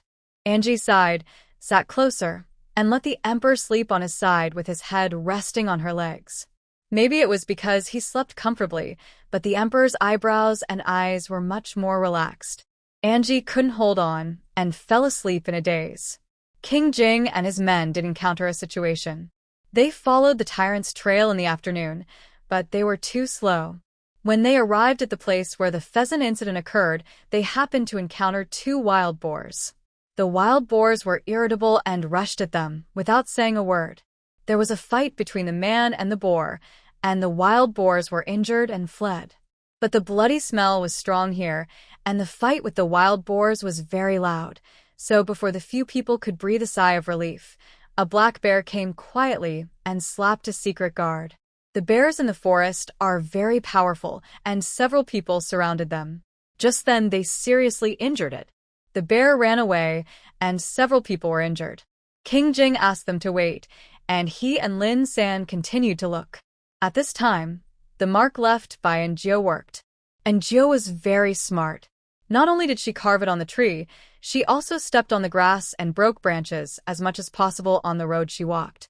In this way, even if the vision was not good, it would be easy to find. In the second half of the night, Anjou heard movement outside. She stared at the cave entrance vigilantly. Soon she saw King Jing. At that moment, Anjou seemed to see a relative. Her eyes instantly turned red, and she said excitedly, Your Majesty, you are finally here. King Jing knew that she must be scared as a little girl and comforted her with a cold face. It's okay. Anjou wiped a tear. I'm okay. The emperor seems to be dying. She touched the emperor's body and found that it was hot. He didn't respond when she called him. Anjou was worried and had already decided whether it would be better to hang or poison himself. Your Majesty. Upon hearing that the emperor was dying, Lin San was the first to rush in and checked the emperor's injuries with King Jing. King Jing frowned. We have to go back quickly. Lin San nodded and carried the emperor on his back. Follow me. King Jing turned around and said to Anjou. Anjou had already calmed down and was not in the mood to feel embarrassed about what happened just now. She was very, very, very worried about the emperor, so she quickly followed King Jing and the others. It was already late when we got back to the camp. The imperial physician was called in. This time the imperial physician's surname was Lin, and he was said to be very good at treating external injuries. He treated the emperor's wounds and prescribed medicine. Anjou and Aunt Chu went to boil the medicine, while King Jing and the emperor talked in the tent. Aunt Chu was distressed and burst into tears. Your Majesty is most afraid of pain. How could he? Aunt Chu sighed. The forest is so dangerous. He shouldn't have been allowed to go. Anjou listened quietly. In fact, she was also very scared. Until now, her hands and feet are still weak, and she has no strength all over her body. But she is just a palace maid, and palace maids are slaves. Who cares if she is tired or not? No one asked her a question, and she was sent directly to boil medicine. And Jo held her chin and recalled what happened today. She and the emperor really went through the gates of Hades. Is this the price of raising monthly wages? If only I could be like Xia, Qiu, and who didn't have to work overtime, deal with their superiors, and not be in danger of life. The more I thought about it, the more I felt that I was a big injustice. And Jo asked Aunt Chu, "Aunt, do you think the food I cook is delicious?" Aunt Chu said, "Delicious. Is it so delicious that it is irreplaceable?" Aunt Chu shook her head. That's not the case. The home-cooked food and Jo cooks tastes good, but it's not irreplaceable. Then, Aunt Chu shook her head and looked at Injio. Xiao Jiu, do you really think that His Majesty likes to be with you just because the food you cook is delicious?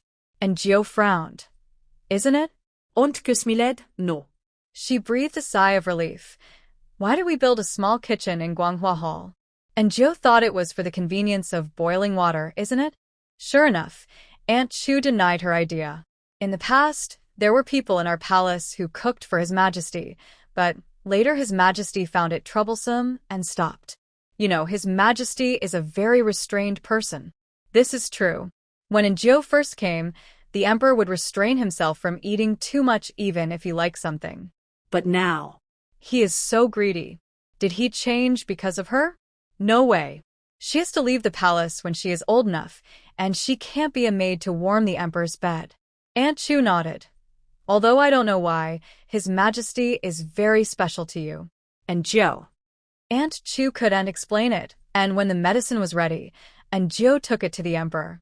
The emperor's wound had been bandaged, and he was lying on the bed. Hearing the movement, he looked up at Anjio. Anjio said, "Your Majesty, it's time to take the medicine." The emperor said nothing, turned his head to the other side, and his refusal was very obvious. "I won't drink it, it's too bitter." Anjio, "Your Majesty, good medicine tastes bitter. Only after drinking it can the injury be healed." The emperor snorted. "Who gave you the courage to order me?" Anjio. Suddenly, she wanted to slam the medicine bowl on his face. "Whoever falls in love with this broken class can do it. I won't serve you anymore." Anjio didn't say anything. After a stalemate, Anjio said, "After taking the medicine, there are candied fruits and fruit leather. Do you want to eat it, Your Majesty?" The emperor turned his head and looked at her fiercely. "Do I look greedy?" Anjio pricked up her ears, but couldn't hear his inner voice, which meant that this was what he was thinking. Anjio wanted to say, "Don't you know whether you are greedy or not?" Anjio went to get her last snack. The emperor didn't react when he saw it. These things were not rare, very common. Just the fruit leather was a little attractive, but it was gone after a glance. "It doesn't look that delicious." No, even if it tastes good, I won't eat it." I'm angry. Anjio? What happened again? He got angry because of what she did to him. Anjio was totally confused. Boys' minds were hard to guess. Even if she heard his voice, she couldn't guess what he was thinking. But Anjio couldn't ask directly. When she didn't know what to do, she suddenly heard the emperor's voice. "She must think that I am not as good as that idiot. It's ridiculous. Isn't it because of him that I got hurt? Now they are in the same group. They are in cahoots with each other, adulterers and... Anjio. That's too much. She is very tired, okay?" But the emperor kept complaining, just like 100 ducks quacking. Anjio was so sleepy that she was shaking. He hadn't finished speaking. Anjio couldn't stand it anymore, and she stood up. The emperor stared at her. "What? What is she going to do?" Anjio said, "Your Majesty, drink the medicine." She put the medicine to the emperor's mouth. The emperor was still hesitating, and Anjio poured it down his throat. The emperor's face was distorted with bitterness, and a candied fruit was put into his mouth. The emperor was furious. You are so bold, I'll take my leave." Anjio yawned and left. She was too tired and sleepy. She would die if she died, and she would die if she didn't live. She was so rotten. After leaving the tent, she couldn't hear the emperor's voice. It was very quiet around. People were asleep at this time, and it would be dawn soon, but she had to work overtime. I won't serve. Back in the room, only Xiaodong was there. She didn't sleep either, just staring at Anjio like a lunatic. Anjio was too lazy to pay attention and went to bed. This sleep was very sound. When she was dazed, she heard a woman scream. Anjio turned over and covered her head with a quilt. After an unknown amount of time, Anjio woke up. She was startled when she opened her eyes and found herself sleeping on the edge of the bed, occupying the space of 2 palms. She exhaled and was startled again. The emperor was sleeping next to her, staring at her without blinking. What? Was it revenge for giving him the medicine? Before Anjio could figure out what to do, she heard the emperor say, "Hungry." Anjio was delighted. This was the tyrant. The tyrant looked at Anjio with his ignorant big eyes, like a big-eyed monster crying for food in a nest. Women like this kind of contrasting cuteness. Anjio's terrible motherly love overflowed again. She looked around. There was no one in the room, and it was almost dawn. She got up, tidied up, and asked the tyrant, "Does your injury hurt?" The tyrant shook his head. "It hurts, but I won't say it." Anjio thought, look, don't blame her for being partial. This difference. The emperor screamed like Pikachu, but the tyrant didn't even say it when it hurt. "Your Majesty, what do you want to eat?" Anjio walked in front, not noticing that Xiaodong, who was knocked unconscious and thrown under the bed, was looking at them with terrified eyes. The tyrant shook his head. "Eat." Anjio thought about it. This guy was injured and he should eat light food, so he made him an omelet, spread some of the sauce that Anjio brought, and made him an egg soup. The tyrant ate it all and gave Anjio a gold ingot. Look at how generous he is, not like an emperor, but like a stingy person with many things to do. Today, the tyrant did not sleep after dinner. It was not until dawn. Inuchli and Aunt Chu were both on high alert, and Jio wanted to coax the tyrant to go to bed, but he refused. He pointed to the big tree outside, eager to try. And Jio didn't dare to ask him to go out and climb the tree, as the wound would tear again.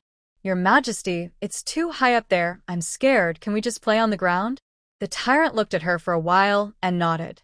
It was almost dawn when he fell headfirst and lost consciousness. And Jio breathed a sigh of relief. Aunt Chu brought a chicken, and Jio started to stew the chicken again.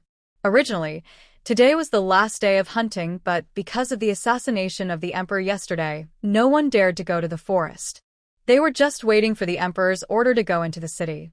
The young masters and daughters, although they were very excited when they came, everything was inconvenient in the wild, and the conditions were not good.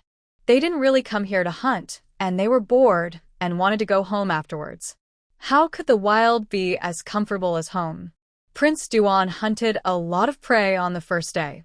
Although he encountered an accident yesterday, he had a good harvest. He didn't come yesterday because it was too late, but he came early this morning. As a result, the emperor was still sleeping. Prince Duan was about to leave when he saw Anjio coming out. "How is my brother?" Prince Duan asked. "Anjio, your Majesty, his Majesty is much better." Prince Duan looked at Anjio, and after a while he said, "You are quite capable. My brother, who is not close to beautiful people, is fascinated by you." Anjio shook her head. "Your Majesty misunderstood. I am just better at taking care of people." Prince Duan looked at her suspiciously. Anjio was frank, and she now regarded herself as a kindergarten teacher. Thinking of this, her mentality was much better. "Really?" Prince Duan obviously didn't believe it. But Anjio said firmly, "Yes." Prince Duan still didn't believe it. The emperor slept until noon, got up and yawned, and his steaming hot meal was served. Fresh chestnuts, pheasant, and potatoes were stewed until soft and sticky, and the rice was delicious.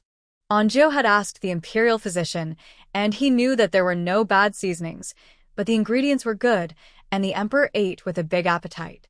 "Where did you get the rice?" The emperor couldn't help asking in his busy schedule. "I brought it before I came." Anjio brought a small bag of rice, thinking that the emperor might want to eat it at any time. The emperor nodded, completely forgetting that Anjio had forced him to drink medicine before. At this time, the food from the imperial kitchen also arrived. Today, there was a pancake that looked pretty good, a mushroom soup, and some vegetarian dishes. As mentioned earlier, in this dynasty, most people had not yet solved the problem of food and clothing, and the way of cooking was very simple. Most of them were stews and boiled vegetables. They didn't know how to fry, and the stews were not as delicious as Anjio's. The emperor took a look and suddenly smiled. Anju noticed that his smile was very unusual. Qin Bao. The emperor thought about this name in his mind, and Gio felt that the name was very familiar, but he couldn't remember who it was. Then there was a noise outside. And naturally went out to see that the emperor was eating without even looking up. And Gio looked at the mushroom soup on the table and suddenly remembered who this person was. The head of the imperial kitchen. It was him. Not long after, Inachli came back and said calmly, "Your Majesty, the concubines and beauties who came with you have been poisoned." The emperor, "If they are poisoned, go find the imperial physician and find out why they were poisoned." Inachli went out again. The emperor ate his meal leisurely, rinsed his mouth, and lay down on the bed again. And Jiao and Xiao Xia cleaned up the table. When they came out, they saw a group of people gathered not far from the camp. And Jiao remembered that it was where the beauties and concubines lived. Poisoned. Could it be that they drank the mushroom soup from the imperial kitchen? And Jiao glanced at the soup in the basin, and a guard came over and took the soup away. Not long after, Inachli came back in a hurry again. Xiao Xia's face was full of gossip. What happened again? And Jiao shook her head. But they soon found out. There was an area in the hunting ground with mushrooms. Logically, there should be no mushrooms in the mountains at this season. But the forest farm probably has a special climate. It has mushrooms, but not much. So the imperial kitchen picked them and made mushroom soup for these nobles. The emperor didn't eat because he ate what Anjio made, but others were not so lucky. Several beauties came for the emperor this time, but the emperor didn't see them and just stayed in the camp. It was inevitable that they were restless and had a poor appetite for several days. Today, they saw fresh mushroom soup and couldn't help drinking some. Who knew that not long after eating, they felt unbearable abdominal pain and vomiting.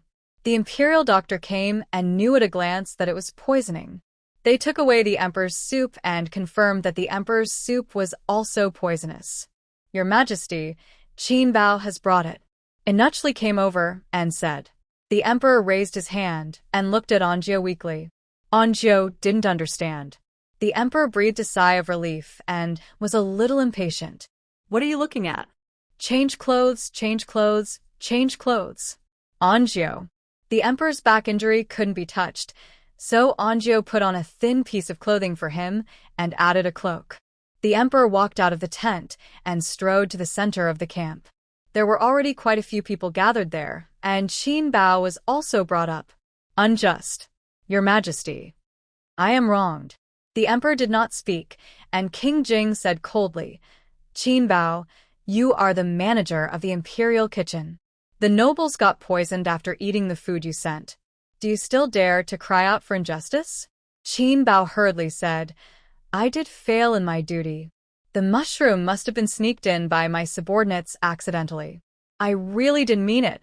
Prince Duan laughed and said, "You say it was not intentional, so it wasn't intentional?" The onlookers also started to discuss. What kind of place is the imperial kitchen? If the food they cook is poisonous, how can the emperor's safety be guaranteed?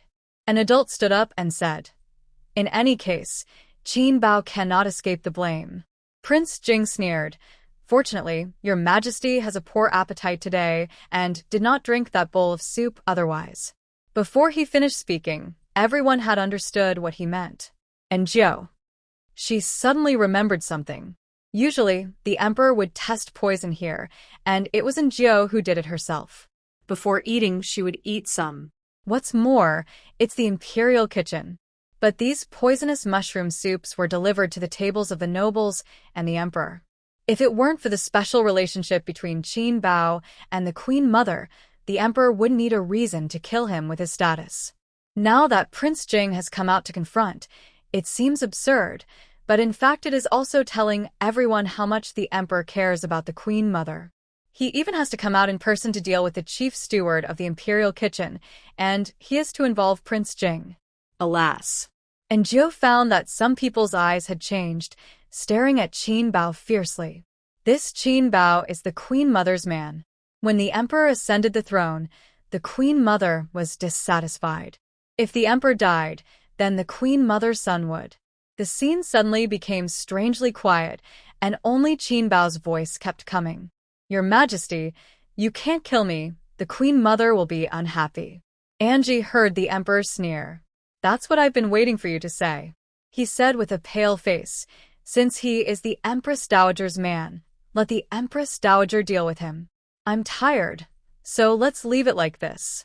Everyone heard that the emperor was injured in an assassination attempt yesterday.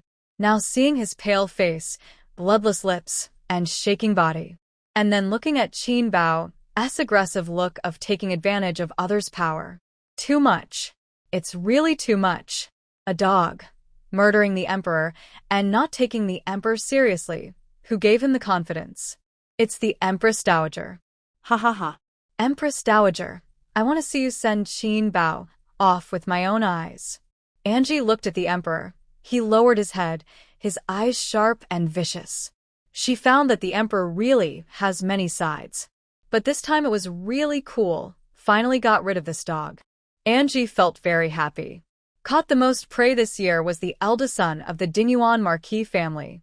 The eldest son practiced martial arts, had muscular muscles all over his body, and looked very strong.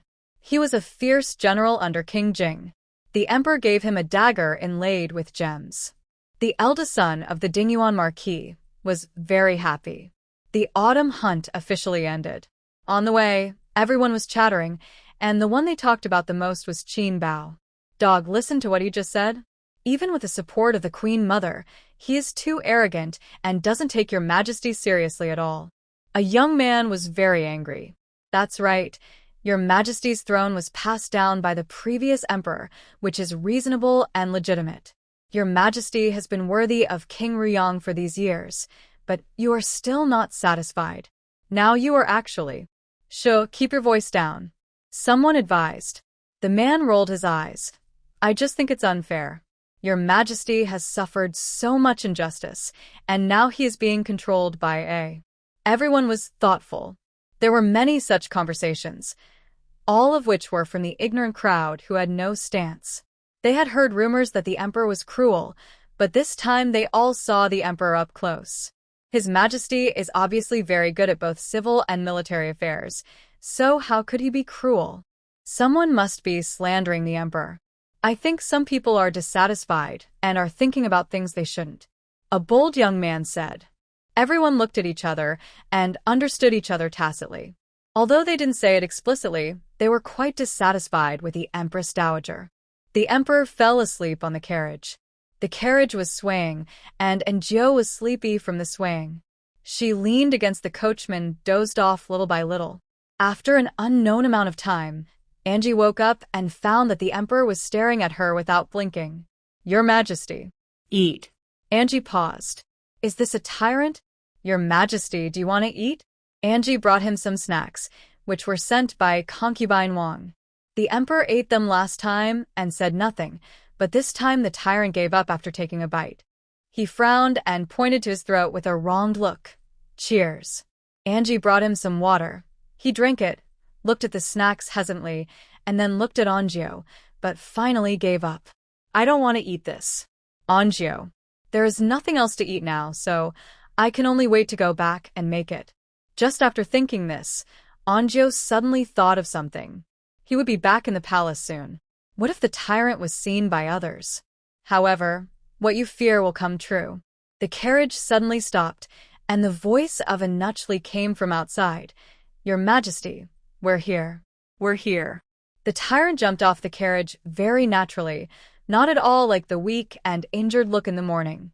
Anuchli was stunned for a moment, and then he saw Anjio winking frantically behind him. Anuchli suddenly understood. That person is here. Anuchli wanted to stabilize the tyrant, but he didn't dare to step forward, so he winked at Anjio and asked Anjio to go. Anjio didn't want to go at first. What if the tyrant did something in public and was seen by others? How low-key would it be?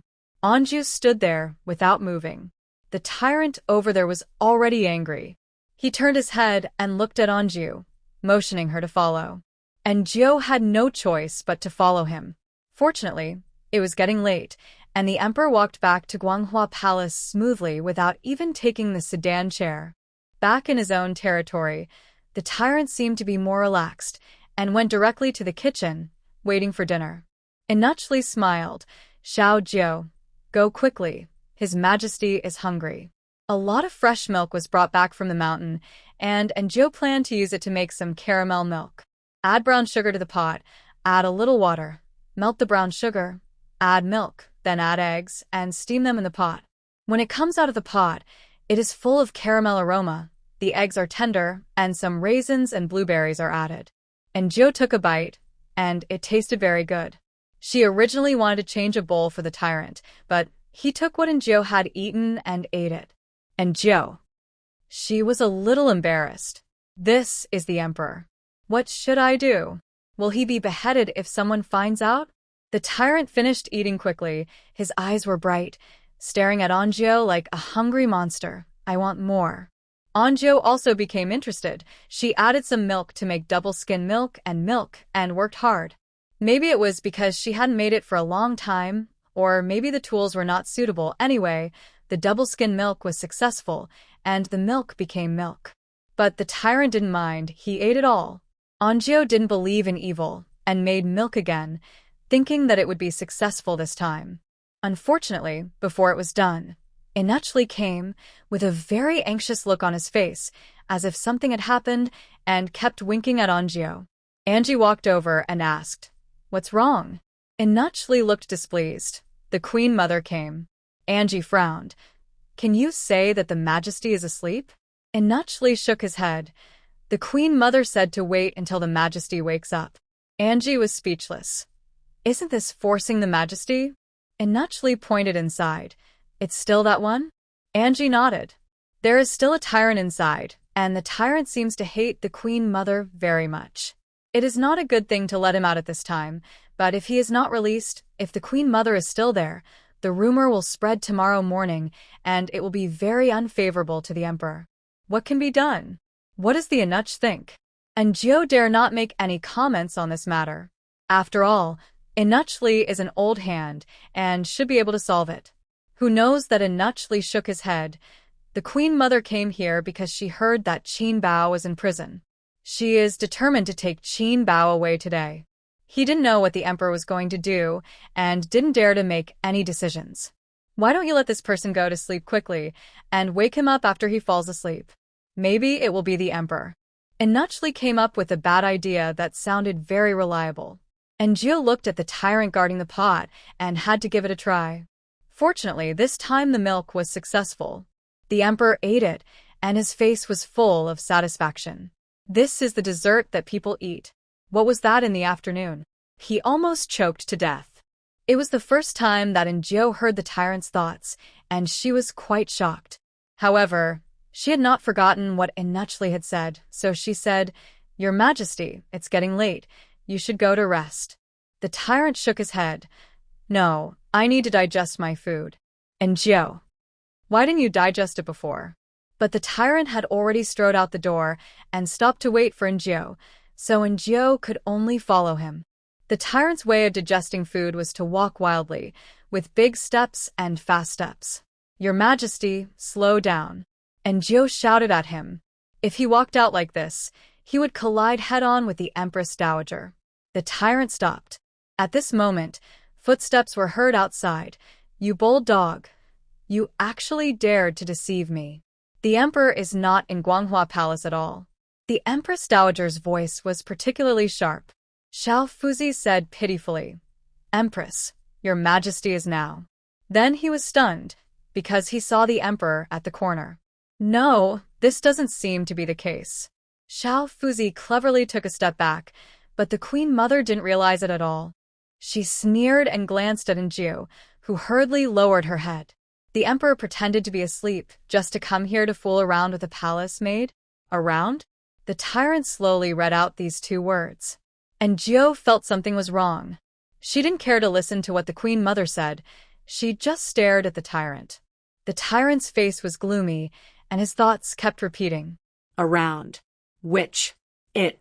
He kept repeating these 3 words in his mind. And Jiao felt very terrified, and she subconsciously took another step back. But the Queen Mother didn't realize it at all. She snorted coldly. Isn't it? The Emperor is getting more and more successful now, and he doesn't take me seriously. What mistake did Qin Bao make to be thrown into jail? He was framed by someone. Qin Bao. This was the second word the tyrant said. No matter how bad Qin Bao is, he is still my nephew. My family has no power, and my brother has only one son, Qin Bao. The Emperor killed him to make the Qin family extinct. Before the Queen Mother finished speaking, the tyrant climbed over the wall and left. The Queen Mother was also confused. She looked at the dark sky for a long time and couldn't say a word. So the angry Queen Mother looked at Inuchli. Li Difu, what's the matter? Inuchli was helpless. Queen Mother, I don't know either. The Queen Mother sneered. Madman. Madman. He is just a madman. But Inuchli suddenly smiled and said to the Queen Mother's murderous eyes, Your Majesty knows best why His Majesty has become like this. The Queen Mother stopped talking. She stared at Inuchli, and that look made and Jiao feel numb. Wang Detsai said angrily, Boldly defu you. Inuch, dare to talk to the Queen Mother like this. Inuchli raised his head, which had been lowered all the time, and looked at Wang Detsai. Aren't you a Inuch? Wang Detsai felt uneasy when he looked at her, but he didn't say anything else. The Queen Mother didn't care about Inuchli's impoliteness. The most important thing at the moment was to find the Emperor. But where did the Emperor go? And Jiao had an idea, and thinking of the Emperor's reaction just now, she said to Inuchli, Qin Bao. Inuchli suddenly realized and took people to find him. In fact, the secret guards chased the Emperor as soon as he left, but these secret guards were stubborn. They only listened to the Emperor's orders. Even if the tyrant ordered them to kill everyone in the palace, they would do it without hesitation. In the end, it was a step too late, and Qin Bao died. And Jiao thought the cell would be bloody and horrible. In fact, the guards were still sleeping in the cell, and the door was locked. Only Qin Bao was hanged. He just died, and the person was still warm. Judging from the time, it was the tyrant who killed him, but the scene looked like he committed suicide out of fear of punishment. Inuchli was greatly relieved. And Jiao even saw him smile. And then he turned around and said seriously, Qin Bao committed suicide out of fear of punishment, which is really hateful, but now we have to find His Majesty first. So everyone left. When they went out, the Queen Mother and the others just came in. And Jiao felt that the Queen Mother glanced at her, but when she looked again, the Queen Mother had gone far away. Everything seemed to be just in Jiao's unilateral illusion. But she didn't want to think about it now. Qin Bao was dead. But what about the tyrant? Where did this guy go after killing people? The first thing Inuchli thought of was Jinxiu Palace. So the group went to Jinxiu Palace. The door was closed, which was not important because the tyrant would climb over the wall. Xiao Jiao, go in and take a look. Inuchli said to Jiao while opening the door with the key. And Jiao didn't want to go. Didn't want to go. Especially after learning that concubine Chun died tragically here, and her body was gnawed by rats. She felt that this place was gloomy. Moreover, Jiao had heard before that murderers like to return to the scene of the crime and reminisce about the process of committing the crime. What if they run into him when they go in? Inuch, I'm a little scared. Why don't we go together? Inuchli glanced at her. But Your Majesty. He was really afraid of the tyrant. He used to think that the tyrant was cruel, but now it seems that he is brave and resourceful. Could it be that his IQ has increased? Inuchli was suspicious, but if he didn't go in, and Jiao would never go in. Inuchli opened the door. No one had been here for a long time. On the ground, dead leaves were blown around in the yard by the wind.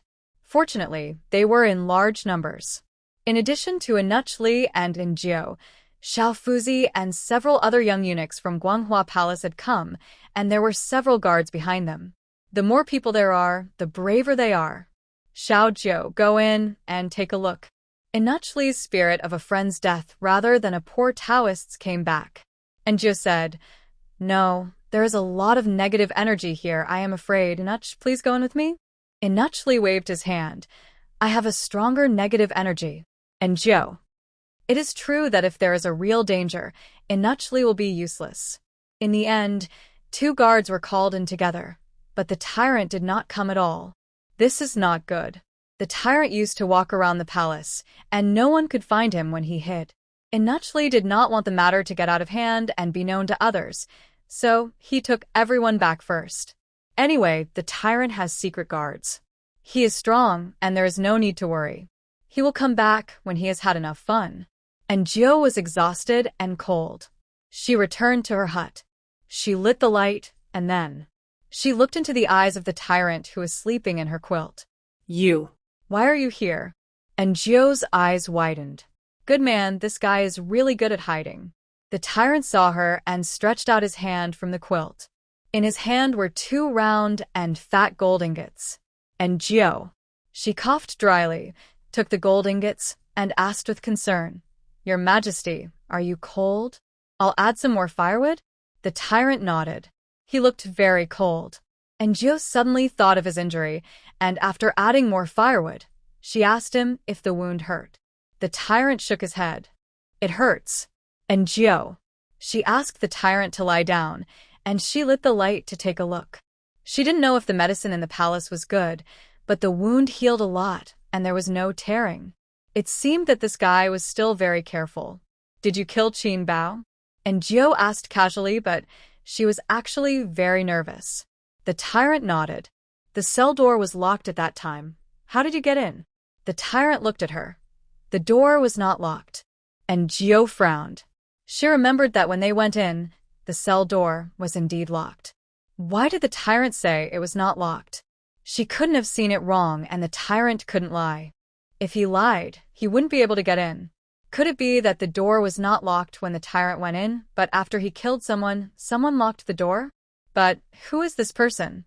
And Jiu looked at the tyrant. He didn't think there was anything wrong with this matter at all. He crawled into the quilt, leaving only his head, and there were dead leaves on his hair. And Jiu reached out and took off the dead leaves on his head, and he didn't stop him. He didn't defend himself against Jiu at all. This is complete trust in her. And Jiu thought of the way the Queen Mother looked at people today and felt a chill on her back, so she asked the tyrant, Your Majesty, if someone wants to harm me in the future, will you protect me? The tyrant nodded. And Jiu felt much more at ease. The candlelight flickered, and tonight was destined to be a sleepless night. The Queen Mother was furious.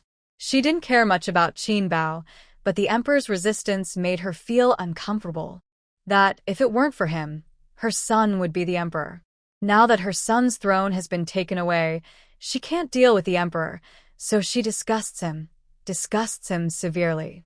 Like many stepmothers, to abuse a child, there are more than just punches and kicks. For example, verbal attacks, belittlement, insults, and cold violence. For example, if the child doesn't eat spicy food, then add spicy food every time you cook. If he doesn't eat onions, then add more onions. Once he doesn't eat it, she says that he doesn't know what's good for him, doesn't know the kindness of others, and is an ungrateful person. And so on. The Queen Mother couldn't beat the Emperor directly, so she took advantage of the outside world discussions, took advantage of the Emperor's guilt, and then used this seemingly insignificant thing to torture the Emperor. The Emperor couldn't eat meat, so he was fed with vegetarian food and was fed with bland, cold meals day after day, year after year. Food is the most important thing for the people, and as an emperor, he sometimes ate even less than the servants in the palace. He didn't like women, so they added women to his harem like crazy, forced him to enter the harem, and then said it was for his own good. So, what if he became an emperor? Didn't he still have to suffer this kind of loss? When she thought of this, the Queen Mother felt relieved. But now, Qin Bao is dead. The Queen Mother gritted her teeth. The next day, the news of Qin Bao's death spread. Some people thought it was strange, while others thought it was a relief. A dog like Qin Bao deserved to die. The fact that the Queen Mother had been to the prison last night was also spread. Well, Rumors, who cares about the order? When Enjo heard it, it became that not long after the Queen Mother went to the prison, Qin Bao committed suicide out of fear of crime. This looked like being silenced. Conspiracy theorists quickly analyzed what happened. The Queen Mother had always been dissatisfied with the Emperor, so she asked Qin Bao to poison the food to kill the Emperor. As a result, the Emperor did not drink the bowl of soup, so Qin Bao was exposed, and then the Queen Mother killed people to silence them in order not to expose herself. This rumor quickly spread throughout the capital, and even the entire palace. And Jiao heard the rumor in the afternoon, and in the morning, the Emperor asked Inuchli with a shocked face, "Qin Bao is dead? Who killed him?" Inuchli was used to it, and patiently explained the cause of Qin Bao's death. The Emperor was shocked. "I killed him?" Inuchli nodded. The Emperor went to see Enjo again, and Enju nodded, confirming what Inuchli said. "But, Your Majesty, there is something very strange. When I and Inuchli went in yesterday, the prison door was locked, but that person said that when he went in, the prison door was open and he also admitted to killing Qin Bao." After Enjo finished speaking, the Emperor was silent for a moment and said, "Interrogate the guards of the Ministry of Punishment." Inuchli asked Xiao Fuzi to do it, and then the Emperor went to court. Yesterday, the tyrant liked caramel milk, and today Enjo made another one for the Emperor. The two people have the same taste. As for the staple food, it was simple to make hand-rolled noodles. Use eggs and noodles. The noodles will be very chewy, with some chicken soup and side dishes. It is also very delicious. The Emperor came home late today and ate as soon as he entered the door. As soon as the steaming noodles were served, the Emperor's appetite was opened. The side dishes were cold tofu skin and mung bean sprouts mixed with thin vermicelli. The Emperor ate mung bean sprouts and tofu skin for the first time and was very surprised. "What is this?" And Jiao explained to him. Bean sprouts are made from mung beans and tofu skin is bought from outside. Anjo is not very good at making it. Some people in the folks can make it, but the chefs in the palace are quite conservative, and Qin Bao will not go to great lengths to cook for the Emperor. It was the first time for the Emperor to eat such delicious cold vegetarian dishes, and he quickly ate all the noodles. He wanted more, but Anjo brought him caramel milk and double skim milk. The Emperor looked at it suspiciously, took a bite, and then his eyes lit up. "It's delicious. This is what people eat. I declare that Xiaozhou is now the chief steward of the imperial kitchen." Anjo. "No, she doesn't want to." Whoever sits in that position now will become a thorn in the eyes of the Empress Dowager. Anjo doesn't want to take risks, so it's good to stay in Guanghua Palace quietly. "Forget it. Xiaozhou has limited energy, so just serve me alone. It's delicious, so I won't share it with others." Anjo breathed a sigh of relief. "I also found it a little funny. Why is this Emperor acting like a child from time to time?" After the Emperor finished his meal, he started to handle official business. After Enjo got to know him, she realized why he seemed to be doing nothing all day, because his work efficiency was extremely high. Just like garbled characters appearing on a computer, Enjo suddenly felt that the Emperor's voice in the hall was also garbled. Jiangzhou has a special terrain, and some mountains are too high. If the people live there, they may. Allocation bill? Here are 5,000 taels of silver. 3,620 taels. 12,380 taels. 39,462 taels. Military expenditures here are 87,520 taels. And Jiao listened carefully, and she was confused by the end. It's okay. The people in the Ministry of Revenue seem to have no problems on the surface, but 37 of the accounts are obviously inflated. He took out a brush and drew it out, threw the memorial away, and replaced it with the next one.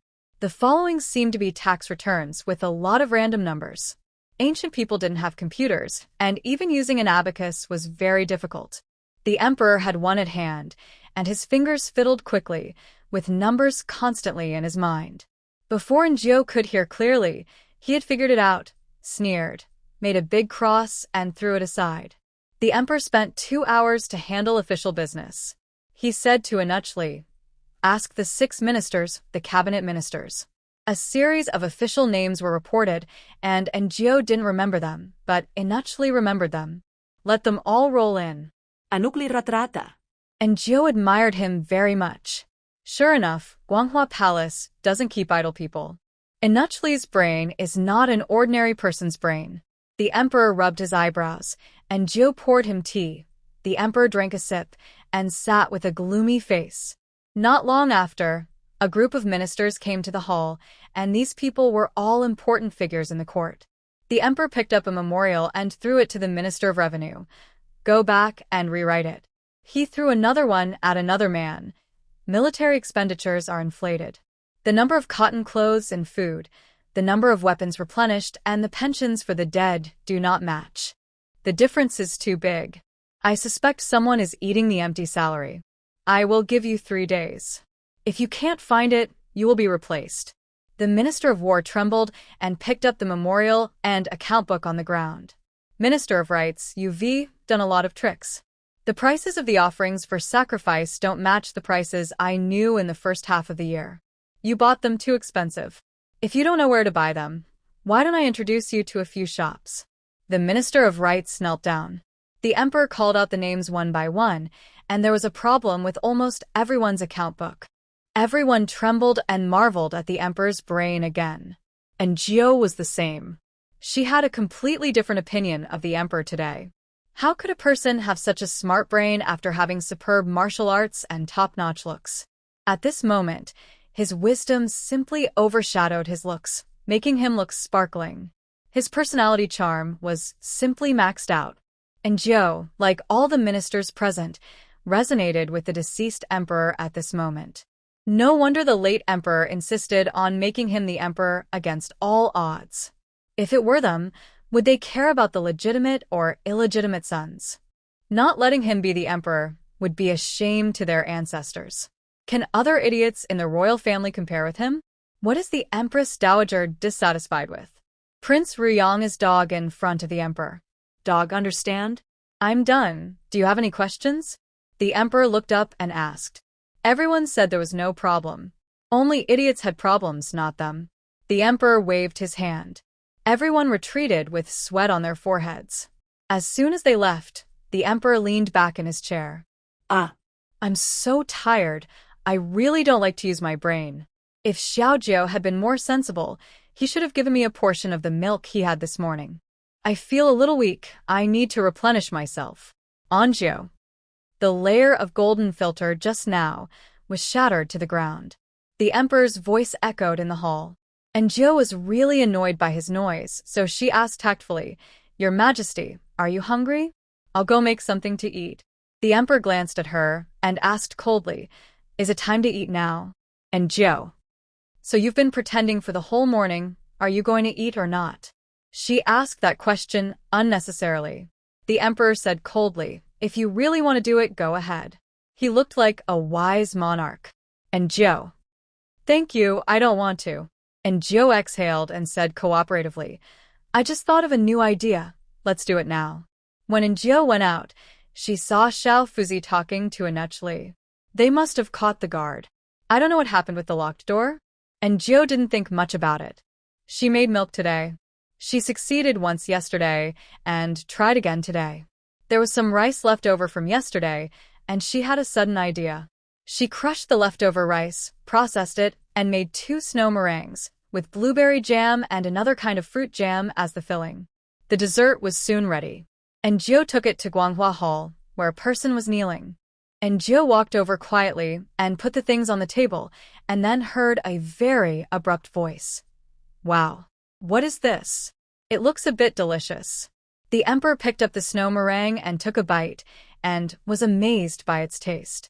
This is the dessert that people should eat, not the kind that will choke you to death. And Jiao sighed, Poor greedy boy, it seems that he has never eaten anything good in his life. And this is the emperor.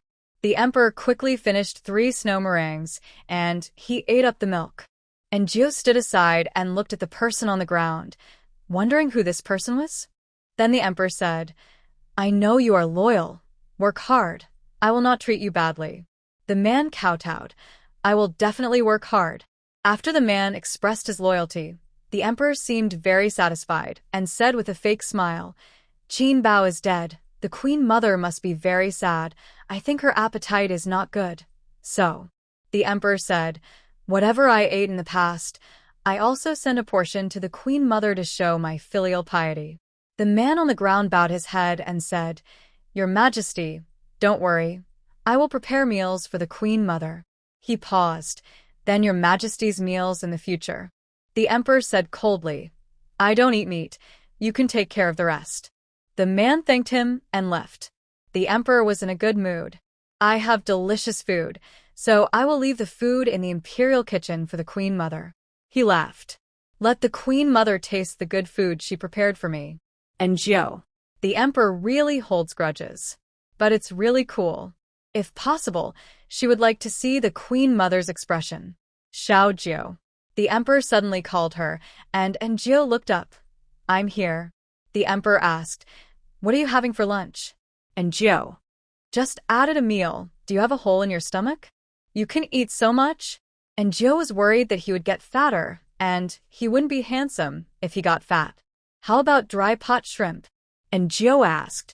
Naturally glanced at Jiu and felt that Xiao Jiu had been talking more and more rudely recently. Fortunately, the emperor didn't care, and he was very satisfied and said, Then go and make it quickly, and have an early meal today.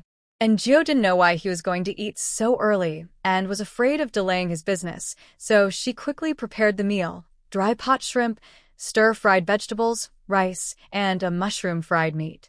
The emperor ate very happily. After dinner, he stood up and said, Go out to digest the food. And Jiu thought he was just going out for a simple walk, but he didn't expect him to come directly to the queen mother and say that he wanted to accompany the queen mother for lunch. And Jiu didn't know whether others had retribution. She only knew that the queen mother's retribution had come. When the emperor arrived, the imperial kitchen had just delivered food. 2 plates of cold vegetarian dishes, a bowl of soup without oil, 2 cakes. The food in the cold palace was better than this. It seemed that the new imperial kitchen manager was very attentive. You dog, you're going too far. The Empress Dowager's gritted teeth came. I will never do what that little beast wants. The emperor walked in before the Empress Dowager was about to lose her temper and overturn the table. Is the queen mother eating? The emperor sat down, glanced at the food on the table, and pretended to sigh. These are all my favorite dishes. The queen mother must try them.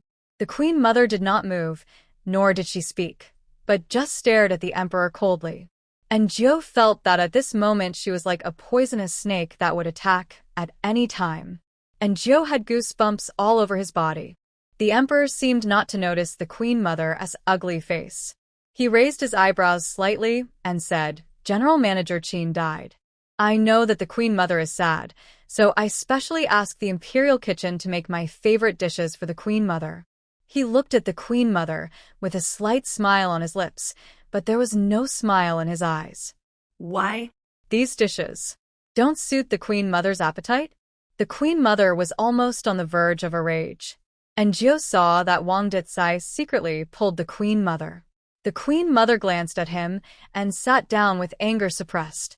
Come on, serve the emperor as well. The queen mother ordered. Your Majesty, the food for His Majesty has been delivered. Then send another one. The queen mother looked at the 2 people in the imperial kitchen coldly. The 2 people looked at each other and went to see Inuchli first.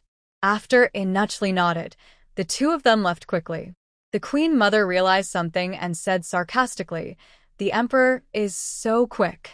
Qin Bao just died, and the imperial kitchen has a new chief steward. The emperor slowly served the queen mother a bowl of rice and placed it in front of her. Food is the first necessity of the people. Qin Bao is dead, but the people in the harem can't just stop eating because of him. The queen mother gritted her teeth. Your Majesty, have you found the murderer who killed Qin Bao? The emperor looked surprised. Ah? Didn't Qin Bao commit suicide out of fear of crime? There is a murder? The queen mother's chest rose and fell with anger. And Jiu almost laughed to death. It's no wonder that the queen mother lost her temper. It was really the emperor's look that made people angry. Soon, The imperial kitchen brought the second meal, which was the emperor's. If the emperor doesn't like to eat, then eat more. The Empress Dowager picked up some food for him. But the emperor shook his head and said seriously, I have no appetite. He stood up. I've been busy with official duties recently. I'm leaving first. After he said that, he ignored the Empress Dowager and strode away. As soon as they went out, Anjou heard something shattering on the ground behind him. Anjou seemed to have heard that the Empress Dowager won the favor of the late emperor because of her gentleness and virtue. But the person in front of him obviously has nothing to do with gentleness and virtue. People who can pretend all the time are also very powerful. In fact, Anjou didn't know that the Empress Dowager pretended very well. But was the emperor the one who suffered? The two had a falling out earlier and then acted as if nothing had happened. Because no matter what they think in their hearts, no one can really kill anyone. They still have to play the role of a loving mother and a filial son to the outside world. The emperor suddenly stopped. And Gio looked over. Is this a greenhouse? Why, he came to the greenhouse. The old eunuch guarding the greenhouse greeted him happily as soon as he saw the emperor. I've been waiting for you. Recently, some flowers have been sent from outside. They are big and bright. The old eunuch didn't know that the emperor had split into two. He introduced them happily and nodded to Anjou with a smile. This is someone close to the emperor. It's right to please him. Anjou followed in. There were indeed many new flowers in the greenhouse. One of them was chrysanthemum, which was blue-purple and bloomed particularly well. The flowers were bigger than the emperor's head. The emperor also glanced over here, and without saying a word, he reached out and picked the flowers. Anjou. My little dear, she saw with her own eyes that the muscles around the old eunuch's lips twitched a little. Take it. The emperor threw it to Anjou. Why am I here? So boring. The emperor looked as he walked, and turned his head to look at Anjou and the old eunuch. They look familiar. It must be that idiot who has been here. The emperor's imagination was very fierce. The next second, Anjou heard his unbelievable voice. He didn't hear, did he? Cough, cough, cough.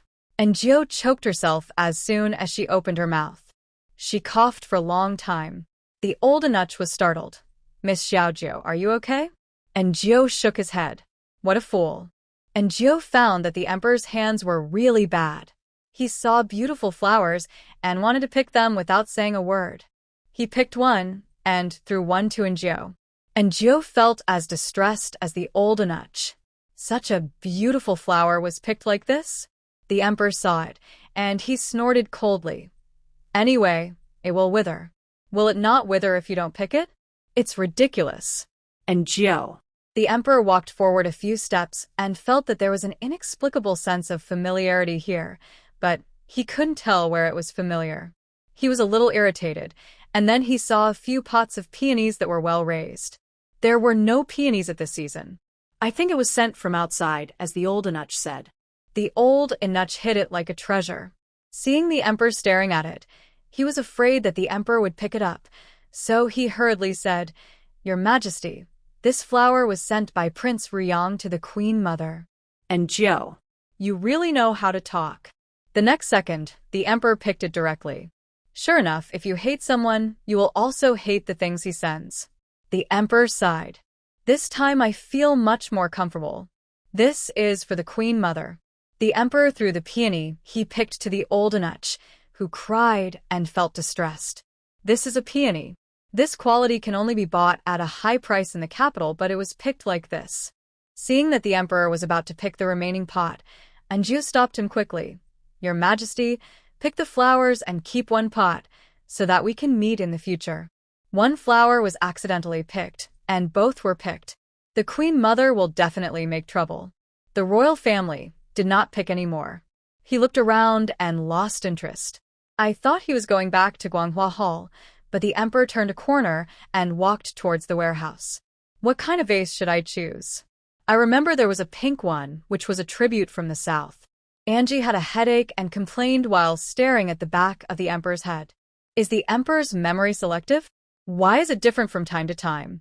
Today, Shuang Xue is guarding the gate. She was dozing off when she saw a pair of black boots. Inachly scolded, Shuangxue, where's Lu Ma? Shuangxue hurriedly got up. When she saw the emperor, her face turned red instantly and she stuttered and couldn't say a word. The emperor narrowed his eyes. Looks familiar. Angie paused. Who looks familiar? Shuangxue? She looked at Shuangxue. Shuangxue looked very nervous, and her whole body was like a red shrimp. I must know her. The emperor stared at Shuangxue again. Suddenly, he thought of something. It's her. Who? Can you think more? Don't think about it halfway, okay? Anju looked at the emperor anxiously, but the emperor did not think much about it. Madame Lu arrived soon. She pulled Shuangxue aside and scolded. You are so clumsy. Go back to your room. Shuangxue ran away. The emperor looked at Madame Lu. Madam, long time no see. Madame Lu said embarrassedly. I don't often go to the front. The emperor smiled vaguely. Lead the way. Before, Anjou came to get things to go to the warehouse in the front, and the emperor's private warehouse was in the back. It was a big room, and there were many good things placed in it in different categories. Under each one, it was written what it was, when and who gave it. The emperor was looking for a vase. Pink vase. My pink vase. Anjou was speechless. He would not wrongly accuse her of stealing it, because he did so last time. Found it. Anjou. Found it? Where did you find it? What did you find? She looked confused and looked over. The emperor was staring at the empty space. I took it away? The emperor also had a puzzled look on his face, and then he glanced at Anjou. Anjou didn't have time to look away and smiled awkwardly. The emperor. He was speechless for the first time. Suddenly, he remembered that one day when he woke up from Anjou's bed, he saw his favorite priceless big pink vase in her little house. The emperor. Anjou also sympathized with him. There were two people living in his body, and one of them secretly gave away your favorite figurine. Isn't it infuriating? Forget it, I'm not a stingy person. The emperor finally convinced himself. Anjou breathed a sigh of relief. She saw a crown which was very, very gorgeous, very, very beautiful, and collected very carefully. The jewels on it were simply dazzling. However, the next step was to open her eyes, because the entire shelf was filled with all kinds of priceless and beautiful jewelry, and the emperor even had 2 imperial green jade bracelets. Anjou suddenly understood why the women in the harem had to compete for favor. Is this a fight for men? This is a fight for jewelry. When Anjou was dazzled, the emperor had already chosen the vase and was standing aside staring at Anjou. Your saliva is flowing down, country bumpkin. Anjou raised her head and met his eyes. It must be said that after seeing the emperor countless times, the emperor standing among a pile of priceless jewels was still the most handsome and dazzling. When she came out, she didn't see Shuangxue, but Anjou felt that someone was watching her. She believed that the emperor also noticed it because he glanced to the left. Luma also looked over. Her face was very bad.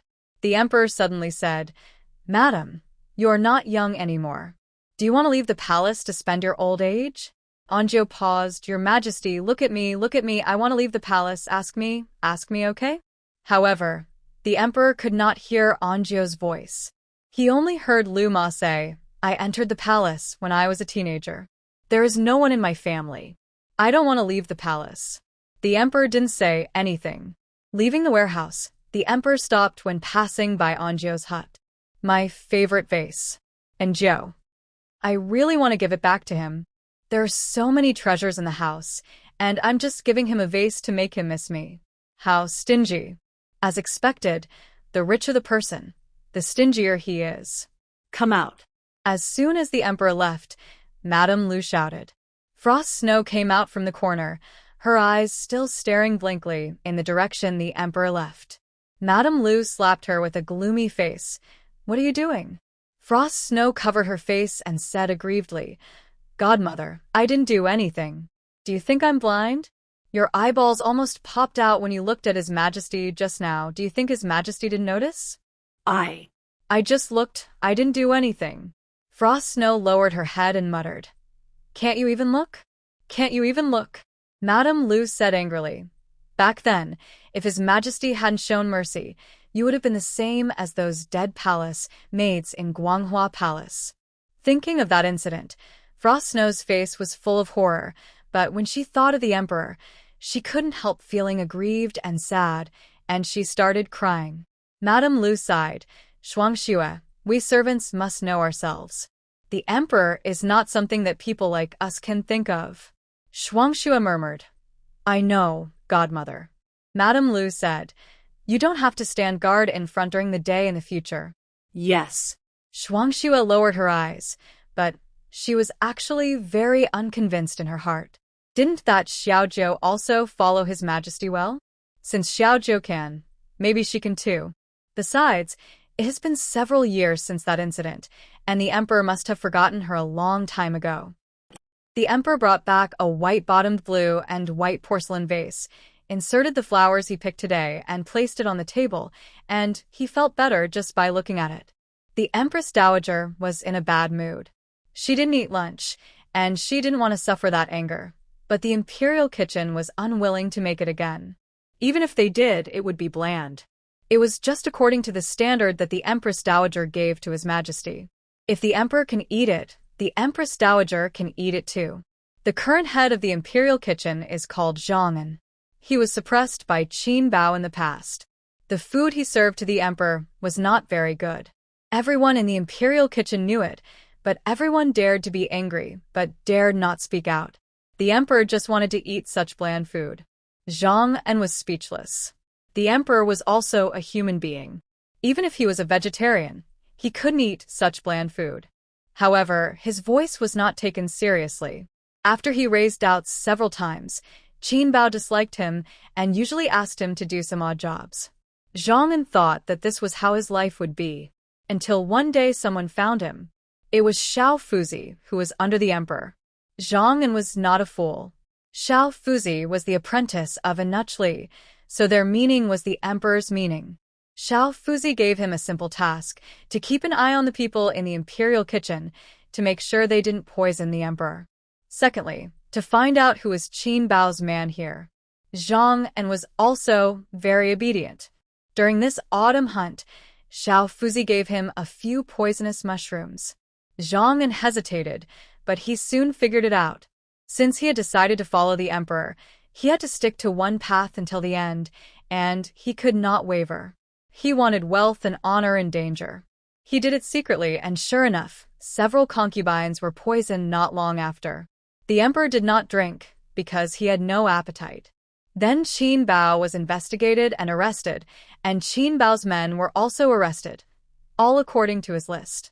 Now there are only some neutral people who were oppressed before, and a few people gathered by Zhong'an. They are all loyal to the emperor. Because of the lack of manpower, the meals made by the imperial kitchen today are very simple. As for the Empress Dowager, it is based on the standards of the previous emperor. No one can say where it is wrong. If the Empress Dowager comes to ask for vegetables or meat, she can't give it to her. There are numbers, and it can't be given to people casually. It is also a rule set by Qin Bao. The Empress Dowager was so angry that she hasn't eaten a bite of food until now. She always felt unsatisfied when she disgusted the emperor in the past. Now it's her turn. She knows that it's actually very uncomfortable to eat poorly. Wang Dicai said, Empress, please be patient and wait for Prince Riyang to come back. Thinking of Prince Riyang, the Queen Mother's expression finally relaxed a little. It's a pity that the assassin failed to kill him this time. Wang Dicai frowned. Empress, do you think the assassin this time is the prince's man? The Queen Mother didn't know. Her son is not bad, but everyone says that the emperor is smart and never sees the good of her son. The previous emperor was, and so were those ministers and dignitaries. If there was no him, it would be great. Just like that, the emperor's meal was sent to the Queen Mother, and on the emperor's side, Zhong'an was still good at cooking. He also had unique skills. Even vegetarian dishes could be made very delicious. With Enjio's extra meal, the emperor had a full dinner. After eating, his mood was good, and he went to bed early at night, and Enjio was woken up by the tyrant as usual. Enjio was used to it and treated it as a night shift. She yawned and asked, Your Majesty, what do you want to eat? The tyrant, I'm not hungry. The emperor ate a lot at night. Of course, he wasn't hungry. But why did he wake her up if he wasn't hungry? The tyrant took out 5 round gold ingots from his arms. And Gio was stunned and reached out to take them. This is so embarrassing. The tyrant said, let's Go out. where to go? And Gio thought that going out meant leaving Guanghua Palace, but the tyrant said going out meant leaving the palace. When Gio realized this, she was already standing outside the palace gate, looking at the towering palace behind her, and Gio was still a little bit unbelievable. Just came out like this? She turned her head to look at the tyrant, and suddenly an idea came into her head. Can she just run away like this? But Gio quickly rejected her idea. The whole world belongs to the king.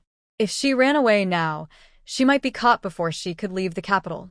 It's better to be honest and wait until Lu Ma's age. Without her mentioning it, the emperor would ask her if she wanted to leave. Angie came back to her senses and looked at the tyrant. Your Majesty, let's go back. If something happened to the emperor outside the palace, she couldn't bear the responsibility. No. The tyrant insisted on not going back, and Angie had no choice but where to go. Angie hadn't been to the capital since she came here, and she didn't know if there were still people on the streets at this time. In fact, there were, and quite a lot. Especially on the main street. The whole street was lit with lanterns, and many snack shops were open at night. But isn't it said that people in ancient times were more reserved? How can a girl go out with a man in the middle of the night? The more she walked, the more she felt that the style was wrong. Until he saw several girls flirting with the tyrant, and the tyrant's eyes were very gloomy. He sniffed, and there seemed to be doubt in his eyes. Angie felt strange. Your Majesty, are you okay? The tyrant completely ignored it, until one of the girls in revealing clothes twisted her waist and stuffed a handkerchief into the tyrant's hand. Click. The next second, there was a crisp sound from the girl's wrist, and Angie covered her mouth before the girl screamed and stuffed 2 small gold ingots in her hand. One to go to the clinic to see the wound, and the other is for compensation. Angie whispered. The girl looked at the gold ingots and nodded tactfully. Angie let her go. She glared at the tyrant, turned around, and walked away angrily. Angie also pulled the tyrant away. No. The tyrant growled. Angie coaxed him. Your Majesty, this is not a place to play. It's all brothels. The whole street is full of people except for those selling snacks. Angie didn't dare to leave. Others would doubt her profession. The tyrant shook off her hand and said angrily, I won't leave. And Gio, what a naughty child. Really? I wonder how the emperor will react tomorrow when he finds out that he walked around the red light district and was teased by prostitutes. And Gio frowned and asked him, why don't you leave? Is this a good place? Don't you say you don't like women? Ha, men. You say you don't like women, but you go out to visit a brothel in the middle of the night. You are really good. The tyrant insisted on not leaving, and Gio asked again, why not leave? Do you want to do something else? There are so many beauties in the palace, but you don't sleep here. But come here to have fun? What if you get sick? The tyrant frowned and said, smell. What smell? And Gio sniffed, and there was a scent of rouge and powder in this place. Fragrance? And Gio asked. The tyrant nodded. Smell. This smell. What's wrong with this smell? And Gio was full of doubts, but before he could ask anything, several strong men surrounded him. And Gio's 2 gold ingots just now showed his wealth and were targeted by them. There are all kinds of people in this place. But with the tyrant here, and Gio is not afraid at all. Sure enough, one of them just took out a knife, and before he even said the classic lines, his wrist was broken by the tyrant. The strong man yelled, kill them. Kill them. Normally they would not dare to kill people openly, but there was no surveillance in ancient times, there were not many government officials, and it was chaotic here. If they really wanted to kill, they would kill. The tyrant had obviously angered these people. Several people waved their knives and attacked the tyrant, and the tyrant, who was fighting so many wolves alone, killed these people in seconds with almost no effort. And Gio didn't even see how he attacked clearly, and the necks of these guys were all displaced. Murder. The onlookers roared, and the whole street was in chaos in an instant. And Jiao was almost pushed down, and it was the tyrant who pulled her, but he didn't move again and stood there angrily, staring at Jiao with an unconvinced face. And Jiao was really convinced. Let's go quickly. If people knew that the emperor came to such a place in the middle of the night and killed people, who knows what rumors will spread tomorrow. But the tyrant just stood there like a piece of wood, staring at Jiao, looking very angry. Seeing people gathering around, Jiao apologized in a hurry. I'm sorry, it's my fault. I shouldn't have said that to you. Let's go quickly. It will be troublesome if we are discovered. Jiao took his hand and shook his arm, and he calmed down.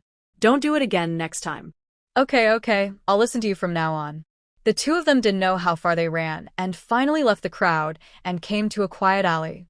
Jiao just breathed a sigh of relief and saw two figures sticking to the wall in the alley. She hurriedly covered the eyes of the tyrant. The tyrant took Angie's hand away unhappily, and the two people next to him were getting into the mood and didn't notice them at all. The tyrant stared at them straight and seemed very interested. Angie felt like a child who was taught badly.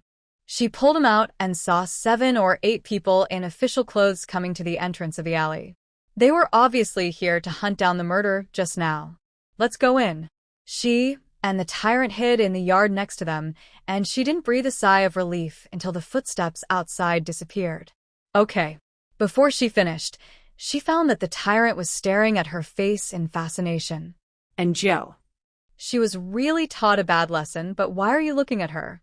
Go back to the palace to see your 3,000 beauties. Who are you? And Ji turned her head and saw a girl in red standing in the yard. The girl stared at the two of them, covered her mouth, and laughed. So, you are a pair of wild mandarin ducks. But this is not the place for you to have fun. There are rooms upstairs, right? And Jiao didn't want to, but thinking of the tyrant's stubborn temper, she nodded. The girl in red smiled ambiguously and led them into the house. And Ji realized that this was an inn, and almost all of the people who came were pairs of men and women with impure purposes. Just like a small hotel in later generations. After paying the money, the girl in red winked at Jiao and said, "You are so handsome. Where did you find him? Can you introduce him to your sisters?" No. Jiao looked back at the tyrant, who was still staring at a couple in the hall like a fool. The woman noticed it and turned around and threw him a wink. As a result, he was very unhappy and wanted to kill someone. Jiao quickly pulled him into the room. Looking at this very romantic room, Jiao suddenly wanted to laugh. She said to the tyrant, "Your Majesty, your reputation is ruined." The tyrant didn't care at all and was fascinated by the snacks on the table. Jiao, is there less food or drink in the palace for you? Eat. Jiao handed him the plate. He sat down and ate 2 bites. Then, he disliked the trouble of peeling pine nuts and frowned at Jiao. Jiao, okay, Daddy, you're the ancestor. What's the big deal about peeling pine nuts? Jiao wiped his hands and began to peel pine nuts for him. Not to mention, the fried pine nuts in the ancient love hotels are really fragrant. And Jiao peeled one, and he ate one. And Jiao peeled and asked, "Your Majesty, what is the taste you just mentioned?" The tyrant didn't say anything and concentrated on eating pine nuts. And Jiao changed the question. "Are you looking for a taste?" The tyrant stopped eating. He looked up at Jiao and finally nodded. "Looking for a taste? What taste?" "Taste?" And Jiao suddenly remembered something. Once the emperor went out to digest food and went to the imperial garden. A concubine wanted to attract the emperor's attention and danced in front of him. At that time, Jiao was close, and she smelled the fragrance of the beauty, and then the tyrant flashed and attacked. This was one time. There were also concubine Maid and Xiao Chui, who came to bring soup to the emperor, and the emperor suddenly went crazy. Then he killed Xiao Chui. This was the second time. Jiao was frightened by the tyrant. She didn't remember whether concubine Maid had any fragrance, but she seemed to have heard that the reason why concubine Maid had this title was because she always had a rose fragrance. Fragrance. So, the emperor was not unfriendly to women. He was sensitive to fragrance, and once someone approached with a certain fragrance, he would go crazy. Anju slammed the table, which scared the tyrant. He looked at Anjo unhappily. Anjo said, "Your Majesty, I remember who was the woman who had a secret meeting with the man in black in the mountains during the autumn hunt." It was concubine May. At that time, Anjo felt that the voice was very familiar, but she and concubine May had only met once, so she didn't remember it. Now think about it. Concubine May went to deliver soup at that time, which was suspicious in itself, and it happened to make the emperor sick. In addition, the emperor brought concubines arranged by the Empress Dowager to the autumn hunt.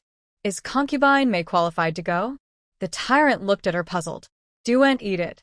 This is an important clue. We have to tell His Majesty the news as soon as possible. The tyrant felt aggrieved. He stared at the dried fruits on the table. And Joe coaxed him. "I'll go back and buy you a sack of dried fruits. We really have to go back to the palace as soon as possible." The tyrant got up reluctantly and secretly put a handful of pine nuts in his pocket. And Joe saw it and pretended not to see it speechlessly. She pulled the tyrant outside. Maybe it was because it was late at night, but there was no one outside. It was too quiet. And Joe was about to go downstairs, but the tyrant grabbed her arm and pulled her back. A knife flew past in Joe's cheek. Oh my God. Another assassination. Why does everyone want the emperor's life? The tyrant dragged Joe back to the room. There was a sound of fighting outside, and Joe was puzzled. Could it be that the emperor's secret guards had arrived? He secretly opened the door and took a look, and then he found that these were not assassins, nor were they coming for the emperor, but two gangs were just enemies and fighting each other. And Joe sighed. This is good, I can't go back. In the early morning, the sun rose. The emperor did not come to the morning court. Inachli said he was sick. The civil and military officials in the court breathed a sigh of relief, because the accounts thrown down by the emperor had not been dealt with before, and they could also breathe a sigh of relief. Where is His Majesty? Inachli looked at these secret guards and was speechless. What else can you do? His Majesty encountered an assassin. You couldn't help, and now you have lost him. Lin 12 said. Lin San took people to look for him. We have to find him first. Inachli was anxious and walked around in the yard. The late emperor was really stupid. He only taught His Majesty martial arts to a certain extent. An emperor's martial arts were better than his secret guards. This led to the emperor's secret guards being unable to catch up with him and often losing the emperor. It was okay before, they were all in the palace, but now they just left the palace and lost. What if something happened to the emperor? What should I do? Inachli was anxious and turned around. Fortunately, he asked someone to check, and Xiaojiu was not there either.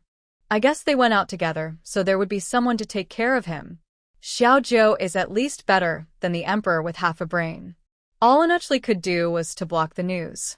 He must not let anyone know that the emperor was missing, especially the Empress Dowager.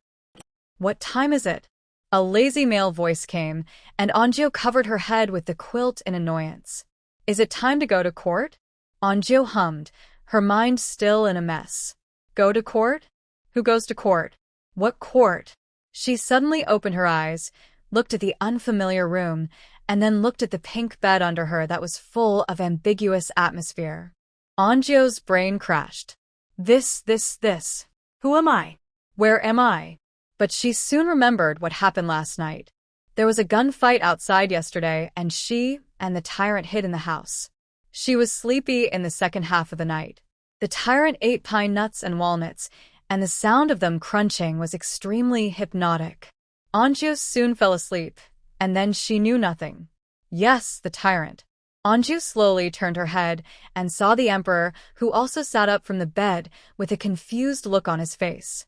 Anju swallowed her saliva. The emperor looked up at her, then looked down at the bed, and finally he lifted the quilt and looked at himself. Anju jumped off the bed, took a step back, and said anxiously, Your Majesty, I can explain. The emperor looked at her. Nothing could be seen from his calm expression, but his voice echoed in the room. Explain your grandma's head, you're dead. Anju, Your Majesty, you insisted on coming here. It has nothing to do with me. I really tried to persuade you, but it didn't work.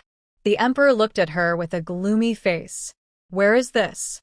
Anjio. Yes, where is this? Ah, haha. This is.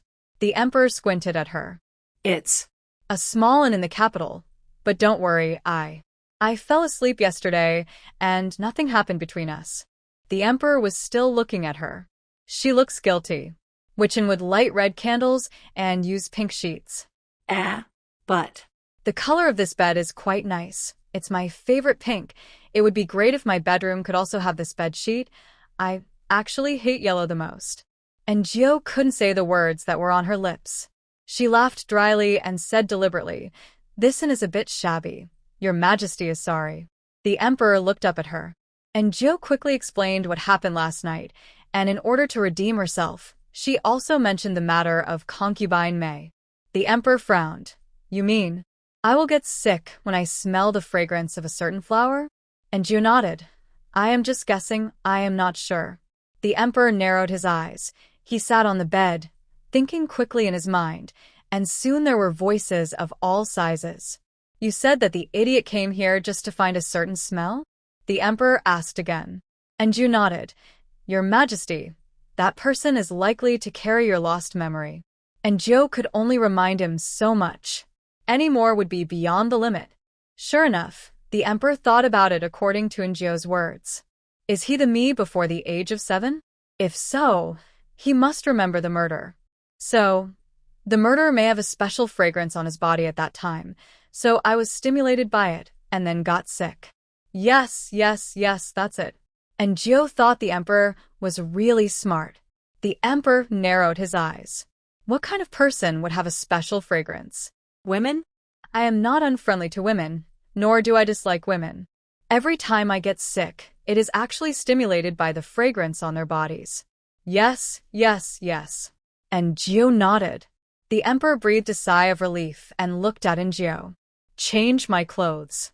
And Gio looked at him speechlessly. The emperor reacted belatedly.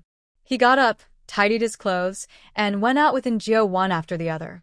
The inn was a mess, and the innkeepers were cleaning up. When the girl in red saw the two of them, she winked at Gio. You two haven't left yet. Did I disturb you last night? And Gio thought, can you please not make innuendos? She didn't say anything, and the girl in red glanced at the emperor. What are you looking at? What kind of look is that in her eyes when she looks at me? The emperor looked around the inn. The more he looked, the more something was wrong. And Gio wanted to leave quickly with a guilty conscience, but the emperor was walking in front of her, so she couldn't walk fast. Something is wrong here. Come again next time. The girl in red deliberately said loudly, We have other rooms for you to choose from. And Gio. When he walked out of the door, the emperor glanced at the sign of the inn and then looked at the men and women who were hugging each other in the street, and their bodies were obviously hollowed out. And Gio swallowed his saliva. Your Majesty, it's all to find that. Taste. The emperor glanced at her. And Gio smiled. Your Majesty, let us go quickly. After tossing around all night, the emperor was hungry. There were a lot of snacks on Hua Street, all kinds of cakes, buns, fried dough sticks, fried meatballs, big bowls of noodles, hot and sour noodles, etc. The emperor walked in the crowd and felt that this feeling was quite strange. I'm so hungry. The emperor swallowed his saliva and slowed down his pace in a high-handed manner. If the silly goose winked, he should let him stay and eat before leaving. And Gio sighed and asked knowingly, Your Majesty. She looked around and changed her address. Young master, are you hungry? Do you want to eat something before you leave? The emperor nodded. They found a tea house that looked relatively clean. It also provided breakfast, which was at least more presentable than outside. There were many people eating breakfast at this time. And Gio found a secluded place and did not ask the emperor what he wanted to eat. She ordered all kinds of breakfast and filled the table. She took out a small gold ingot to pay. It was the first time for the shopkeeper to see someone using gold ingots for breakfast. He looked at Gio several times before giving her the change. When she came back, the emperor was already eating wontons. And Gio was also hungry and stood aside, swallowing her saliva. Where did the ingots come from? The emperor asked casually. And Gio swallowed again. Who gave it to me? How many did you give me? 5. I used 2 last night, and there are 3 left. And Jiu rolled her eyes, thinking that he would not want to go back, right? Fortunately, the emperor did not continue to ask. But she heard the emperor's inner voice again. So he took it away, so I said, "Why are my gold ingots less?" Anju. What a good memory. Looking at the table full of breakfast, Anju swallowed again. Being a is really hard. The emperor ate slowly. This is delicious. Anju wanted to eat. This is also delicious. Anju wanted to eat too. This is not bad either. The emperor commented while eating, and Anju's saliva was about to flow out. The emperor finally burped, and when he looked up, he saw Anju staring at him. Eating at the table. "Wanna eat?" Anju nodded. The emperor motioned for her to sit down and eat. Anju said that it was embarrassing, but she sat down without hesitation. She didn't have a big appetite, and she was full after eating a few buns. "Young master, are we going back now?" Anju looked at the emperor expectantly. "Go back quickly. Go back quickly. Go back quickly." The emperor squinted his eyes and looked at her. Why is she looking at me like that? Anju couldn't help but point at his clothes. Eating at the table. "Wanna eat?" Anju nodded. The emperor motioned for her to sit down and eat. Anju said that it was embarrassing, but yesterday, he found a set of black clothes from somewhere. They were similar to night clothes. It was fine to wear them at night, but they looked a bit strange during the day. With his tall stature, long legs, and handsome face, he was very conspicuous on the street. The emperor looked down at his clothes, then looked up at Anju, who pointed to the ready-made clothing shop next to him. The emperor nodded and motioned for Anju to lead the way. The clothes in the shop were colorful and in all colors. Anju guessed that it should be a trendy shop in ancient times. Wow. "There are pink ones." Anju paused, followed his gaze, and saw a pink ready-made garment. The workmanship seemed to be quite good, but because the color was too overbearing, no one was interested in it for a long time. The shopkeeper saw Anju staring at the clothes and kept recommending them to her. He also pointed at the emperor behind her and said, "This dress is made for your husband. Your husband will look good in it." And Anju coughed dryly, "Not my husband." The shopkeeper said it didn't matter. The emperor had a serious face and a strong aura. The shopkeeper didn't dare to talk to him and could only praise him in Anju's ear. The emperor stood aside with a cold face. In fact, he was already very happy. Good taste. This shopkeeper is much better at talking than those ministers. I also think that I will look good in this pink dress. The emperor's eyes unconsciously looked at the dress. And Anju couldn't help asking him, "Do you want to buy it, young master?" The emperor's face turned cold and he snorted. Who wants to wear such a womanly thing? He rolled his eyes and turned his head to the side. The shopkeeper. "Then why are you still staring at it? You obviously want to buy it. You say one thing and mean another." The shopkeeper was well informed and knew at first glance that this person was either rich or noble. He made eyes at Anju, and Anju was speechless. Fortunately, she was used to it, so she made the decision directly. "Shopkeeper, take the navy blue one and pack up the pink one as well." The emperor opened his mouth, but didn't say anything in the end. And Anju also bought himself a set of normal clothes. After the two of them changed, they came out of the clothing store. "Young master, are we going back now?" And Anju asked again. "Go back quickly, go back quickly, go back quickly. I can't afford to pay for you if you get bumped into anything." The emperor shook his head firmly under Anju's earnest, pleading and hopeful gaze. He still had business to do. He really wanted to know what was that guy looking for on this street. Did he simply think that the rouge and powder on this street smelled familiar? Or had he found something on this street before? And Anju frowned slightly when she heard him think so. Yes, did the tyrant come here casually, or did he find something? There was a commotion in front suddenly, and Anju looked up and saw a man riding a horse not far away. He was very fast, many stalls on the roadside were knocked down, and he was coming towards the side. The emperor hid aside, and Anju also ran to his side. The man rode past quickly, and the street was in a mess. People kept complaining. "This man is too outrageous. How can he ride a horse on the street? What if he hurts someone? This is not the first time. Who makes his brother-in-law the younger brother of the Empress Dowager? Who can afford to offend him? Well, just consider yourself unlucky. The people were talking, and Joe also frowned slightly. Who is this person? The emperor obviously heard the words the younger brother of the Empress Dowager. He didn't expect that the brother-in-law of the Empress Dowager's brother would be so arrogant. The Great Xia dynasty stipulated that riding a horse on the street was not allowed. No matter who you are, you must dismount and walk when you enter the city, just to avoid stepping on people. This person is good. The emperor sneered. Go back to the palace. There is no point in walking any further.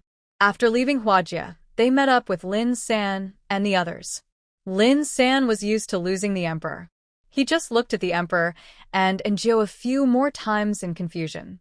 The clothes he wore were different from last night. Lin San felt that he had discovered some great secret. Your Majesty, you are finally back. Inachli rushed over with a look of joy, and then he was stunned, secretly looking at the emperor's clothes. The clothes were too rough and too cheap, and it was obvious that they were not made of palace material. He looked at Joe again. Xiaozhou's clothes were also changed. And Joe was puzzled. What was he looking at her for? Inachli was puzzled at first, and then shocked. He looked at the emperor's tired face, and then looked at Joe's equally listless face. This. Inachli was refreshed. Could it be? Could it be that a little prince will be born soon? Inachli was extremely excited. And Joe was puzzled why Inachli looked at her with a motherly smile. If it weren't for Joe, the eunuchs in the palace didn't know what aesthetics were.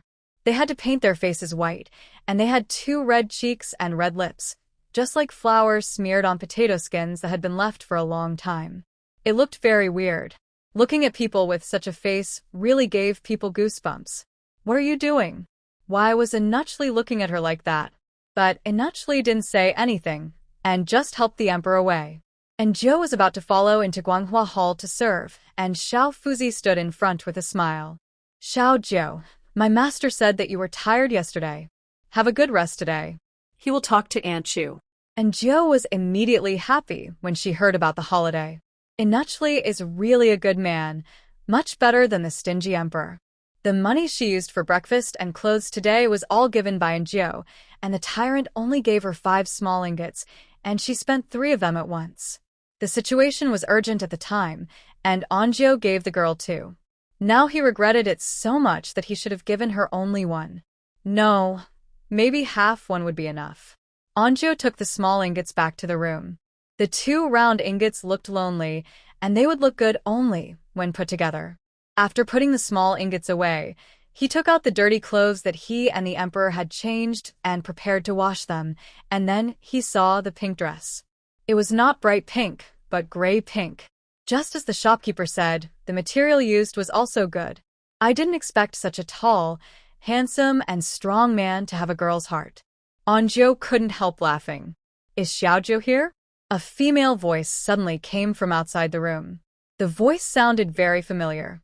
Anju put away all the things, looked at the pink vase on the table and put it in the cabinet, then opened the door and walked out. Frost Snow was standing outside.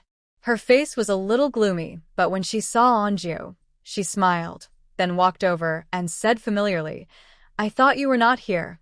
What took you so long? She leaned over and looked in the direction of the house. Anju smiled. What's the matter? She never had a good impression of Frost Snow.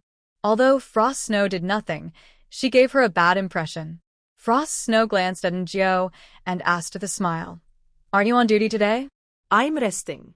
Frost Snow said, I don't have much to do. I'm just bored being alone. Godmother. Nanny Lu is old and has nothing to talk to me. We live close to each other, so I came to talk to you. She glanced at Anjo's room again. Can I go in? Anjo shook his head. It's not very convenient. My room is messy. Oh, then let's chat here. Anjo asked, What to talk about? I really envy you for being able to work in Guanghua Palace. Frost Snow looked at Anjo. Anjo could see that Frost Snow's envy was not false. So Anjo said, I envy your leisure time. Are you busy? Frost Shui wanted to ask, but Anjo did not give her the opportunity. She smiled and said, Sometimes I am busy, but you You are so young. Why do you go to see the storehouse? Didn't Madame Lu arrange some other work for you to walk around? Frost Shue smiled. My godmother is old, and His Majesty's storehouse is full of good things. I don't trust others to take care of it. Is that so? Anju nodded. But I always feel that it is not good for you to stay in the storehouse at such a young age. You should walk around more. Have you been staying in the storehouse all the time? Have you never been anywhere else? Frost Shue stared at Anju, feeling a little annoyed. After saying so much, this little Jiao did not reveal a word, but kept asking her questions. I have served in the imperial court before, but I was clumsy and made His Majesty angry, so I went to the storehouse. Frost Shue grabbed Anju's hand and stuffed a silver bracelet into her hand. Anju was surprised. What are you doing? I don't have anything good. Please don't despise me. Anju returned it to her. I really can't take it. Is there something wrong with you? Shuangxue put the bracelet away and said embarrassedly. You also said that I am young, and it is not a problem for me to stay in the warehouse all the time. I want to go back to serve in front of the emperor. Can you help me to say a good word in front of the emperor? Here it comes again. As expected, it comes again. Anju said directly, Sister Shuangxue, it's not that I don't help you, look at me. Shuangxue looked at Anju. Anju was helpless. I am just a little maid. Who am I to talk to His Majesty? Shuangxue thought so too. The emperor has a bad temper, so it would be good if she didn't give her a knife. And Jiao said again, for this kind of thing, you still have to go to Aunt Chu. She is the one who manages the palace maids in Guanghua Palace. Shuangxue shook her head. My godmother doesn't want me to leave. Aunt Chu and my godmother have a good relationship, and she won't agree. And Jiao gave her a sympathetic look and said again, actually, I really envy your job. Shuangxue. And Jiao took Shuangxue's hand and said, how about Sister Shuangxue say a few good words to Madame Lu and let me go to the warehouse? Shuangxue. What? Tiangang is doing this. I asked you to do something and you turned it down, and now you ask me to do something? I even pretended to give you a silver bracelet, and you asked me to help you without any reason? Shuangxue was a little unhappy. I'll talk to my godmother. She stood up. I'll leave first, and I'll talk to you later. Goodbye, Sister Shuangxue. After Shuangxue left, and Jiao breathed a sigh of relief. This Shuangxue must have done something to the emperor, but it's a pity that the emperor kept half of his speech last time. It's really hateful. Anjiao went to the small kitchen to boil hot water and continued to wash clothes. She washed hers first, and then the emperor's. Xiaoju, the emperor's lunch today is. Aunt Chu paused, staring at the clothes washed by Anju, and fell into silence. Anju looked up. Ah? Aunt, what do you think the emperor wants to eat? Aunt Chu stared at the clothes in the basin again. Although it was a very ordinary black dress, it was made by her for the emperor, and it could be seen at a glance. Why is it here with Xiaoju? I heard that they didn't come back all night. Inuchli also said that Xiaoju was tired and asked her to rest. Aunt Chu felt strange at the time. When did Inuchli become so considerate? But now it seems. Aunt. Aunt Chu came back to her senses and said. The emperor said. Said. What did the emperor say? By the way, the emperor wants to eat the double skin milk last time.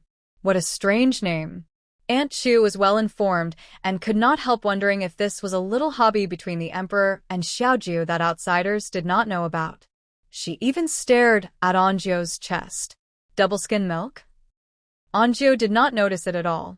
She quickly washed her clothes, wiped her hands and said, okay, I'll make lunch later. The emperor is a real eater.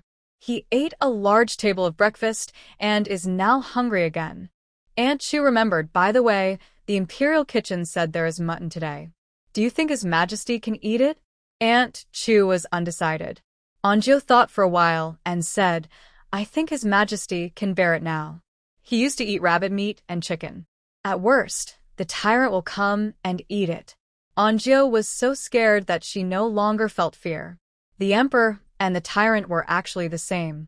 They just needed to be coaxed. Aunt Chu was still a little hesitant, and Jiao was not in a hurry. She made a suggestion. Whether to eat or not depends on what Aunt Chu and the others think. Maybe they will ask the emperor. Aunt Shu really didn't dare to make a decision and ask the emperor. The emperor just told people to keep an eye on concubine May. And naturally frowned. Concubine May is the one who sent soup to your majesty last time. The emperor's face sank. She is not simple. Don't alarm her first. See who she contacts. And naturally nodded, paused, and said, Your Majesty. The guard guarding Qin Bao told everything. The emperor looked up. What did he say? And naturally wanted to laugh at this, because things were not as complicated as they thought. According to the guard, he was dozing off at the time, and Qin Bao was yelling. He couldn't stand it and went in to beat him up.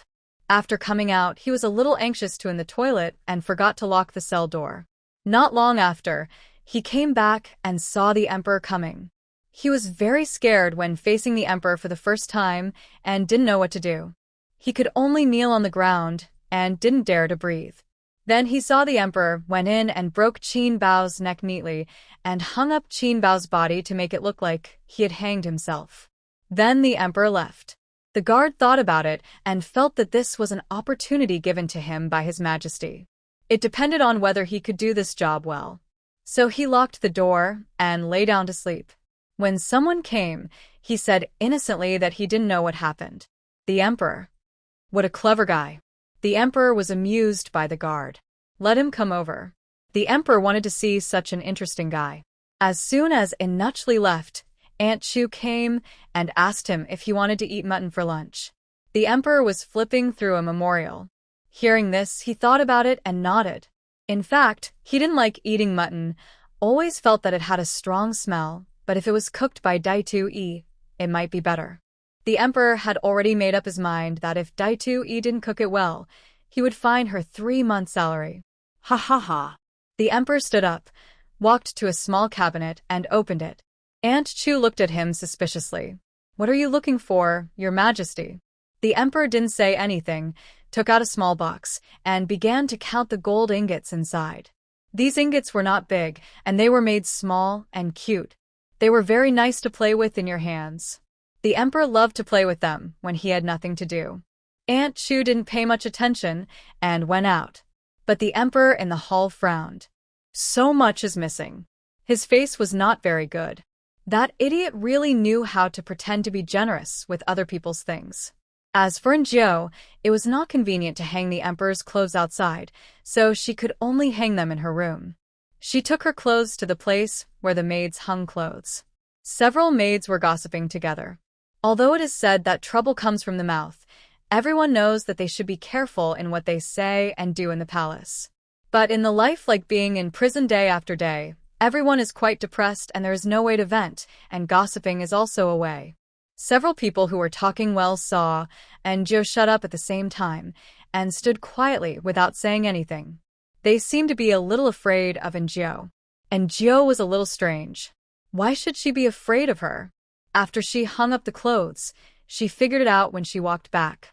She didn't feel it herself, but in the eyes of others, she was serving in front of the emperor, and the emperor took her with him no matter what he did. She could be said to be the #1 maid around the emperor.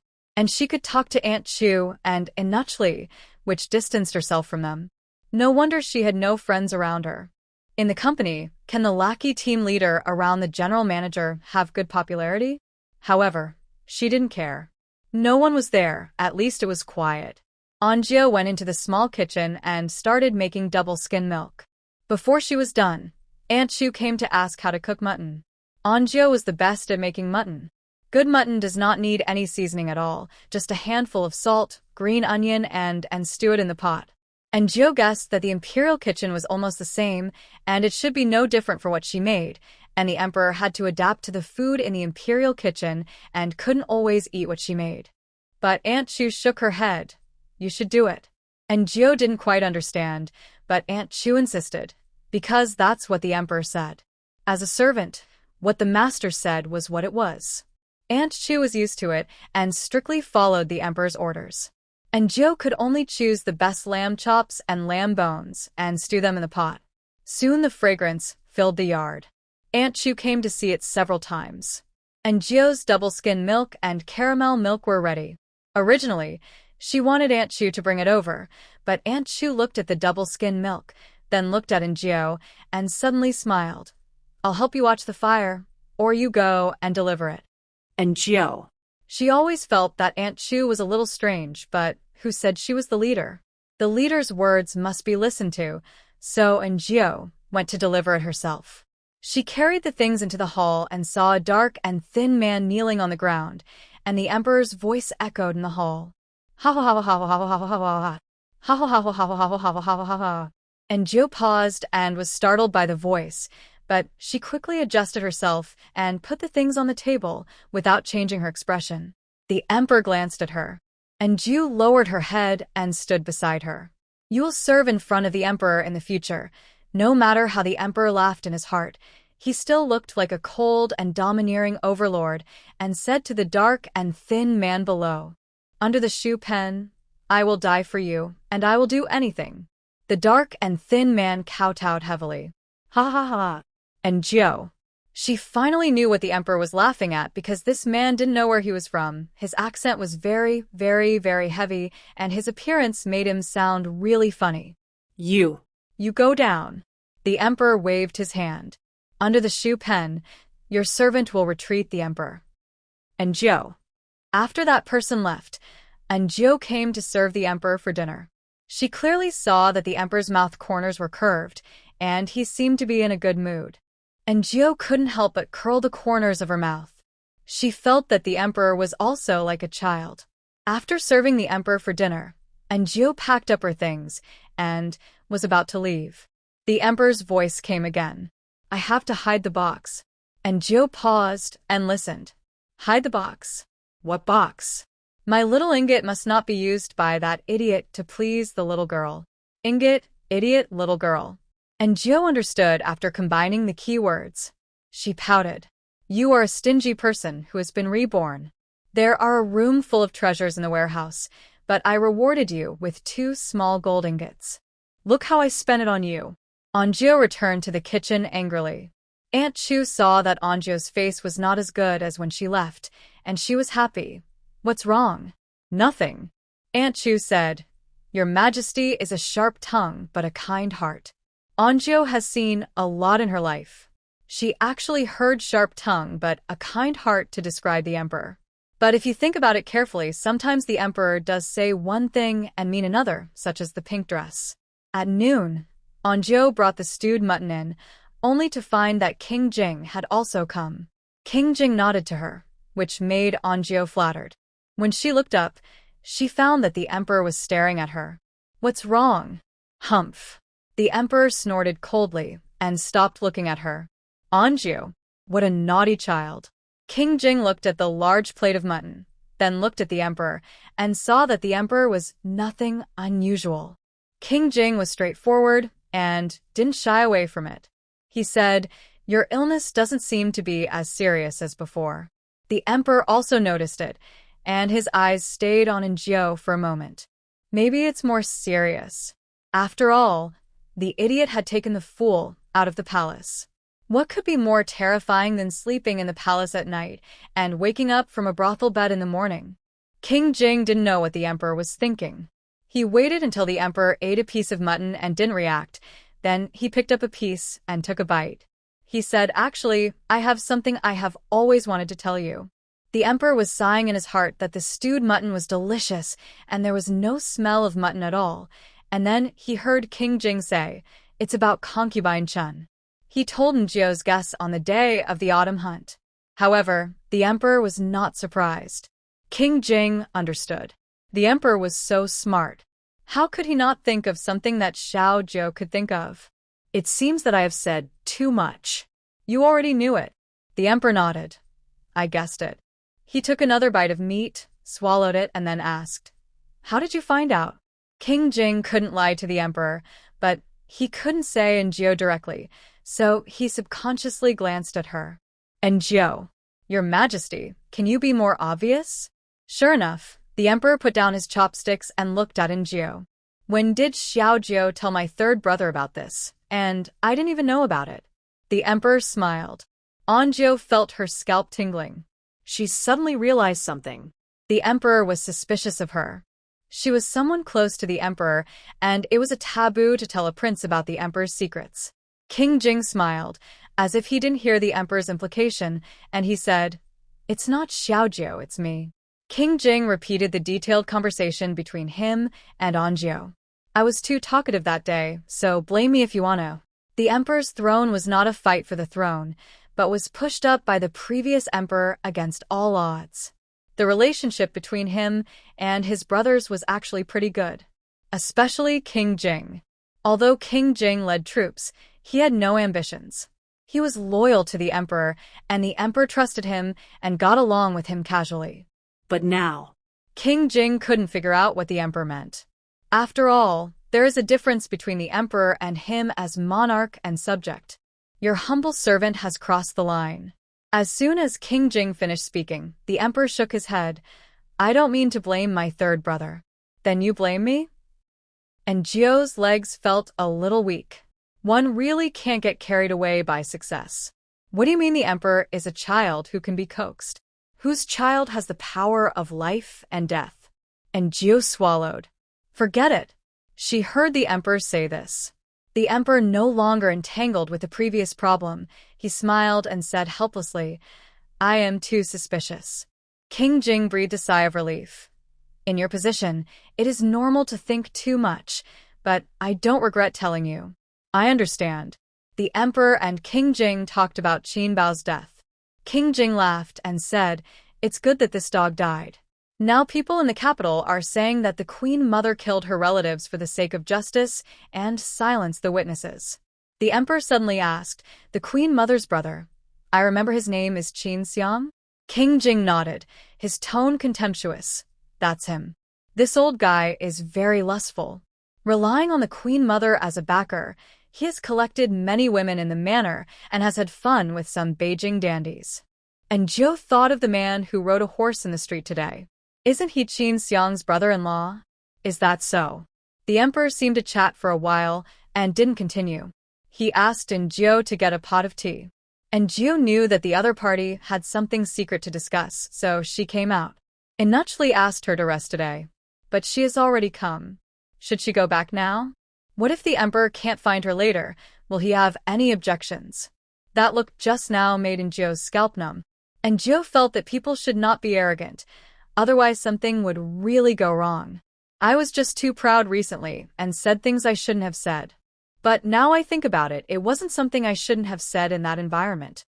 Who knew that the dog emperor would bring up old scores?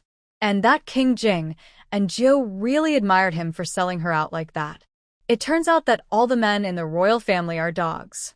When Zhou was madly complaining, a pale face appeared in front of her, and Zhou was shocked. Anukli. And Zhou breathed a sigh of relief. Inuchli's white face was full of smiles, gentle like a kind elder. "Xiao Zhou, why are you standing here? Didn't I tell you to rest?" And Zhou had goosebumps all over her body. "Your Majesty is having a meal." As soon as Zhou said that, Inuchli understood. He smiled and said, "Is that so? Then you are really tired." And Zhou moved. Finally, someone saw her hard work. "I'll talk to His Majesty later. You can't torment him like this." Inuchli smiled like a kind mother again. And Zhou always felt that something was wrong, but she couldn't figure out what was wrong. But Inuchli had already left. And Zhou breathed a sigh of relief and continued to empty her mind and daydream. The afternoon sun was particularly warm, the sky was particularly blue, and occasionally a few birds would fly by. For the first time, Zhou felt the cool autumn weather and pleasant scenery, which made her feel cheerful. She took a breath of fresh air, and King Jing came out. He walked a few steps, turned back, and said to Zhou, "I'm sorry for what happened just now." Before Zhou could speak, he strode away. Zhou. After a while, Inuchli also came out, smiling brightly and creepy as always. "Go in, His Majesty is calling you." And Zhou looked back every few steps until she could no longer see Inuchli's pale face. There was still a smell of meat in the palace. Humph! The emperor snorted again. And Zhou. "No, he is sick." The emperor stood up, walked to Zhou, and looked down at her. And Jiu lowered her head and looked at the emperor's new shoes.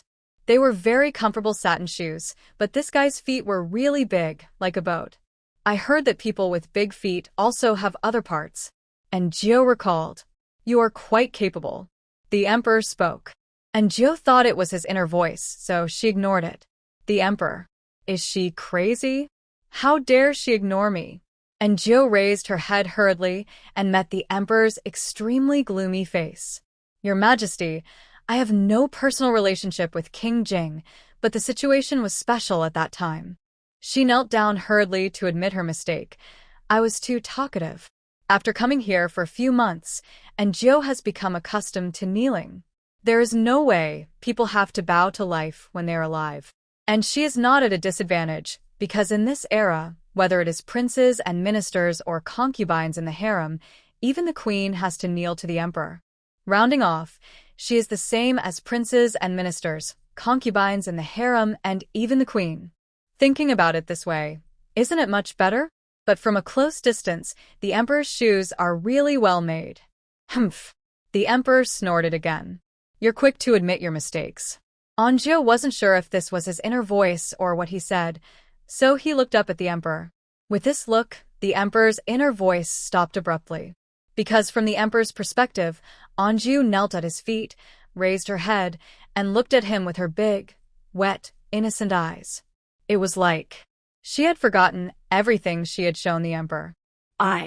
He was stuck for a moment and reached out to pinch Anjou's chin. It was the first time he pinched a woman's chin, so it seemed that Anjou's small face was about the same size as his hand. It was quite strange. Moreover, the face of a teenage girl felt as smooth as silk, which was completely different from a man's face. The emperor lowered his eyes. Anjou's face was full of horror. What are you doing? Is this kid trying to strangle her to death? The emperor suddenly let go of his hand, turned around, and said unhappily, Get out. Anjou. No, why is he doing it in fits? She got up and walked out.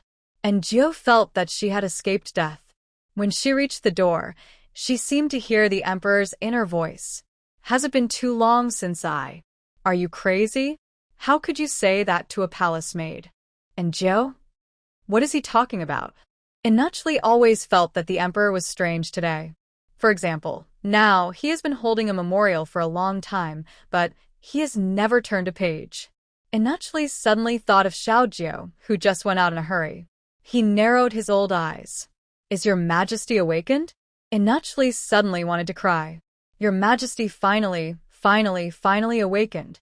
At this time, Xiao Fuzi came. What's the matter? Inachli asked. Xiao Fuzi glanced at her master and said, Concubine Wang is here. Inachli looked at the emperor. Since your Majesty has awakened, it is the time when blood and blood are full of energy and taste the taste of marrow. It is impossible for him to like only one of the 3,000 beauties in the harem. So Inachli said, Your Majesty, Concubine Wang made a local snack and said she wanted to let your Majesty taste it. The emperor raised his head and looked at Inachli. Inachli was not sure what he meant. Was he happy or unhappy? Then he heard the emperor say, Let her in. He has 3,000 beauties in the harem. Since Xiaojiu can do it, others can do it too. The emperor and Inachli thought of the same thing. He was going to give it a try. As for Injiu, she couldn't help but pat her chest as soon as she walked out of the door. She felt that the emperor's eyes looking at her just now were very strange. Maybe he really wanted to strangle her to death. Just because she said something she shouldn't have said to King Jing? But wasn't the situation critical at the time? He himself said that he forgave her, so he shouldn't have made such a fuss. Could it be because the tyrant gave her his small ingots? It's really too much. Why is an emperor so stingy?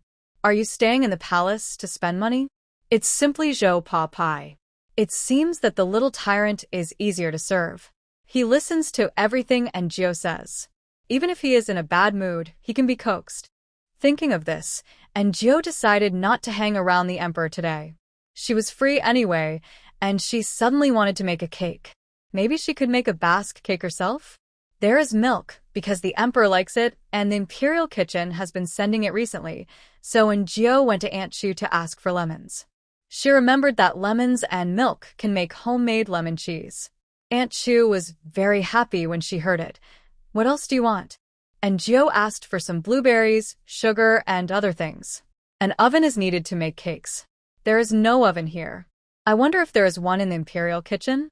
Aunt Chu sent someone to go there. Not long after, they brought back the things and told Enjio that there was really an oven in the imperial kitchen. Enjio started to work. She washed the lemon, squeezed out the lemon juice, and then found a pot to boil milk, and then added lemon juice. The casein in the milk will react with acid, and the acid will coagulate the casein and turn it into tofu dregs. Filter it with gauze and the whey is filtered out, and the rest is cheese. When Enjio saw the cheese, he finally breathed a sigh of relief. Half of the success. Taste the cheese with some salt. There is a faint lemon fragrance. Mix it with a spoon, add eggs and sugar, and the batter is ready. Next, we will go to the imperial kitchen to bake it. Aunt Chu took Enjio there.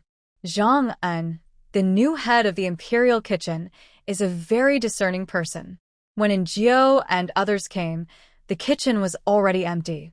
The imperial kitchen often makes snacks, and the molds are particularly beautiful. Enjio found a few, poured the batter into them, and then put them in the oven to bake. The oven here was built by himself, so it was not easy to control the temperature. He tried it first, looked at the fire several times, and finally took it out of the oven. The temperature was a little bit too high. In the next pot, Enjio added blueberry jam. This time the temperature was quite good, and the baked cakes were very beautiful.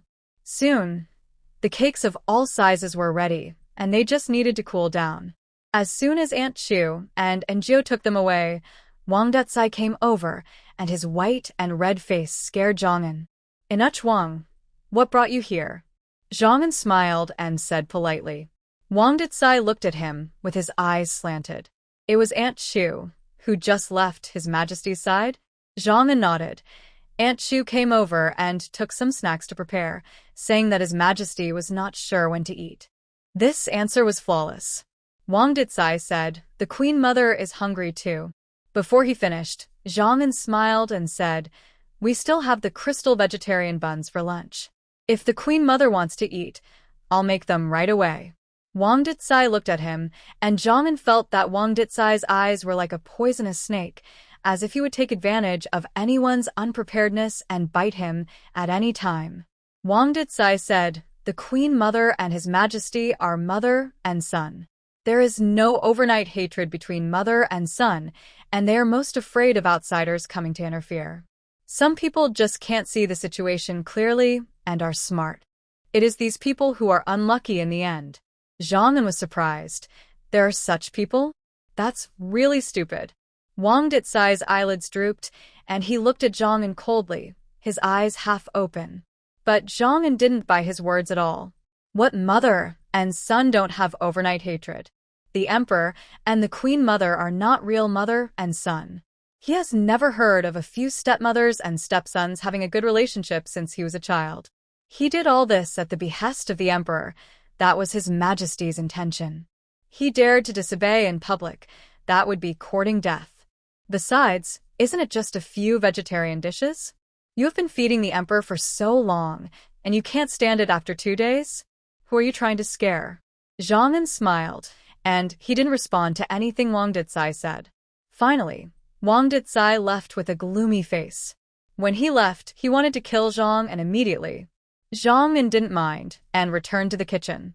He was a little curious about what Aunt Chu and the others had done just now.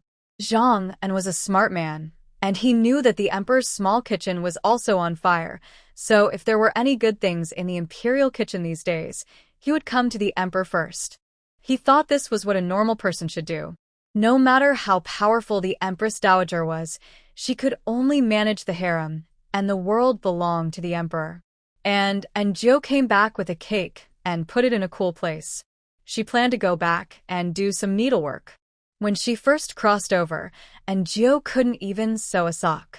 Now she is trying to learn, She is still young. What the girls in ancient times can learn, she can also learn. In the future, it will be convenient for her to sew and mend clothes, save asking people, and can kill time. Aunt Shu came back to look at the cake and saw that it was ready.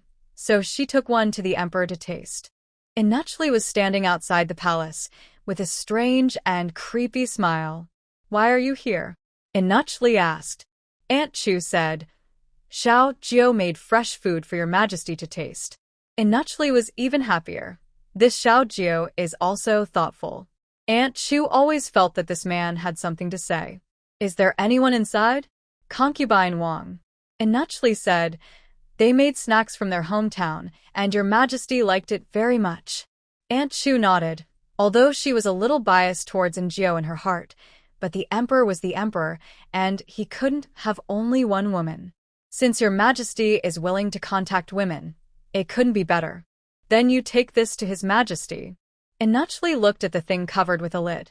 He originally planned to deliver it later, but he was a little curious about what the emperor and concubine Wang were doing. He went in to deliver the thing and came out quickly, very quickly, and would not disturb his majesty. Inside the palace, the emperor was sitting and concubine Wang was kneeling. The atmosphere was quite strange. Inachli entered the palace at the age of 6, so he naturally couldn't imagine what happened here. Inachli put the things on the table. The emperor knew without even looking that it was Xiaojiu who did it. "Humph. I just called concubine Wang here, and she couldn't wait to please me. Heh, woman." But the emperor looked at concubine Wang, who was kneeling, waved his hand. "You go out." Concubine Wang's face was pale, and she lowered her head and went out. She didn't understand what happened. Obviously, at the beginning, she and the emperor got along very well. She brought snacks from her hometown, and the emperor ate them freshly and praised her good cooking skills. Concubine Wang thanked her and then looked at the emperor with affection, and the emperor didn't say anything. Concubine Wang was a little bolder and said that she could pinch shoulders and beat backs, and the emperor didn't refuse. At this time, concubine Wang thought that the emperor was also interested in her, until her hand touched the emperor's shoulder. The emperor seemed to be stiff for a moment. Concubine Wang thought that this was the reaction a man should have. After all, the emperor was full of vigor and vitality. It would be a problem if he didn't want to do it, right? So concubine Wang became bolder and touched his chest along his neck. The emperor was handsome, tall, powerful, and rich. Concubine Wang was in love with him, but then she was thrown out by the emperor. The emperor and concubine Wang were stunned. "Your Majesty, please forgive me." Concubine Wang begged for mercy, but she didn't know what she had done wrong. Why did the emperor treat her like this? They were fine before. Concubine Wang felt sadder and sadder. Thinking of the emperor's handsome eyebrows, she felt unwilling. The emperor might just be unaccustomed to contact with women for a while. He just let her go and didn't take out a knife to kill her. Does it prove that the emperor treats her differently? Concubine Wang figured it out quickly. She decided to go back and practice her cooking skills. There is a saying that if you want to capture a man's heart, you must first capture his stomach. It can be seen that this is very important. Concubine Wang left with full fighting spirit. After concubine Wang left, the emperor breathed a sigh of relief. The moment concubine Wang touched him just now, his scalp was about to explode. It felt like a pair of claws scratching and scratching, making the emperor feel uncomfortable all over, but this woman kept touching him.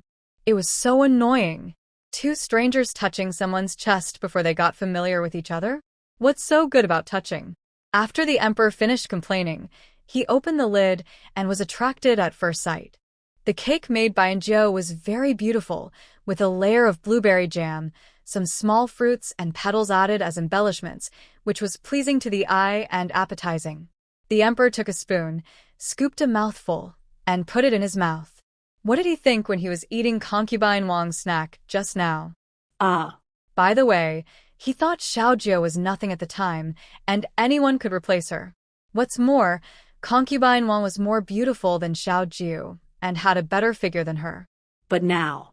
The emperor scooped another spoonful of cake and put it in his mouth. He felt that as long as Xiaojiu didn't want to be the queen, he could tolerate her temper a little bit. Isn't it just a few gold ingots? Can such a delicious thing be bought with that kind of cold thing? What else? Ah, By the way, didn't Xiaojiu just say a few extra words? Isn't the mouth used for talking? What's wrong with saying a few words? Food is the first necessity of the people, and delicious food can easily make people feel good. The emperor finished eating in a few bites, and he said to Anuchli, "Let Xiaojiu make another one. I want to eat more. I want to eat more." The emperor, that Anuchli knew, was a very restrained person. He never thought that one day the emperor would be able to say the 4 words, "I want to eat more," openly. it was really strange. So he asked Xiao Fuzi to find Xiaojiu. Anzhou was sewing underwear. Because of many days of practice, the underwear she sewed this time was quite good. Before she tried it on, she heard Xiao Fuzi calling her outside. Anzhou opened the door and looked at Xiao Fuzi with a vigilant face. What I fear most during breaks is a call from a colleague. It must be that the boss wants you to work overtime. As expected, Xiao Fuzi said, "Xiaojiu, His Majesty wants to eat that cake. Please make some more." "What cake?" And Zhou paused and suddenly thought of something. She hurried to the kitchen, opened the locked door, and saw that the biggest, best, and most successful cake she had made was gone. A bolt from the blue. This was the one she left for herself. Xiao Fuzi poked her head in and saw the remaining pieces. "Hey, there are still so many. That's perfect. Bring them all to His Majesty." Before he finished speaking, he found that Xiaojiu was staring at him straight. "Do you need to bring the pot over too?" And Jiu asked calmly. "Xiao Fuzi, why do you think Xiaojiu is a little scary?" This. "I don't need it, right?" Xiao Fuzi laughed dryly. And Jiu picked out the 2 best pieces, one for herself, one for the tyrant at night, and the remaining 2 for the emperor. After all, he and the tyrant are the same person, and it doesn't matter who you please, right, Xiaojiu? Xiao Fuzi swallowed his saliva and asked tentatively, "Xiaojiu, are you unhappy?" And Jiu smiled. "No, I'm very happy." Xiao Fuzi reminded again. "Let me interrupt. In the future, the food for His Majesty must not leave your sight." And Jiu understood the meaning of Xiao Fuzi's words, and she nodded. "Thank you. I'll remember it." Xiao Fuzi looked at the remaining 2 pieces of cake again. And Jiu said, "This is for the evening." I know. Xiao Fuzi said with a smile. "You can send that thing over. I'll watch it here." And Jiu asked tentatively, "Colleague, you go to this class." Xiao Fuzi nodded and left with the things. As soon as he left, and Jiu hurriedly ate a piece of cake. "It's delicious. Really, this dense taste, sweet taste. Delicious." Xiao Fuzi was eager to move along the way and took the initiative to help test the poison. He sighed. No wonder Xiaojiu got the special look of His Majesty. With his craftsmanship, he must have a good business in the capital. Anuchli looked at the emperor, then at Xiao Fuzi, and secretly called him out. "Is it delicious?" Xiao Fuzi nodded. "Master, I really think it's better than the snacks in the imperial kitchen." "The ones in the imperial kitchen are not bad, but the emperor has been eating that taste since he was a child. The taste of Xiaojiu's is novel, and His Majesty has never eaten it before." Anuchli was thoughtful and swallowed his saliva. In fact, when the emperor ate it just now, he really wanted to taste it. Xiao Fuzi saw what the master was thinking, and he shook his head. "Master, don't think about it. These 2 pieces are His Majesty's, and the remaining 2 pieces are still His Majesty's. If you really want to eat it, how about you help test the poison at night?" Anuchli thought of the person who came out at night and couldn't help shuddering. Forget it. He didn't have the courage to food from that person's mouth. Anuchli came back. The emperor was staring at the corner of the table in a daze. The sound of Anuchli's footsteps made him raise his head. He seemed to want to say something, but was silent for a moment and opened his mouth again. Anuchli had never seen the emperor like this, and it was a bit strange, but he didn't dare to ask more. After a while, the emperor spoke himself. "Anuchli, you say." "What to say?" Anuchli waited curiously for the emperor's second half of the sentence, and heard the emperor say, "Forget it." Anuchli. After that, the emperor was in a daze again. Hearing footsteps, he looked up and saw that it was the new Xiaojiu who came in. The emperor seemed a little disappointed. He lowered his head, snorted coldly, and glanced out the window. Xiaoqiu was frightened, and her face turned pale. She just came in to serve tea. It was not a crime punishable by death. Inachli motioned Xiaoqiu to go down quickly, and then said to the emperor, "Your Majesty, it's time to eat." Today's meal was prepared in the imperial kitchen. The emperor frowned and stared at Inachli. To be honest, the food in the imperial kitchen these 2 days was pretty good. Even the vegetarian dishes were tasty. In the past, even if the emperor didn't want to eat, he would just not eat, but today he was obviously unhappy. Inachli was a smart man. He understood what was going on at a glance, so he asked Xiao Fuzi to ask Xiao Jiu what was going on. And Jiu sewed a piece of underwear in the afternoon. She tried it on, and it fit her well. At least she didn't have to swing it when she walked or ran. Then she took a nap. Hearing the knock on the door, Jiu drowsily got up to open the door, and when she saw Xiao Fuzi, she wanted to close the door immediately. When a colleague comes to visit in the middle of the night, he must be working overtime. Xiao Fuzi frowned. "Xiao Jiu, why did you fall asleep?" And Jiu rubbed his eyes and pretended to be confused. "I fell asleep when I was sleepy." Xiao Fuzi said. "Then didn't you cook for His Majesty?" And Jiu, "Isn't there an imperial kitchen? I thought I was no longer needed. After all, I'm not a chef." Xiao Fuzi felt that what Xiao Jiu said made sense. In the past, Qin Bao was the general manager of the imperial kitchen, and the Empress Dowager was putting pressure on him. The emperor couldn't just break up with him, even if he was dissatisfied. Now everyone has changed, and he's still the emperor's man, so he can just say whatever he wants. But the emperor seemed to have chosen Xiao Jiu. Xiao Fuzi suddenly thought of the cake he tasted in the afternoon and couldn't help swallowing his saliva. Well, it's not His Majesty's fault. What did His Majesty do wrong? He just wanted to eat something good. Xiao Fuzi shook his head and told Jiu very seriously, but His Majesty lost his temper. In Xiao Fuzi's mind, right or wrong is not important. What is important is that His Majesty is unhappy and His Majesty lost his temper. As long as His Majesty is unhappy and loses his temper, it is a big deal. For example, in the case of Xiao Jiu, no matter whether it was Inachli who asked her to rest, no matter what Xiao Jiu herself thinks, no matter whether she is a cook or not, it doesn't matter. The important thing is that His Majesty lost his temper.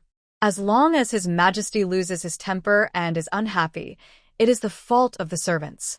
And now, he conveyed this meaning clearly to Jiu. And Jiu nodded and did not refute. What a joke. That's the emperor. Give her a few good faces. You can't be arrogant. And Jiu hurriedly put on his clothes and went to the kitchen. At this time, the fastest thing to do was to fry. Jiu skillfully fried French fries, mushrooms, tofu skin wraps, prawns, pork chops, etc. In short, Jiu used everything in the kitchen that she could use. She fried a large plate, sprinkled cumin and chili on it, and handed it to Xiao Fuzi. Xiao Fuzi smiled and said, "Xiao Jiu, it's better if you deliver it yourself." Jiu nodded. "You take this, I have something else." The whey filtered out of the milk for making cakes at noon and added honey is a lactic acid bacteria beverage. I don't know if the emperor is used to drinking it. When Jiu came in, the food on the emperor's table had not been cleared. She took a look. Although it was vegetarian, it was really well made. It looked very appetizing with good color, fragrance, and taste. I don't know what the domineering president was crazy about. He didn't eat the food made by the rich chef, but had to eat street junk food. Jiu felt like she had entered a novel written by a poor man. The emperor didn't look like an emperor, and she, a palace maid, didn't look like a palace maid. As soon as Xiao Fuzi walked in, the fragrance floated in. Jiu was hungry, and the smell made it even more fragrant. Never mind, maybe the boss also likes skewers. After all, he has never eaten them. Jiu put the drink she made on the table. The emperor glanced at her. Humph. He frowned slightly at the mess on the plate. "If it doesn't taste good, you're dead." He took a bite. He thought it tasted pretty good. He took a sip of the drink and frowned slightly because it was sour at first. Then he stared at the drink. "What is this?" Jiu couldn't figure out whether he liked it or not, and answered politely, A drink made by me with milk and honey. Am I a fool? How does this look like milk? The emperor stared at Anjou, and even the hot rice couldn't stop his thirst for knowledge. So she explained to herself that lemon added to milk would decompose into cheese and whey. So that's it. The emperor finally started to eat quietly. Is this a mushroom? Mushrooms are so delicious when fried. Why do those idiots in the imperial kitchen only know how to cook them? The leaves are delicious too. Is this potato chips? The emperor was puzzled while eating. Why would Xiaozhou make something like this? Where is this food from? He narrowed his eyes slightly. From Anjou's perspective, he was just eating quietly, but his thoughts still betrayed him. This is too weird. By the way, didn't Jiang Xing check her background? Did he find out? Anjou. There was nothing wrong with the original owner's background. Anjou believed that the emperor would not be able to find out anything. But she has a problem. What if the emperor judges her by himself and thinks that she is possessed by a ghost? Anjou was so nervous, uneasy, and a little angry as he watched the emperor finish a large plate of barbecue and drink a large cup of lactic acid bacteria drink. He exhaled, and it can be seen that he was in a good mood. But Anjou stared at his face and stomach and was in trouble. Such a handsome guy. Eating cakes, French fries, and barbecue. He won't get fat, right? Imagine a fat emperor who is 1.9 meters tall and weighs 200 kilograms. Anjou decided to let him eat healthy food in the future. Snacks are allowed, but in moderation. The emperor's face is her only motivation to go to work. But obviously she was worrying too much because the emperor said he wanted to go out to digest his food after eating. Anjou could only follow him. The palace was particularly quiet at night, with quaint buildings, red lanterns hanging, and a group of ancient people wearing ancient clothes. Many ghost movies are played like this. It was strange, too. She never thought about it this way when she was with the tyrant. It might be that she was too exciting with the tyrant. After all, they always climbed over walls and walked on roofs, and rarely strolled on flat ground. Even if they did stroll. Ah, Anjou exclaimed. She was so busy thinking about her own things that she didn't notice when the emperor stopped. She bumped into his back that was as hard as iron sheet. The emperor was injured during the autumn hunting, and although the wound on his back has almost healed in the past few days. But he was still a little annoyed by such a collision. Your Majesty, please forgive me. I deserve to die. Anjou woke up, covered her nose, and felt a hot stream flowing out. But she didn't care and hurriedly knelt down to apologize. The emperor turned his head and looked at the person kneeling on the ground. The scolding words on his lips couldn't come out. He was rarely stuck. Anjou was not short, but very thin. He knelt on the ground in a small ball, trembling, and looked a little pitiful. The emperor used to be annoyed with these servants, thinking that they couldn't do this little thing well and should be sent somewhere else. But now he looked at Xiaozhou kneeling on the ground and felt a little annoyed. You. He was just about to say get up when he saw the blood dripping on the ground. One drop, one drop, one drop.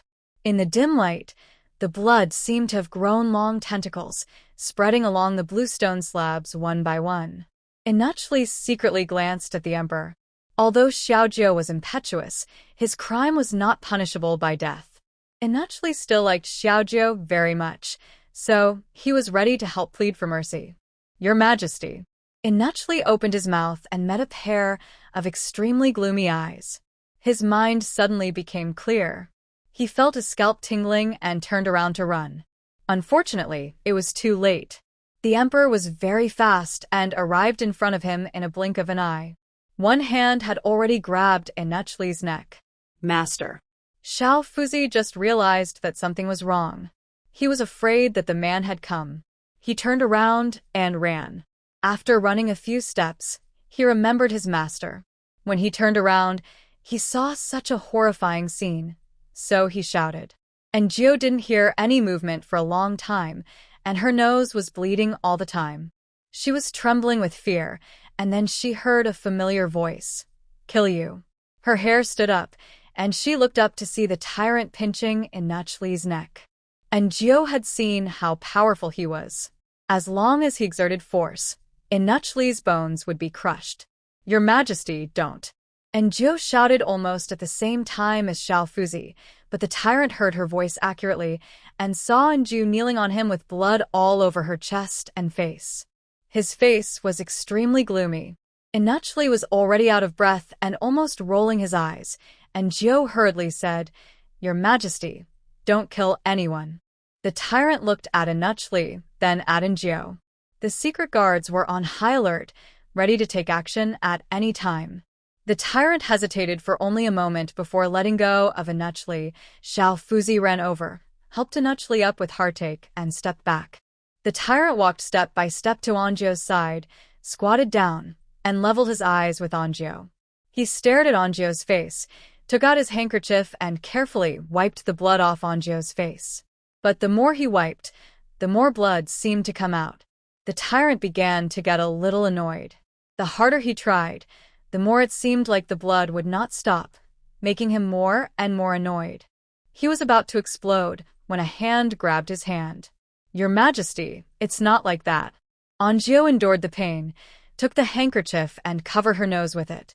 During this time, the tyrant kept staring at her, while everyone else stared at the tyrant and Anju. The surroundings were very quiet, with only the occasional cool breeze. Anju felt the coolness of autumn. Her bleeding finally stopped. Look, it's not bleeding anymore. Anju said with a smile. But the tyrant suddenly picked up Anju and ran away. When the people around him reacted, he had already disappeared. Chase quickly. Cough, cough, cough. Inachli got up from the ground and shouted heartbreakingly. Xiao Fuzi was so distressed that she burst into tears. Master, I thought you were going to die. Inachli glared at him. His throat was still very painful and he couldn't say much, so he pointed in the direction of Guanghua Hall. Xiao Fuzi understood that Master meant to go back and block the news. Lin San took people to chase him out as soon as possible, but it was too late. Later, they searched the palace, but couldn't find the emperor. Your Majesty should have left the palace. Lin San said with a gloomy face. Let's go out of the palace to find him. As fast as lightning. And Jiu's head was dizzy, and she seemed to be able to hear the tyrant's heartbeat. When she finally came to her senses, she had already left the palace. It was very quiet outside, and it was hard to tell the direction. All she could see were buildings passing by and the sound of feet stepping on roof tiles. Anju even took the time to think that this was too unethical. She would break someone else's tiles and might even wake up the owner. Your Majesty, where are we going? At first, she felt quite stable, but soon she felt that she was about to fall, so she hugged the tyrant's neck without hesitation. The tyrant paused, and 2 tiles under his feet broke. However, the tyrant did not answer her, but continued to run outside. After an unknown amount of time, Anju heard someone shouting, Stop if you don't stop. Where are the people? Then they finally stopped, and when they saw clearly where they were coming from, Anju was numb. The girl in red looked at them and asked with a smile, Do you two want to stay in the hotel? And Jiu was speechless. Yes. The girl in red looked at her face covered with blood and asked kindly, Do you want to wash your face? And Jiu nodded.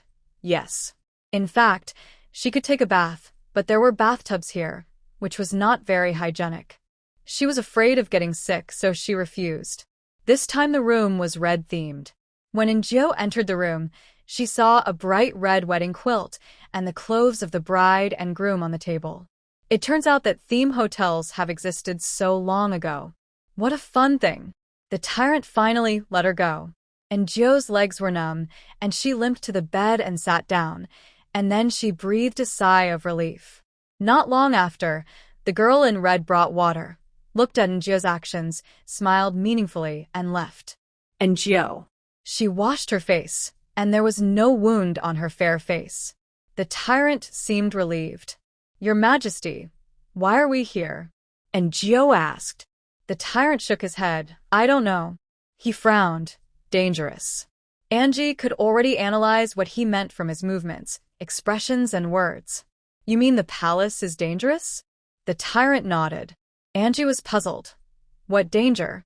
The tyrant looked at her and said seriously, You will die. Angie. She thought for a moment, and understood. The emperor was stimulated by seeing her bleeding. The tyrant thought she was in danger and would die, so she ran. He should have thought of concubine Chun, who had died in front of him. Angie sighed and was moved. She didn't expect that the person who cared about her the most was the tyrant who was afraid of killing people without blinking. She blinked and said to the tyrant seriously, "I won't die." The tyrant nodded and repeated with her, "I won't die." Angie smiled. "Yes, I won't die." There was another conflict in the inn. There was a lot of noise outside. Anju was too lazy to go out to watch. She was peeling pine nuts for Tyrant. She peeled one. Tyrant ate one, and then looked at her eagerly, like a puppy. Anju was in a playful mood. She said to Tyrant, "I'll throw one. Can you catch it with your mouth?" Tyrant looked disdainful, as if to say, "What's so difficult about this?" So Anju threw one, and Tyrant opened his mouth and caught it steadily. "Wow, great, try again." Anju increased the difficulty, throwing the pine nuts high up, and Tyrant made steady contact again. Great. Anju applauded. Tyrant looked proud and kept talking. Anju smiled and said, "A walnut as a reward." The two were having fun when the door was suddenly pushed open and a man with a knife walked in. Seeing a young couple in a room, the man smiled. "If you don't want to die, hand over the money." It turned out that the people outside were not fighting for revenge, but robbery. The man looked at Anju and seemed to think she was pretty, so he said to the tyrant, "Boy, pay the money obediently, and let your woman play with me, and I will spare your life." Downstairs, the girl in red was cornered by two strong men, and 5 finger marks were clearly visible on her face. The guests in other rooms were also driven out. Some were beaten black and blue, and the women were crying in dishevel. "Sister Hong, what should we do?" The waiter of the inn was terrified. "This gang should have been eyeing us a long time ago. Our inn is in a remote location. If they want to kill people to silence them, we can't do anything." Sister Hong also frowned, and just as she looked up, she was slapped by one of the big men. "Look at your mother's." Sister Hong covered her face and glared at the man viciously. The man sneered, "You dare to stare at me, I." However, before he finished speaking, something suddenly flew down from the building, and the man was hit by it. "Who the Hades is that?" The man got up and saw a tall and handsome man standing upstairs, looking down at the people in front of him. His eyes seemed to be full of doubts. When Sister Hong saw the tyrant, she was immediately excited. "Young man, help me, they are robbers." "Robbers?" The tyrant frowned, as if he thought of something, and muttered, "Autumn hunting. Those assassins." He quickly came to a conclusion that these people wanted to kill him. "Shut up." The big man downstairs slapped Sister Hong, and then looked at the man thrown down by the tyrant. The man's neck was drooping limply, and he had already died. Qiangzi. The man exclaimed, looked at the tyrant upstairs viciously, and roared, "Brothers, kill him." The robbers rushed up. Hong Jie only saw people being thrown down from the upstairs, and soon the ground was full of corpses. Murder. Help. The guests downstairs ran out one after another. Only Hong Jie and the waiter stared blankly at the corpses on the ground, and then looked at the handsome man upstairs. And Jiu ran out from behind the door, dragged Tyrant downstairs. When passing by Hong Jie, and Jiu said embarrassedly, "Sorry, we have to go first." Hong Jie nodded woodenly, and soon Jiu and Tyrant disappeared at the door. The waiter murmured, "Hong Jie, did you see how he did it?" Hong Jie shook her head, "No. I didn't see it clearly." "Then what should we do next?" The waiter looked at the corpses all over the ground and was worried. Hong Jie stood up and kicked the man who had just hit her. "Tell the truth when the government comes." "So many people saw it. I'm afraid someone will report it to the government now." Besides, the 2 people didn't leave any information. Even if the government knew there were 2 people, they couldn't find out who they were. The strange deaths of so many people alarmed the people in the Dali Temple. Lord Yen, this seems to be consistent with the deaths of those people in Flower Street. The official couldn't help but frowned. Who can break a person's larynx with bare hands? Is he still a human being? Yan Wenjie also felt that this matter was unusual, so he ordered people to check these dead people. Coincidentally, these people were similar to the ones who died in Flower Street last time. They were all idle hooligans. There was nothing special about them. Combined with the words of the innkeeper, these people may have encountered a mysterious person and were killed. Could it be that some powerful killers came to this Flower Street? A man and a woman? A pair of thieves? What are they going to do? Yan Wenjie considered what to do. Should he write a memorial to the emperor? If you want to be promoted, of course you have to show up in front of the emperor. Even if the emperor just remembers your name, it may come in handy in the future. Many officials have nothing to do on weekdays. I will also write a memorial to the emperor. After thinking for a while, Yan Wenjie felt that this was a good opportunity to show his face. A mysterious killer appeared in the capital, and what was his intention in killing more than a dozen people? Yan Wenjie thought that if he could catch the mysterious killer, promotion and wealth would be just around the corner. And Jiao and the tyrant ran a long way before they stopped. There were still many people on the street now, either men and women looking for pleasure, or prostitutes soliciting customers on the street. And Jiao still held the tyrant's hand, and she said, "Your Majesty, let's go back to the palace quickly. Inuch Li and others will be anxious." However, whether Inuch Li was anxious or not was not within the tyrant's consideration. He just stared at the snack stalls on the street with his eyes and swallowed his saliva. "Your Majesty, do you want to eat?" And Jiao was particularly considerate tonight. The tyrant nodded. "I want to eat." He really wanted to eat. And Jiao asked him again, "What do you want to eat?" The tyrant looked at this and that, and his saliva was about to flow down. "Want to eat everything." So Anjio waved her hand and pointed to the first stall. "Then let's go one by one, but each person can only try a little, not too much." The tyrant nodded. The first stall was small cakes made in a small iron pot, with eggs and sugar. The cakes just out of the pot were fragrant and soft, and tasted especially good. Anjio bought a pot. Because of the irregular refresh of the tyrant, she has long developed the habit of carrying silver with her. Although it is not much, it is enough for snacks. A pot of small cakes, the tyrant ate one in one bite. Seeing that he was hungry, Anjio also reached out to take one. The tyrant stopped, frowned, and looked at her very unhappy.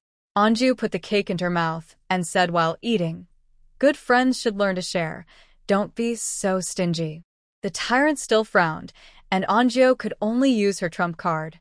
"I bought all this. If you don't obey me, you can't eat anything." Although the tyrant was still unhappy, the big boss of feudal society finally learned to compromise with life. He reluctantly gave Anjio another small cake, and then stuffed the rest of the cake into his mouth in one breath. Anjio laughed. The two ate from the beginning to the end of the street. Anjio bought one for each snack, and then took food from Tyrant's hand when he was very focused on eating. Tyrant was reluctant at the beginning but gradually got used to it. Sometimes, he would let Anjio take everything with a cold face before he would eat. Anjio thought of the puppy his mother had raised before. No matter how protective the puppy was of its food, it would not bite. When you took food from its food bowl, it would just look at you with resentment, and then continue to eat silently with its head down. Tyrant is inexplicably like. The two people ate happily and didn't notice that someone in the distance was staring at them for a long time. That person really looks like Jiang Si, the second son of the Prime Minister's mansion, said uncertainly, touching his chin.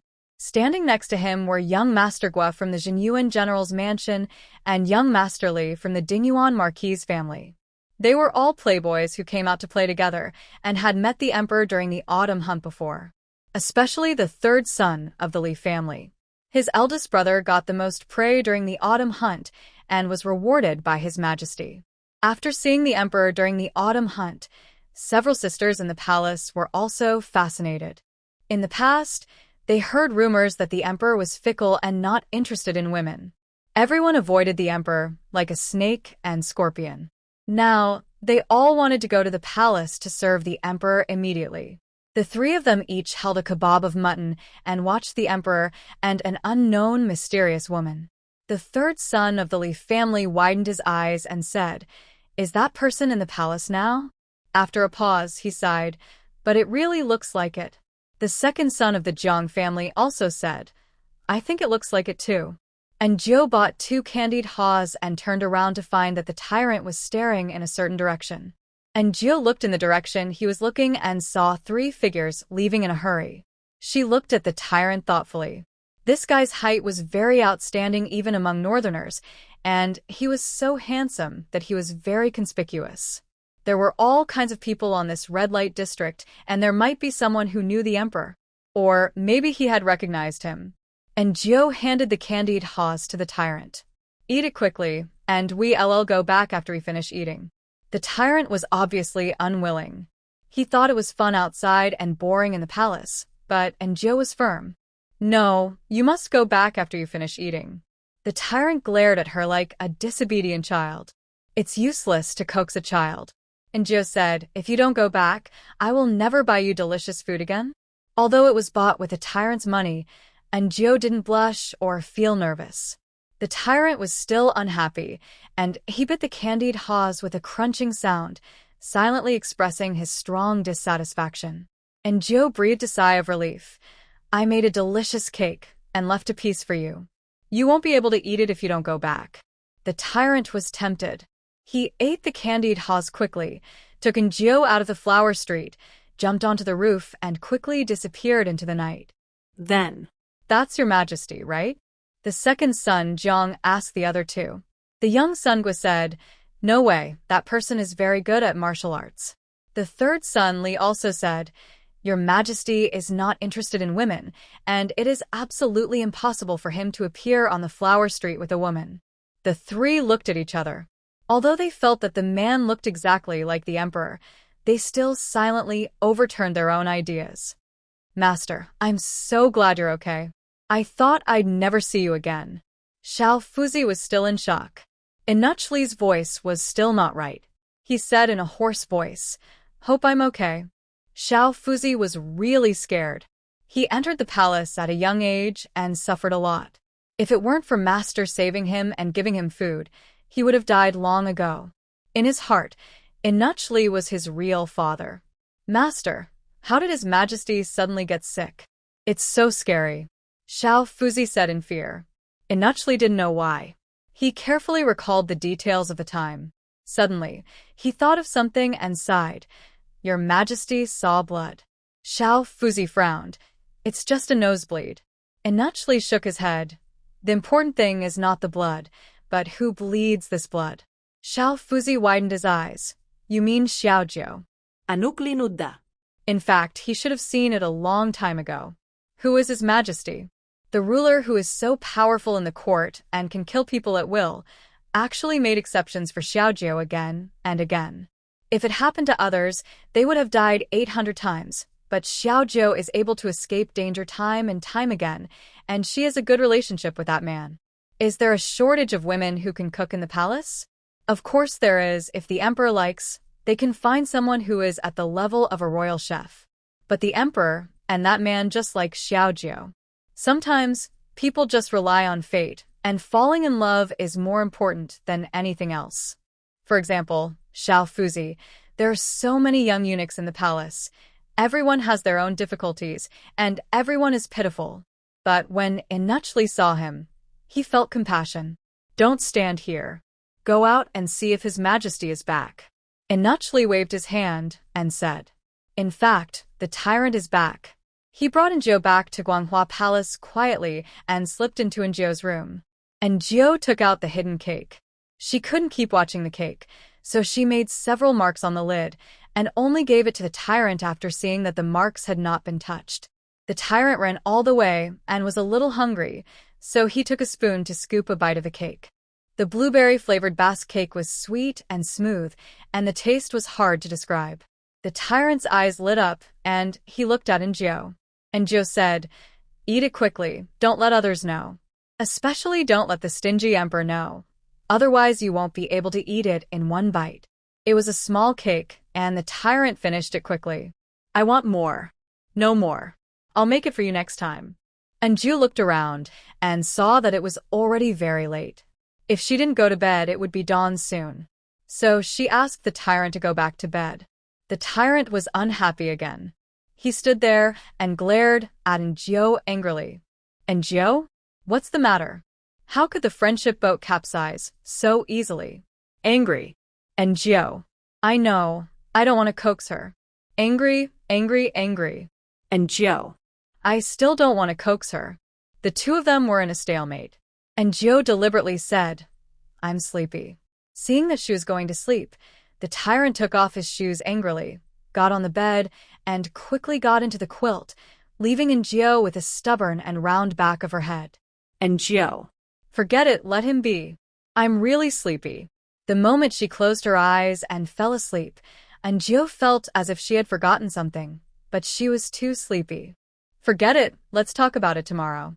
She quickly closed her eyes and fell asleep. So, that night, Lin San and the royal guards searched almost the entire capital, but they couldn't find the emperor. The night is short and the sun is rising. From now on, the emperor will not attend the court early. And Nachli was so anxious that he had a few blisters on his mouth. As the sun rose, the emperor still hadn't been found. Lin San had been up all night, and his dark circles under his eyes were bigger than a panda's. He looked like a dead ghost who had lost his spirit. Has your majesty not been found yet? Nachli asked anxiously. Lin San shook his head. I'll take people out to look for him again. He was about to go out again, but the emperor came back staggeringly. Your majesty? Your majesty. Nachli and Lin San spoke at the same time. The emperor frowned at them. Why are you looking at me like that?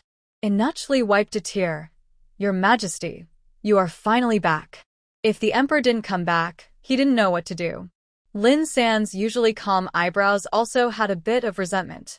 The emperor felt a little guilty. He coughed dryly. He simply couldn't describe the horror of waking up in the morning and finding himself sleeping in the same bed with a silly goose again. His original idea was to let that idiot and the fool have a baby together so that he could become a father without any pain.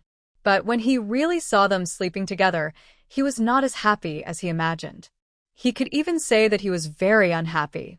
Was that idiot really so reckless that he could do whatever he wanted with his body? Was he shameless? Anju also woke up. She rubbed her eyes and looked at a resentful, handsome face. She was confused for a moment. Who is this? Familiar? That's right, the emperor. Emperor Anju widened her eyes and jumped to the ground as if she had touched something dirty. Your Majesty, please forgive me. I didn't do anything. The emperor was only 3 points angry at first, but he was 8 or 9 points angry when he saw her like this. What does it mean? It's okay to share a bed with that idiot, but you avoid me like the snakes and scorpions? Isn't that too much? Anju was stunned for a moment when she heard his inner voice, but from these 2 sentences alone, she couldn't judge what the emperor meant. Did he think that they were going too far by sleeping together? Anju then recounted what happened last night. Of course, she was not a fool. She did not say a word about her interactions with the tyrant, such as asking the tyrant to open his mouth to receive pine nuts, and she also snatched the food from the tyrant's hand. Humph! The emperor snorted coldly. Anju lowered his head even more. I am different from that idiot. He thought so. Anju thought, of course they are different. You are so stingy, so terrible, and so crazy the tyrant is better. He is obedient, cute, generous, and treats her well. Anju sighed secretly. Sometimes, it is difficult for her to completely separate the emperor and the tyrant. Looking at the emperor's face is like looking at the tyrant. Some of their actions and expressions are obviously the same person. The emperor glared at Anju, then looked at the sky. It was already bright outside. He knew that he was late for the morning court again. Last time Li Defu said he was sick, and I don't know what excuse he made this time. Fox spirit. The emperor looked at Anju again. Anju, who is the? Is it her? She looks pretty good, but she can't compare with the beauties in the harem, and she can't bear this title. However, at this time, seeing that the emperor was about to walk out, Anju reminded him in time, Your Majesty, everyone is up at this time. If the emperor goes out like this, he will definitely meet people. By then, the news that he stayed overnight in the maid's room will spread throughout the Guanghua Palace, and even the entire harem. At that time, his reputation will be ruined. And Anju's reminder was for the emperor's good, But this guy obviously didn't appreciate it. He sneered, "What?" How shameful am I? And Joe, "No, what does he mean? Listen, is this what an emperor can say? You missed the morning court in order to sleep in the maid's room. Is this such an honorable thing? Your Majesty, that's not what I meant." The emperor sneered, went out, climbed over the wall, went up to the roof, and soon disappeared. After he left, Anjo finally breathed a sigh of relief. After washing up, she went to Guanghua Hall to serve. The hall was very quiet. The emperor was reading the memorials quickly. Qingyuan County has a bumper potato harvest. The Pingtring garrison eliminated 58 bandits and rescued 13 civilians. Ankon County sent 1,000 kilograms of apples. The emperor was getting more and more impatient. Is there something wrong with these people? Why are they all talking about trivial matters? Do I look like someone who is easy to talk to? I am really impressed. Idiots who waste food. Not to mention the emperor, even Anjo felt annoyed when listening to them. All the memorials were good. Some of the memorials were completely meaningless. Many of them were, so and so county, so and so sent greetings to the emperor, wishing the emperor good health. Long live the emperor. It was completely flattering. And Joe was also impressed. The system of the court was not perfect. The memorials were not screened and were directly submitted. No wonder the late emperor insisted on choosing this guy as the emperor. Given the workload, if someone else came, he would be exhausted and couldn't finish reading all these memorials. The emperor suddenly stopped and looked at the teacup at hand. Normally, Inuchli would have poured water, but Inuchli was injured, and the emperor asked him to rest. At this time, it was Xiao Fuzi who was serving. Xiao Fuzi didn't wink that much, and didn't understand what the emperor meant, so he stood still. I am really convinced everyone in this world except me is stupid. The emperor swallowed his saliva and still stared at the teacup. I want to drink water. And Jiao also stood still. She was really curious. If you want to drink water, just say it. If you don't say it, who will know? Why do you like to let others guess so much? Today she will see if the emperor will say it. The emperor looked at Xiao Fuzi, who had no vision, and was speechless. I am really convinced. Study with your master for another 10 or 8 years. After a while, he threw the memorial on the table. My father said that an emperor must be aloof, mysterious, and dignified, so that these servants will not look down on him, see through him, and see through him. But my father did not say that I am dying of thirst when I meet stupid servants, and they can't understand what I mean. Should I say that I want to drink water? Will it make me look less aloof, mysterious, and dignified? How can I look majestic without being angry and still drink water? The emperor fell into deep thought. And Zhou, who finally learned the truth. She looked at the emperor. From the outside, he looked very cold, mysterious, and dignified, as if he was ready to pick up a knife and chop people at any time. Didn't you see that Xiao Fuzi's calves were trembling when he was looked at? Isn't it just a glass of water? And Zhou didn't understand how she couldn't be dignified when she said it. The late emperor was also a talent. Seeing that the emperor and Xiao Fuzi were in a stalemate, and Zhou finally couldn't help but stepped forward and poured a cup of tea and placed it in front of the emperor. Your Majesty, please have tea. The emperor glanced at Zhou and then looked away. You want me again, but I'm not that stupid. And Zhou.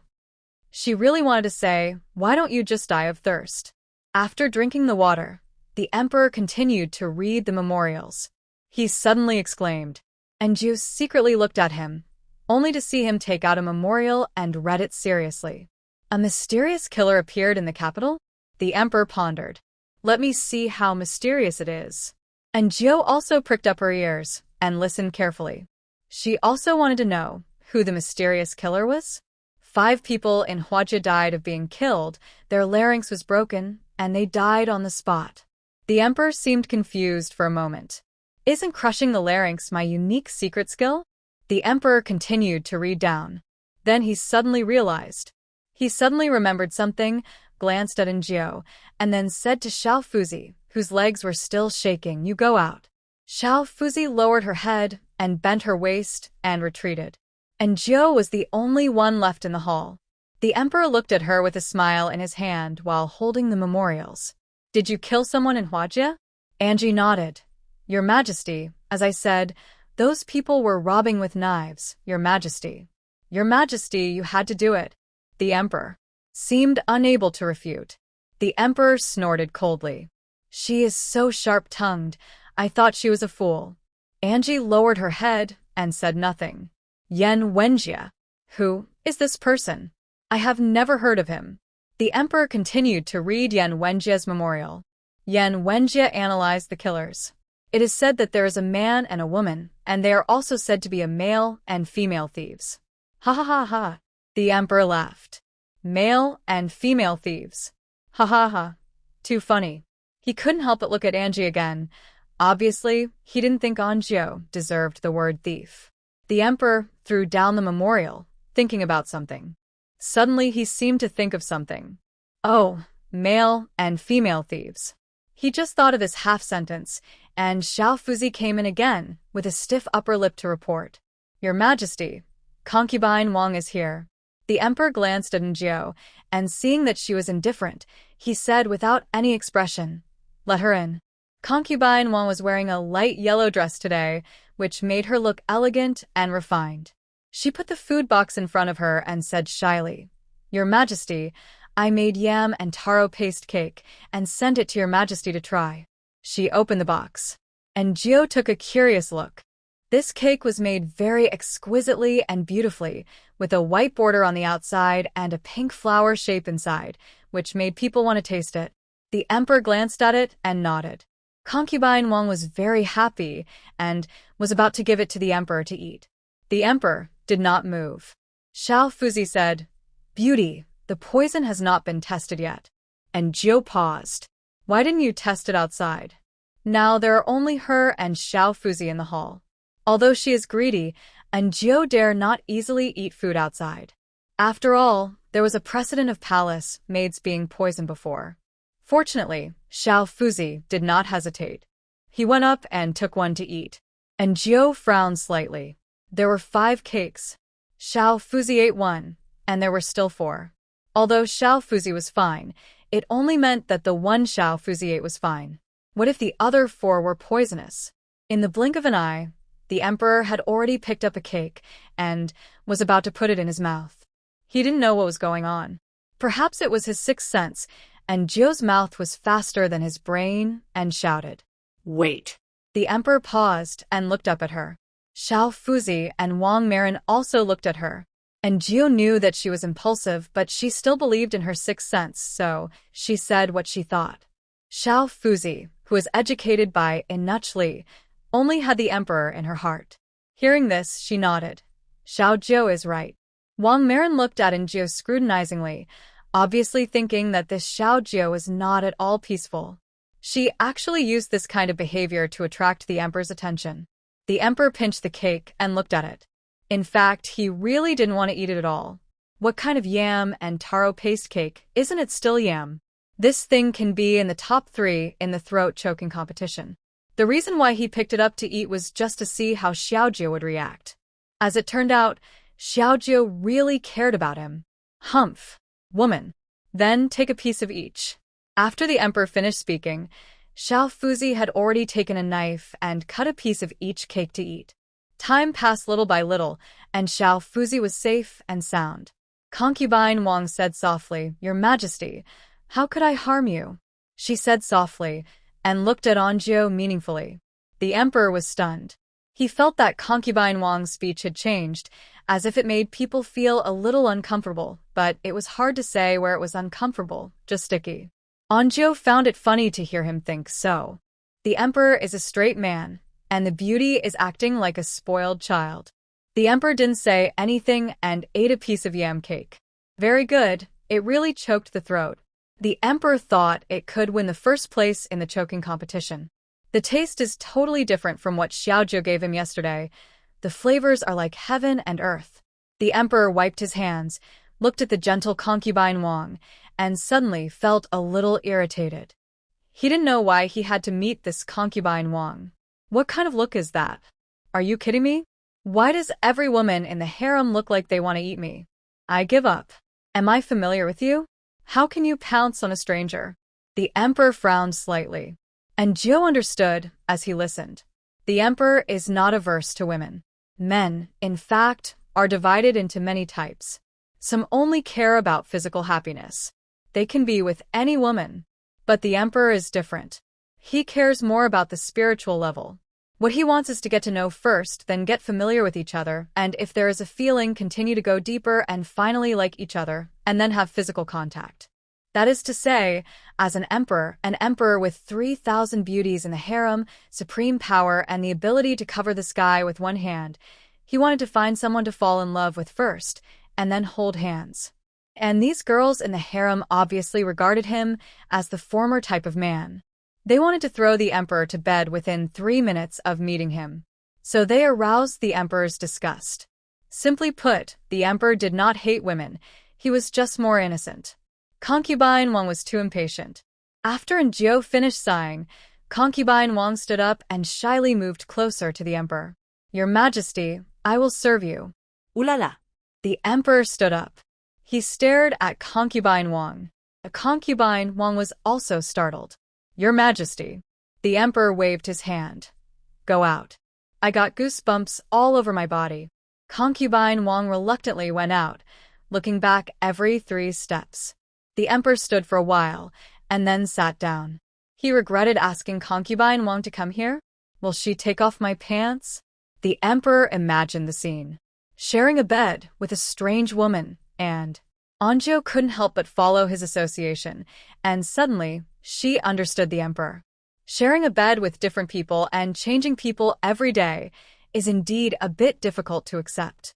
Anjo is also a traditional person at heart. Where is my book?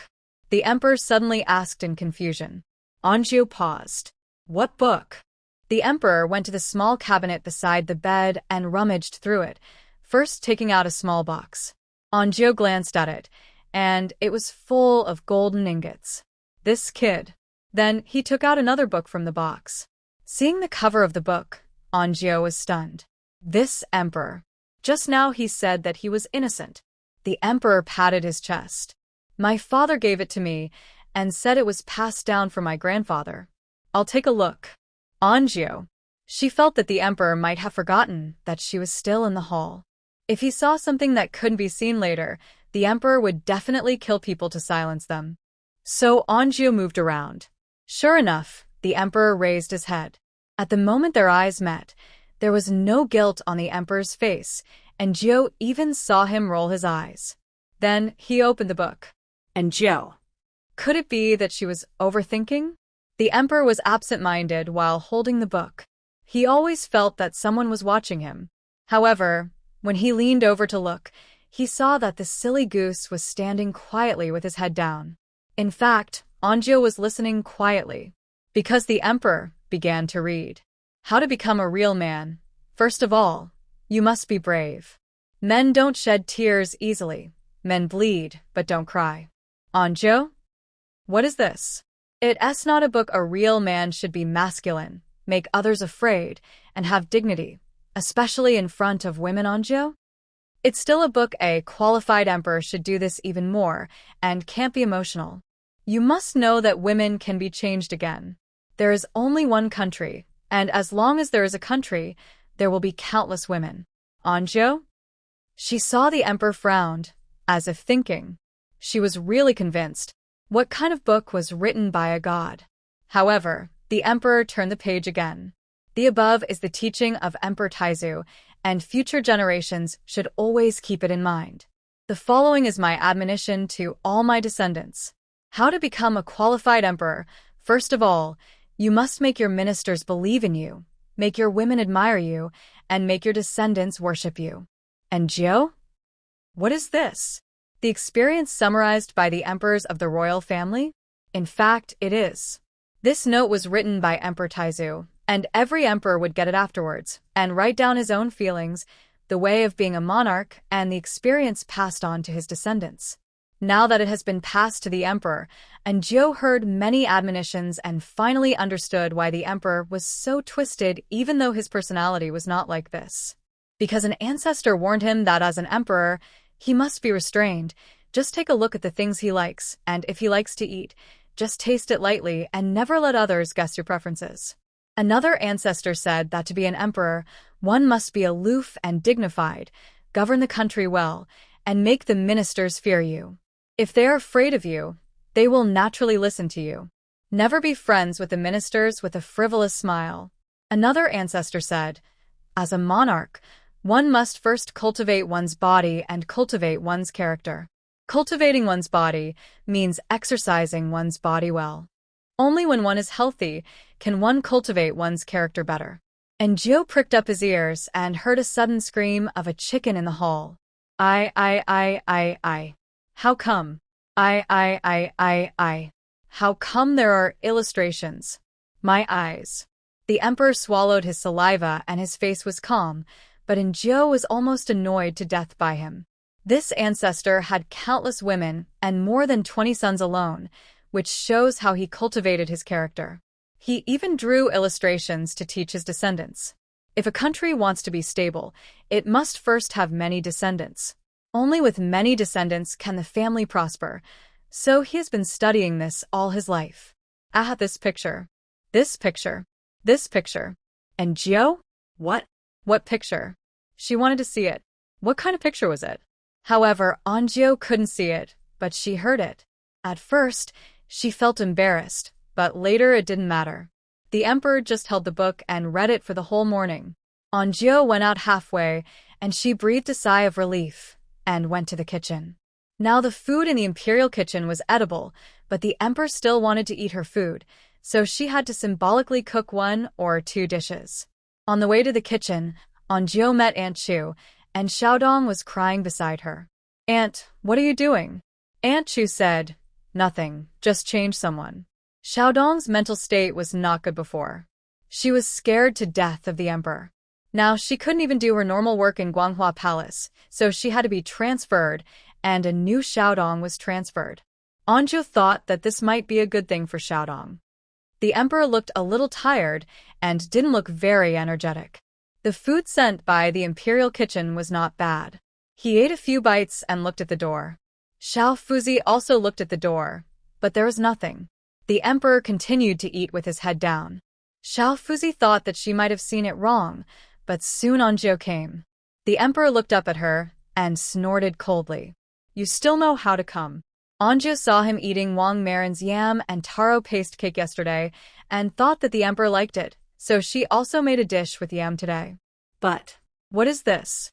The emperor looked at the things on the plate.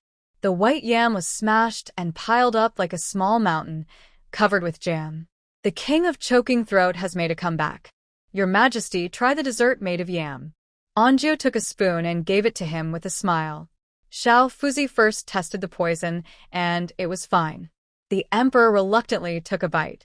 To be honest, he didn't have much hope of winning the first place in the choking throat competition, but this one was indeed not so choking, and it tasted good. The emperor ate a few more bites, but it was obvious that he really didn't like yam. This was one of the few things he didn't finish. After dinner, he was obviously unhappy, thinking that Xiaozhou was perfunctory, but Anjo brought him a plate of snowball hawthorns for him to digest. The emperor had eaten candied haws before, but those things that only children eat are not good, but this snowball hawthorn is different. It looks appetizing and tastes sweet. The sugar on the outside neutralizes the sourness of the hawthorn very well. The emperor's appetite was opened, and he ate one by one, and it didn't take long for him to finish it, completely forgetting the warnings of his ancestors. After dinner, he had to digest the food again. Anjo was used to it. At this time, it was neither cold nor hot outside, and the scenery was very beautiful. The emperor walked and stopped. With the previous experience, Anjo dared not be distracted when walking. She followed the emperor with all her strength. Finally, she arrived at the imperial garden. Whether it was the palace maids, eunuchs, or concubines, they were all scared by the emperor's brilliant achievements and retreated, and dared not get close. The emperor stretched out his hand. Xiao Fuzi didn't understand, staring at her blank and innocent eyes at a loss. What? What is the emperor going to do? Master, help me. The emperor frowned slightly and glanced at Xiao Fuzi again. Xiao Fuzi's calves began to tremble again. The emperor would not kill him here, would he? However, the emperor did not, because Enjio handed a box of fish food to him. The emperor turned his head to feed the fish. Xiao Fuzi gave Enjio a grateful look. Enjio nodded to him. The emperor fed the fish casually, scattering a handful of fish food to attract the fish first, and then pouring the whole box of fish food into the pond. Enjio glanced and saw that the fish in the pond were all like Pangdahai. Eat, eat, eat your fill. Enjio. This is judging the fish by yourself. But, Your Majesty, do you want to see that some of the fish are already full? Be a human being.